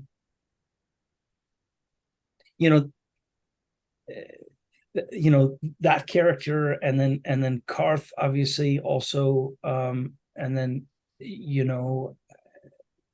these were just such great characters to kind of try and sort of create from nothing, and in a way, and look, to me, it's always about the writing, right? So if the writing kind of gives you a platform, then you can actually go from there and do something kind of really, it's a launching pad. I mean, obviously there's some kind of a place where the actor and the writing connect, and then the magic happens, right? But there is, we as actors are nothing without the writing, and the writers need the actors, right? So there was a sense of, at least at the time, I didn't have to kind of, maybe because I was kind of not, I didn't have to sort of follow a transcribed kind of path. There was a sense of kind of like almost anything goes, and that kind of gave it the sense of sort of freedom and flight that I think kind of became so fun in terms of what people like about Scorch. That's awesome. I know many people here have questions for you both in and out of Star Wars, but I do have one question that's been bouncing around in my head for years now. Yeah. Whenever Scorch diffuses a bomb or opens a door, he always questions to himself, is the order red, red, green, or red, green, red? Do you happen to have an answer as to which one of those code combinations it is officially? Oh God, I wish I did. I think that's the writer basically kind of trying to get in your head, and clearly he did. I think that's sort of a riff, and I don't know the answer to that, other than the fact is that it's really fun to kind of spin on that, right? Or I could say no, it was red, red, green for sure. All right, that's the answer I'm gonna run with. Thank you very much. I'm gonna have that framed. All right, great. Oh, that's awesome. And you've done a variety of movies and stuff outside of Star Wars. I think I heard Evan has some Once Upon a Time questions. Is that right? Yeah. That's another show, and yeah.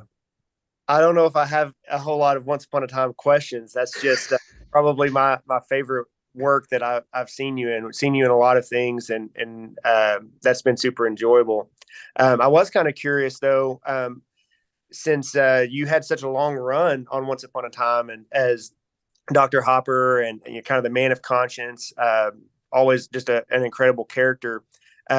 How do you feel that you connect kind of in your real life off the screen with that character? Was that character a really easy character for you to connect with, and Drew, or was that maybe a more difficult role? Yeah, when I auditioned for when I auditioned for it, I remember they said, well, they want they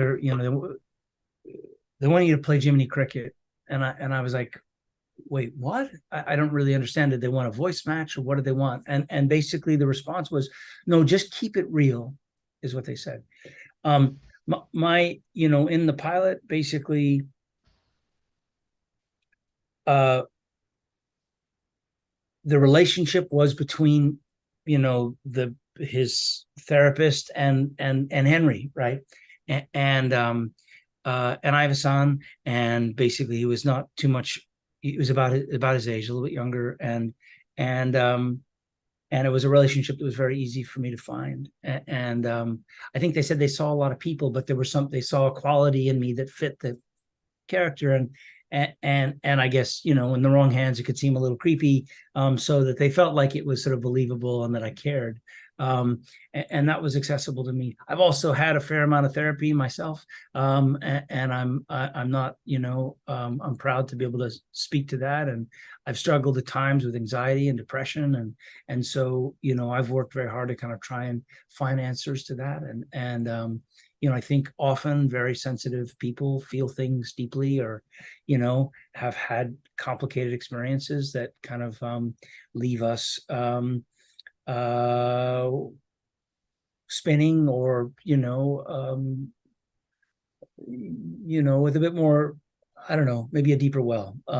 Sometimes all that difficult stuff actually makes good character, but it also can sort of leave questions. And so I have gone to therapy and sought, trying to get some help to try and help, move through that and go through some of the darker times. So again, playing a therapist was kind of like, well, I've paid, I've done years of research on the other side of the couch, right? But that was accessible. Also, my girlfriend is or was a therapist, so if there were questions I would ask her. So yeah, it was available to me, and I was always so touched by how meaningful the character was to people, and how much it kind of it penetrated people's kind of psyche, or what that meant. It meant all those characters were very iconic and really sat in a very special place for people. And interestingly, that show, which not all American film and TV plays well internationally, right? And because they had drawn from these wonderful myths and stories and legends and stuff, that they seem to tap into kind of these, what Joseph Campbell talks about, the hero's journey, and these kind of epic, wonderful stories. And so that's why I think it has then such a huge international audience, which is, again, it was amazing to be a part of. Thank you for that. You were one of the characters that really drew me in when I first started watching it in some of those earlier episodes. So super excited to hear you say that, and definitely see all of that in your performances, Dr. Hopper. Thanks, man. Who's Raphael, next? We're rapidly approaching the Halloween season. What's your history with Halloween costumes, going out and having fun? What's your fall traditions, especially if it relates to costuming? We'd love to hear those. Yeah, I mean, I love going. In New York, there's a great Halloween parade. That's, I love going to, walk around and see what people have got going on.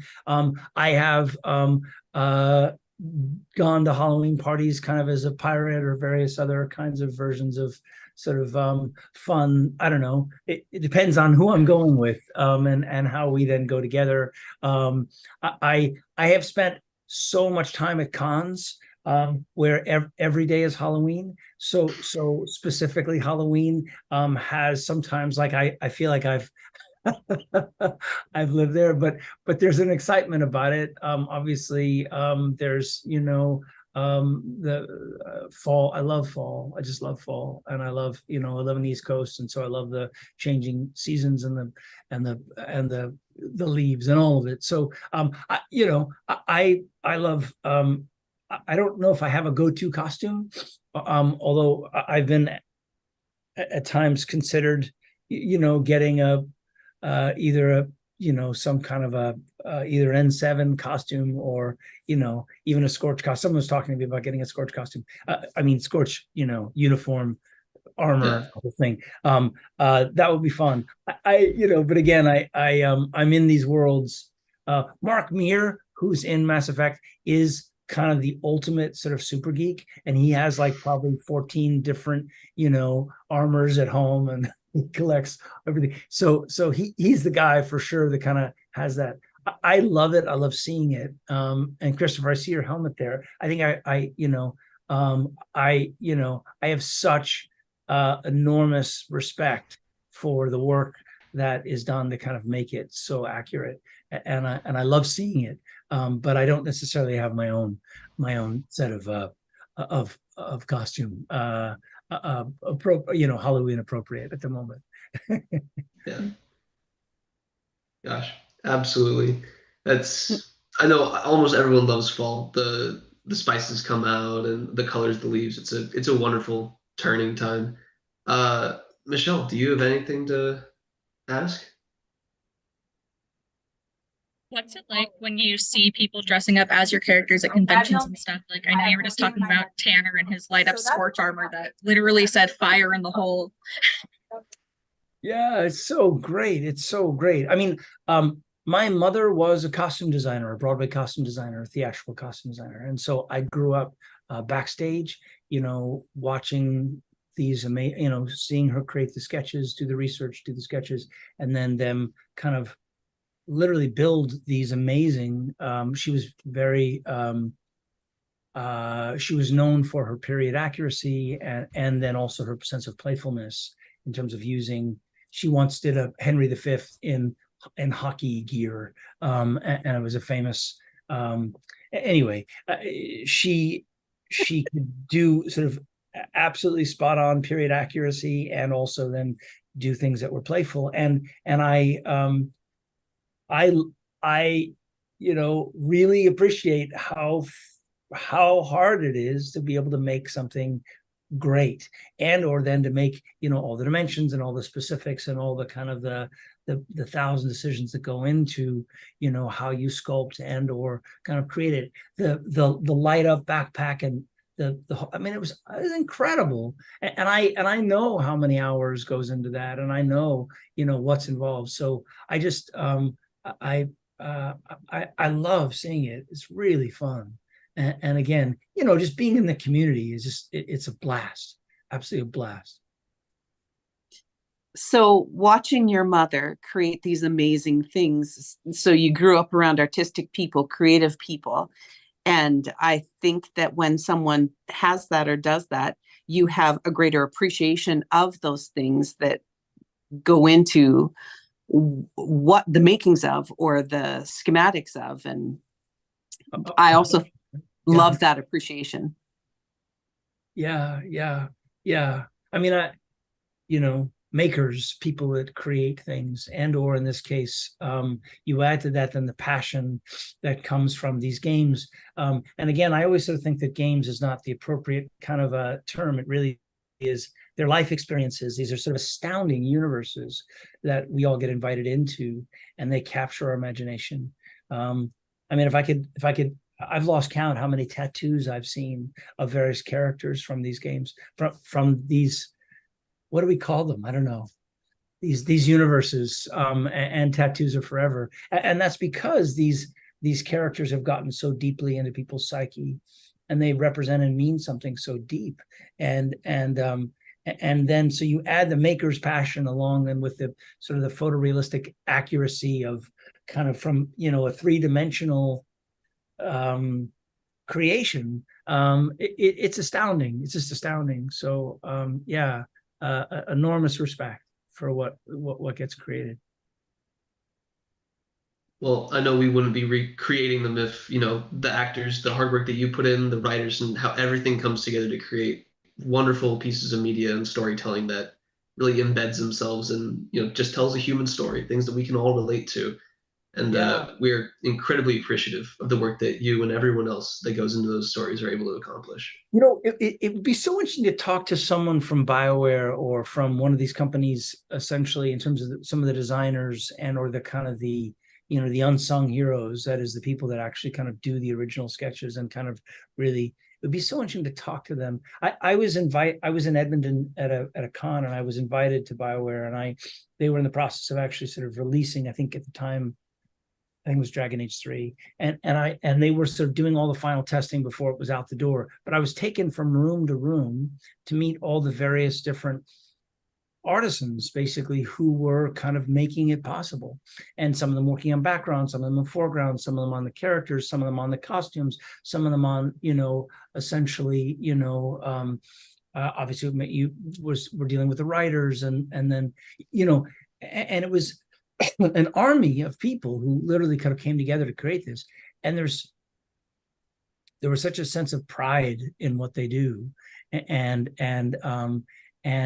these were, every one of them were just sort of AAA, top notch, spectacularly gifted people, just sort of pouring, their artistry into making this. And it'd be so interesting to sort of talk and hear how Scorch's armor, for example, was sort of, what those early designs were and how they came to what that was. And, we know what it was sort of, that it's what it's based on, but what the kind of the specific character choices that might have gone into the design. That'd be so interesting. I mean, maybe you can put a flag out to someone, but that would be fascinating to hear them talk about that. Actually, we have. So Edmonton, you mentioned Edmonton. That's pretty much my home. So our garrison is responsible for the province of Alberta, and we go once a year to BioWare as a sort of thank you to them. All their workers, their concept artists, their designers, anybody that works on those things. BioWare brings us in, and we literally go around BioWare, visiting them room to room and checking out, and they're working, like they are full on working, doing their thing. And, often they talk to us, and it's just as equally exciting for them, for us to come in as it is for us to go into their space. And earlier on one of our other panels, we had John Gallagher, who was a concept artist and worked on KOTOR in 2003 for Xbox. So looking at how did you design that when you were all sitting around the table talking about character development, or, oh, no, scrap that. That's not what Revan, here's what Revan looks like. And then listening to him speak of the creation of his concept to life, walking around in the clubs that we are walking around in his design, was surreal. And he had mentioned that it was quite humbling and overwhelming to see. Like, it was like you were mentioning, the sense of pride and magic, and that it meant so much. He felt that when he saw his character. And so it is cool to have that experience with those people that create that. That's so great that you've had, because I've spoken about that experience, and you've had that very special. I mean, that's that, It was special for so many of our members. Yeah. Of them are artists, right? And some of them do want to design games or voice act, or it's equally exciting for us to go in, but we are also taken back when they respond to us in their space as the characters that they've worked on and created as well. We make sure that we have like our Bastila-Shans and our Revans and the Nihilus, the characters that you would go into their space with, and they're like taken back because there's their people right in front of them. It's a cool experience for everybody involved. That's just great. I love BioWare. I love the people there. I love the openness and the care, and again, the passion for what they do. So you've seen it, and you've seen it firsthand, and it's so cool. It's so cool. Such a wonderful thing you got to see. Yeah, thanks for bringing it up. I never would have brought that up, but that was very interesting. that would be something of importance to you, to know that, yeah, actually we've done that. It's really cool. Yeah. I mean, it's, not a lot of people get that invite. So it's great that you did that. That's really great. That's really cool. Thank you. Yeah. I know Christopher and I are extremely thankful to those designers of the suits. We both have Republic Commandos, and they are by far the most comfortable clone armor kits Are they? known to man. They really are. Yeah. I myself have about 8 costumes with the Legion, and most of them are clones. And the way that the Republic Commando suit was designed was just so well done when it came to actually putting CG armor on a body kind of deal and having it be emulated in real life. It works super well. You feel like a tank in it, but it I think benefits the wearer in that regard. It's so cool. What I was just thinking about was about how, as we evolve, or as perhaps there's well, let me back up. I used to watch Star Trek, the original Star Trek, when I was a kid, and I was a big Trekkie. And there's so much about that original Star Trek that has basically sort of come into has been adapted almost, as it were, in terms of our influence design. I mean, like cell phones, which are just like, looked like essentially the communication devices that they had, or the ways in which God, I'm trying to think of some of the other ones, but there are clearly these designs are, functional in this space, but they're affecting the culture. They're changing thoughts. They're basically affecting the way we, perhaps, as if and when we have perhaps mobile kind of, I don't know, sort of AI like kind of commando type. I wonder if those designs will be, will filter down. It's just I don't know where I'm going with that, but that's just sort of I guess it's the power of these designs and how they capture imagination, and perhaps how that will filter into our culture. Yeah, absolutely agree. It's wonderful to see like pop culture move into reality, and it's interesting to think of kind of how that could progress. Maybe we'll have light up visors for everyone in a few years. Yeah. Well, it's certainly virtual reality. Yeah. 100%. So, Absolutely. seeing as it's the 30th anniversary of Nightmare Before Christmas, so is that movie a Christmas movie or a Halloween movie? I have no idea. So, have you seen Nightmare Before Christmas? I did. Okay. I thought you were gonna like surprise me and say no, I haven't. Just like me not seeing Bad Batch. I haven't seen that much either. So yeah. Oh, I'm not the only one, people. You heard You it here. can't use that as defense. You heard it here. Thank you, Raphael. Thank you. Well, Raphael, Scorch does make a reappearance in the Bad Batch, which I know a lot of us Republic Commando fans are stoked to see. And actually, Scorch is the only one to make a reappearance, so your work has apparently influenced only Scorch continues the fight. That's great. That's the one on the new right. That's the new TV version of it, right? Yep. Yeah. Because I would love to have done it. I didn't get to do it. I did. No one came knocking. But I am glad that it's out there, and that it's sort of moved on, and that it's continuing to sort of grow and find audiences, as it were. Hey, nothing beats the original, especially the storytelling of the video game, and just how video games can tell such different stories than TV shows. Yeah. On your perspective, what do you notice in the difference of how that storytelling comes, like from an actor's perspective, on like TV shows, video games, film? How does that affect? Does that affect ways you kind of approach a character?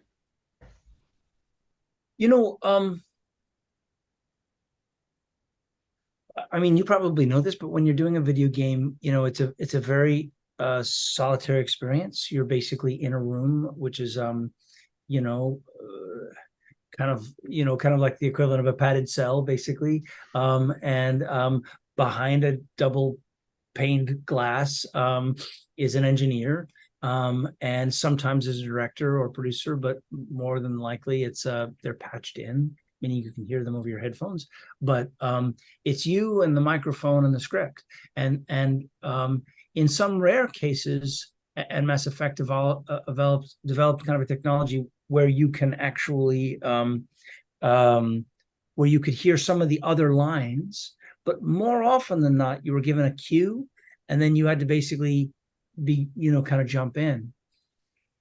So you're acting to nothing, is what I'm sort of saying. You're kind of, in a way, you're there. It's you and your imagination. There's nothing else to kind of really take you away, and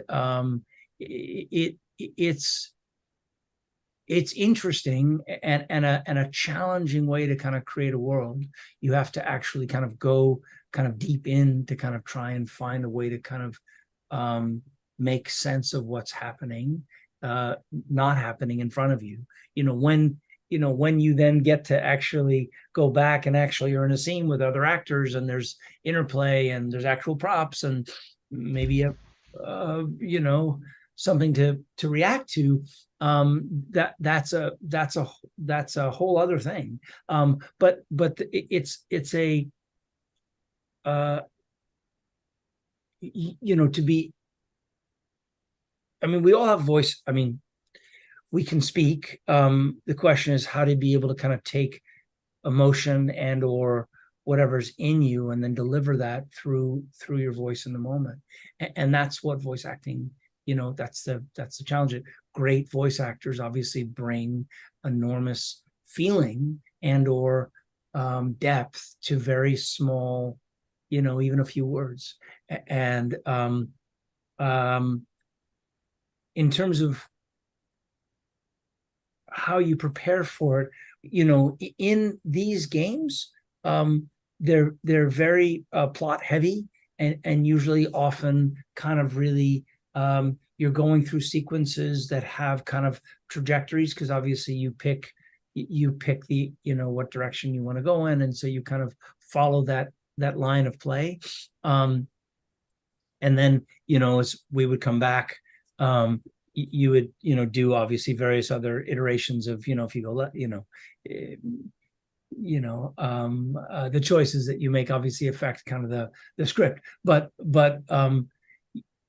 it's just a very different experience in terms of how you do it, and it's very much born of the way in which we do it. I love voice acting. I love kind of what you can do, and what, in a way, because you are solely using your imagination, where you can kind of let things come to you in a way that might not have, that you're not so earthbound in a way, by props and other actors, and or a camera, or you can kind of go places that are a bit more free, I guess, in a way, and or kind of even sort of abstract. And there's a wonderful thing in that makes it very special. And I'm that's why I love doing it. But it's so different than working on a film, for example. So I don't know. Does that make sense, what I'm saying? Oh, yeah, that's a wonderful and very articulate answer. Thank you so much. I know, sadly, we only have about 3 minutes remaining until we have to go. Raphael, is there anything that you want to say in these last few minutes? I know there's a lot of people that are watching this that are fans of a lot of your work, and it's been an honor being able to have you on. Oh, it's just so great. I'm so glad you reached out, and I just, to say is how much I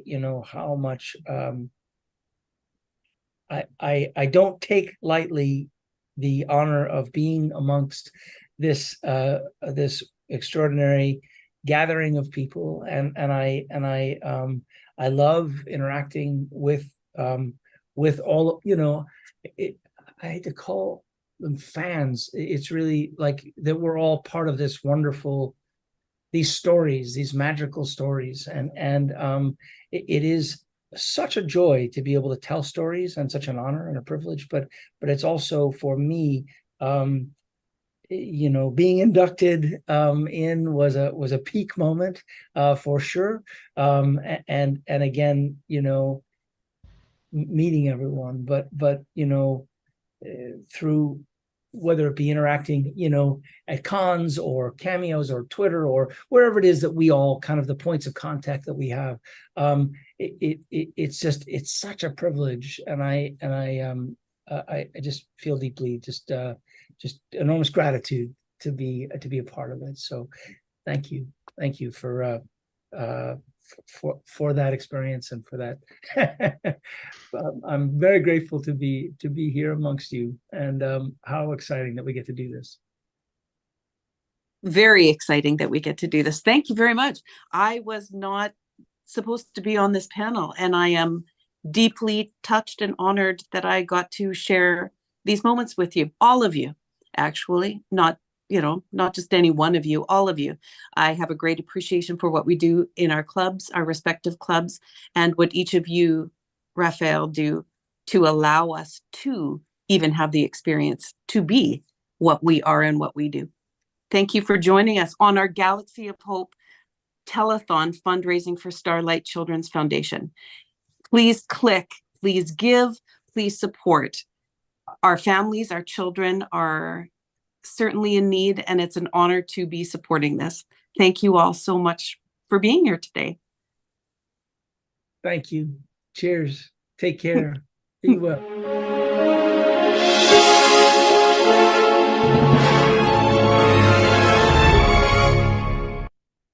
All right. Hi, I'm Shauna Terpsick. I'm the costume designer for Mando Boba Ahsoka verse. I did Mandalorian season 2 and 3, the Book of Boba Fett season 1, and Ahsoka season 1. How you doing?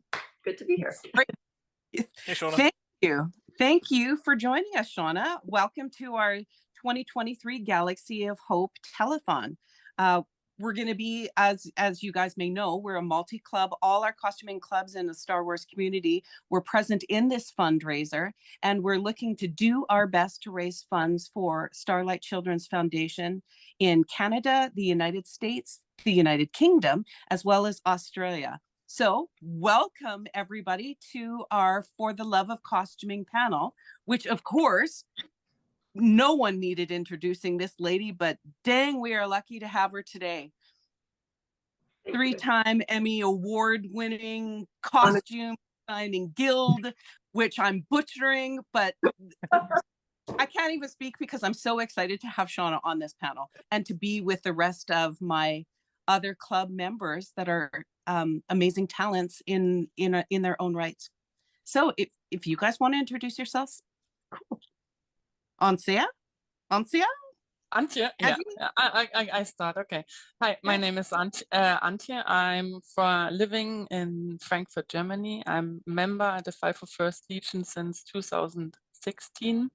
I'm educated seamstress and bespoke tailor since now over 20 years. I started with 16. I'm 42 years now, and I'm into everything in fabric costumes, all around Star Wars and besides of that. So, and yeah, I'm happy to be here and happy to meet you. This is like the basis what you're doing, Shauna, and it's such an honor to meet you. Hi, I'm Jen. I live in New York City, also Legion member. Shauna, a huge fan. I've made Boba Fett, I've made Ahsoka, I've made Bo-Katan. I love the designs. I love all the Disney Plus shows. Just beautiful. And I'm just so excited to be a part of this discussion. Hi, I'm Luke. I'm from the UK. I've been with the Legion since around about 2015, I want to say, when Force Awakens comes out. And, I really got into costuming way. My background, I'm a mechanical engineer, but I got into prop making and costumes because it was a great creative outlet. And I'm an absolute hack with a sewing machine. I'm terrible, but I try. But I enjoy it so much. It's such an honor to look at and do the research. Hi, I'm Alex. I'm from Southern California, and I've been sewing for about 10 years. I want to say I started in high school. High school was 10 years ago. And I've been in Legion since Halloween day of 2017. It's an easy day to remember.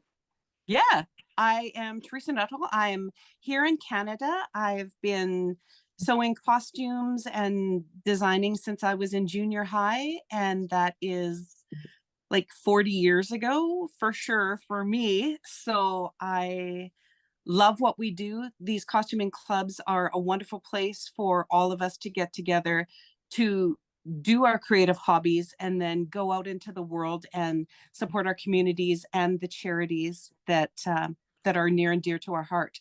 So we're all here because Star Wars. We are fans of Star Wars. We are lovers of Star Wars. We are costumers of Star Wars. And here we are with none other than Shauna Terpsick. So let's talk the love of costuming, patterning, fabrics, design, concept. What's in your guys' mind? I am so excited to be with all of you. Well, I wanted to know from Shauna, like, where does the inspiration start from? Is it a sketch? Is it conversations? Do you think about what a character does, what they carry, how they live? Like, where does it begin? Well, let's take one character specifically, Ahsoka, because that's what's just been released. With her, of course, I start the animation by talking to Dave, and who had intense conversations with George on creating this character, a Padawan for Anakin. I find out her history, and then Dave works out concepts with Doug Chang and the artist there, and then there's casting, and then so you're meeting the actor, you're knowing the history of Ahsoka. And then I'd start doing my own research. I look up real samurai that are females and how they wear their, excuse me, and how they wear the armor and what makes them different. And then I start looking up fantasy samurais and fantasy female ninjas, and just to sort of get a broad paint of how these different characters have been created throughout time. And then I go to costume warehouses and I look at actual antique pieces and to museums from these different cultures to try to weave together who this person might be. And then Dave gave me an image of this doll that had some very interesting detailing. So I incorporate that into the artwork. And then I start sketching. I surround my desk with all these different images, and I just start pencil sketching these out to give to my concept artist to start really fleshing out all these different ideas. And the influence for her fabrics really came from the need. One of the characters of Ahsoka is really the wind. It's the atmosphere. It's this sort of spirit blowing through everything. And I needed fabrics that would move and lift in this atmosphere, but also not make noise, because we got sound that has to be recorded. So I had to create an original weave for her robe because he wanted it to be sort of iridescent in color, but have a weight and ancientness of Gandalf. So I found different threads that were gray and iridescent green and iridescent fuchsia and iridescent purple. And I had them all woven together by a woman named Rabbit, who lives in upstate New York on a ranch. And she hand loomed samples for Dave to look at. And then through those samples, we came out with one that we really loved, but still it was a bit heavy, wasn't moving in the wind the way I wanted it to. So then my Adria Dyer, Carol, started really tearing into it and sanding it down and lightening it up and washing it and raking it over the pumice. We put it in a cement mixer with pumice so that it ages it and tires out the fabric, all the freshness out of it. And then it had the lift and the beauty. And what I needed from Ahsoka's fabrics was to tell the story of her journey. This isn't somebody who is living in a posh apartment, in upstate wherever. She is a warrior. She is a true traveling samurai who goes from sort of assignment to assignment to the need, and she goes wherever the need exists. So I wanted her clothes to sort of tell the story of her journey and of her travels. A weariness, but still kept in a very ceremonial manner, very, very tight and tailored and put together, but showing the tiredness and the weariness of her journey. Is there an aspect of her look that maybe prompted the most discussion that we'd be surprised to hear about, like that she has a racer back? You know what I mean? Like, what do you think went through the most discussion? I never heard any discussion on her razorback, but that was Rosario's call, and I just think it was such a great decision. You know, the one that I love is I put together the stone chain to be on her costume, and some people thought it was a Padawan braid and all these, but it's not. It's just sort of a collection of intrinsic stones and shapes that meant something to her on her journey, that kind of tells her journey. That was inspired by Mad Max and all the different things he had stuck in his belt. So I talked to the actress on what stones might speak to her as she's preparing for this role. And so we put a labradite on there and all these different things. But then one bead, a circle with an X through it and 4 dots, I found at some ethnic shop here in Los Angeles. And it really spoke to me. And that one is at the very end of her chain. And when Anne, Dave's wife, came in to see the Ahsoka costume for the first time, she put on the robes and was just loving it. And she was looking at the intricacy of this beaded belt, and she picks up the last bead and she's like, "Oh my gosh, where did you get this?" And I like, it spoke to me. And she turns over her wrist, and right here, she had tattooed the exact same X with the 4 dots. It was a vision she saw when she was hiking a mountain in like Nepal or some spiritual vision. And she had it tattooed on her. And now Ahsoka's wearing it, who is her husband's creation, you know, through a collaboration with George. It was like such, kind of a moment, you know, where you're just like, I'm in the right spot. Spectacular. I guess I have a, go ahead, Jen. Oh, I'm so sorry, Luke. It made me go. think of another, not to come off Ahsoka, but we were talking about being influenced by the actor. I remember reading your Instagram post about working with Ahmed Best on his Jedi character and his tattoos. Could you tell that story for everybody? I found that so moving. Yeah, so John's original directive was he wanted these Jedi robes to be different. So how do I make them different? So he thought, well, you know, in a Jewish temple, the rabbi has the scroll work on his overpieces, the pieces to their vestments. And so I was thinking, okay, scroll work, that might be interesting to put on, because I had seen Jedi, like the librarian, you know, the scroll work on certain panels of her costume. So when Ahmed came in for his first fitting, he had a tank top on. So he took off his overshirt to put on the Jedi robes. And I saw all this amazing tattoo work. And I'm like, what are those symbols? And when he was in a very dark time in his life, he was trying to get back to original roots, to heritage, to find his people, to find who he really is without the American Star Wars craziness at the time. And he went to West Africa and found the Adinkra people and these Adinkra symbols. And he chose a few to tell the story of just what he was going through in his journey. So I thought, I'm going to study the Adinkra symbols and complete that story on his vestments. And so Luis, my tailor, who's also does the embroidery machine, we worked out sort of this futuristic way, or Afro-futuristic way of sort of taking these symbols to finish the story of redemption, of finding your true purpose, of coming into yourself, of knowing that you are who you are without the descriptions or the weight of the world. And when I showed this to John, he approved. And when I presented the robes to Ahmed, it was a very emotional moment. It was, again, moments where you know you're in the right place. And that must feel absolutely rewarding for you to experience that. Oh my gosh. Yes. Like goosebumps. Woo! That's spectacular. It's yeah. And I guess I have a follow-on question from that. Obviously, you know, TV productions and films and art and design are almost one of the few places where art and commercial interest really kind of get mashed together. So how do you make the decisions about what should be something that you particularly really dive deep and spend a lot of time on, and what should be maybe something either like maybe a little bit more generic or store-bought? Like, how do you balance that in the production? Because I can't imagine that that's an easy process. Well, I don't. I give that kind of love to every single character. It's very important to me.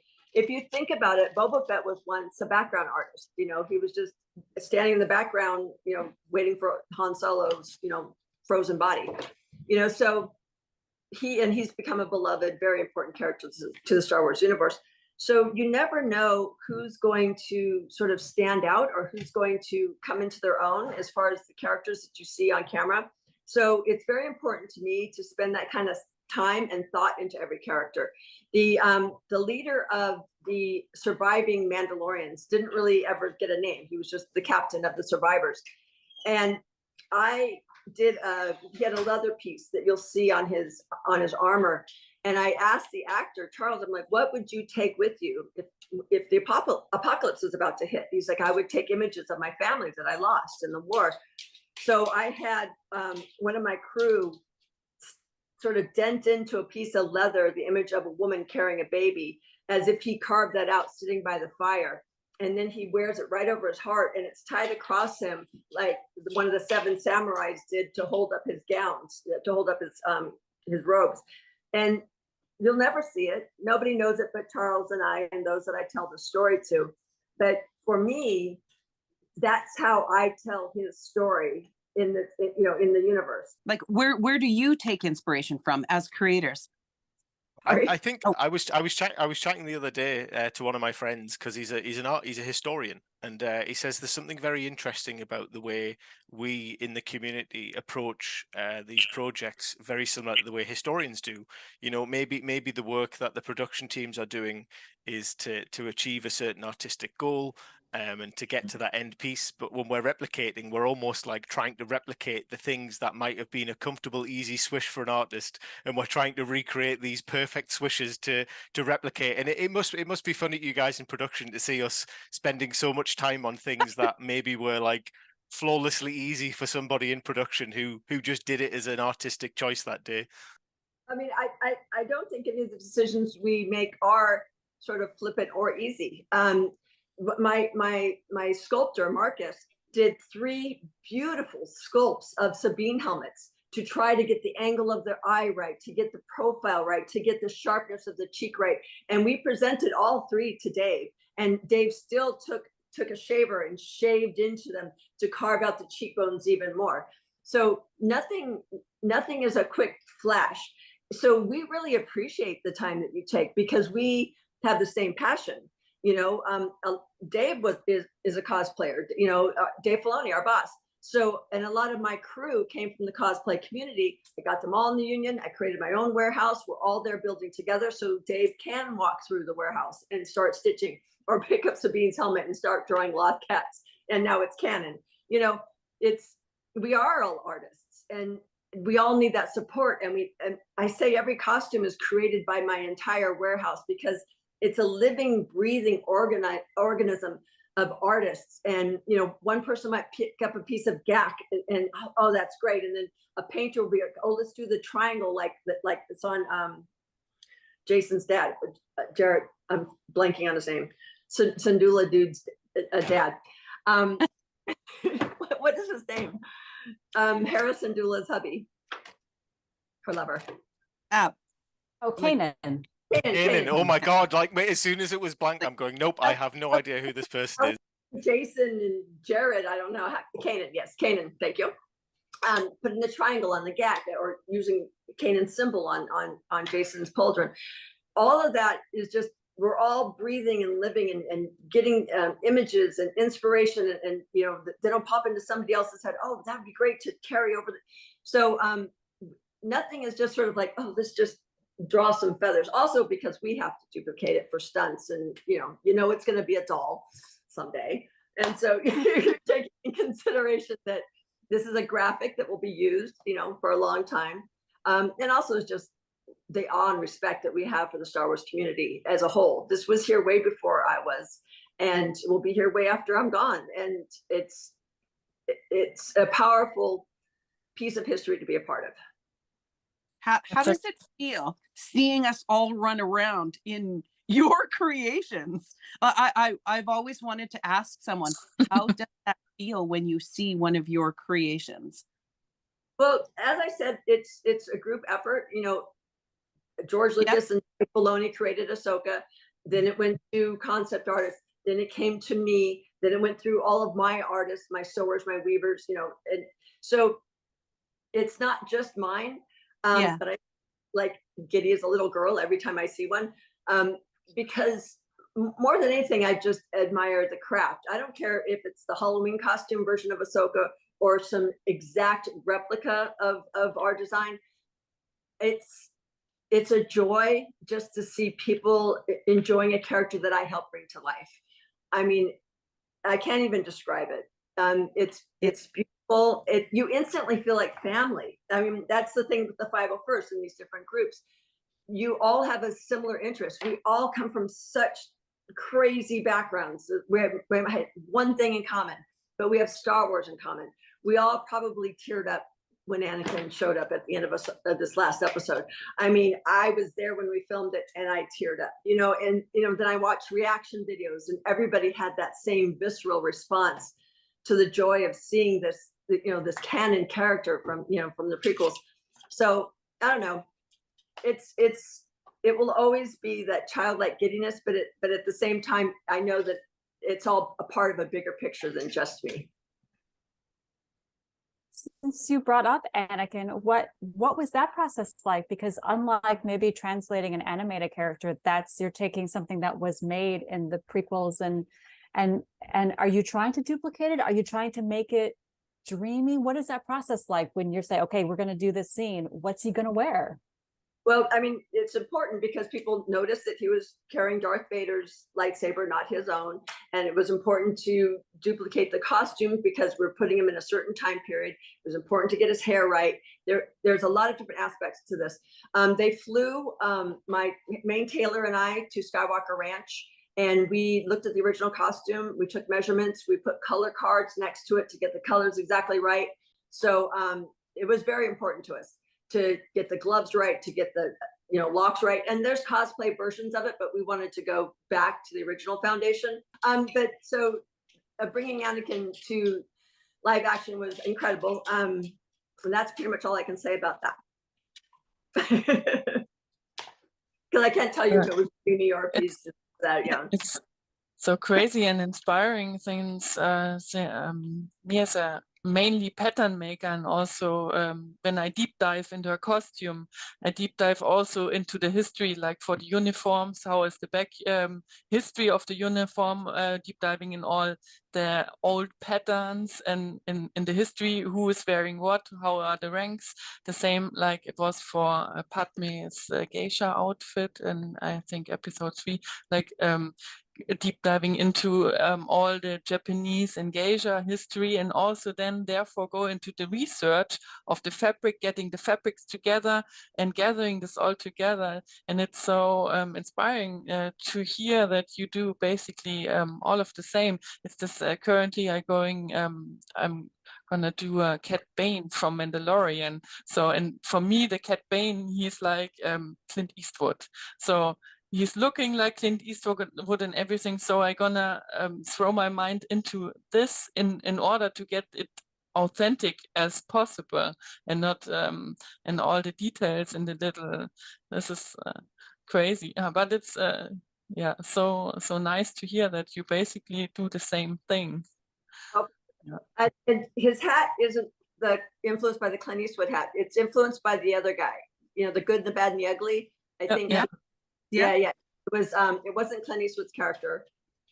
It was the other character, and I'm blanking on his name, who had the very straight hat. Yeah. It wasn't Clint Eastwood's hat. So Cad Bane's hat isn't based on Clint Eastwood, but the character very much has that flair. And we changed him up a bit. I actually have his doll right here.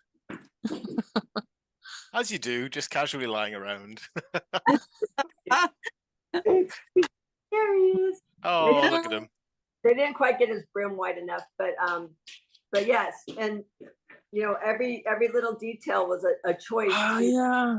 Back to the animation to make sure, and they even got the gag right. They did a really good job on this.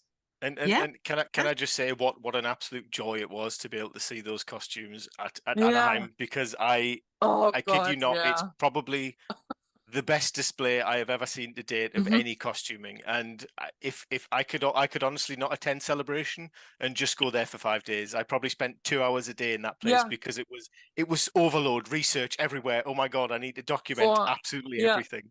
4 days just spending in this room and it wouldn't be enough. No, no, and maybe you can confirm, but I heard a story that there was actually a lot more that didn't get into that exhibit. Yeah, that was sort of waiting around. How much sort of stuff were you guys like planning? Was that, are you going to do it again someday?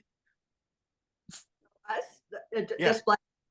Yeah. Well, at the screening of Ahsoka, we got to display Ahsoka and Balin, and I was sad because you can only see the front. They didn't make it so you could walk all the way around them. So I'm trying. It's funny. I'm still just trying to get on panels. I'm still just trying to be a part of the invitation. It's still mainly just about the actors, and which is fantastic because they're amazing. But in Star Wars, the costumes are a very important part to the fandom. And just to see the exhibits with the hair and the makeup and the props and the whole completed costume, I know how important that is. And I know that there's some details that you just can't see. And at the Comic-Con in San Diego, we had a few. I mean, Ahsoka was there and Sabine's helmet was there, but we couldn't reveal too much because the show hadn't dropped yet. But we're fighting for it. It's expensive, you know. So you went to the celebration in Anaheim where all the costumes, yeah. Brilliant. I thought we were going to do something like that in England. I was actually quite surprised that I was desperately hoping it just didn't happen. I was so sobbing that there was nothing displayed at all. It was well, they had, I think Neil Scanlon had one costume per day displayed by the stage, and like every piece of feedback that I told to every costumer was like, we need to let them know that this is very important, because the one at Anaheim was made me very happy. They weren't going to do that. Jon Favreau paid for that himself. He paid for that exhibit to be put on. He paid for all the builders' salaries. He paid for it all. Disney and Star Wars did not pay for that. Jon Favreau did it, and he did it for the fans. Well, if John's listening, thank you, because that meant the world to us. Wow. Beyond recourse. Yeah. I guess it's just too expensive to ship it all over to England. But the fact that he did it now was very special. And, you know, it's my hope that eventually these will make it to Lucas's museum here in Los Angeles. But, you know, to send them all out to Tokyo, wouldn't that be amazing? The insurance would just be astronomical is the only caveat, I'm sure. Yeah. So, Alexandra, is there anything on your list that you'd like to? What I keep going back to is, well, Luke kind of touched on it already, but the idea of, and as you said, Shauna, you're just happy to see anyone cosplay, and no matter what skill level the costume may be at. But it is kind of an entertaining thought every time I try to find a fabric and I can't find it anywhere. And I'm searching like years. At one point I searched for like 5 years to find the right fabric, and suddenly it just showed up. I keep thinking back to, I'm making my friend a Fennec costume, and this shirt fabric, searched for a very long time. Then somebody else found a ready-made product by Macy's, I think. And it was a Casper suit, right? It was a suit. It was Casper. Yeah.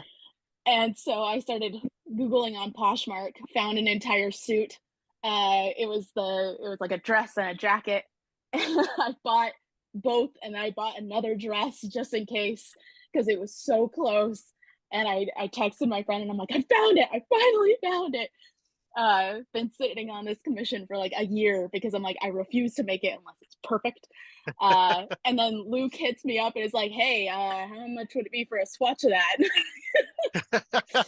Yeah, because back in the day when Alex used to be in the Rey costuming groups and the Kylo groups, nobody could find the Kylo Ren fabric, like that basket. Yeah. So I got nerdy enough to learn how to draft fabric pattern, and I worked with a local mill and having to go through that whole process of drafting fabric gave me such a different appreciation on all that stuff. But yeah, like obviously Alexandra's found that fabric, and the idea of being able to make these things for the community.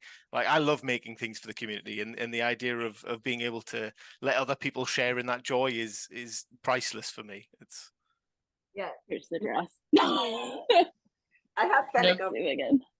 There it is. Oh no, just wait. She's getting Fennec. Oh, there she is. There's the pattern. That's it with the woggly line. Yeah. A lot of her stuff. So I didn't design Fennec. I wasn't on season 1. I kind of tightened her up for season 2. But so some of this is 3D printed, which is a process that I don't use much of because it's a modern process. It's sort of what they use on superhero suits. So some of the texture was printed three-dimensional printing. So it's different from what I've been using on my shows. But yes, the woggly is what's the other fabric, the woggly. There's like so many, because they've got like there's like a weird little dotty one on the knee, and then you've got like the diamond one on the kama kind of pieces, and then you've got that wavy one. Like they threw all the fabrics at that costume. I made that fabric because we couldn't find it in the community, and Alexandra's obviously now found the other one, and it's like we've completed the trifecta of the Fennec fabrics now. I'm so excited for that. You know, now that Lucasfilm is trusting me a little bit more, they're allowing me to post pictures of the actual fabrics here and there. So I saw you posted a swatch the other day of the Ahsoka fabric, and I can't tell you what that means to the whole wide community. And some people might say, you know, is it spoiling the hunt? No, it's not. No, because you still got to find it. But having that direct image is not a hunt for a year, so it's like, you know. Yes, yeah. You must feel like a kid at Christmas who, like, everyone's hunting for this thing. You're like, I know what it is. Yes, but no, you're right about the hunt, because that is fun. I just don't like the reason why I say no matter the skill level, I praise it, because I don't like the shaming that I've heard of, you know, from some groups where they just really get, oh, that's nowhere near the right pattern. Oh, you got that totally wrong. It takes some of that childlike joy out of it, and I think Star Wars is all about tapping into that child. And so I would never want to discourage him. I absolutely am amazed by those who get it camera perfect. It's like, it blows my mind, and it's very impressive. But I'm also, I love the kid running around in the, you know, the wax printed Halloween version, you know, who has the seriousness of somebody in, you know, the camera ready one. It's important to support all levels and all body types, all genders. You know, it's like, you know, come on, people, we're only here once in our lifetime. And if it's your joy, passion to hunt down the exact bead that was used, God bless you. That's amazing. And it makes me very, very happy. And it really honors Rosario's and my discussion on creating that character, that it's Labrador for the last 5 stones. You know, I can't share that, but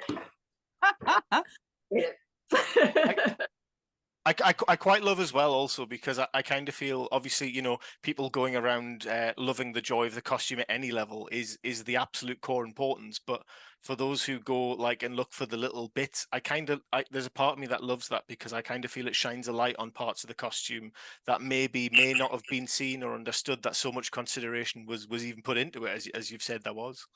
Well, absolutely.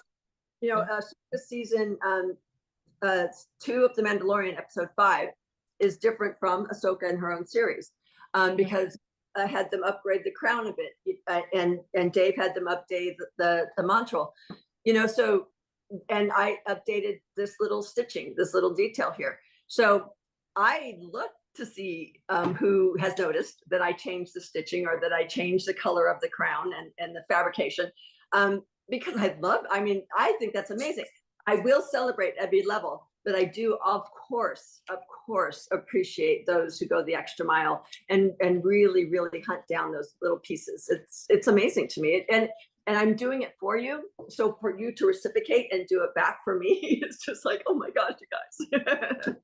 We have the same issue for the Cat Bane vest, the edge binding of this fabric. I assume it was like a tie. It's looking like a tie fabric, like with this very little pattern, and it's a silk. Yeah, and it's a very fine tie silk, I guess. And searching exactly this this pattern and this fabric, and it's like crazy. We are hunting, and I have a commission of the Cat Bane, like working now like for over months, just searching for the right fabrics, gathering together from all over the world the fabrics, trying to dye myself and make it as accurate as possible. But this the silk fabric from the West is giving like everybody a headache. I did post a picture of it at one point with the sketch. Yeah, okay. Yeah.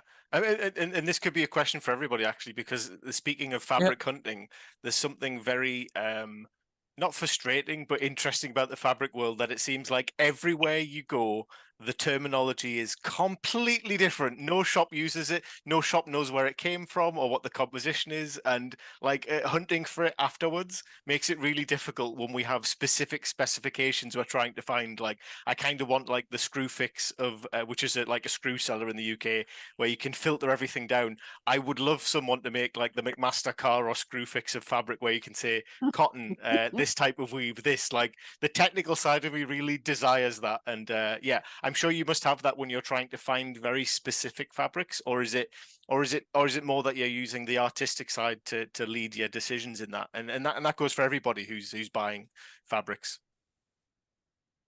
Yeah, I'll speak to what we do. When I'm creating the look, I go for the artistic. I'm looking for what's going to jive. I really wanted Cad Bane's pants to have that stripe that the Old West pants had, and that was because I did research on what real cowboys were wearing, and so I wanted that to translate. I don't think they got that on him. No, they didn't. He doesn't have the stripe, but and then using authentic fabrics for his cape. I bought an actual coat that cowboys wear when they're on horses, and I wanted to get the same canvas for him so that it would have the same flow and the same movement when he drew his gun. So it's important things like that. So for me, it's the artistic side of it and just what's driving together. And I've chosen fabrics, and then they've gone back to the fabric store and they're gone, and so then I'm back to square one. Yeah. So I understand your frustration where you've got it all mapped out, you got it all lined up. Oh, finally got it right. And then my poor shopper goes back to the same shop where they got the swatch, and it's gone. They can't find it anywhere. And I go to a lot of places that have vintage fabrics, from the 30s and 40s and 50s, because this is where the film industry was born. So they have all this like old stock, and I love that stuff because it's very Star Wars. But then I'll go to make 10, copies of one costume, and they'll be like, "Oh no, we have one for half of one." I'm like, "No." So I understand the frustration, but it does come from the artistic side first, and then the practical side second. Awesome, thank you. When you shop, is 10 the number you think of? I mean, that's what I think of, like when you posted Ahsoka swatch. Like, how much of that did she buy? Does she have enough? Is it okay that we go get it too? Like, what? How much? When you buy, like, what's the buy? I bought a lot. We basically had it shipped, straight from China. By the time I gave you my source, but he got me a ton, so we're good. So I appreciate you considering that. But yeah, I do. I always think of, well, like Ahsoka, you think, 40 or 50, because who knows where this is going to go. But I mean, even when I was getting Anakin fabrics, I thought of 4 or 5, because I don't know what's going to happen next season. I don't know. They don't share even while we're shooting what might be happening. We have the scripts, we have a lot of information, but just like with Luke Skywalker, he was in the script as Plo Koon, and nobody knew except for I figured it out when they asked me to put together a costume for them to present to the actor over Christmas time. And I said, "Do you want 1 glove or 2?" And they said, "Oh, you know who it is, don't you?" So yeah, that ain't no Plo Koon if you're only gonna, use 1 glove. So they keep a lot under wraps. So when I'm buying fabric for a character, I'm thinking, 5 to 10, just in case, because like I said, I go back and the swatch is gone, and I have to be prepared because I have no idea the arc of what Mando 4, Mando 5. I don't have no idea. Or now that there's the rumor of the Ahsoka Mandoverse movie, who knows what that's going to need. So I'm always, I always have to think that way. We have a glorious warehouse that they got for us that we've completely built out, and we have fabric stored forever. It's like heaven. Have you ever had to make any interesting like right turns we'd be surprised to hear from characters that are obviously already out there that have like changed because you couldn't get the fabrics? I mean, not that you would be aware of. Like, the change comes before they go on camera.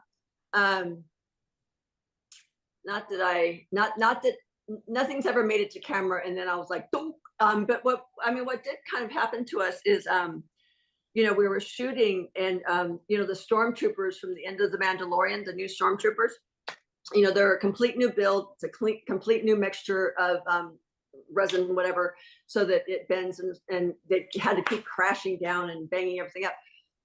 During the pandemic, those chemicals, those ingredients were very difficult to get. So we had to find out who else uses them for what else. And we found some warehouse that used them for some weird part that goes into a car that's no longer being made. And they had a bunch of boxes of this stuff, that, a bunch of gallon tanks and boxes and barrels of stuff that we needed. But that, I mean, if we hadn't found that random warehouse, who knows what would have happened with these stormtroopers. So we had some very nervous moments. Wow. It's very validating to hear that you also go and get swatches and then go back to get fabric later and it's gone. But you better never tell us the address of the warehouse and where you store all the additional fabric, because otherwise it's gonna be gone. Just like come soon. round, have a tour, and we're all just leaving. We're like, everything's fine. Yeah, well, I mean, that the Oriental silk, the source that I gave you for the Ahsoka fabrics, they're just a family-owned business, and they've been around literally since the 30s and 40s. And I wanted to send 4 million people to them. And the same thing happened with Rabbit out in in a barn in New York. She suffered a horrible loss of her husband during COVID, and she's like, send work my way. And so I was able to give her name and information to a lot of people. And, so she's keeping busy. So, things like that, I tend to obviously not use a lot of big corporations. They're usually individuals. One of the guys who built some armor for me was a fan on Facebook who just happened to say, I do chainmail. I'm like, I got something for you. Want to sign an NDA? He still doesn't know what he created for me yet. So he doesn't, but he will soon. So I like to give back to the community by supporting, small businesses and individuals who are artists. I would say 20, 30 people in my crew were just cosplayers who I've brought into the union and into my warehouse so that we could create together, because a lot of the pre-established warehouses and builders weren't used to the Star Wars aesthetic, and I needed people to be on the same page as me and not treat me like less because I'm a woman and thinking that I wouldn't know what I was talking about. So I found a group of very willing, incredible artists who showed me that they wanted to work together and not compete with me. And I have created a beautiful family because of it. And amazing. It's vital, right? Vital. And that's how I feel about what we do within our club. The help that everyone does, and that everybody, you want to see people succeed and you want to help them in their costuming. And it's, hey, I learned this, and this was, this made this so much easier for me. Or, hey, did you guys know that this is this? I can order you more fabric when I'm ordering, and then we help one another so we can build our costuming club.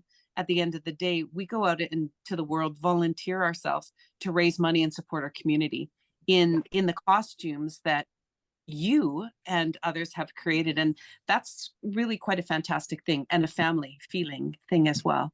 Well, it's so important to Dave Filoni. I mean, and John, they just love the fans. They love the costuming communities. Obviously they included a bunch of 501st and season 1. That it means a lot to these gentlemen, and being passed down from that kind of leadership allows us to be welcoming and share with our communities too. I don't think I've seen a single person on those behind the scenes footage not looking like they are having the best day of their lives every single time. Oh, right. It's beautiful. I wasn't there for that. I can't even imagine because I mean, like even Paul Sung Lee, is a 501st and is a fan, and I get to dress him as Carson Teva, and just the joy and I don't know, it's like legacy knowledge of Star Wars. It's beautiful. It's really beautiful to work with. Yeah. What are the fittings like? Do people cry? Do people get really emotional when they put those? I must admit, I had never met Hayden, and thought, oh, it's just another actor, no big deal. I was like complete shivering, like almost to tears when I'm like, oh my gosh, this is actually Hayden Christensen. This is Darth Vader. This is Anakin. Like, I thought I was the coolest cucumber in the universe, that I'd worked with everybody. And he comes in, and he's Canadian, and most every Canadian I've ever met are just kind. They're just so nice. It takes you're just like, you're taken aback by how just real and honest and kind. And he really cares about the costume, and he really cares about bringing the authentic character to the screen for the fandom, and for the legacy of his character. He's, for all the heck his character got, because of the prequels, he is a strong and very, very kind human being. And, everybody has to take their journey. And he was the one that I was like brought to tears. I've had actors be blown away by how much we care for the costumes and find a new admiration for our position on the show, because we have these dialogues in the dressing room on what these pieces mean and how you should carry yourself, and how they would hold a gun or a blaster. Sorry, no guns in Star Wars. I've had actors be taken aback by the research that we had done. But then you get someone like Jack Black, who's a huge fan and is just like a bundle of energy, and you're just standing back watching, and you're just like, I'm a part of this. I can't believe it. So I think most of the tears come from my crew. And then the actors are usually a little bit more professional. They can control their emotions. So, question, Shauna, where did your love of costuming come from? When did that begin for you? That you had that moment like, this is what I want to do? Well, I mean, I wanted to be a truck driver, drive an 18-wheeler across America. I wanted to join the Army. That was my dream when I was in high school. But as a child, my grandmother used to watch me a lot, because my mom's a single mom. So I spent a lot of time at grandma's house, and she had a sewing machine, and, she made basic things. And I always wanted to do different clothes for my Barbies, and they didn't have any boy Barbies really. So I would like cut the hair off Farrah Fawcett Barbie and put on boy clothes, and, stuff like that. So unknowingly to myself, I was already sort of designing and making clothes.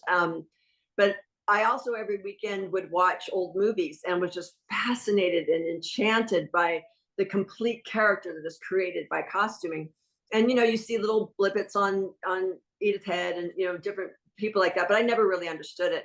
But I always drew the figure. That was always whenever I was drawing, I would draw comic books and was drawing the figure. And so my art teacher told me to go into fashion, which I went in, when I was in college, I worked part-time in a fashion shop, and I was like winter, spring, summer, fall, holiday, winter, spring, summer, fall, holiday, all for the same person. Because if you're a Chanel customer, you're just designing for the Chanel customer, or you're just designing for the Calvin Klein customer. So fashion left me empty. But I used to jump off the tram at Universal Studios and then just go sneak and watch people make movies. And whenever I would see them making movies on the road, I would just stop and watch them. And I could sit there for hours. And some guy said, oh, you should go into the movie business. Obviously you like this. And so my senior year of college, I was chosen for Bob Mackey's costuming team. And he signed me the character of Princess Aphrodite, who was going to Cinderella's ball, because I was the only person who drew, all my models were on African Americans. And so I was the only one who knew how to draw African Americans. So that was it.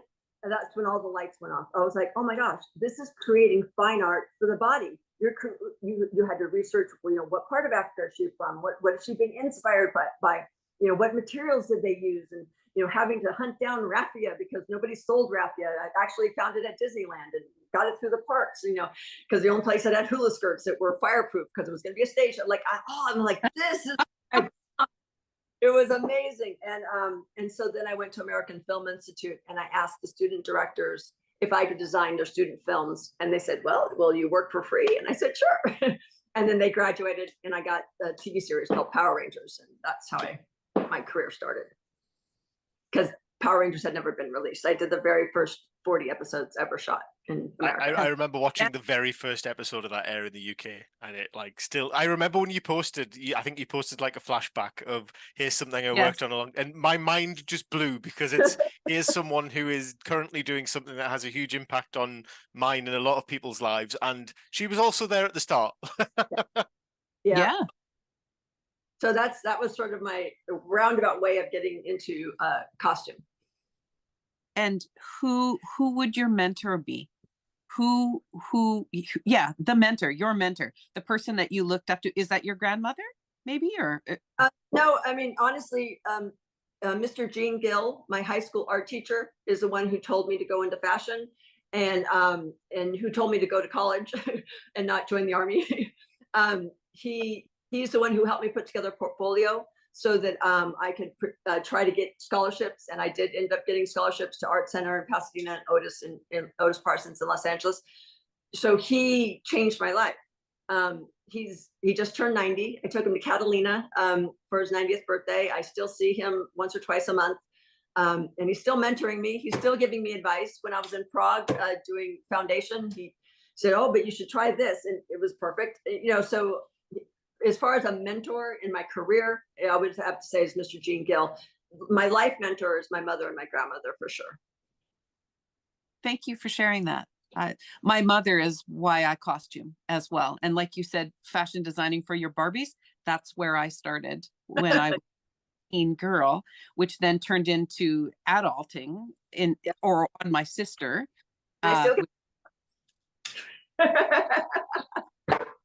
Right? Exactly. That's exact. And it would be my mother. She is our costumer. She's in our actually clubs. She's 71. She's a GML. So she approves people's costumes. And she is a little tiny Jawa, Bush, Scout. She is why for sure. That's nice. Yeah. Shauna, when you think of a design, is there one that ever comes to mind that is one that's a favorite and maybe one that was like a real challenge that you were like, man, that was a struggle to get there, but we got there? I would say Garza. Jennifer she's a very spiritual, very detailed actor who really researched this. She journals and she drew and it was amazing to walk through her process with her. The fittings would last 2 hours sometimes just because we'd be sitting on the couch and talking through her journey from a Twi'lek who was most likely human trafficked and in slavery to now the owner of the Casablanca type casino, in this very rough place, and who she was as a child and how she was sold into slavery and then busted out of that slavery and became the leader, the head of this place, and how that person would dress, and how she would carry herself. And I was given one piece of concept art, and I really wanted to honor the process that John and Doug had done to get to that piece of concept art. And I made it, and I had the fabric made because I couldn't find anything like that in real life. And once we put it on her and she was in full makeup, the fabric was the exact same color that they chose for her skin, that slight yellowish tinge. And so it looked like she wasn't wearing a top, basically. So we had to make a new dress for her the night before it worked. And so we used basically the same pattern, but once I started choosing fabric, I had to make a bunch of different changes. It's the silver one with all the pleating, so that was a huge hit. And what was amazing is that when John saw the one that we built overnight, he chose that to be her main look. So that sort of organic and fanatic, whereas everything else was a longer and more laborious decision and every single thread was chosen. This one we draped, like I was literally pinning it on the mannequin and twisting it around, and my tailor's like, wait. And I'm like, no, we can't, we gotta go. That ended up being the hero. So it was it was both a long process and then an instant explosion of love. But it was because of the foundation that Jennifer had built for us that we were able to come up with that creature so quickly. So it was challenging only because of the process, but it was also very, very rewarding. It's spectacular. Like when she comes on screen, it is a moment. It's so beautiful. When you think of all white costumes in Star Wars, there's Leia, there's Padme, but this one had glitz, but you could sense she had history. It's amazing. In a billion years, I never would have guessed you'd made that overnight. It's a triumph, Shauna. It's gorgeous. I know my wife was in awe of that's that it. at Celebration for sure. Literally, she when we saw, because I think they had 3 Twi'lek costumes of hers on display, and it was just amazing. My wife just was, and I was in awe because it's just beautiful. It's so regal and massive. It has presence without a character in it. Even it's a character of its own almost. Thank you. And it's not just fabric. There's jewelry in there. Her headpiece, like there's a lot going on, and it all works together. Like. Wow. Yeah, so the head sculpt, I asked the makeup artist to collaborate with me on creating head jewelry that would go with her Leku. So that was created by Alexi, who also just finished Guardians of the Galaxy. So he's an incredible makeup artist. So I gave him research and gave him my designs that I was doing down here, and he sculpted the pieces that would work with her Leku. That's why it all sort of worked so well together. And the images that you see in her earrings and on her Leku were images that she saw in her dreams, that she sketched in her journal. Every single image on the gold dress, they're here, and then it's on the headdress and the earrings and on the front piece, were all symbols that she had dreamt of when she was journaling for this character. Wow. Amazing. Yeah. Yeah. Wow. Yeah. How, and see, so then we are like, okay, well, that detail must be there and that detail must be there. And then when you find out the meaning of those details that we in our clubs are creating, then all of a sudden that character becomes something far more than a costume, for sure. Well, you work so hard to get it right. It really is meaningful because it was a journey. Every single piece, every single detail is purposeful. We made 90 Mandalorian, probably more, but for this last season of Mandalorian, every single one of them has unique marks, unique details, because they're all individual and they've all had different journeys to bring them to this point, whether they're survivors or the coverts or the military ones, Bo-Katan's group. Each one, when I was talking to my painters, I want these marks to mean something. If it hits here, then it should hit there. I want a follow through. I don't want just random doodles. It's important that these costumes tell the story of their journey. So whether they're in total uniforms or in Garza and all of her magnificence, we really care about every individual character. And speaking of the research of the older characters, obviously the ones that are maybe akin to older things. I know obviously you will have gone to Lucasfilm and looked in the archives, looked at the costumes. Have you connected with any older of the original trilogy designers and makers? Because obviously some of those guys are still out there. Have you got any interesting stories to share about your exchanges with any of those guys maybe? Trisha Briggs called me on the phone a few times and we chatted. She was very happy with what she was seeing and was very grateful that we were honoring the history. And I really, really am. I've read all the making of books and from the original trilogy, but also the prequels, to make sure that I was, like John Mallow, that I was honoring the story that George told them and the way they interpreted it, and then bringing it back to what George wanted, and then through the filter of John and Dave and Doug. You're gonna know if we don't listen to our history. You're gonna know if we're not creating from a foundation of the history that gave birth to our particular time period, to our particular story. So it's really, really important to me. But she's the only one that I've actually talked to. Besides Doug Chang, who's been there since the 90s. But as far as costume designers, she's the only one. But it was wonderful talking to her. Awesome, thank you. Yeah. Do you costume for yourself? No, I don't dress up and I don't do costuming. Like I said, I liked Halloween maybe until I was about 16, and then I was over it. So the closest I ever got to sort of creating costumes for myself was for my Barbies to tell stories. And I had model horses and I would make them fancy horse blankets and things like that. But I think, I mean, it is my job. It's also my art form. So to create for myself, like I even have a hard time just dressing in the morning. I tend to wear a lot of vintage Western shirts and basic jewelry. You know, that's my uniform. I'm not a Steve Jobs. I don't wear the black turtleneck every day, but I have a basic uniform because you're putting so much creative thought into your daily activities that I don't do that for me. I like to, but that's about it. If you could be in Star Wars, like I know Glenn Dillon is an Imperial officer in Solo, and John and Dave came to you and said, "Hey, Shauna, we want to put you somewhere in the show, at the bar, whatever. Like, what would you want to do? What would you want to wear?" Yeah, I don't know that I could stand still that long. I twitch, I move. I don't know that I could do take one, take two, take three. Being an actor and even a background player takes a great deal of discipline. Having to do the same movement over and over again for every direction that the camera's hitting you. To make me stand still that long would be a very funny thing to watch. So it's different people are here for, you know, to do different gifts, and I'm definitely a behind the camera kind of gal.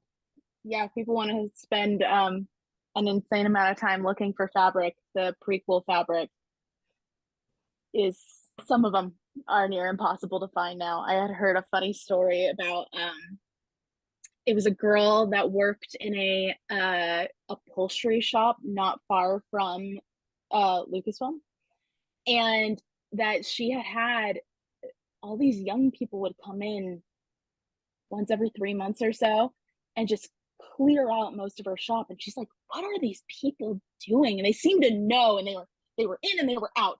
And she was just baffled by the amounts of money that they were spending, and she couldn't figure out. So finally she goes, "Hey, do you guys mind if I ask, like, what are you guys doing? Like, it just seems weird. It's always the same people." And he said, "Oh, we work for Lucasfilm. They just sent us to clear all this stuff out. Just in case one day we might need it for something." They would buy the entire 100 yards or whatever she had because it was all industrial. I just thought that was... Now, the prequels were all shot in London, and so a lot of the fabric was sourced either in London. Like the wool that I use on my uniforms is from London. It's the same source that they built all the Imperial uniforms out of. So a lot of those fabric sources are over in London or Europe. I've been sourcing a lot from China and America because all the vintage shops are here, vintage fabrics and everything. And wools are from England. Any OG fabrics that I need, I get from England. But yeah, I can see that happening. They didn't have any fabrics at Lucasfilm in California, not at Skywalker Ranch. So that must have been in England at the. That may have been. They I don't think she specified. Yeah, because I know. Yeah. I remember the whole wave of costumers. In the UK, we have like a cosmetics store called Boots, and all the Rays were raiding for bandages because it's what Ray was used for the wraps. And there was like groups of people. It was like a group effort, and it was so lovely to watch. Of like, "Hey ladies, I'm going to Boots this week. How many people want?" And there'd be like 50. Yeah, Alexandra has one right there. There'd be like 50 or 60 people like I'm in, and you just see these people come out with these big bags of bandages, and the poor reps at Boots being like, "What are these people doing to themselves? Why are they injuring themselves so much?" I hoard these, and I have only gone through one pair in like 6 years. So you've got them all. For any potential raise, Alex has them all. No, don't tell them I have them. It was so hard to get them. I have one final question on my list, Shauna. I'm like very reticent that I don't want to over ask too many things. Obviously, you said you've had a career going from getting your first opportunity, and then all the way through Power Rangers, and then you've done Firefly, and then SpongeBob SquarePants, and so many little wonderful pop culture touchstones. How was your process from being? I guess at the start it must have been fairly small scale yourself. Your team would be yourself and a few trusted others. What's the process from going from a solo maker to a wider team? Because we certainly see in the community, we know that you guys didn't make this alone. So the community now is certainly starting to embrace the idea that you can't be everything. It's really important to work as a team. And we see this now in the community. We see makers reaching out. People who are experts at the soft goods are working with the people who are expert painters, with the makers, and the whole community is growing together. But from a professional standpoint, how was that journey for you in your development? Yeah, well, on the first shows that I did, obviously, I was the only one. So as the costume designer, I was also the one who was ironing the clothes for the actors. And the actors basically taught me how to do the job. They're like, oh, the costume designer usually brings a camera to keep track of the continuity. Oh, the costume designer usually has a steamer. And I had no idea. They were union actors working on student films. So they kind of taught me how to do that. And I just bumbled along like I know what I'm doing. And I was even carrying carrying the boom mic. And, I did everything. So then I got my first paying job, which was a horror movie. So they said I could have an assistant. And the only person available was this rock and roll singer that I was doing costumes for their band. They're like, opening for Guns N' Roses. And so he was my assistant, and he worked maybe for $100 a week. And, he would run errands for me. But basically, I was doing everything still. And then on Power Rangers, it was me and a couple of set costumers, and that's it. And we shot two to three units at the same time, 24 hours a day. No union, no sleep, it was just, building putties like some shoemaker on Melrose built all the Power Ranger boots. It was literally just fumbling along, trying to figure out how to do this job. And then my sort of, after Power Rangers, somebody told me I should join the union because I'll get health benefits and retirement, and they'll treat you much better. You're not working 24 hours a day. So I joined the union, and I couldn't afford to join as a designer. So I joined as an assistant designer illustrator. And so I got toys with Albert Wolski as the designer, and I designed like all the background, like the Christmas stuff and everything. And that got nominated for an Academy Award for Best Costume Design. And then I did the sketches for Bugsy, which won the Academy Award for Best Costume Design. So I thought, okay, I made a good decision joining the union. And so I worked as an assistant designer and illustrator for him for a few other shows. And then I got Firefly as an assistant designer for Jill O'Hanessian, who did episode 1. And then she got 6 feet under, 6 feet under. And so she told Joss he should just raise me up to be the designer because I really knew the show, and I like co-designed everything with her. And she taught me a lot. She taught me, I didn't really co-design. She was the designer, and she taught me how to do the research, and she taught me how to do the fittings, and she taught me how to put together beautiful boards, which I'd kind of been learning with Albert, but this was more like a partnership. And so he gave me the show, and I've been designing ever since. I joined the union as a designer after that show because I'd been designing all the low budget shows and Power Rangers, but then I went sort of down before I went back up. Awesome. Sean, that sounds great. There's so much to your job, so many aspects to it. Which aspect of the job brings you the most joy? Well, I mean, on Star Wars, like Luke was saying, now I have a huge team. And so I do get to pop around, and I'll be draping, and then I'll go and do some aging dyeing, and then I'll go paint on a helmet, and then I'll go carve in the clay a little bit. And then so I get to pop around like a fly, which fits my personality perfectly. And then I'll go to set, and then I'll play with the actors. And, we're always shooting 2 full-size film units at the same time on Star Wars, and usually in 2 different areas. So I'll pop onto that set and, correct a couple of stormtroopers, and I'll go on that set to approve, I don't know, Anakin showing up in front of Ahsoka, So I get to still do every single aspect, but I don't have to spend hours on anything in particular. And I love that.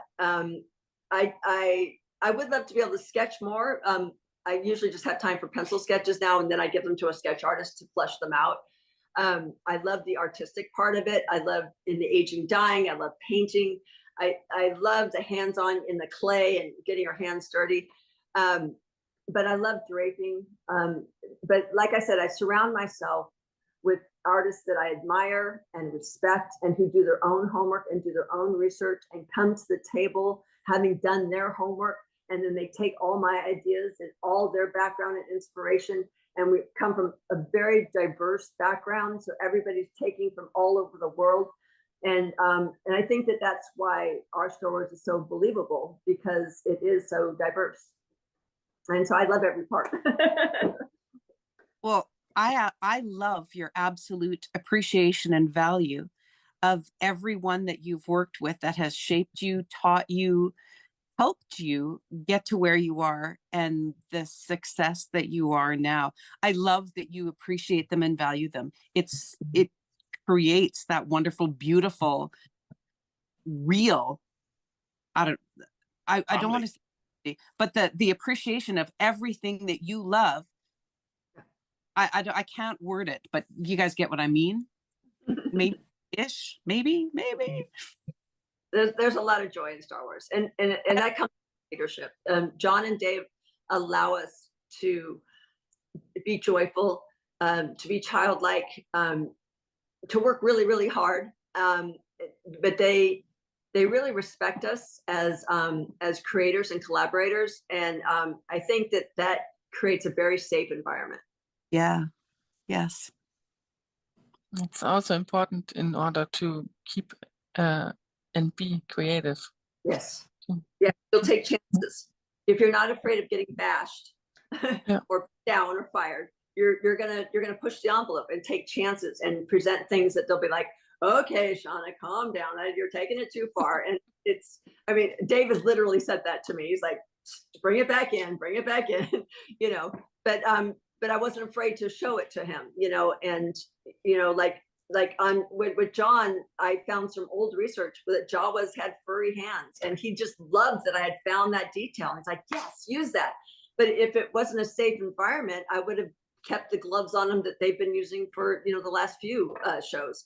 But I found old research where they had furry hands, and it's because he creates a safe, creative, collaborative environment that I was able to bring him. Like, it was kind of done wrong last season. Can I, you know, do it right? And you know, and I'm welcome. And Boba Fett, he absolutely was not supposed to wear black, and I forgot that Dave told me not to put him in black like Mad Max and Omar Sharif. I forgot that note. So I had Michael Wandi, my sketch artist, sketch him in the dark black colors, and I presented it to Dave, and Dave was like, oh, you know, I thought it would be too Darth Vader-ish, but it's really working with the bright armor. And again, instead of being upset at me or mad at me for forgetting that very important note from my new boss, he embraced it and was open to it being the right choice. So it's being surrounded with leadership like that helps, I think, allow a working atmosphere that is safe for all of us. Absolutely. Yep. Trust allows you to be exactly who you are with no judgment and no fear, which opens up any creativity, and you could just be who you are. And we are so grateful. Well, thank you guys. This has been. Thank you very much, Shauna. Yeah. Okay. I guess I better get back to housework. All right. Well, Shauna, thank you.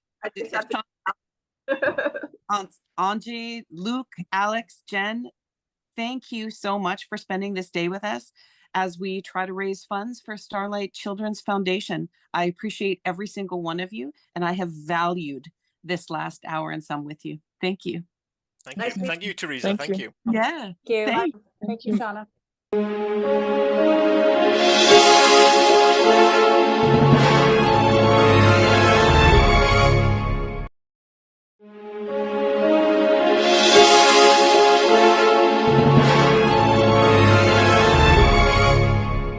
Hey, thanks for joining us and our Galaxy of Hope Telethon. Today, we're raising funds for Starlight Children's Foundation in the UK, Australia, Canada, and the USA. So here in the USA, we also have a secret donor generously matching donations up to $50,000. So if you were ever going to give, today is the day. So click the links wherever you can see them. I'm sure they're there.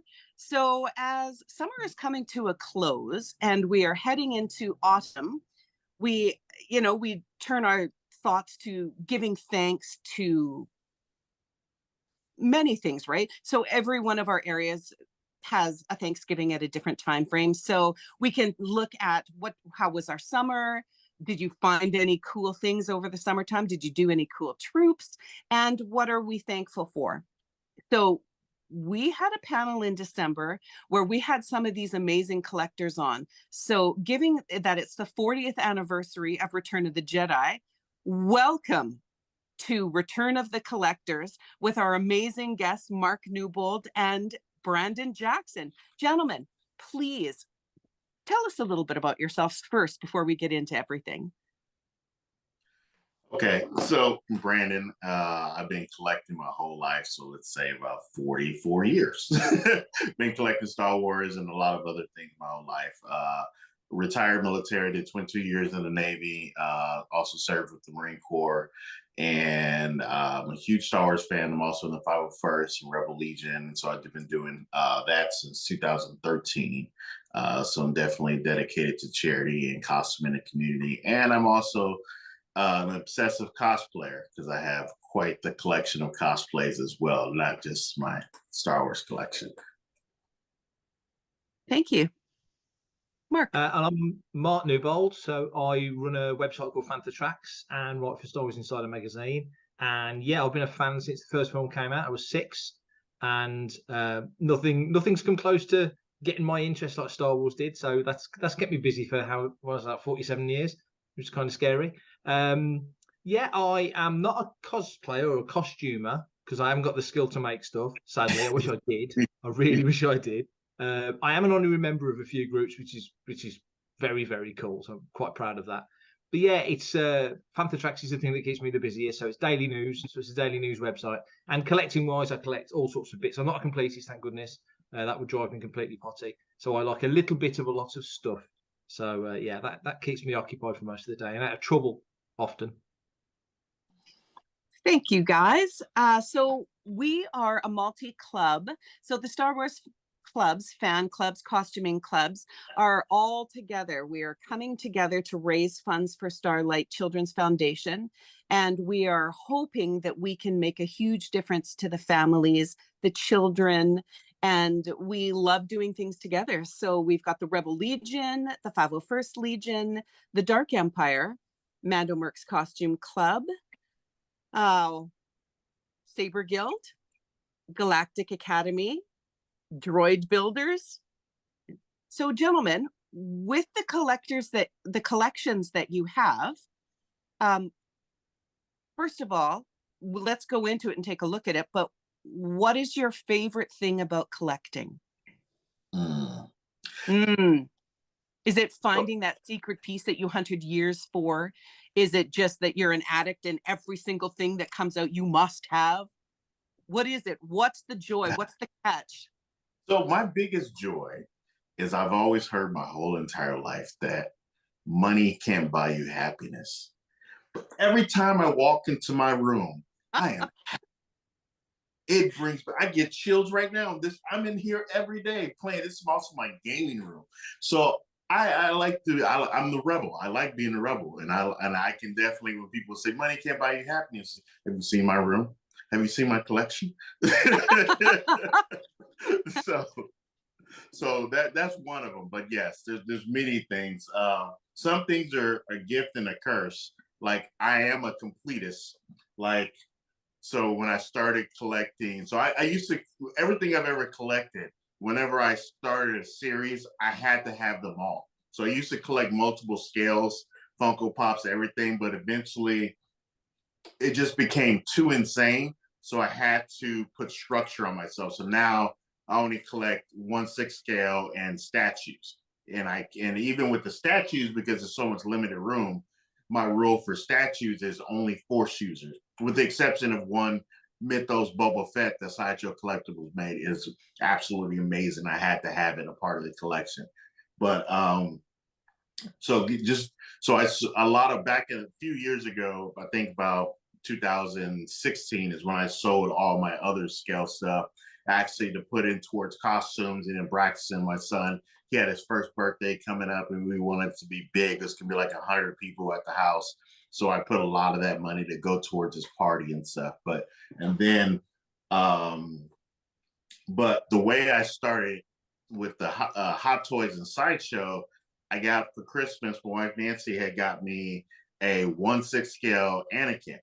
And I had never collected that scale before. I think I've seen it at San Diego Comic Con, but I would always be, that I collect the smaller stuff, so I would always stay away from the booths. But you got me this 1/6 scale Anakin. I was like, this thing is so awesome. And then when I started doing my research, and I'm finding out that these figures actually appreciate out the box. I was a very in the box collector for years, for pretty much up until I got into the military. I've always been in the box collector. And so I was like, all right, let me put this on display. And then I was like, well, if I have an Anakin, I gotta have a Darth Vader. I was like, okay. So I got Darth Vader. I was like, well, if I got a Darth Vader, then I gotta have, a Luke Skywalker. And I was like, well, if I got a Luke Skywalker, you know what? If I get a Luke Skywalker, I gotta get a Leia. And then that's when the slope started. I was like, well, if I got a Leia, I gotta have a Han Solo. If I got a Han Solo, I gotta have a Boba Fett. If I have a Boba Fett, I gotta have a Jango Fett. Well, I can have a Jango Fett without having a Clone Troopers, and then now that's where I am now. I just then eventually I just say, you know what, I'm gonna just get them all. I just have them all. Okay. I'm fascinated. What was the question again? I'm fascinated by it. It was how did your collecting start? What was Brandon was talking about the joy of collecting, and the happiness of that, and then how did that slippery slope evolve? And so how was that for you, Mark? Slippery slope is the perfect phrase. It really is. For me, it started because I like books and comics as well. So it started with my mom's best friend picked me up issue 6 of Star Wars Weekly back in early 1978 and grabbed me straight away. So I was a comic kid. So I was reading Spidey. In the UK, we had weeklies rather than monthlies. So I was reading Spidey every week and other bits and bobs. And that issue just grabbed me. So that was it then. That was Star Wars Weekly, Star Wars Monthly, Empire Weekly, Empire Monthly, Jedi Weekly, all the way through.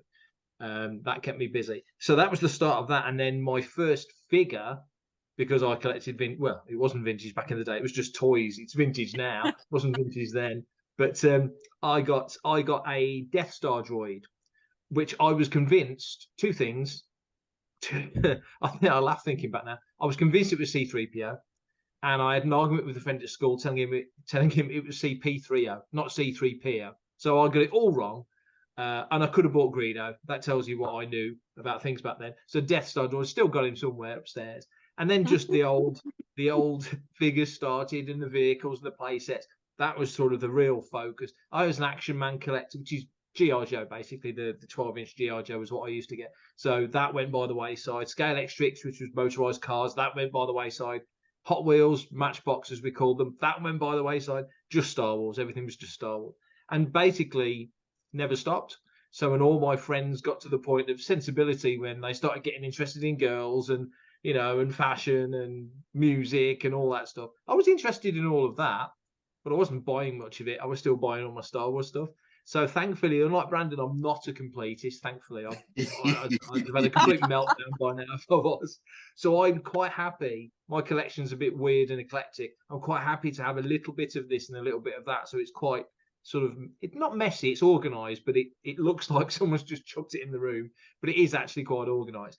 And I like little smaller things. So obviously the 6-inch 6 scale figures are a good size.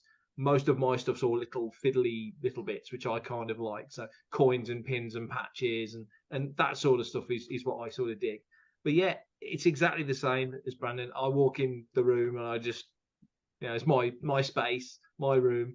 And it's I get a lot out of it. I mean, I put a lot into it. I mean, yes, my wife will tell you that, but I mean, I do get a lot of pleasure from collecting and collating, I guess. But I never call myself a collector. I also say I'm a Star Wars fan who collects rather than a Star Wars collector, because I feel like I'd be cheating if I call myself a collector. Because there's folks like Brandon and there's people like Gus and there's all these other collectors who actually that's their kind of focus. Yeah. Sorry, I use my hands a lot. I put my hands. I look like the Emperor. Know me too. So I sort of think of myself as a Star Wars fan who collects, if that makes any sense. it makes perfect sense. Yeah. And I completely agree, Mark. I've just come to the conclusion I'm a realist, so I have to be real with myself. And I just, if I'm going to put a label on myself, I'm a Star Wars obsessive nut. Like literally, and I'm okay with it. That's the thing. So nobody can tell me any different. I'm very, very, very happy with being, because, like I said, it's not something that I let control me, but I have fun doing it. It's so much enjoy. I love going to conventions, talking to other people about collecting. I love when, someone stumbles across my page and finds me, and then all of a sudden they're another collector, and that make another friend, and then Celebration or Comic-Con comes around and I get to meet them in person. And actually, Star Wars collecting is one of the things that brought me into the charity and costuming community, because I was collecting and I got on Facebook and all these groups and stuff. And then in the Navy, we do a lot of big charity work and a lot of volunteering. And I wanted to do, something that was more nerdy and more like myself. And I actually stumbled across because of a couple of charity clubs, and then that's how I got into that. And that started another vortex of fandom and stuff where I got to meet. Through that. Oh my God. Because there's a lot of people that is so crazy that I've known in the Rebel Legion, the 501st, that I've known for years. And then when I look at the Facebook, how long we've been friends, I'm like, oh crap, it actually goes back years before I even joined the Legion. I was just like, oh, that's because we're collectors. And that's how we actually got to know each other and stuff. So speaking of that, do you gentlemen want to show us your rooms, or do you want to show us your stuff? I see some of yours behind you, Brandon, but sure. Mark's is in a totally you start and I shall go. Okay. I'll get on my phone and I'll show you my room. So you start, Brandon, and I will be upstairs in 2 minutes. So keep going. Does this camera have the ability on Zoom to turn around? I don't know. I think so. Let's see. Oh, there we go. It does. There we go. All right. Let's back up. So I'll just do this. We'll go from statues. Slowly pan on the statues. This big boy right here. That's my favorite. Ultimate favorite. Right there. There we go. This is one of my rarest in there collection.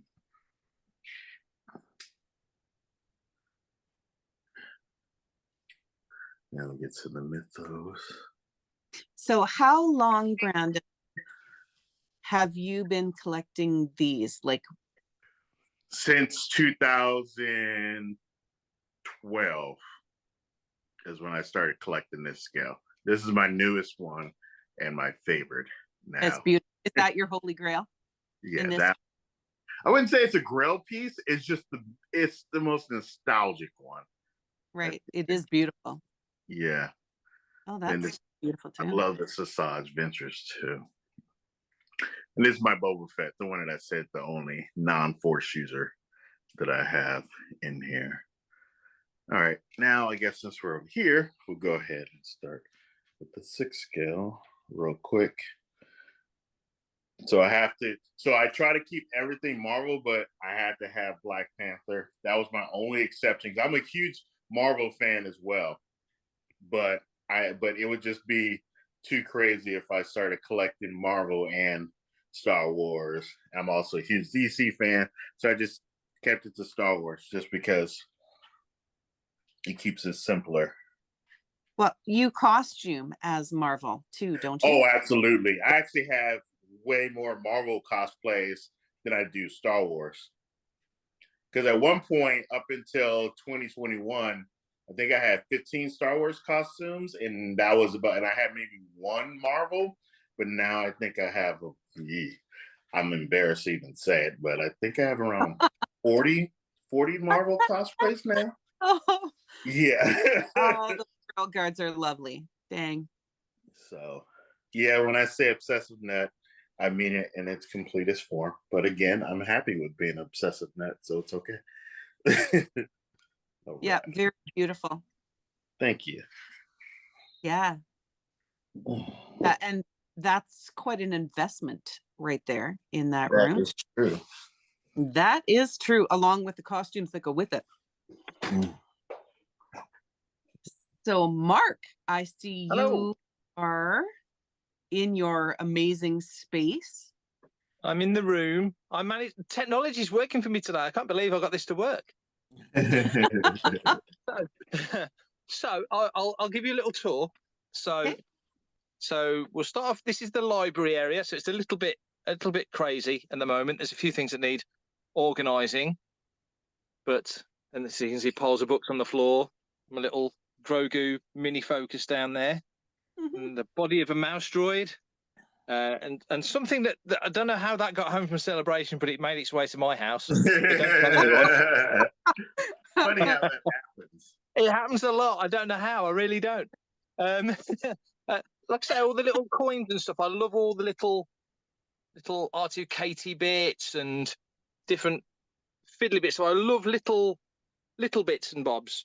And then more books. I'm absolutely obsessed with these Starbucks mugs at the moment. I think they're absolutely gorgeous. So really enjoying collecting those.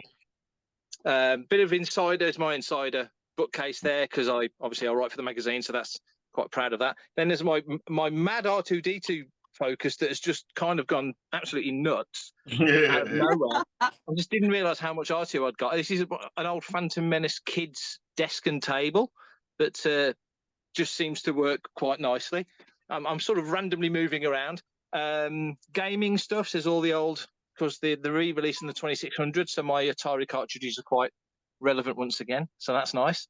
Then more gaming stuff down there, and books, and that's the Rancor flight from Galaxy's Edge from Ogre's Cantina, which was lovely. Collector's coins. So these are the it's Philadelphia, isn't it? Philadelphia Collecting Club. So I've got a few of those, so they're rather nice. What else we got? Another bookcase with, it's all fiddly stuff. It's one of those rooms where you've got to kind of look quite closely because there's lots of little things hidden away, which I kind of like when you go and see people's collections, and it's not just what you're looking at initially. There's sort of more to it. So it's quite a big room. Bit of Galaxy's Edge stuff in there, and Star Tours.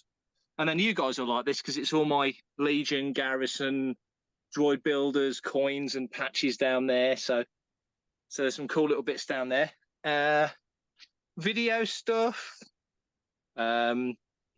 programs and invites, and also Willow's Lucasfilm. I count that. A bit of red carpet from the trilogy premieres as well. There's my only 6-scale figure there. I think it's the nice Bomb Trooper. Yeah, Bomb Trooper Sideshow Collectibles one. Yeah, I got that. I love that one. I put him with the 212 because they're orange, so he's with Cody in all of them. So I was like, yeah, it's close enough. I need to get more because they really are gorgeous. I've got a bit of an Indiana Jones Focus as well, so there's an indie bookcase with all sorts of stuff in there as well. I'm loving the Jazzwares releases. So there's my Jazzware Falcon, and there's bits around the room. Bit of role play stuff. I'll go and put the light on. You can't see. I've not turned the light on. Let me just turn the light on in the corner. This is professional. There you go. So wow. So there's the role play stuff. I've changed the room since last year. I think we did a bit of a walk around last year. So there's a sort of a bits and bobs case there. Figures all sort of need to be organised. And there's my vintage corner. So some nice old bits in there. I'm currently repacking the old figures. Managed to get some nice cases to redo those, so they look quite nice. And my Death Star, which is very cool if you're a British fan. Oh, cool. That's really cool. And then we're just working around. I did get the Arcade 1-Up Trilogy Arcade. I couldn't resist that. Had to get that. So that's too cool. And then all these are comics. It's all my Marvels and UKs and US. Loads of Spider-Man and X-Men and all sorts of stuff in there that's got to get out of the room because that doesn't belong in here. Wales stuff. All my Sand Suite, Rancho Obi-Wan bookcase there, and loads of trading cards, and then all the celebration stuff, which you guys will be familiar with from celebrations. So, yeah. That. And I've got my Jaina. That was it. That's the Bishoku Jaina Solo. I'm looking for Mara Jade. I never did find her. So, yeah. So there's quite a bit in here. And yeah, thankfully my wife is very understanding, which helps. Oh, and there you go. It was my 50th birthday present. They did a figure of me. Ah, that's cool. So yes. So that's that definitely keeps me busy. Oopsies. So in that room, what is your holy grail, or your, maybe not holy grail, but the piece for you that at the moment is the one that when you walk in this room, you're like, oh God, I'm so glad I have that. Or boy, I looked for that forever. Or I have a special memory that goes with this one piece. Do you have something like that? Maybe? Wow. Wow. For me, my straightforward, straight up, easy choice would be, let me just turn the camera around very quickly. I'm sure Brandon's got loads. He's trying to rack his brains now. It will be that. It'd be the hardback Art of Star Wars. I've had it about 30 years, and I managed to get it signed by Ralph McQuarrie, which was amazing. So I don't know how it worked. There was no queue. It was in Birmingham near me about 30 years ago, and there was no queue. And I managed to have a 5-minute chat with him about what I couldn't tell you. I think we just talked about the weather. But it was wonderful. It's Macquarie, so that was a bit special. So that would probably be, if I can only take one thing, that would probably be the thing that I would grab.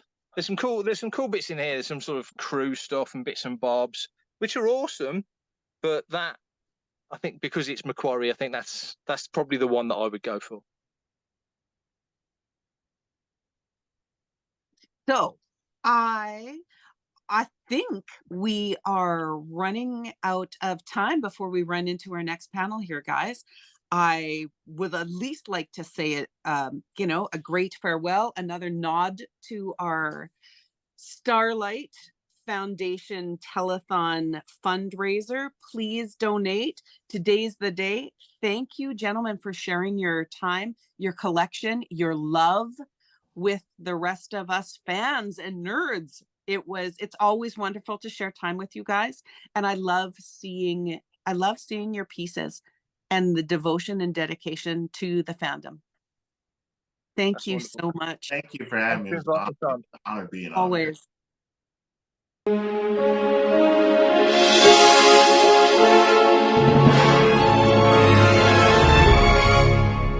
Hi, I am Gina, TD11277 of the Starkiller Garrison. I'm here to show you a few mocktails.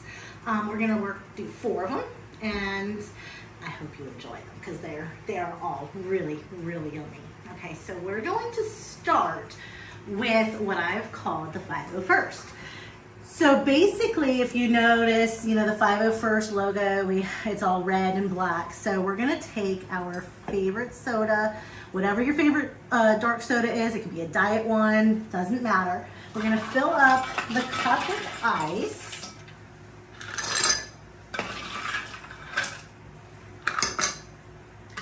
And what I'm gonna do is I have this raspberry syrup. You can either use this or even grenadine, that works as well. And we're going to put about 3/4 of an ounce in.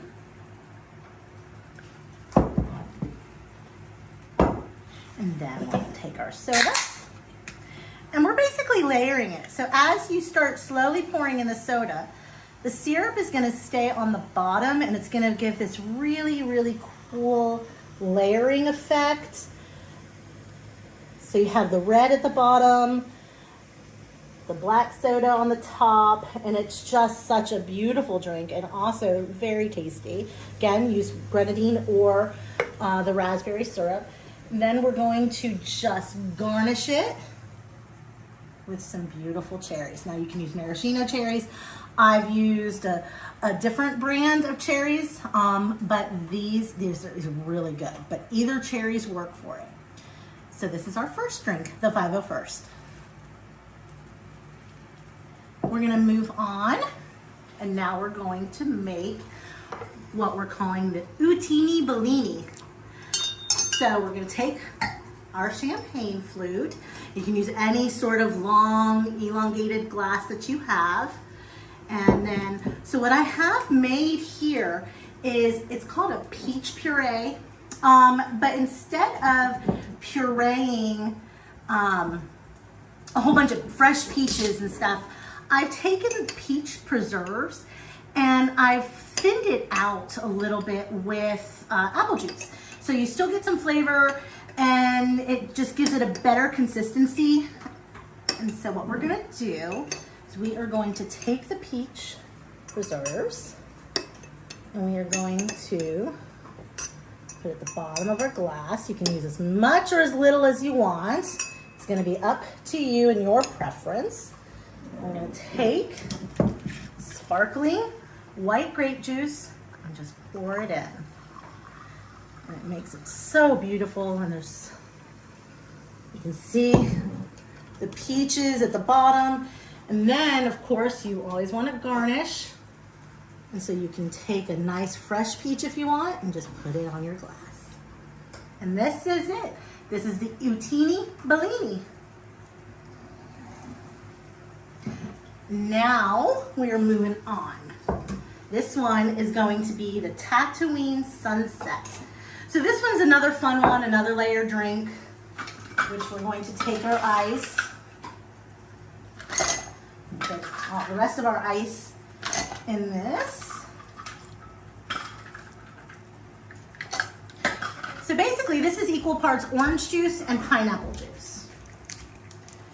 So I'm gonna start though with the pineapple juice. And you're gonna do about equal parts of that. Again, this is also preference. If you want more orange juice, put more orange juice in. If you want more pineapple, do that. This is really up to you and how you wanna do it.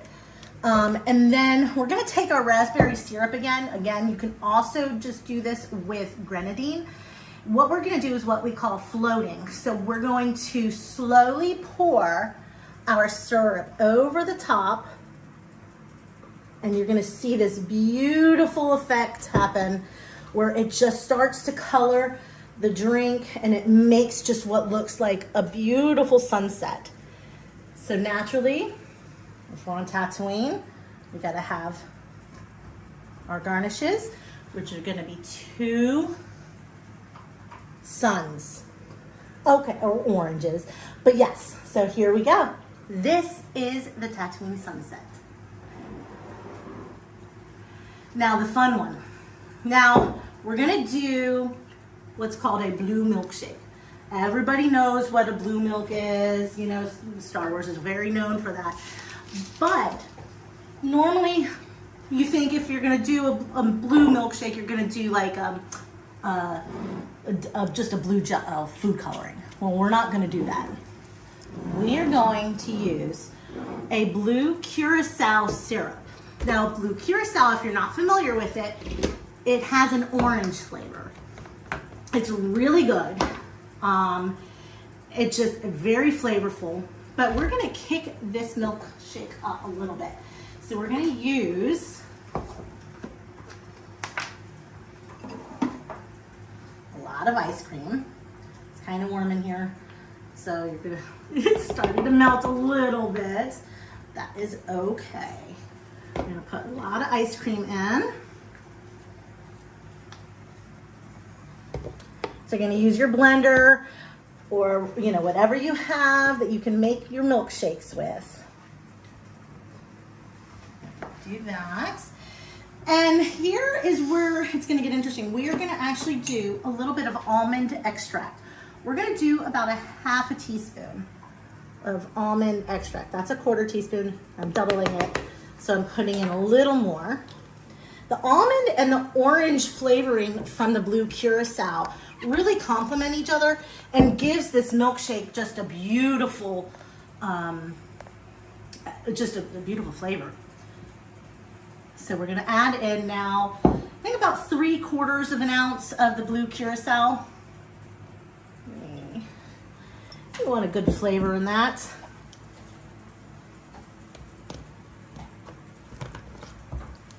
Okay. So we're gonna put this in. Oh, I forgot one thing. Okay. I'm ahead of myself because I'm really excited about this one. We're gonna do some heavy cream. We're gonna put in about 2 tablespoons of heavy whipping cream.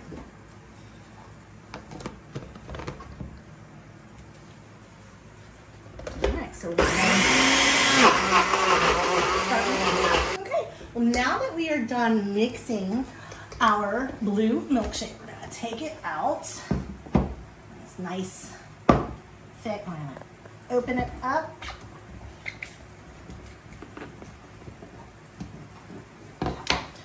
And we're gonna pour it into our glass.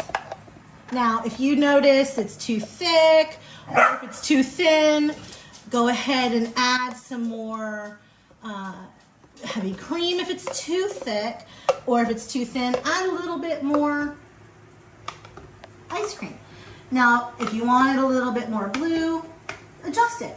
All of this can be adjusted to your taste. So then, of course, you can't have a milkshake without whipped cream. And if you have them, to be a little extra, do a little bit of blue sprinkles. There you go. Okay, guys. So these are our 4 drinks. We have the 501st. We have the Utini Bellini. We have the Tatooine Sunset. And then we have the blue milkshake. All of these are wonderful to make with your kids, your family, and just enjoy. So make one today, sit back and enjoy the telethon, and please donate to Starlight. Thank you.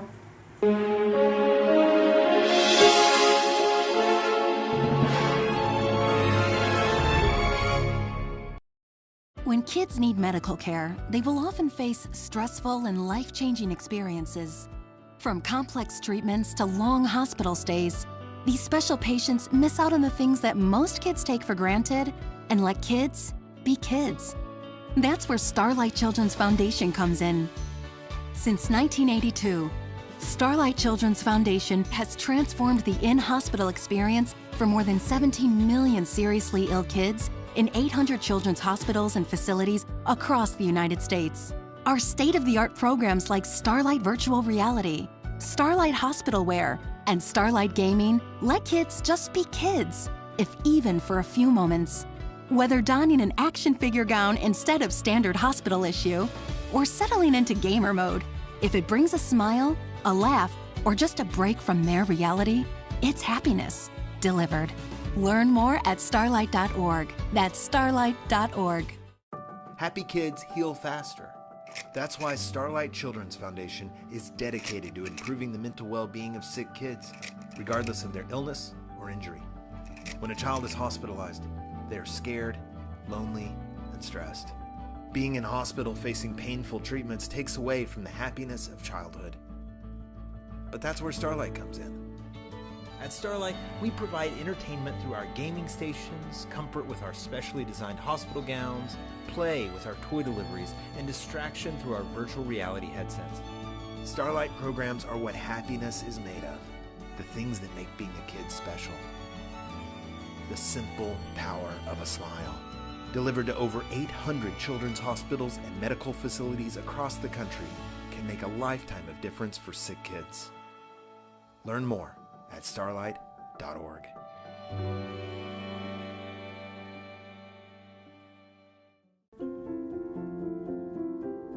My dearest Finn, dear Cairo, Dear me, I'm writing this to you to read one day. It feels like forever ago that our lives were changed when you were diagnosed with cancer. I know this has allowed you to see how hard life can be, but always realize it's full of opportunities to make someone's day better. During the most vulnerable days of your life, strangers and communities came together to support you on your journey. There's been so much kindness surrounding you. The surgeon who cared for your heart as if it were his own. Starlight who made you smile even on your toughest days. Never forget those who loved you so well, and know that you have the responsibility to give back. Never doubt that you can make a difference in this world. I love you, sweet boy. Love, Mom. Love, Dad.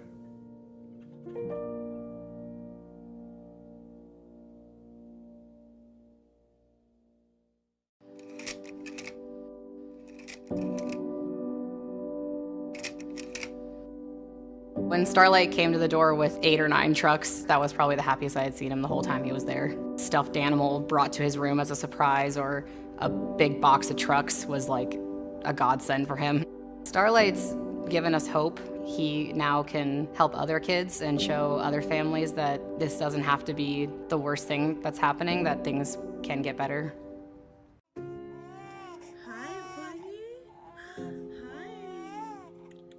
I remember them saying, your daughter has a mass in her brain.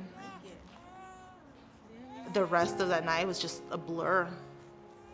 And when they tell you that your 6-month-old baby has a tumor, it breaks you. What a long night, baby. When I found out that I was having another girl, I was so excited. We knew right away when she was born, like she was something extra special. This journey has been ongoing for her since the 6 months when she was initially diagnosed. She's had over 30 hemorrhoids. I can't tell you exactly how many. When you're thrown in this journey, you lose a lot of friends. You lose family members. You rely and you lean on your own community of families that you've met, and that becomes your new family. Something like Starlight and other programs that they continue to offer the kids, it's so important. They get toys and they get all these activities and they treat them like little rock stars. Like the red wagon, that's one of our favorites for Liviana when we're in the hospital, because she loves to leave the room and go cruise around the floor and see all her friends, all her nurses. The tiniest little thing, like, it just makes a big difference. It really does. Those programs really do bring happiness. She just turned 6 about 2 weeks ago. She wasn't even meant to make it to her first birthday. We're gonna celebrate every single birthday because she's a miracle, you know? She's a true miracle.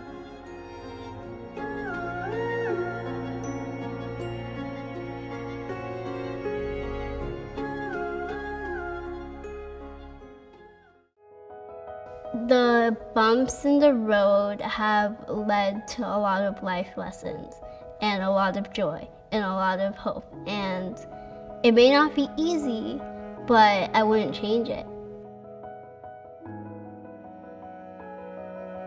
My diagnosis is osteogenesis imperfecta.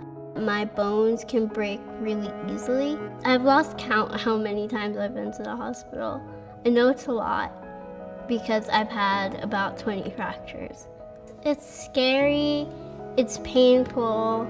Sometimes it's kind of funny because sometimes I break bones doing really weird small things, like when I broke a bone yawning. Like when you're in the moment, it's not funny, it's terrifying. When you look back at it, you're like, I broke a bone from yawning? That's really funny.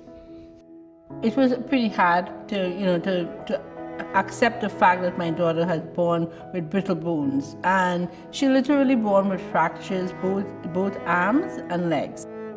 I remember the first time I took Josie in, we went for her IV, and I remember being introduced to the Starlight program. There are many ways to help kids and support them with their post-operative pain, many strategies that we have as child life specialists, but I find that the Starlight items are tangible items and programs that I can use with the children throughout their stay here. I had to go to the hospital a lot, so when I got to the hospital, I looked forward to play those games, to play on the Wii or the Switch. The normal hospital gowns, they don't fit, and they're really big and uncomfortable. The Starlight gowns fit me perfectly. Just have an escape from reality. So it didn't make the hospital so daunting and boring and painful.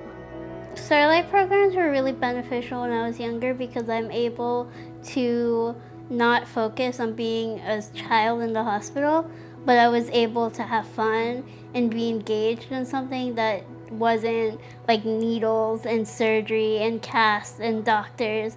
I think it's really helpful for kids to be able to focus on happy things in a not happy situation. It's amazing. That's exactly what Starlight wants to do for you. Yes. That's awesome, Josie. That's really awesome. Every day I look at her and I know something good is going to happen. I wouldn't change you for anything. I wouldn't change the fractures. I wouldn't change the late nights, the doctor appointment, the worry. I wouldn't change anything because I feel if I change it, I'll be changing you. I don't want to change any memory that I gained from you, the life lessons I learned from you. I learned to be a better person, a more kinder person, and I would not trade that for anything in the world.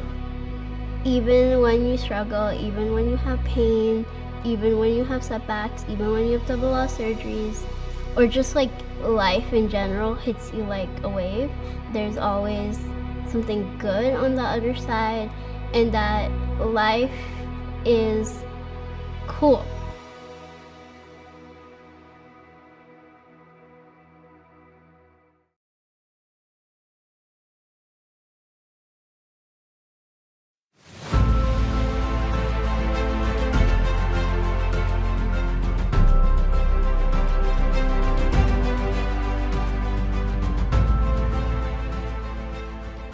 It's great to see the kids, and it brings like a light to their day. And I mean, I know the term is used a lot, but it's really great to bring smiles to them. And it just is a really great way to give back for all of us.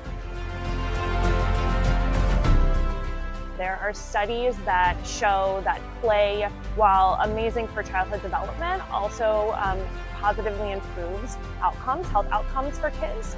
And so that's where Starlight's programs of delivering happiness, like our Starlight gowns, like this one here today, one of our newest Star Wars gowns, plus the toys and the games that we're able to deliver, really are helping to improve health outcomes for the kids that we serve.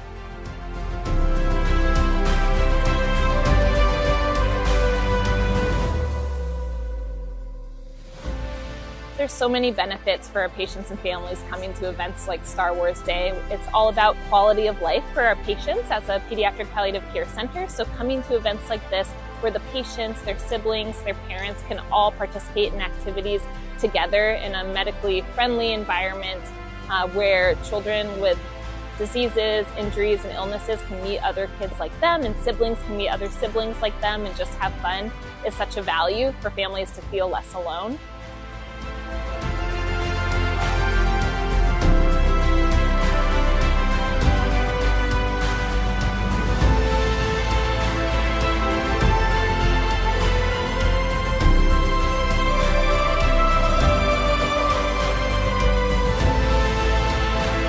Coming here and seeing like this community of people that are volunteering or work here, and you know, the Starlight Foundation and how they put this on is just really reassuring, and seeing the big smile on his face is just giving me a little bit of solace knowing that he's in good hands.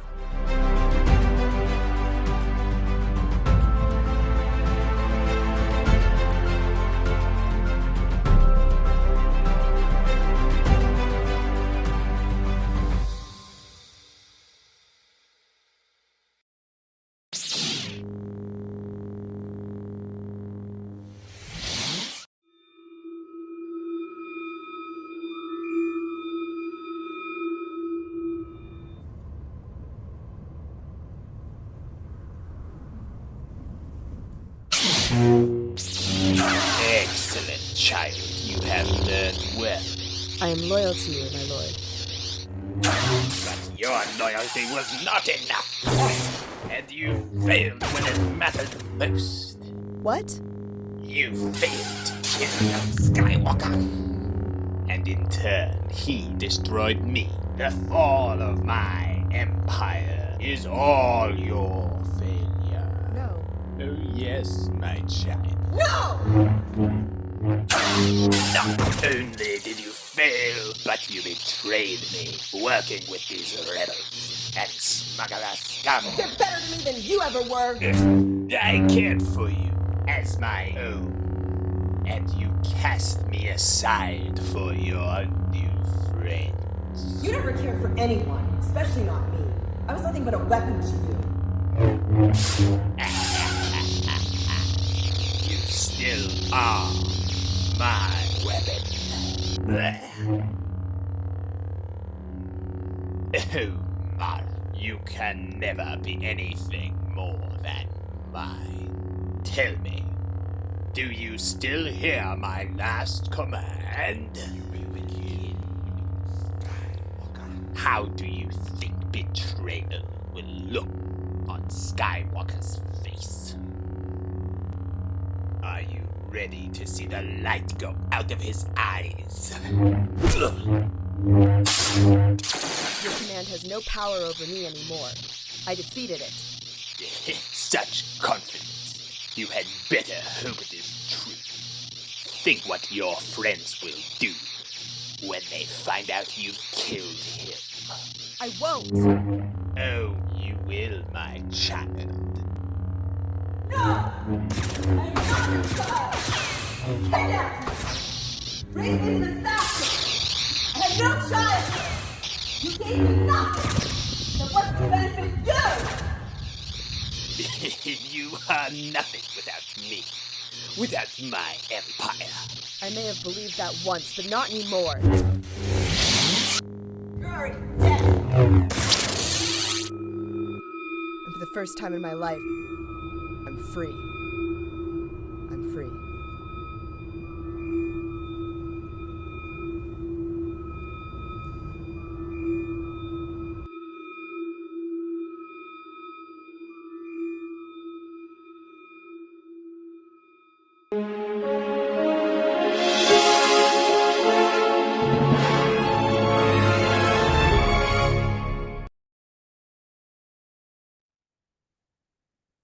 Hey, good evening, everybody. Welcome to the Galaxy of Hope Telethon.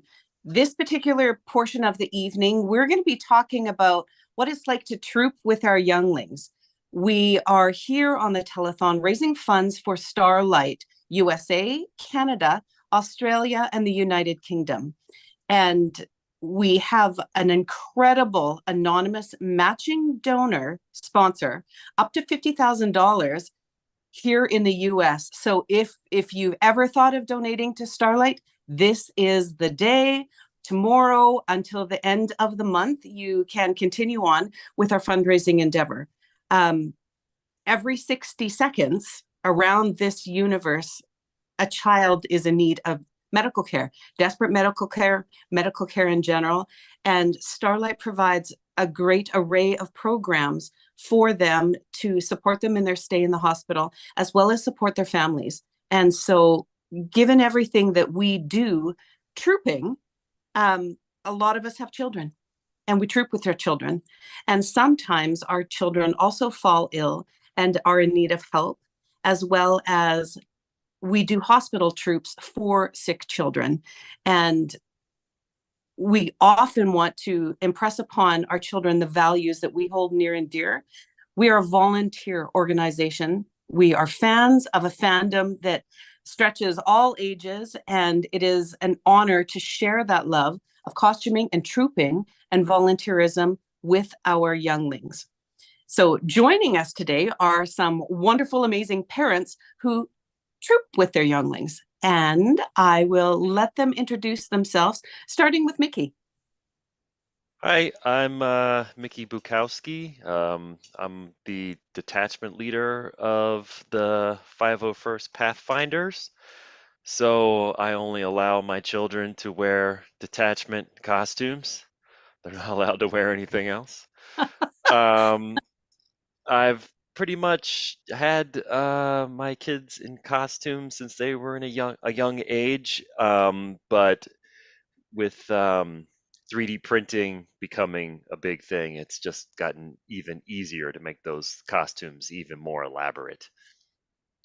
So I have a bunch of pictures to show y'all when you're ready. But that's me. Shirley, if you would like to go next, please.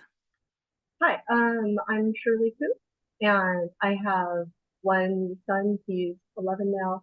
I'm in the 501st and the Rebel Legion, and so I guess I'm also the vice principal for the Galactic Academy in California.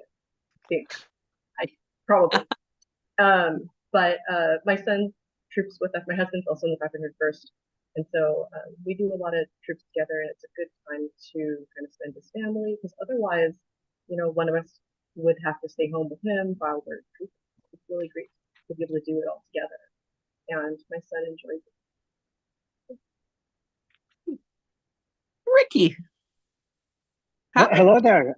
Hi there. My name is Ricky Resurrection from the Golden Gate Garrison of the 501st Legion and the Endor base of the Rebel Legion. I'm also the marketing and events dude over at George Mark Children's House, which is, by the way, also a recipient of Starlight Children's Foundation's Delivery of Happiness. So it's a privilege to be here to both represent the organization and the customer organization that I belong to. I've had the wonderful privilege and experience of trooping with my two boys. Crazy, crazy amount of troops we've had together, and those were golden moments that I will share with you all, and I'm sure Mickey and Shirley, can relate to. So, thank you for having us here. Thank you for being here. My name is Teresa, and I'm Legion Public Relations.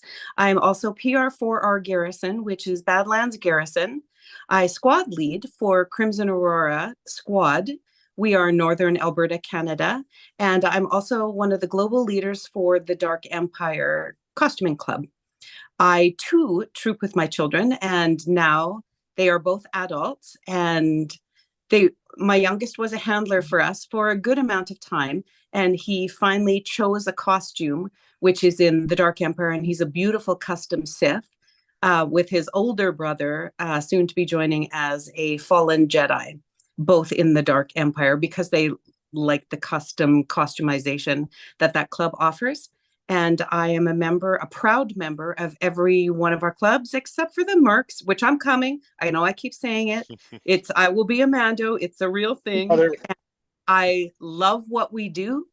I love what we do together. I love when we share our time with our children. And it was an honor for me to teach my children the gift of giving of one's time and energy and love and care. And I know all of you do the same. So let's talk. Oh, no. We got some new. Hey, Chris and Joe are here. So guys, if you would go, please. Do you want us to go first? Or introduce yourselves for sure, please. Yeah, I'll go first. So I've joined the Legion since 2020, and right away I got my twins, who are Luca and Leia. They're 8 years old. I got them into the Galactic Academy, and Leia is obviously Leia, and Luca is a stormtrooper. And so whenever I get a chance to get them to come out with me, they come along, and they have a blast, and they see the importance of what the certain troops are, what the events are for. So whether it's a breast cancer or a toy drive, or something for cancer awareness, they see it. And even though they're only 8 years old, dressing up and getting the attention that they get, it's more than that, because they come home or on the way home they're just talking my ear off, because it's like, Dad, we did something good today. So it's just a joy to hear that. So I don't want to take up too much time, but I want to pass it on to Chris, because his son is also in the Galactic Academy. Yeah, my name's Chris. So again, part of the 501st for a while. My son Nicholas has been part of the Galactic Academy for 9 years. So he started when he was, I think I got him in when he was either 2 or 3 months old.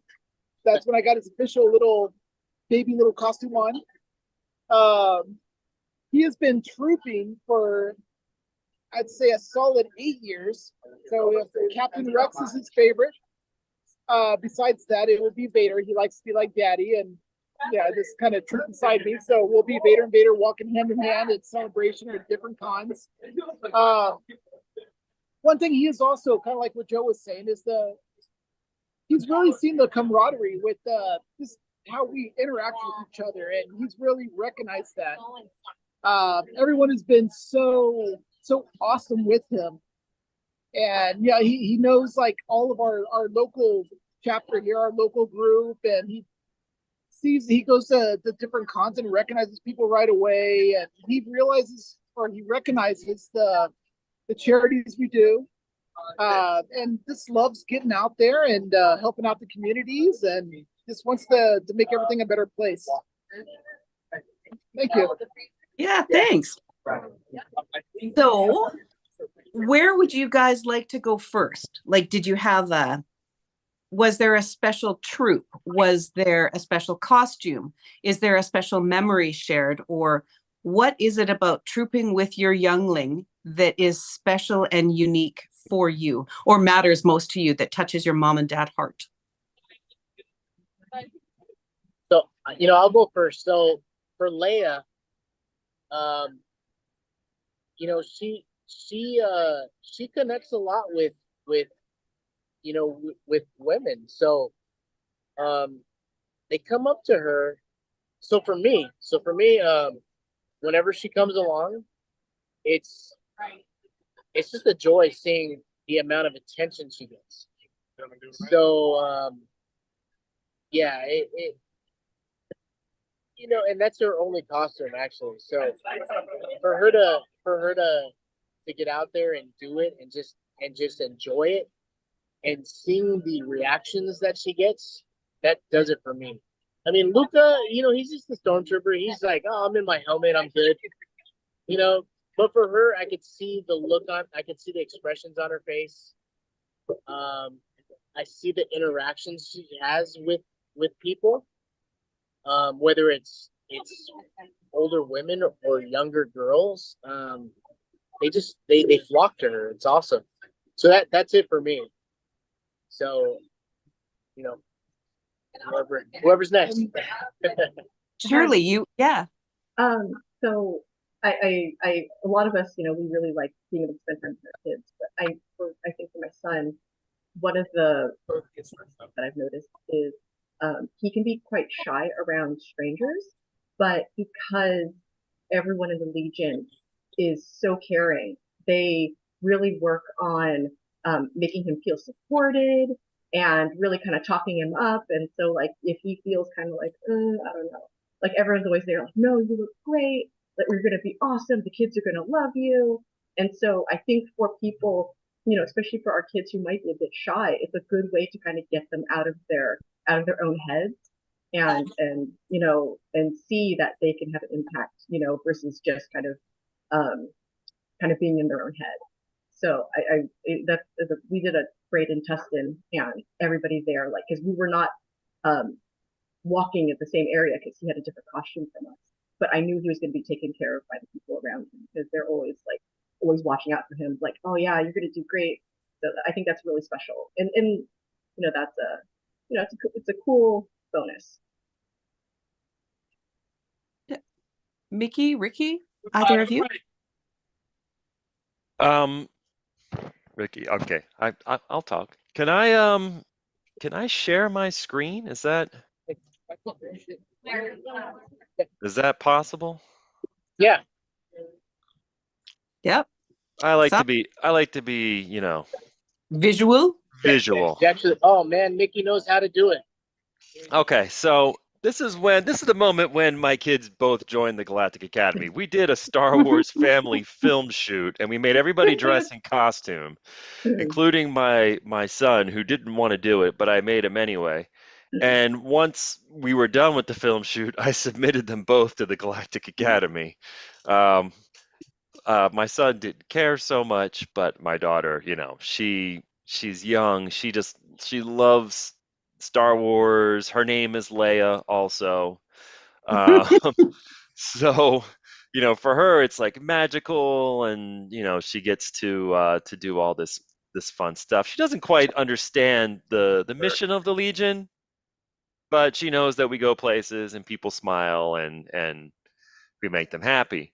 Um, my son at this point was getting to that age where he just, he was becoming a teenager. So dad was not cool anymore. He stopped going with me to events. But the story has a happy ending. Hold on. So as time's gone by, we've really focused on Leia and giving her different costumes and doing things with mom and dad. Once I got into 3D printing, I was able to make more elaborate costumes for her. Shirley, you were here that day for this one. Super cute. So now the costumes can go from just being cloth to now we can make them full armor, and they can look like little mom and dad, but just the smaller versions. And then when she sized out of her biker scout, then I made her the shore trooper.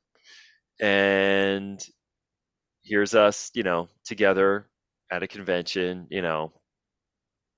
We weren't allowed to wear helmets at this one because it was like right after COVID, so you had to have your mask showing. But just doing things together, and she loves looking like daddy, and it gets a great reaction. Here's us at Celebration doing a shore trooper photo. Now this photo made it to the Legion social media. I think this one kind of really encapsulates a lot of what the Legion's all about, how we just appeal to children and the child in all of us, and I didn't take this photo obviously because I'm in it, but Sebastian Chu took it, and I just love it. This is definitely one of my all top moments as a member of the Legion. I think that's all of our favorites. Yeah, it did well with the likes. I know that. Yeah. Here's actually my daughter's first troop as a member of the Galactic Academy. Here's the three of us right here in the middle. I have found I live in Los Angeles, and things tend to be a little more entertainment and adult focused. I have found that if I want to do family stuff, I got to go down to Shirley's neck of the woods. I got to go down to Orange County, and that's where this was. My daughter was great. She lasted about a whole hour before she was crying to get out of her costume and saying that it was too itchy. Oh, plus they had a bouncy house there, and that when she saw that, that was the end of it. We had to get her out of armor so she could go into the bouncy house. Now coming back to my son, this year, since it was the 40th anniversary of Return of the Jedi, I organized a troop, or not a troop, a photo up in the Redwoods where the movie was filmed. And I told my son, I was like, look, I've got so many spare parts laying around the house. I can make you a scout costume. Just, come with us, come along. And he was like, all right, fine. So he begrudgingly drove up with me the 10 hours to Eureka. And that's me standing in the middle, and Chase is right here, right behind me. And after it was, here's the two of us. After it was all over, I asked him, I was like, how do you like it? And he said, I actually really loved it. And he said, now he's just turned 18. He's now in college. He's thinking about things like charity and giving back to the community. And he said, the way he wants to do that is by joining the Legion. And that just melted my cold black heart. I got a little teared up. So he went from dad's not cool anymore to now I want to do this. So he's going from Galactic Academy to the Legion, hopefully sometime this year. And there's my daughter's latest. She grew out of the shore trooper. Now she's a patrol trooper.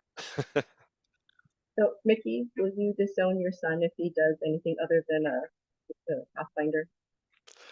Oh yeah, no, he's out. Definitely. It's got to be a scout or nothing. Okay, I will turn over the floor. Yeah, I'd like to jump in.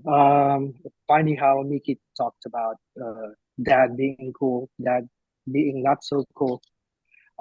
That's I think that was a very important point when my two boys started trooping with me, because it was in about late 2016. So I hit them in ages where they're finding dad's cool, joining dad during troops and cons. So they were slowly eased into the lifestyle that we are all in. And I thought to myself, these are very important formative years for them to be learning very good values that they will carry to them when they grow up. And costuming is a wonderful opportunity for me to teach them values of volunteerism, sharing your time, giving them perspective of how lucky they are in their lives.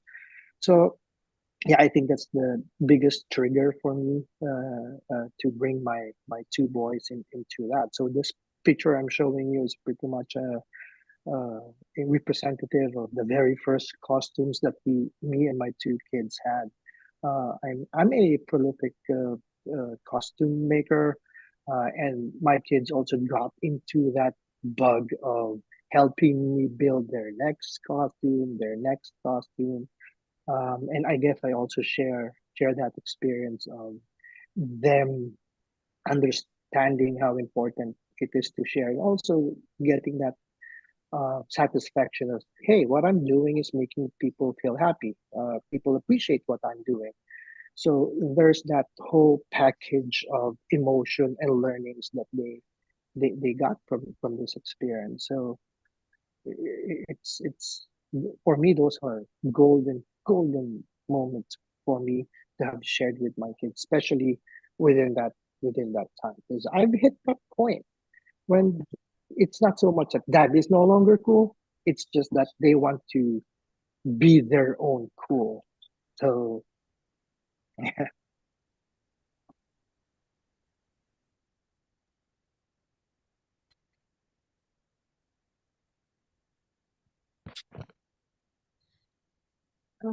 wanted to talk about the costume requirements, because if people are familiar with Rebel Legion or 501st, the costume requirements can be pretty strict. They're supposed to be screen accurate. So as if we could have walked off the movie set or TV set. But I want to make sure that any prospective parents out there aren't panicking because they think they need to spend hundreds and hundreds and hundreds of dollars on a costume that kid's going to outgrow in 18 months if you're lucky. And so the Galactic Academy is, I think, really aware of this. And basically, if you feel like it's good enough, it's good enough. So a lot of us, as I think, as creators, as makers, we have a standard that we hold ourselves to. But I don't want to say to anybody like, no, it has to be exact but scaled down. We have had definitely young folks who will troop in a Halloween costume. So it can be like the stormtrooper, but it's now soft fabric. My son did that, especially when he was young.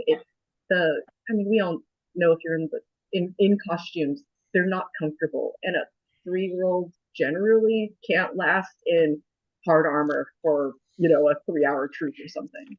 Shoes can be hard to source, so you kind of make do with something that kind of goes with. How do we share pictures? Never actually There's a share screen at the bottom. share screen. Should be a green button at the very bottom of if you have it on. Let's see how I can do this. Sorry, I was literally in the Oh, there you go. Hey, what am I sharing? You're sharing your browser. My Zoom screen. Okay. So this is my son here. He is wearing my Shadow Scout with a modified belt because my belt is too big for him, but he's literally wearing my boot. This helmet here is the kid's helmet, and it's not entirely made to spec, but it works for our purposes. This is Wesley as a Sith. So again, in the Legion 501st, like we don't have generic Sith, but Galactic Academy is like, you want to be a generic Sith? Be a generic Sith. Like, do what you want. Like, you know, makes you happy, go for it. Oh, and he's just wearing tennies there. Here's him in his Sith again. He's literally just wearing little flippy flops. Here's in my Scout again. He's really into that. So here's like the Halloween costume. It's literally like when you buy at the store.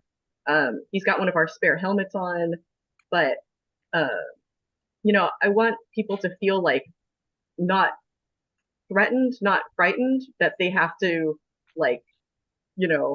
just blow tons of money on this. Like it can be done pretty simply. You can take the basic silhouettes that the costume has and modify that. You can simplify them.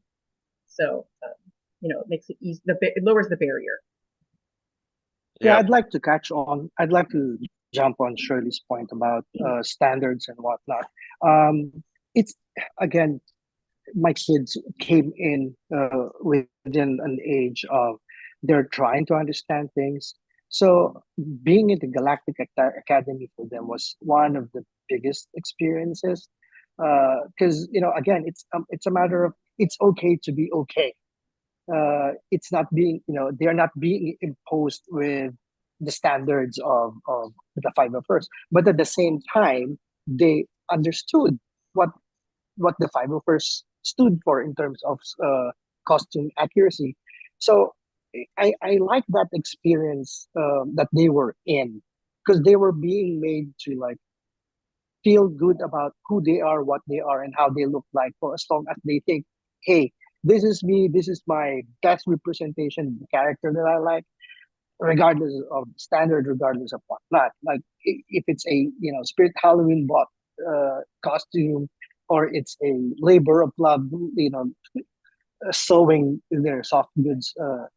It really doesn't matter. It's them being comfortable with the mask that they are behind in, or that kind of thing. So I think that's the one of the best reasons why it's important. It's so valuable to have your kids experience this craziness, if you will, because there's a wealth of emotions and learnings that they'll get from this. There's also some practicality involved, like Shirley was mentioning with shoes. For example, like my daughter is always asking for me to make her a helmet. And yeah, sure, I could set the 3D printer to print out a helmet in 5 days. It would probably take, and then I'd have to finish it, and then I'd have to paint it, and then blah blah blah blah blah blah blah, and then I would give it her to wear at a troop, and probably after 5 minutes she'll take it off and say, oh, I can't wear this.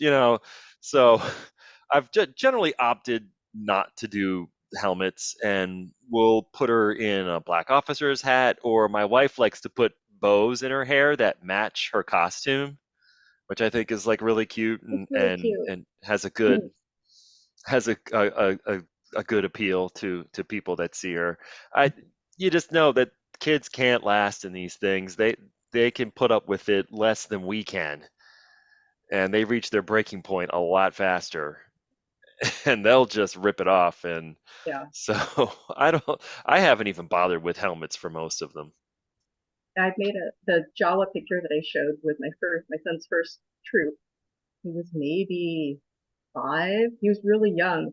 And everyone at the Ducks game was like, "Oh my gosh, he's so cute." And he was actually more popular than R2, which like never happens. Like R2 is usually so popular. But he was super cute. And I think he lasted maybe 15 minutes in costume and he was done. Yep.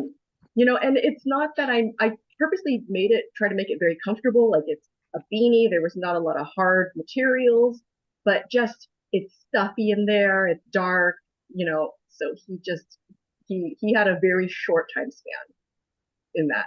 Yeah. He's gotten better. And actually with the Shadow Scout, the beauty of it is that the visor flips up. So a lot of times when he's not specifically in a picture, he'll flip up the visor. And then when he's in a picture, he flips it back down. So that really gives him, it's much more comfortable for him. Now, do you guys feel that, I mean, I've noticed this with my Leia. We seem to have a lot of Leias here.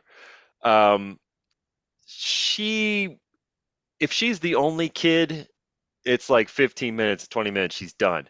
But if there are more kids there, if there are other Galactic Academy members there, they tend to suddenly they want to be in costume like all day. Have you guys noticed that too? What I've seen is with Nicholas, my 9-year-old now. So he dresses as a FOTK, and if there's other TKs or FOTKs or clone troopers, this white armor there, then he is in the moment. It doesn't matter if it's Galactic Academy or not. He is just in the moment. Now, if other kids are there, then he'll tend to go more towards, instead of trooping, he'll turn more into the plane. But otherwise, he's in that trooping moment. That's what I've seen. Okay. Yeah, and it's funny for my kids, it's the opposite because there's hardly any other kids around. So when they're with me, and I'll ask them, I'll say, hey, we still got like another hour, and they're like, we're fine, Dad. And Leia will still go and high five people, or Luca, will just do his thing. And Luca's very he's meticulous. Like he'll do the blaster down and carry it in his left hand. It's like, where's this kid coming from? It's like he's like, oh, it's the way they do it in the movie. I was like, all right. So, but Leia, I mean, it doesn't matter. It doesn't matter if there's a kid around or not. She is still into it, and she'll still keep going. Okay. My daughter is a real social butterfly, and I think she just does better when there's more kids there than when it's just all adults. I think she feels a little more intimidated, maybe. Mm-hmm. Yeah, Mickey, my experience is both the same. One is dressing up with them, meaning them looking like you. It tends to ease them into that comfort zone of, hey, even when there's no other kids around, my daddy is here with me. He looks like me, so we're both like of the same character. Here's a photo of me and my older boy. We were both this character, and he was okay with just with no other kids around. Another good thing that my garrison did was we created a subgroup for children of members. We called it the Imperial Cadet program. So we enjoin other kids of members to join. So in that way, they get to troop with other kids of their kind and enjoy the company of each other, exchange the excitement among peers. So, Ricky, I'd like to chat with you since in your first introductions, you made a comment about that you are part of another initiative that's Starlight. You're actually part of that, which is phenomenal. I did not know that, and I would love to hear you speak on that, please. are your children involved with that? Do you get to do hospital troops, or what is it that you do with Starlight? Because it absolutely ties into everything we are doing right now in this hour. Yeah, I work for a nonprofit organization. It's called George Mark Children's House. It's a medical facility that doesn't look like one. It looks like a house. We're trying to take away the hospital experience from the parents and the patients. We are a pediatric palliative care facility, and we also cater to end of life um, patients. Um, and we are one of the beneficiaries of Starlight Foundation. And it's true. We always do May the 4th event with them for our patients and their families. And Starlight partners with us. They come to that event. They help set it up. They help mount it. They give away the hospital gowns and all that. So delivering hospital is very real to me and to my organization because I see it, I live it, and I see the effect on the patients and the families. And talking about teaching my kids the value of volunteerism, they are at that age right now. Here's the thing, COVID, that awesome 2 years, that COVID stole away my little kids from me. Those were 2 more years that they could have been trooping with me, but now no more. They're into some other stuff. But what was left with them was that knowledge of how it's important to give back, to volunteer your time, to share your time. So if they were not trooping with me right now, what I relish right now is that they in my events over at the George Mark Children's House, they come and share their time. They volunteer. They call on their friends to volunteer and do some stuff for what we do for the patients and their families. So there's that journey of them being part of our world into our larger world, and it kind of eases in a way. So my youngling, who is now 20, so he's been our handler since he was 13 years old. And I was waiting for the day that he would say, Mom, could I please have my own costume? And I kept trying. I wanted him to be a Kylo. I wanted him to be an Anakin because he was that, that awkward angst teen, right? He was wonderful. And we never went through an awkward period where he did not think his mom was cool. He always thought his mom was cool. And it was a hospital troop. We had gone to meet a young boy who all he wanted for his birthday was stormtroopers. And he was diagnosed with an extremely rare form of cancer. And I happened to be one of the 4 troopers that was able to go because I had experience with just losing my baby sister to cancer at the time.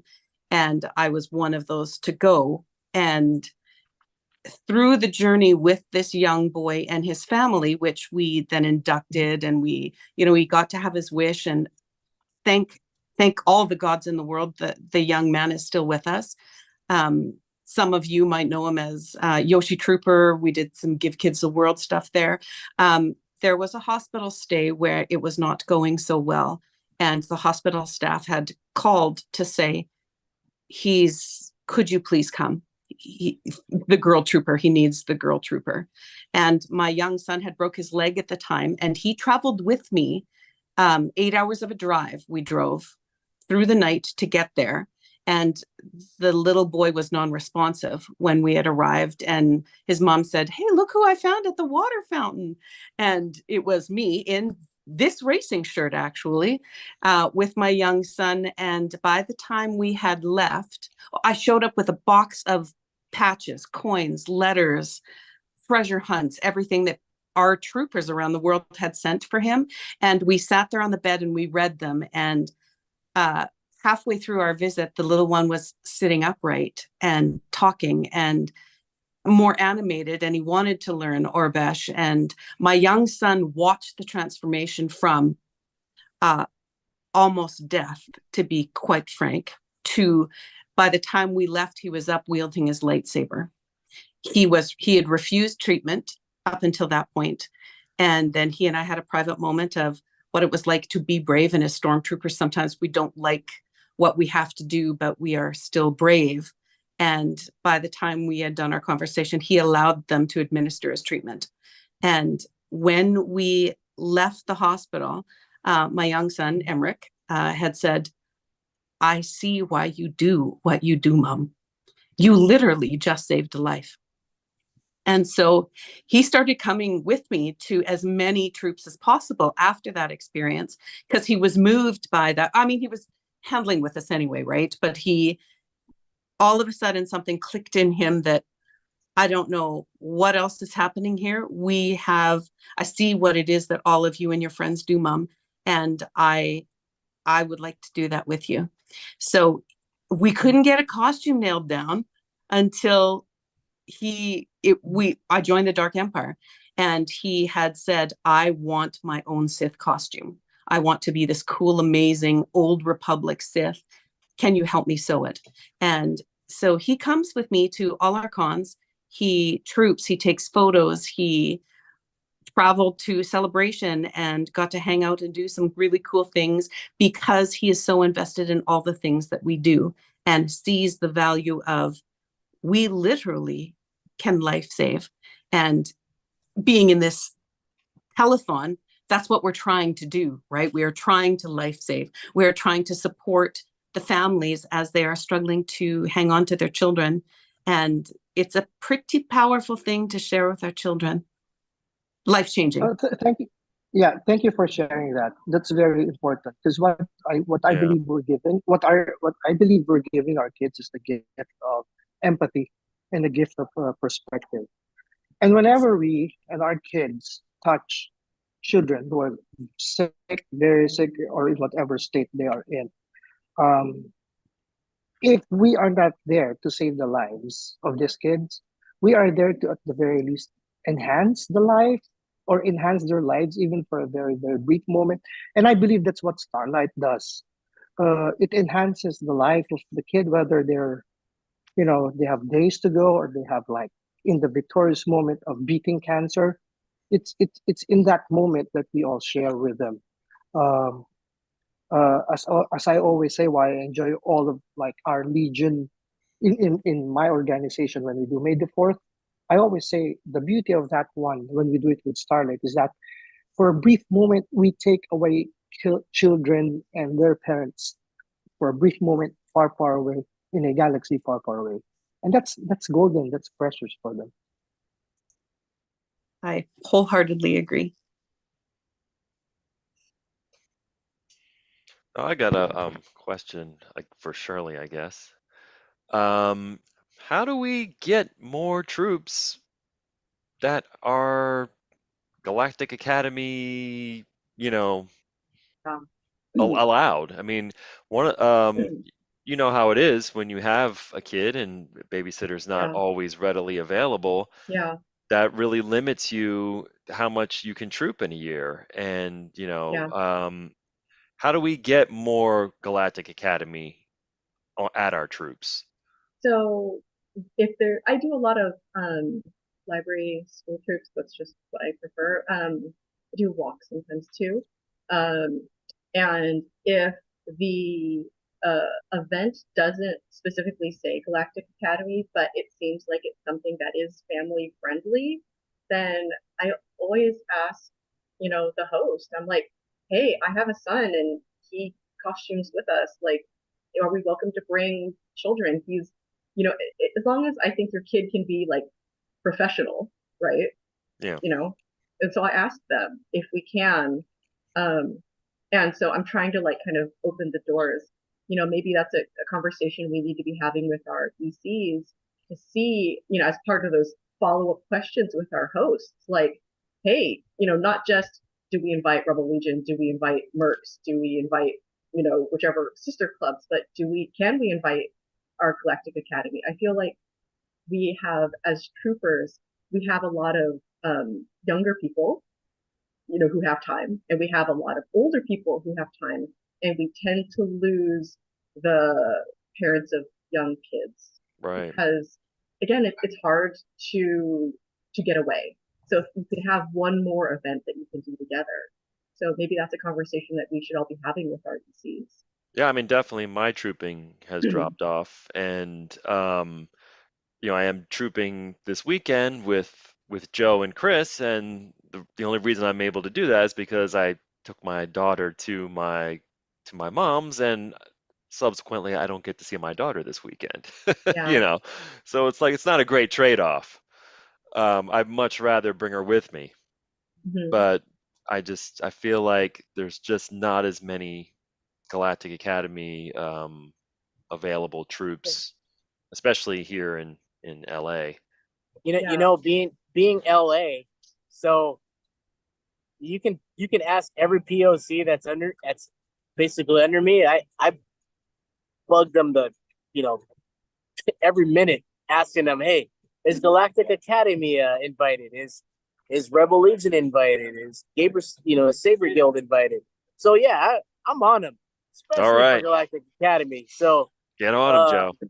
yeah, you'll know, because it's automatic. Whenever an event is approved, it always goes to 501st and Rebel Legion. And Rebel Then Legion, it yeah. has, yeah. So it's up to the squad leader. It's up to the POC to ask questions. So yeah, I'm a pain in their butts because I ask them all the time.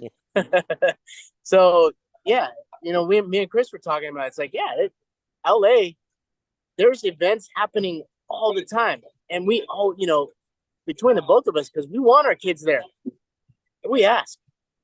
We're I like, know, hey, admittedly, a lot of our events might not be family Yeah. oriented. We Yeah. have a lot of more entertainment industry and things like that, but there are still some that I'm like, yeah, the car show. Why can't the Galactic Yeah, that's Academy? where the pick and choose comes from. So the majority of my troops are also focused around what my kid can do with me. Because if Yeah. he hears I'm trooping, obviously he wants to be right there with me. So it all comes down to like pick and choose. Like, okay, I'm going to do this event because I know my kid can do it with me. Yeah. So like this weekend, at the con, that was one of the things I asked. Hey, did you find out is Galactic Academy invited? Joseph's like, yeah, bring them along. Unfortunately I can't bring them tomorrow, but Yeah. it's just one of those things. The Little League. I asked last year. It's approved. It's just it's not on the board for some reason. Right. That's the thing. It's not on the board because the hosts, when they fill out their event request, they don't put it, and they don't know better. So it's up to us to. Yeah. So the POC's job is to change that, or the event coordinator to change that when we find out, hey, Galactic Academy is approved. Yeah, because there's so many events. I'm not gonna like quiz each POC. I'm just gonna say I'm just gonna scroll. Galactic. No. Okay. Next. That's my job. Yeah. Yeah, I got you. Here in our squad, that is as squad leader, it's squad leader is a glorified GEC, really, right? So when we have a request come in, if it's family friendly, we do have a couple members of our squad that have younglings, and any chance I get, I include them so they can share that experience with their children. We've done Pride events, we've done library events, Star Wars Reads always, we would have our children at. So even as our children grow, then we have even incorporated them in our cons. We've given them booth shift to join with their parents. We don't have a Galactic Academy campus in Canada, in anywhere that I have researched at all. We used to, but we don't. So we have no Galactic Academy. So what do your areas do that don't have an designated Galactic Academy presence? Is there something that they can do or contact? Because we just allow it. We just call them cadets. We call them younglings. We call them, we support family and we troop for family. So why wouldn't we involve our family? So we're one of the squads that troop freely with our children that we do have. And our kids have grown up with that. We've got one that's just going to join and become a Legion member here in October. And that's going to be a really special day for us because he's been with us for 7 years. And then, now we have full-fledged adults now trooping with us too. That's So great. Ricky, Yeah, what do you do when there's not a presence? Because I don't think you have a Galactic Academy presence either, do you? I think we do. I Golden think we Gate do. is covered by yeah. the California. Okay. Yeah, that's why, Mickey, when I shared with you, what helped our cadets in the garrison is the creation of the Imperial Cadet program that we have. Because it's now incumbent upon the ECs to ask the event requesters if are kids okay here, are they not okay here. So the ECs get to advocate for our own cadets because we have that set program. Because obviously, from a perspective of the event organizer, there's liability. You're talking about minors here. Right. Not even the garrisons will be liable for the cadets. It's the parents who are liable for the cadets, and we are kind of formal in a way that we get parents to sign waivers, because again, dealing with kids, there's a lot of liability there. But in my experience, the family friendly ones will always be the May the 4th library, free comic book day. My two boys in their short 3 years stint, they had like 50 troops under their belt. And Wow. it's all because it's all because of those opportunities and largely cons, library events, reads day and such. Obviously, it's very limited, but once the EGs get to advocate for them for kids friendly environment that are kids friendly and kids safe, And that they will get to have that opportunity. Imperial Cadet? That's what it was. Golden Gate calls it the Imperial Cadet Program. It's a kind of structured because primarily again for liability issues. So we had certain rules, we had certain guidelines. And a good number of garrisons have reached out to us, and we can gladly share how it's structured.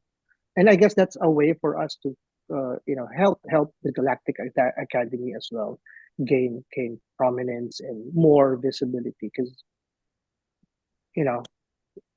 one of the coolest things that a kid can get from the Galactic Academy is for them to have their own number. That's a badge Yeah. of honor for them. So how right? do you do that? If you don't have a Galactic Academy, like our area doesn't, let's say I wanted to form a school or a campus, or I don't even know what the proper terminology is, but let's say someone in our garrison, our squad thought, hey, I'd really like to take that on. My kids are young enough. And what would be the process of that for someone? I think that you can just, if you have a child and you want to do it, I think you just ask if there isn't one in your area. Okay. Yeah, it's pretty low key. We don't do elections or anything. Like usually it's like, oh, my kid's aged out. Oh, I'm too busy. Someone else is taking over for me. Or sometimes we just retire campuses if we can't find a replacement. But I also don't want anyone to say like, I don't have a school, therefore my kid can't participate, because we're not strict like that. So, no. It is cool to have a number and have your kid be able to, you put in how many costumes they have. Like that's cool for them to see. Yeah. But it's not a requirement at all. Yeah. And you don't have to have a campus to sign up for Galactic Academy in general. You just put in your name and then submit a cute picture in any costume, and then there you go. You're in. Wonderful. Thank you. That's great. And then I wanted to add also about, I think, just like in general, I think if we want more troops with children, I think we also kind of have to advocate for them on our own, where, you tell your daycare center, hey, I'm a thing, this is the thing, you can invite us for free. Or you tell your PTA, or you tell your local library about us. I worked in a public library for many, many years, and I think I was one of the first in our area to invite the Legion to Star Wars Day or our summer reading club. And I told all the other teen librarians that we have meetings with about it. They were, wait, what? It's free? Like, oh, they do all this? And so that's why a lot of the local libraries in Orange County, anyways, started participating, was because they realized the value that they're getting for essentially like stacks, right? So, and those, so generating those family-friendly opportunities is super important. Reaching out to our community, letting them know that we're not, you know, a for-profit enterprise, and Right. you know, like that we're not shady individuals or you know whatever. Or volunteers Or volunteers who love our community. doing Palpatine's work.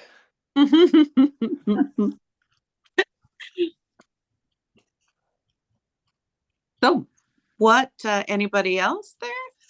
Okay, so how about this seems to be the theme of the day. So I'm going to go back to good old pumpkin spice season. Pumpkin spice lattes. It's a real thing. Yes or no? No. That was it's pretty not. definite, Vicky. Don't mess I was around with on my mute, coffee. but I think my facial expression said it. I missed it. I can't see it. It's like just only one of us at a time now. Darn it. I want to see that expression. That's a no from me, dog. Yeah. No. Yeah, there's a lot of Don't hate me- for pumpkin spice. Dang. Don't mess around with my Polarizing. caffeine. True. Yep. Well, guys, is that gentlemen, did Joe, everybody is there anything else you'd like to add? I'm good. I'm good. Are you good, Chris? I'm good. I'm good. Yeah. How would I just yeah. In closing, I just want to say that now that my boys are grown up, they're even taller than I am. I'm a short trooper. I just want to share my experience and my gratitude to all the costuming clubs, because if it weren't for this experience, I wouldn't have known how to help them or have a shared experience with my two boys like this. And it is with great hope and confidence. And I think they'll carry on whatever they learn from our costuming experience, the gift of perspective and the gift of empathy. But yeah, I just want to articulate my gratitude for the costuming groups and the camaraderie that we have here. Indeed. Agreed. A lot of respect believe there. that. I believe that, Ricky. I fully believe that. I believe whatever your children have learned this far, sharing that experience with you will continue on with them far into manhood and for the rest of their lives. We shape that and instill that in them, and you never, ever lose that. Never. I troop with my 71-year-old mother, who was my inspiration. She's our costumer. Like, she's the one who took us to opening night of Star Wars right from the beginning with these big old Leia buns. And she was the beautiful Leia, and she costumed our costumes our whole life. So there's a woman who troops with her younglings, her grown younglings. She's a GML in our garrison. She's a costume crazy lady. She's beautiful and amazing. And she is the reason why we do that. And when my brother and I joined, she's like, you can't leave me out.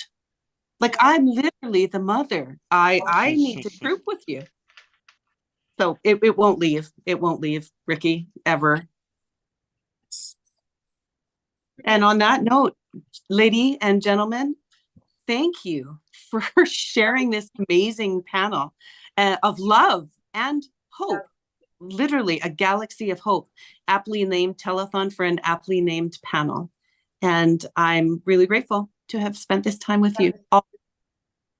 Thank you all. Donate, click some links. Let's make some magic and let's help some children and their families. Thank you. Thank you so much.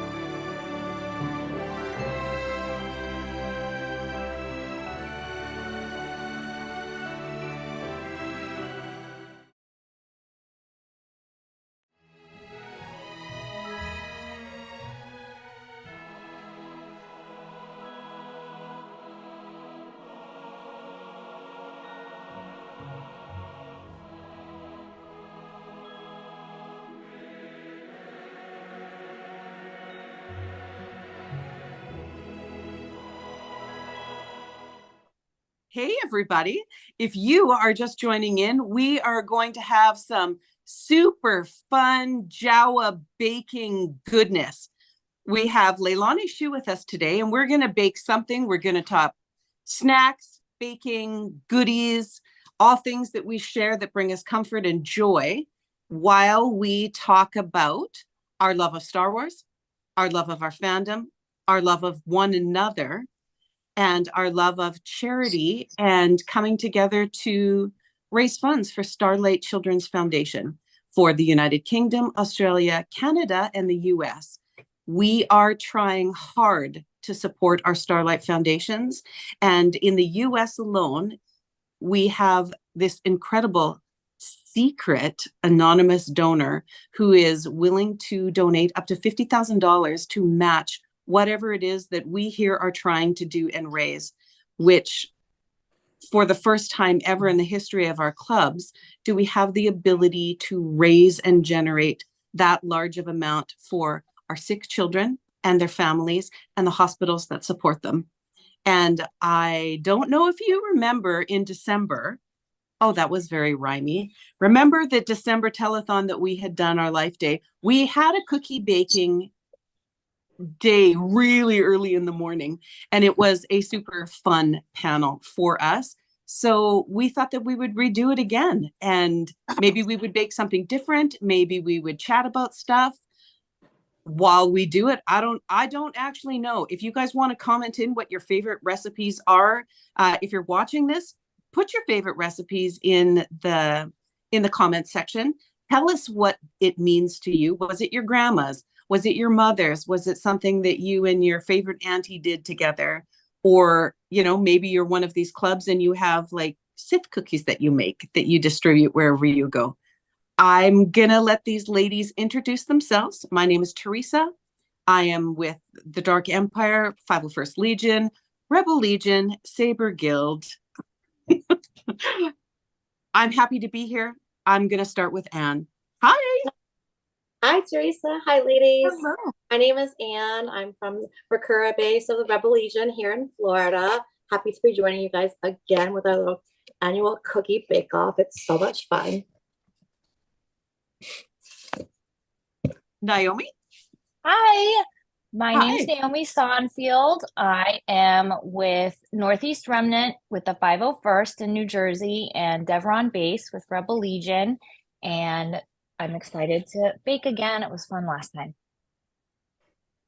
Katie. Hi.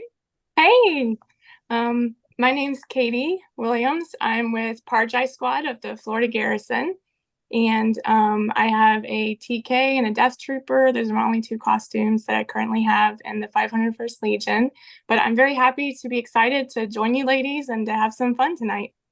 Thank you very much. So, Leilani, we have missed you. How have you been? Crazy busy, right? Right? I'm good. I'm glad that we are doing this again, and especially we're doing it for another cause. And it's Yes. for kids this time, so I think it's great. And it's great seeing you guys because I'm really close to all of you that are here with me. And I'm glad Katie's joining us now. So this is gonna be Yes. tradition. It is, right? I think it is going to be tradition. Whenever we do this, we'll have to do it of the season. And maybe we should let people that are watching us throw us topics that we should be talking about. Or, if there's something that they'd like to hear that we do in each of our areas, I would love to hear it. Or if we want to talk recipes, let's talk recipes, because who doesn't love sharing? Well, one of the other things that brings us together is sharing food with those that we love. And when you're looking at comfort food, I don't know, it's either baking or chips and popcorn for me. So what each are you ladies baking today? What's happening? So today I'm actually baking some pumpkin cheesecake cookies. It's my first time baking them, so they'll be interesting to see how those turn out.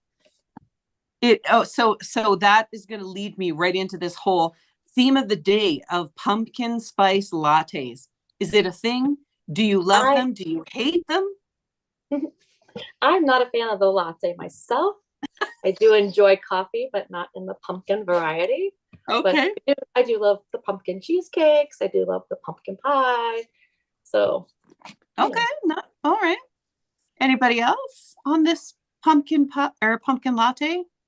I also have to say that I am not a fan of the pumpkin spice latte. Our son, though, is a huge fan. Okay. Yeah, he loves it. But I do like pumpkin pie, other things, just not the latte for whatever reason. I wonder what that is. That seems to be a theme. I'm the same way. Yeah. Okay. Sorry. No. No, You don't. I'm the same way. I like the cookies. I like pumpkin cookies, pumpkin cake, pumpkin pie, pumpkin bread. But a pumpkin latte, I don't know. Even the creamer is like ooh, to me. Weird. I love it just vanilla. Yeah, weird.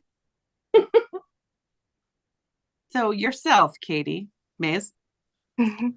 So I'm not really big on pumpkin desserts really, but I do like the coffees, like the flavored coffees. I'll totally drink those, and I'll do like maybe one or two for the season, and then I'm kind of done after that. I tend to like the more Christmassy flavors of those types of seasonings more than the fall autumn seasonings personally.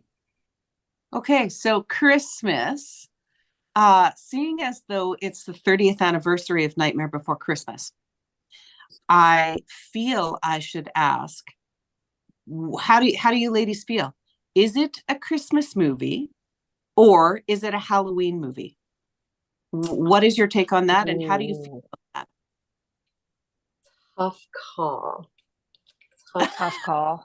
Oh, okay. I'm going to say Christmas. I'm going to say Christmas.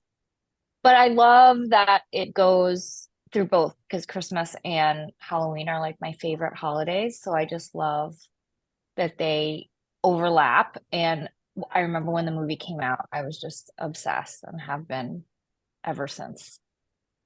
And what about it are you obsessed with? What do you love about this movie? I love the story, and I just love the art and the animation, and I've always been like into the spooky stuff, and like I love Tim Burton, like all of his movies. So it just kind of it was like just fit right into my wheelhouse of things that I love. And then it just carried on to my like love of also Haunted Mansion at Disneyland. They do the Haunted Mansion holiday overlay. And that ride is like my all-time favorite. It's so neat. And they only do that change over a very short, specific amount of time, right? I've been lucky enough to hit it twice. And then you just keep running back and yes, it's so good. It's like bringing the movie to life. And that's kind of like what we do as in our costuming clubs is that we bring the movies to life, and it's kind of nice tie-in, I feel like, to be able to be a part of that can bring it to life to fans, and all for a good cause. It's just amazing. I agree. Nightmare Before Christmas, ladies. Christmas, Halloween, and I know you said it was a tough call. I see you just thinking about an answer. So I'm actually probably going to lean more towards the Halloween part of it, just because that's our jam here in this household. Is we love both, but like we totally go all out for the Halloween thing. Like Gary's already brought down all of the decorations. There was like, I don't know, 18 bins out of the attic. It's insane. So that huge Jack Skellington that is out and about that one can buy. Does anyone have that? He's like on my list, but do you know anyone that has him? I have not seen him in our neighborhoods. What'd you say? Oh, Gary is telling me our friend Dan has it. Oh, Gary's telling you he just whipped out and bought one. He doesn't have it. He better not. He doesn't fit our theming at all. He's like, shh. I know, Teresa, stop telling my secret. Katie, are you a fan of Nightmare? I'm probably going to break the chat because I haven't actually seen it. What? I think this is amazing because I was in a panel with Raphael Sabarge and we were talking clones, and the panelists almost fell off their chairs because I've never watched Bad Batch at all. I've never seen one. I know, right? See, same. We all were like, oh, Katie. I had that in the other panel, like, oh, Teresa.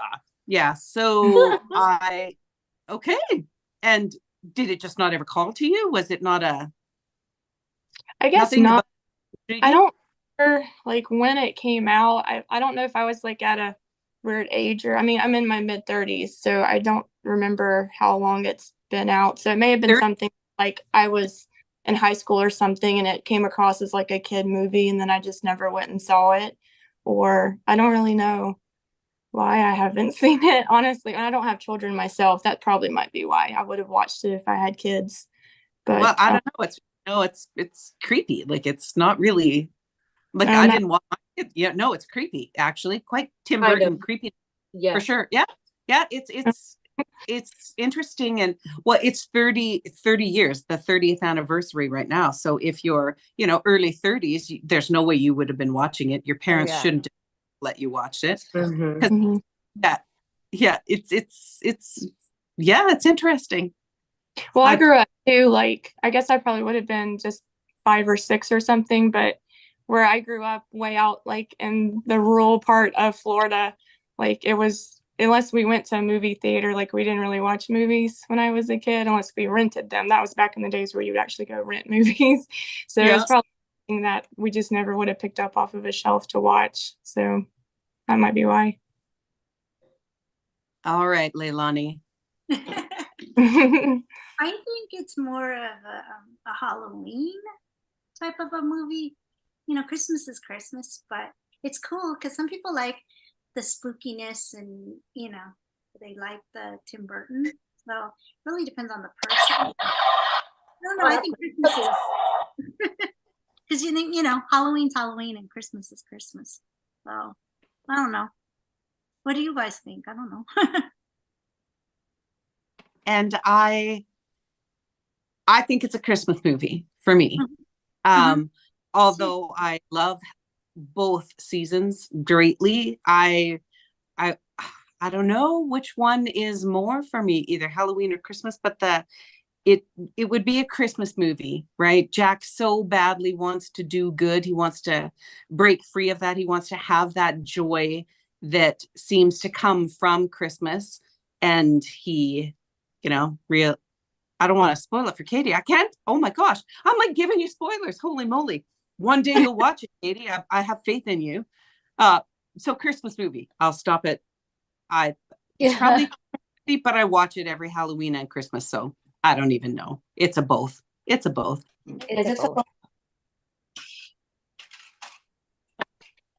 All right.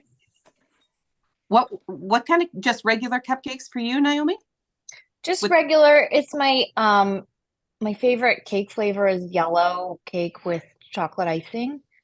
So I make these cupcakes and I usually do since this is like the Halloween trick or treat, I usually do for look who just joined us.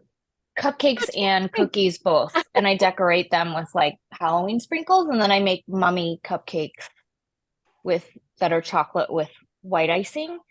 But then I was like, well, we're not actually at Halloween yet, so I'll save those. But I usually do it every Halloween, just to like be more festive, because I can bake, I can't cook. Hey, Katie, what was on your list? How are you doing? For what I'm baking? For your baking. Yep. For your. So I didn't really plan well enough ahead for a really cute Halloween recipe. So instead, I'm doing something a little bit more practical for me, and I'm meal prepping for my breakfast this next week. So I'm making like these protein pancake type things, but I have these really cute cookie cutters. So I'm going to cut them into the shape of like a little tiny bear, and I have a really cute Halloween cat. Ooh, I like that. Yeah, isn't this so cute? Yes. And then I found this. It's a Darth Vader. It's actually a cookie press for if you do like sugar cookies. Yeah. But I'm gonna cut my little pancake things into the shapes of these since they're like Star Warsy and Halloween-ish. And so that would be like my little spin on a Halloween themed treat for our baking night tonight. I'm intrigued with your protein pancakes, like for quick snacks and. Well, it's just kind of like breakfast on the go. So like I bake it out of the oven now that I'm thinking about it because they're done. So I just put them in like a dish like this, like all flat. And then normally I would just cut them into like strips and then just dip it in syrup. Like I have a little thing of syrup that I take with me out the door. And it's just really fast and easy to eat on the go in the mornings. I'm a school teacher, so I have to kind of get to school pretty early and need something fast and quick. And this has been like a really good option for me. But today I'm just going to cut them into these fun little shapes. So, but all right. Yeah, it's fairly tasty. And a good amount of protein. Keeps me full in the morning times when I'm at work. Yeah. Would I put you on the spot by asking how many grams of protein in that is there? I'm always curious for recipes, interesting recipes for that exact reason. Okay. So this is the brand that I use. I bought it off of Amazon. I like it okay. I haven't tried it by itself, but in one serving size, which is a scoop, but I actually put in the thing a half a cup of protein powder. But one scoop of this is 20 grams of if you were to do the scoop. And it's pretty healthy. There's only 6 ingredients. It's kind of like a plant-based protein. I kind of like it for a protein powder. Sounds amazing. All right, Leilani, I didn't actually catch what you were working on. Last time you had Jawa head cookies. Yes, I did, but now I can't until the strike's over. So I'm doing shortbread cookies. Nice. These sprinkles, Halloween sprinkles we got. So, I thought it was cool because you know how we were going to talk about different things. I think my grandma used to bake them and she would make them and then she would put them in the freezer. And then I went to Catholic school and then I just remember her doing that. And then we would have to donate, to keep her tuition down. So she would bake them for bingo. So I remember her baking, different ones each month, the Christmas sprinkles or the Halloween sprinkles. And it's just an easy, shortbread cookie or a butter cookie. So that's what I'm baking. And it reminds you of your gram. Yeah. Yeah. And I'm sure, everybody else does, thinks of, your grandma or your mom, used to bake, So I thought that was a good thing to do. Yeah. Oh, I see we have a little Jawa. I think there's a Rebel pilot. I see an R2 in the background. Hey. So they're drinking tea. They're having tea. How cute. It may not be tea. So sharing time together, we here have, let's talk about the bonds that we form. We're here because we baked before and it was a super enjoyable experience it was women that they troop hard in each of their areas. They give to their communities. Either they do their galactic academies or they run their temples or their bases or their spires or garrisons or squads. And the bonds of friendship span the globe, just like our membership or our Star Wars clubs do. So one of the things that bring people together is sharing meals or sharing food together that's comforting and visiting. And so being as we are all part of Star Wars clubs that are here, or, you're fans of Star Wars or you're involved somehow within this fandom, we're all brought together from different parts of the world. And I would love to celebrate that. I'd like to know what matters the most to each of you about the things that we do? And whoever would like to go first, I'm sure I just put you on the spot. So we'll defer to the Jawa speaking Jawanese down there.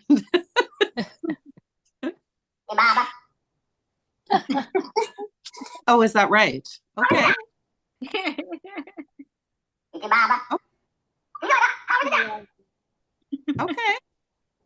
I think that sounds pretty good. Yeah. Yeah, I buy it, every bit of it. Yeah, I agree. I caught them stealing parts from my X-Wing and decided instead of getting mad, we'd come have tea together. Are you not nervous that little Jawa's gonna filter parts off that? Yeah, my X-Wing.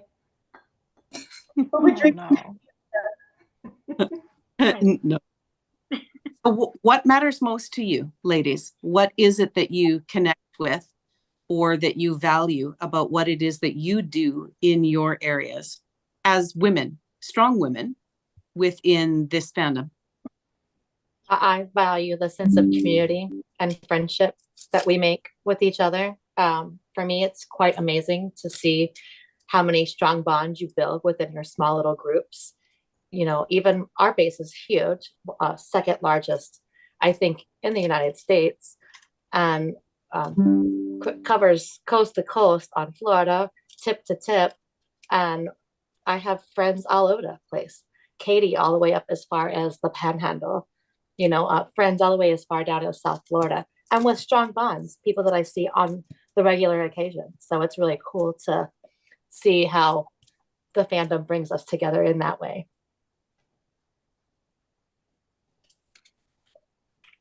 Yeah, I'll kind of piggyback off of what Anne said. I think something that I found really surprising after starting my costume journey and joining the Legion, because there's not really a lot of women that are in our club. I mean, there is a lot. I'm not saying there's not any, but I mean, in the area where I'm trooping, there's not a whole lot of us. But my point is, I've been very impressed, I guess, with how such a community that we create when there is other ladies that start costuming, and just how positive and uplifting we are for each other, even though we all come from different backgrounds and we do different things with our lives, but it's like Star Wars and costuming just brings us together all the time. And even though a lot of us, especially in like my squad in the Panhandle, we have a good solid group of gals, of ladies that troop together. And what's really cool is we're all like different ages. So we come from different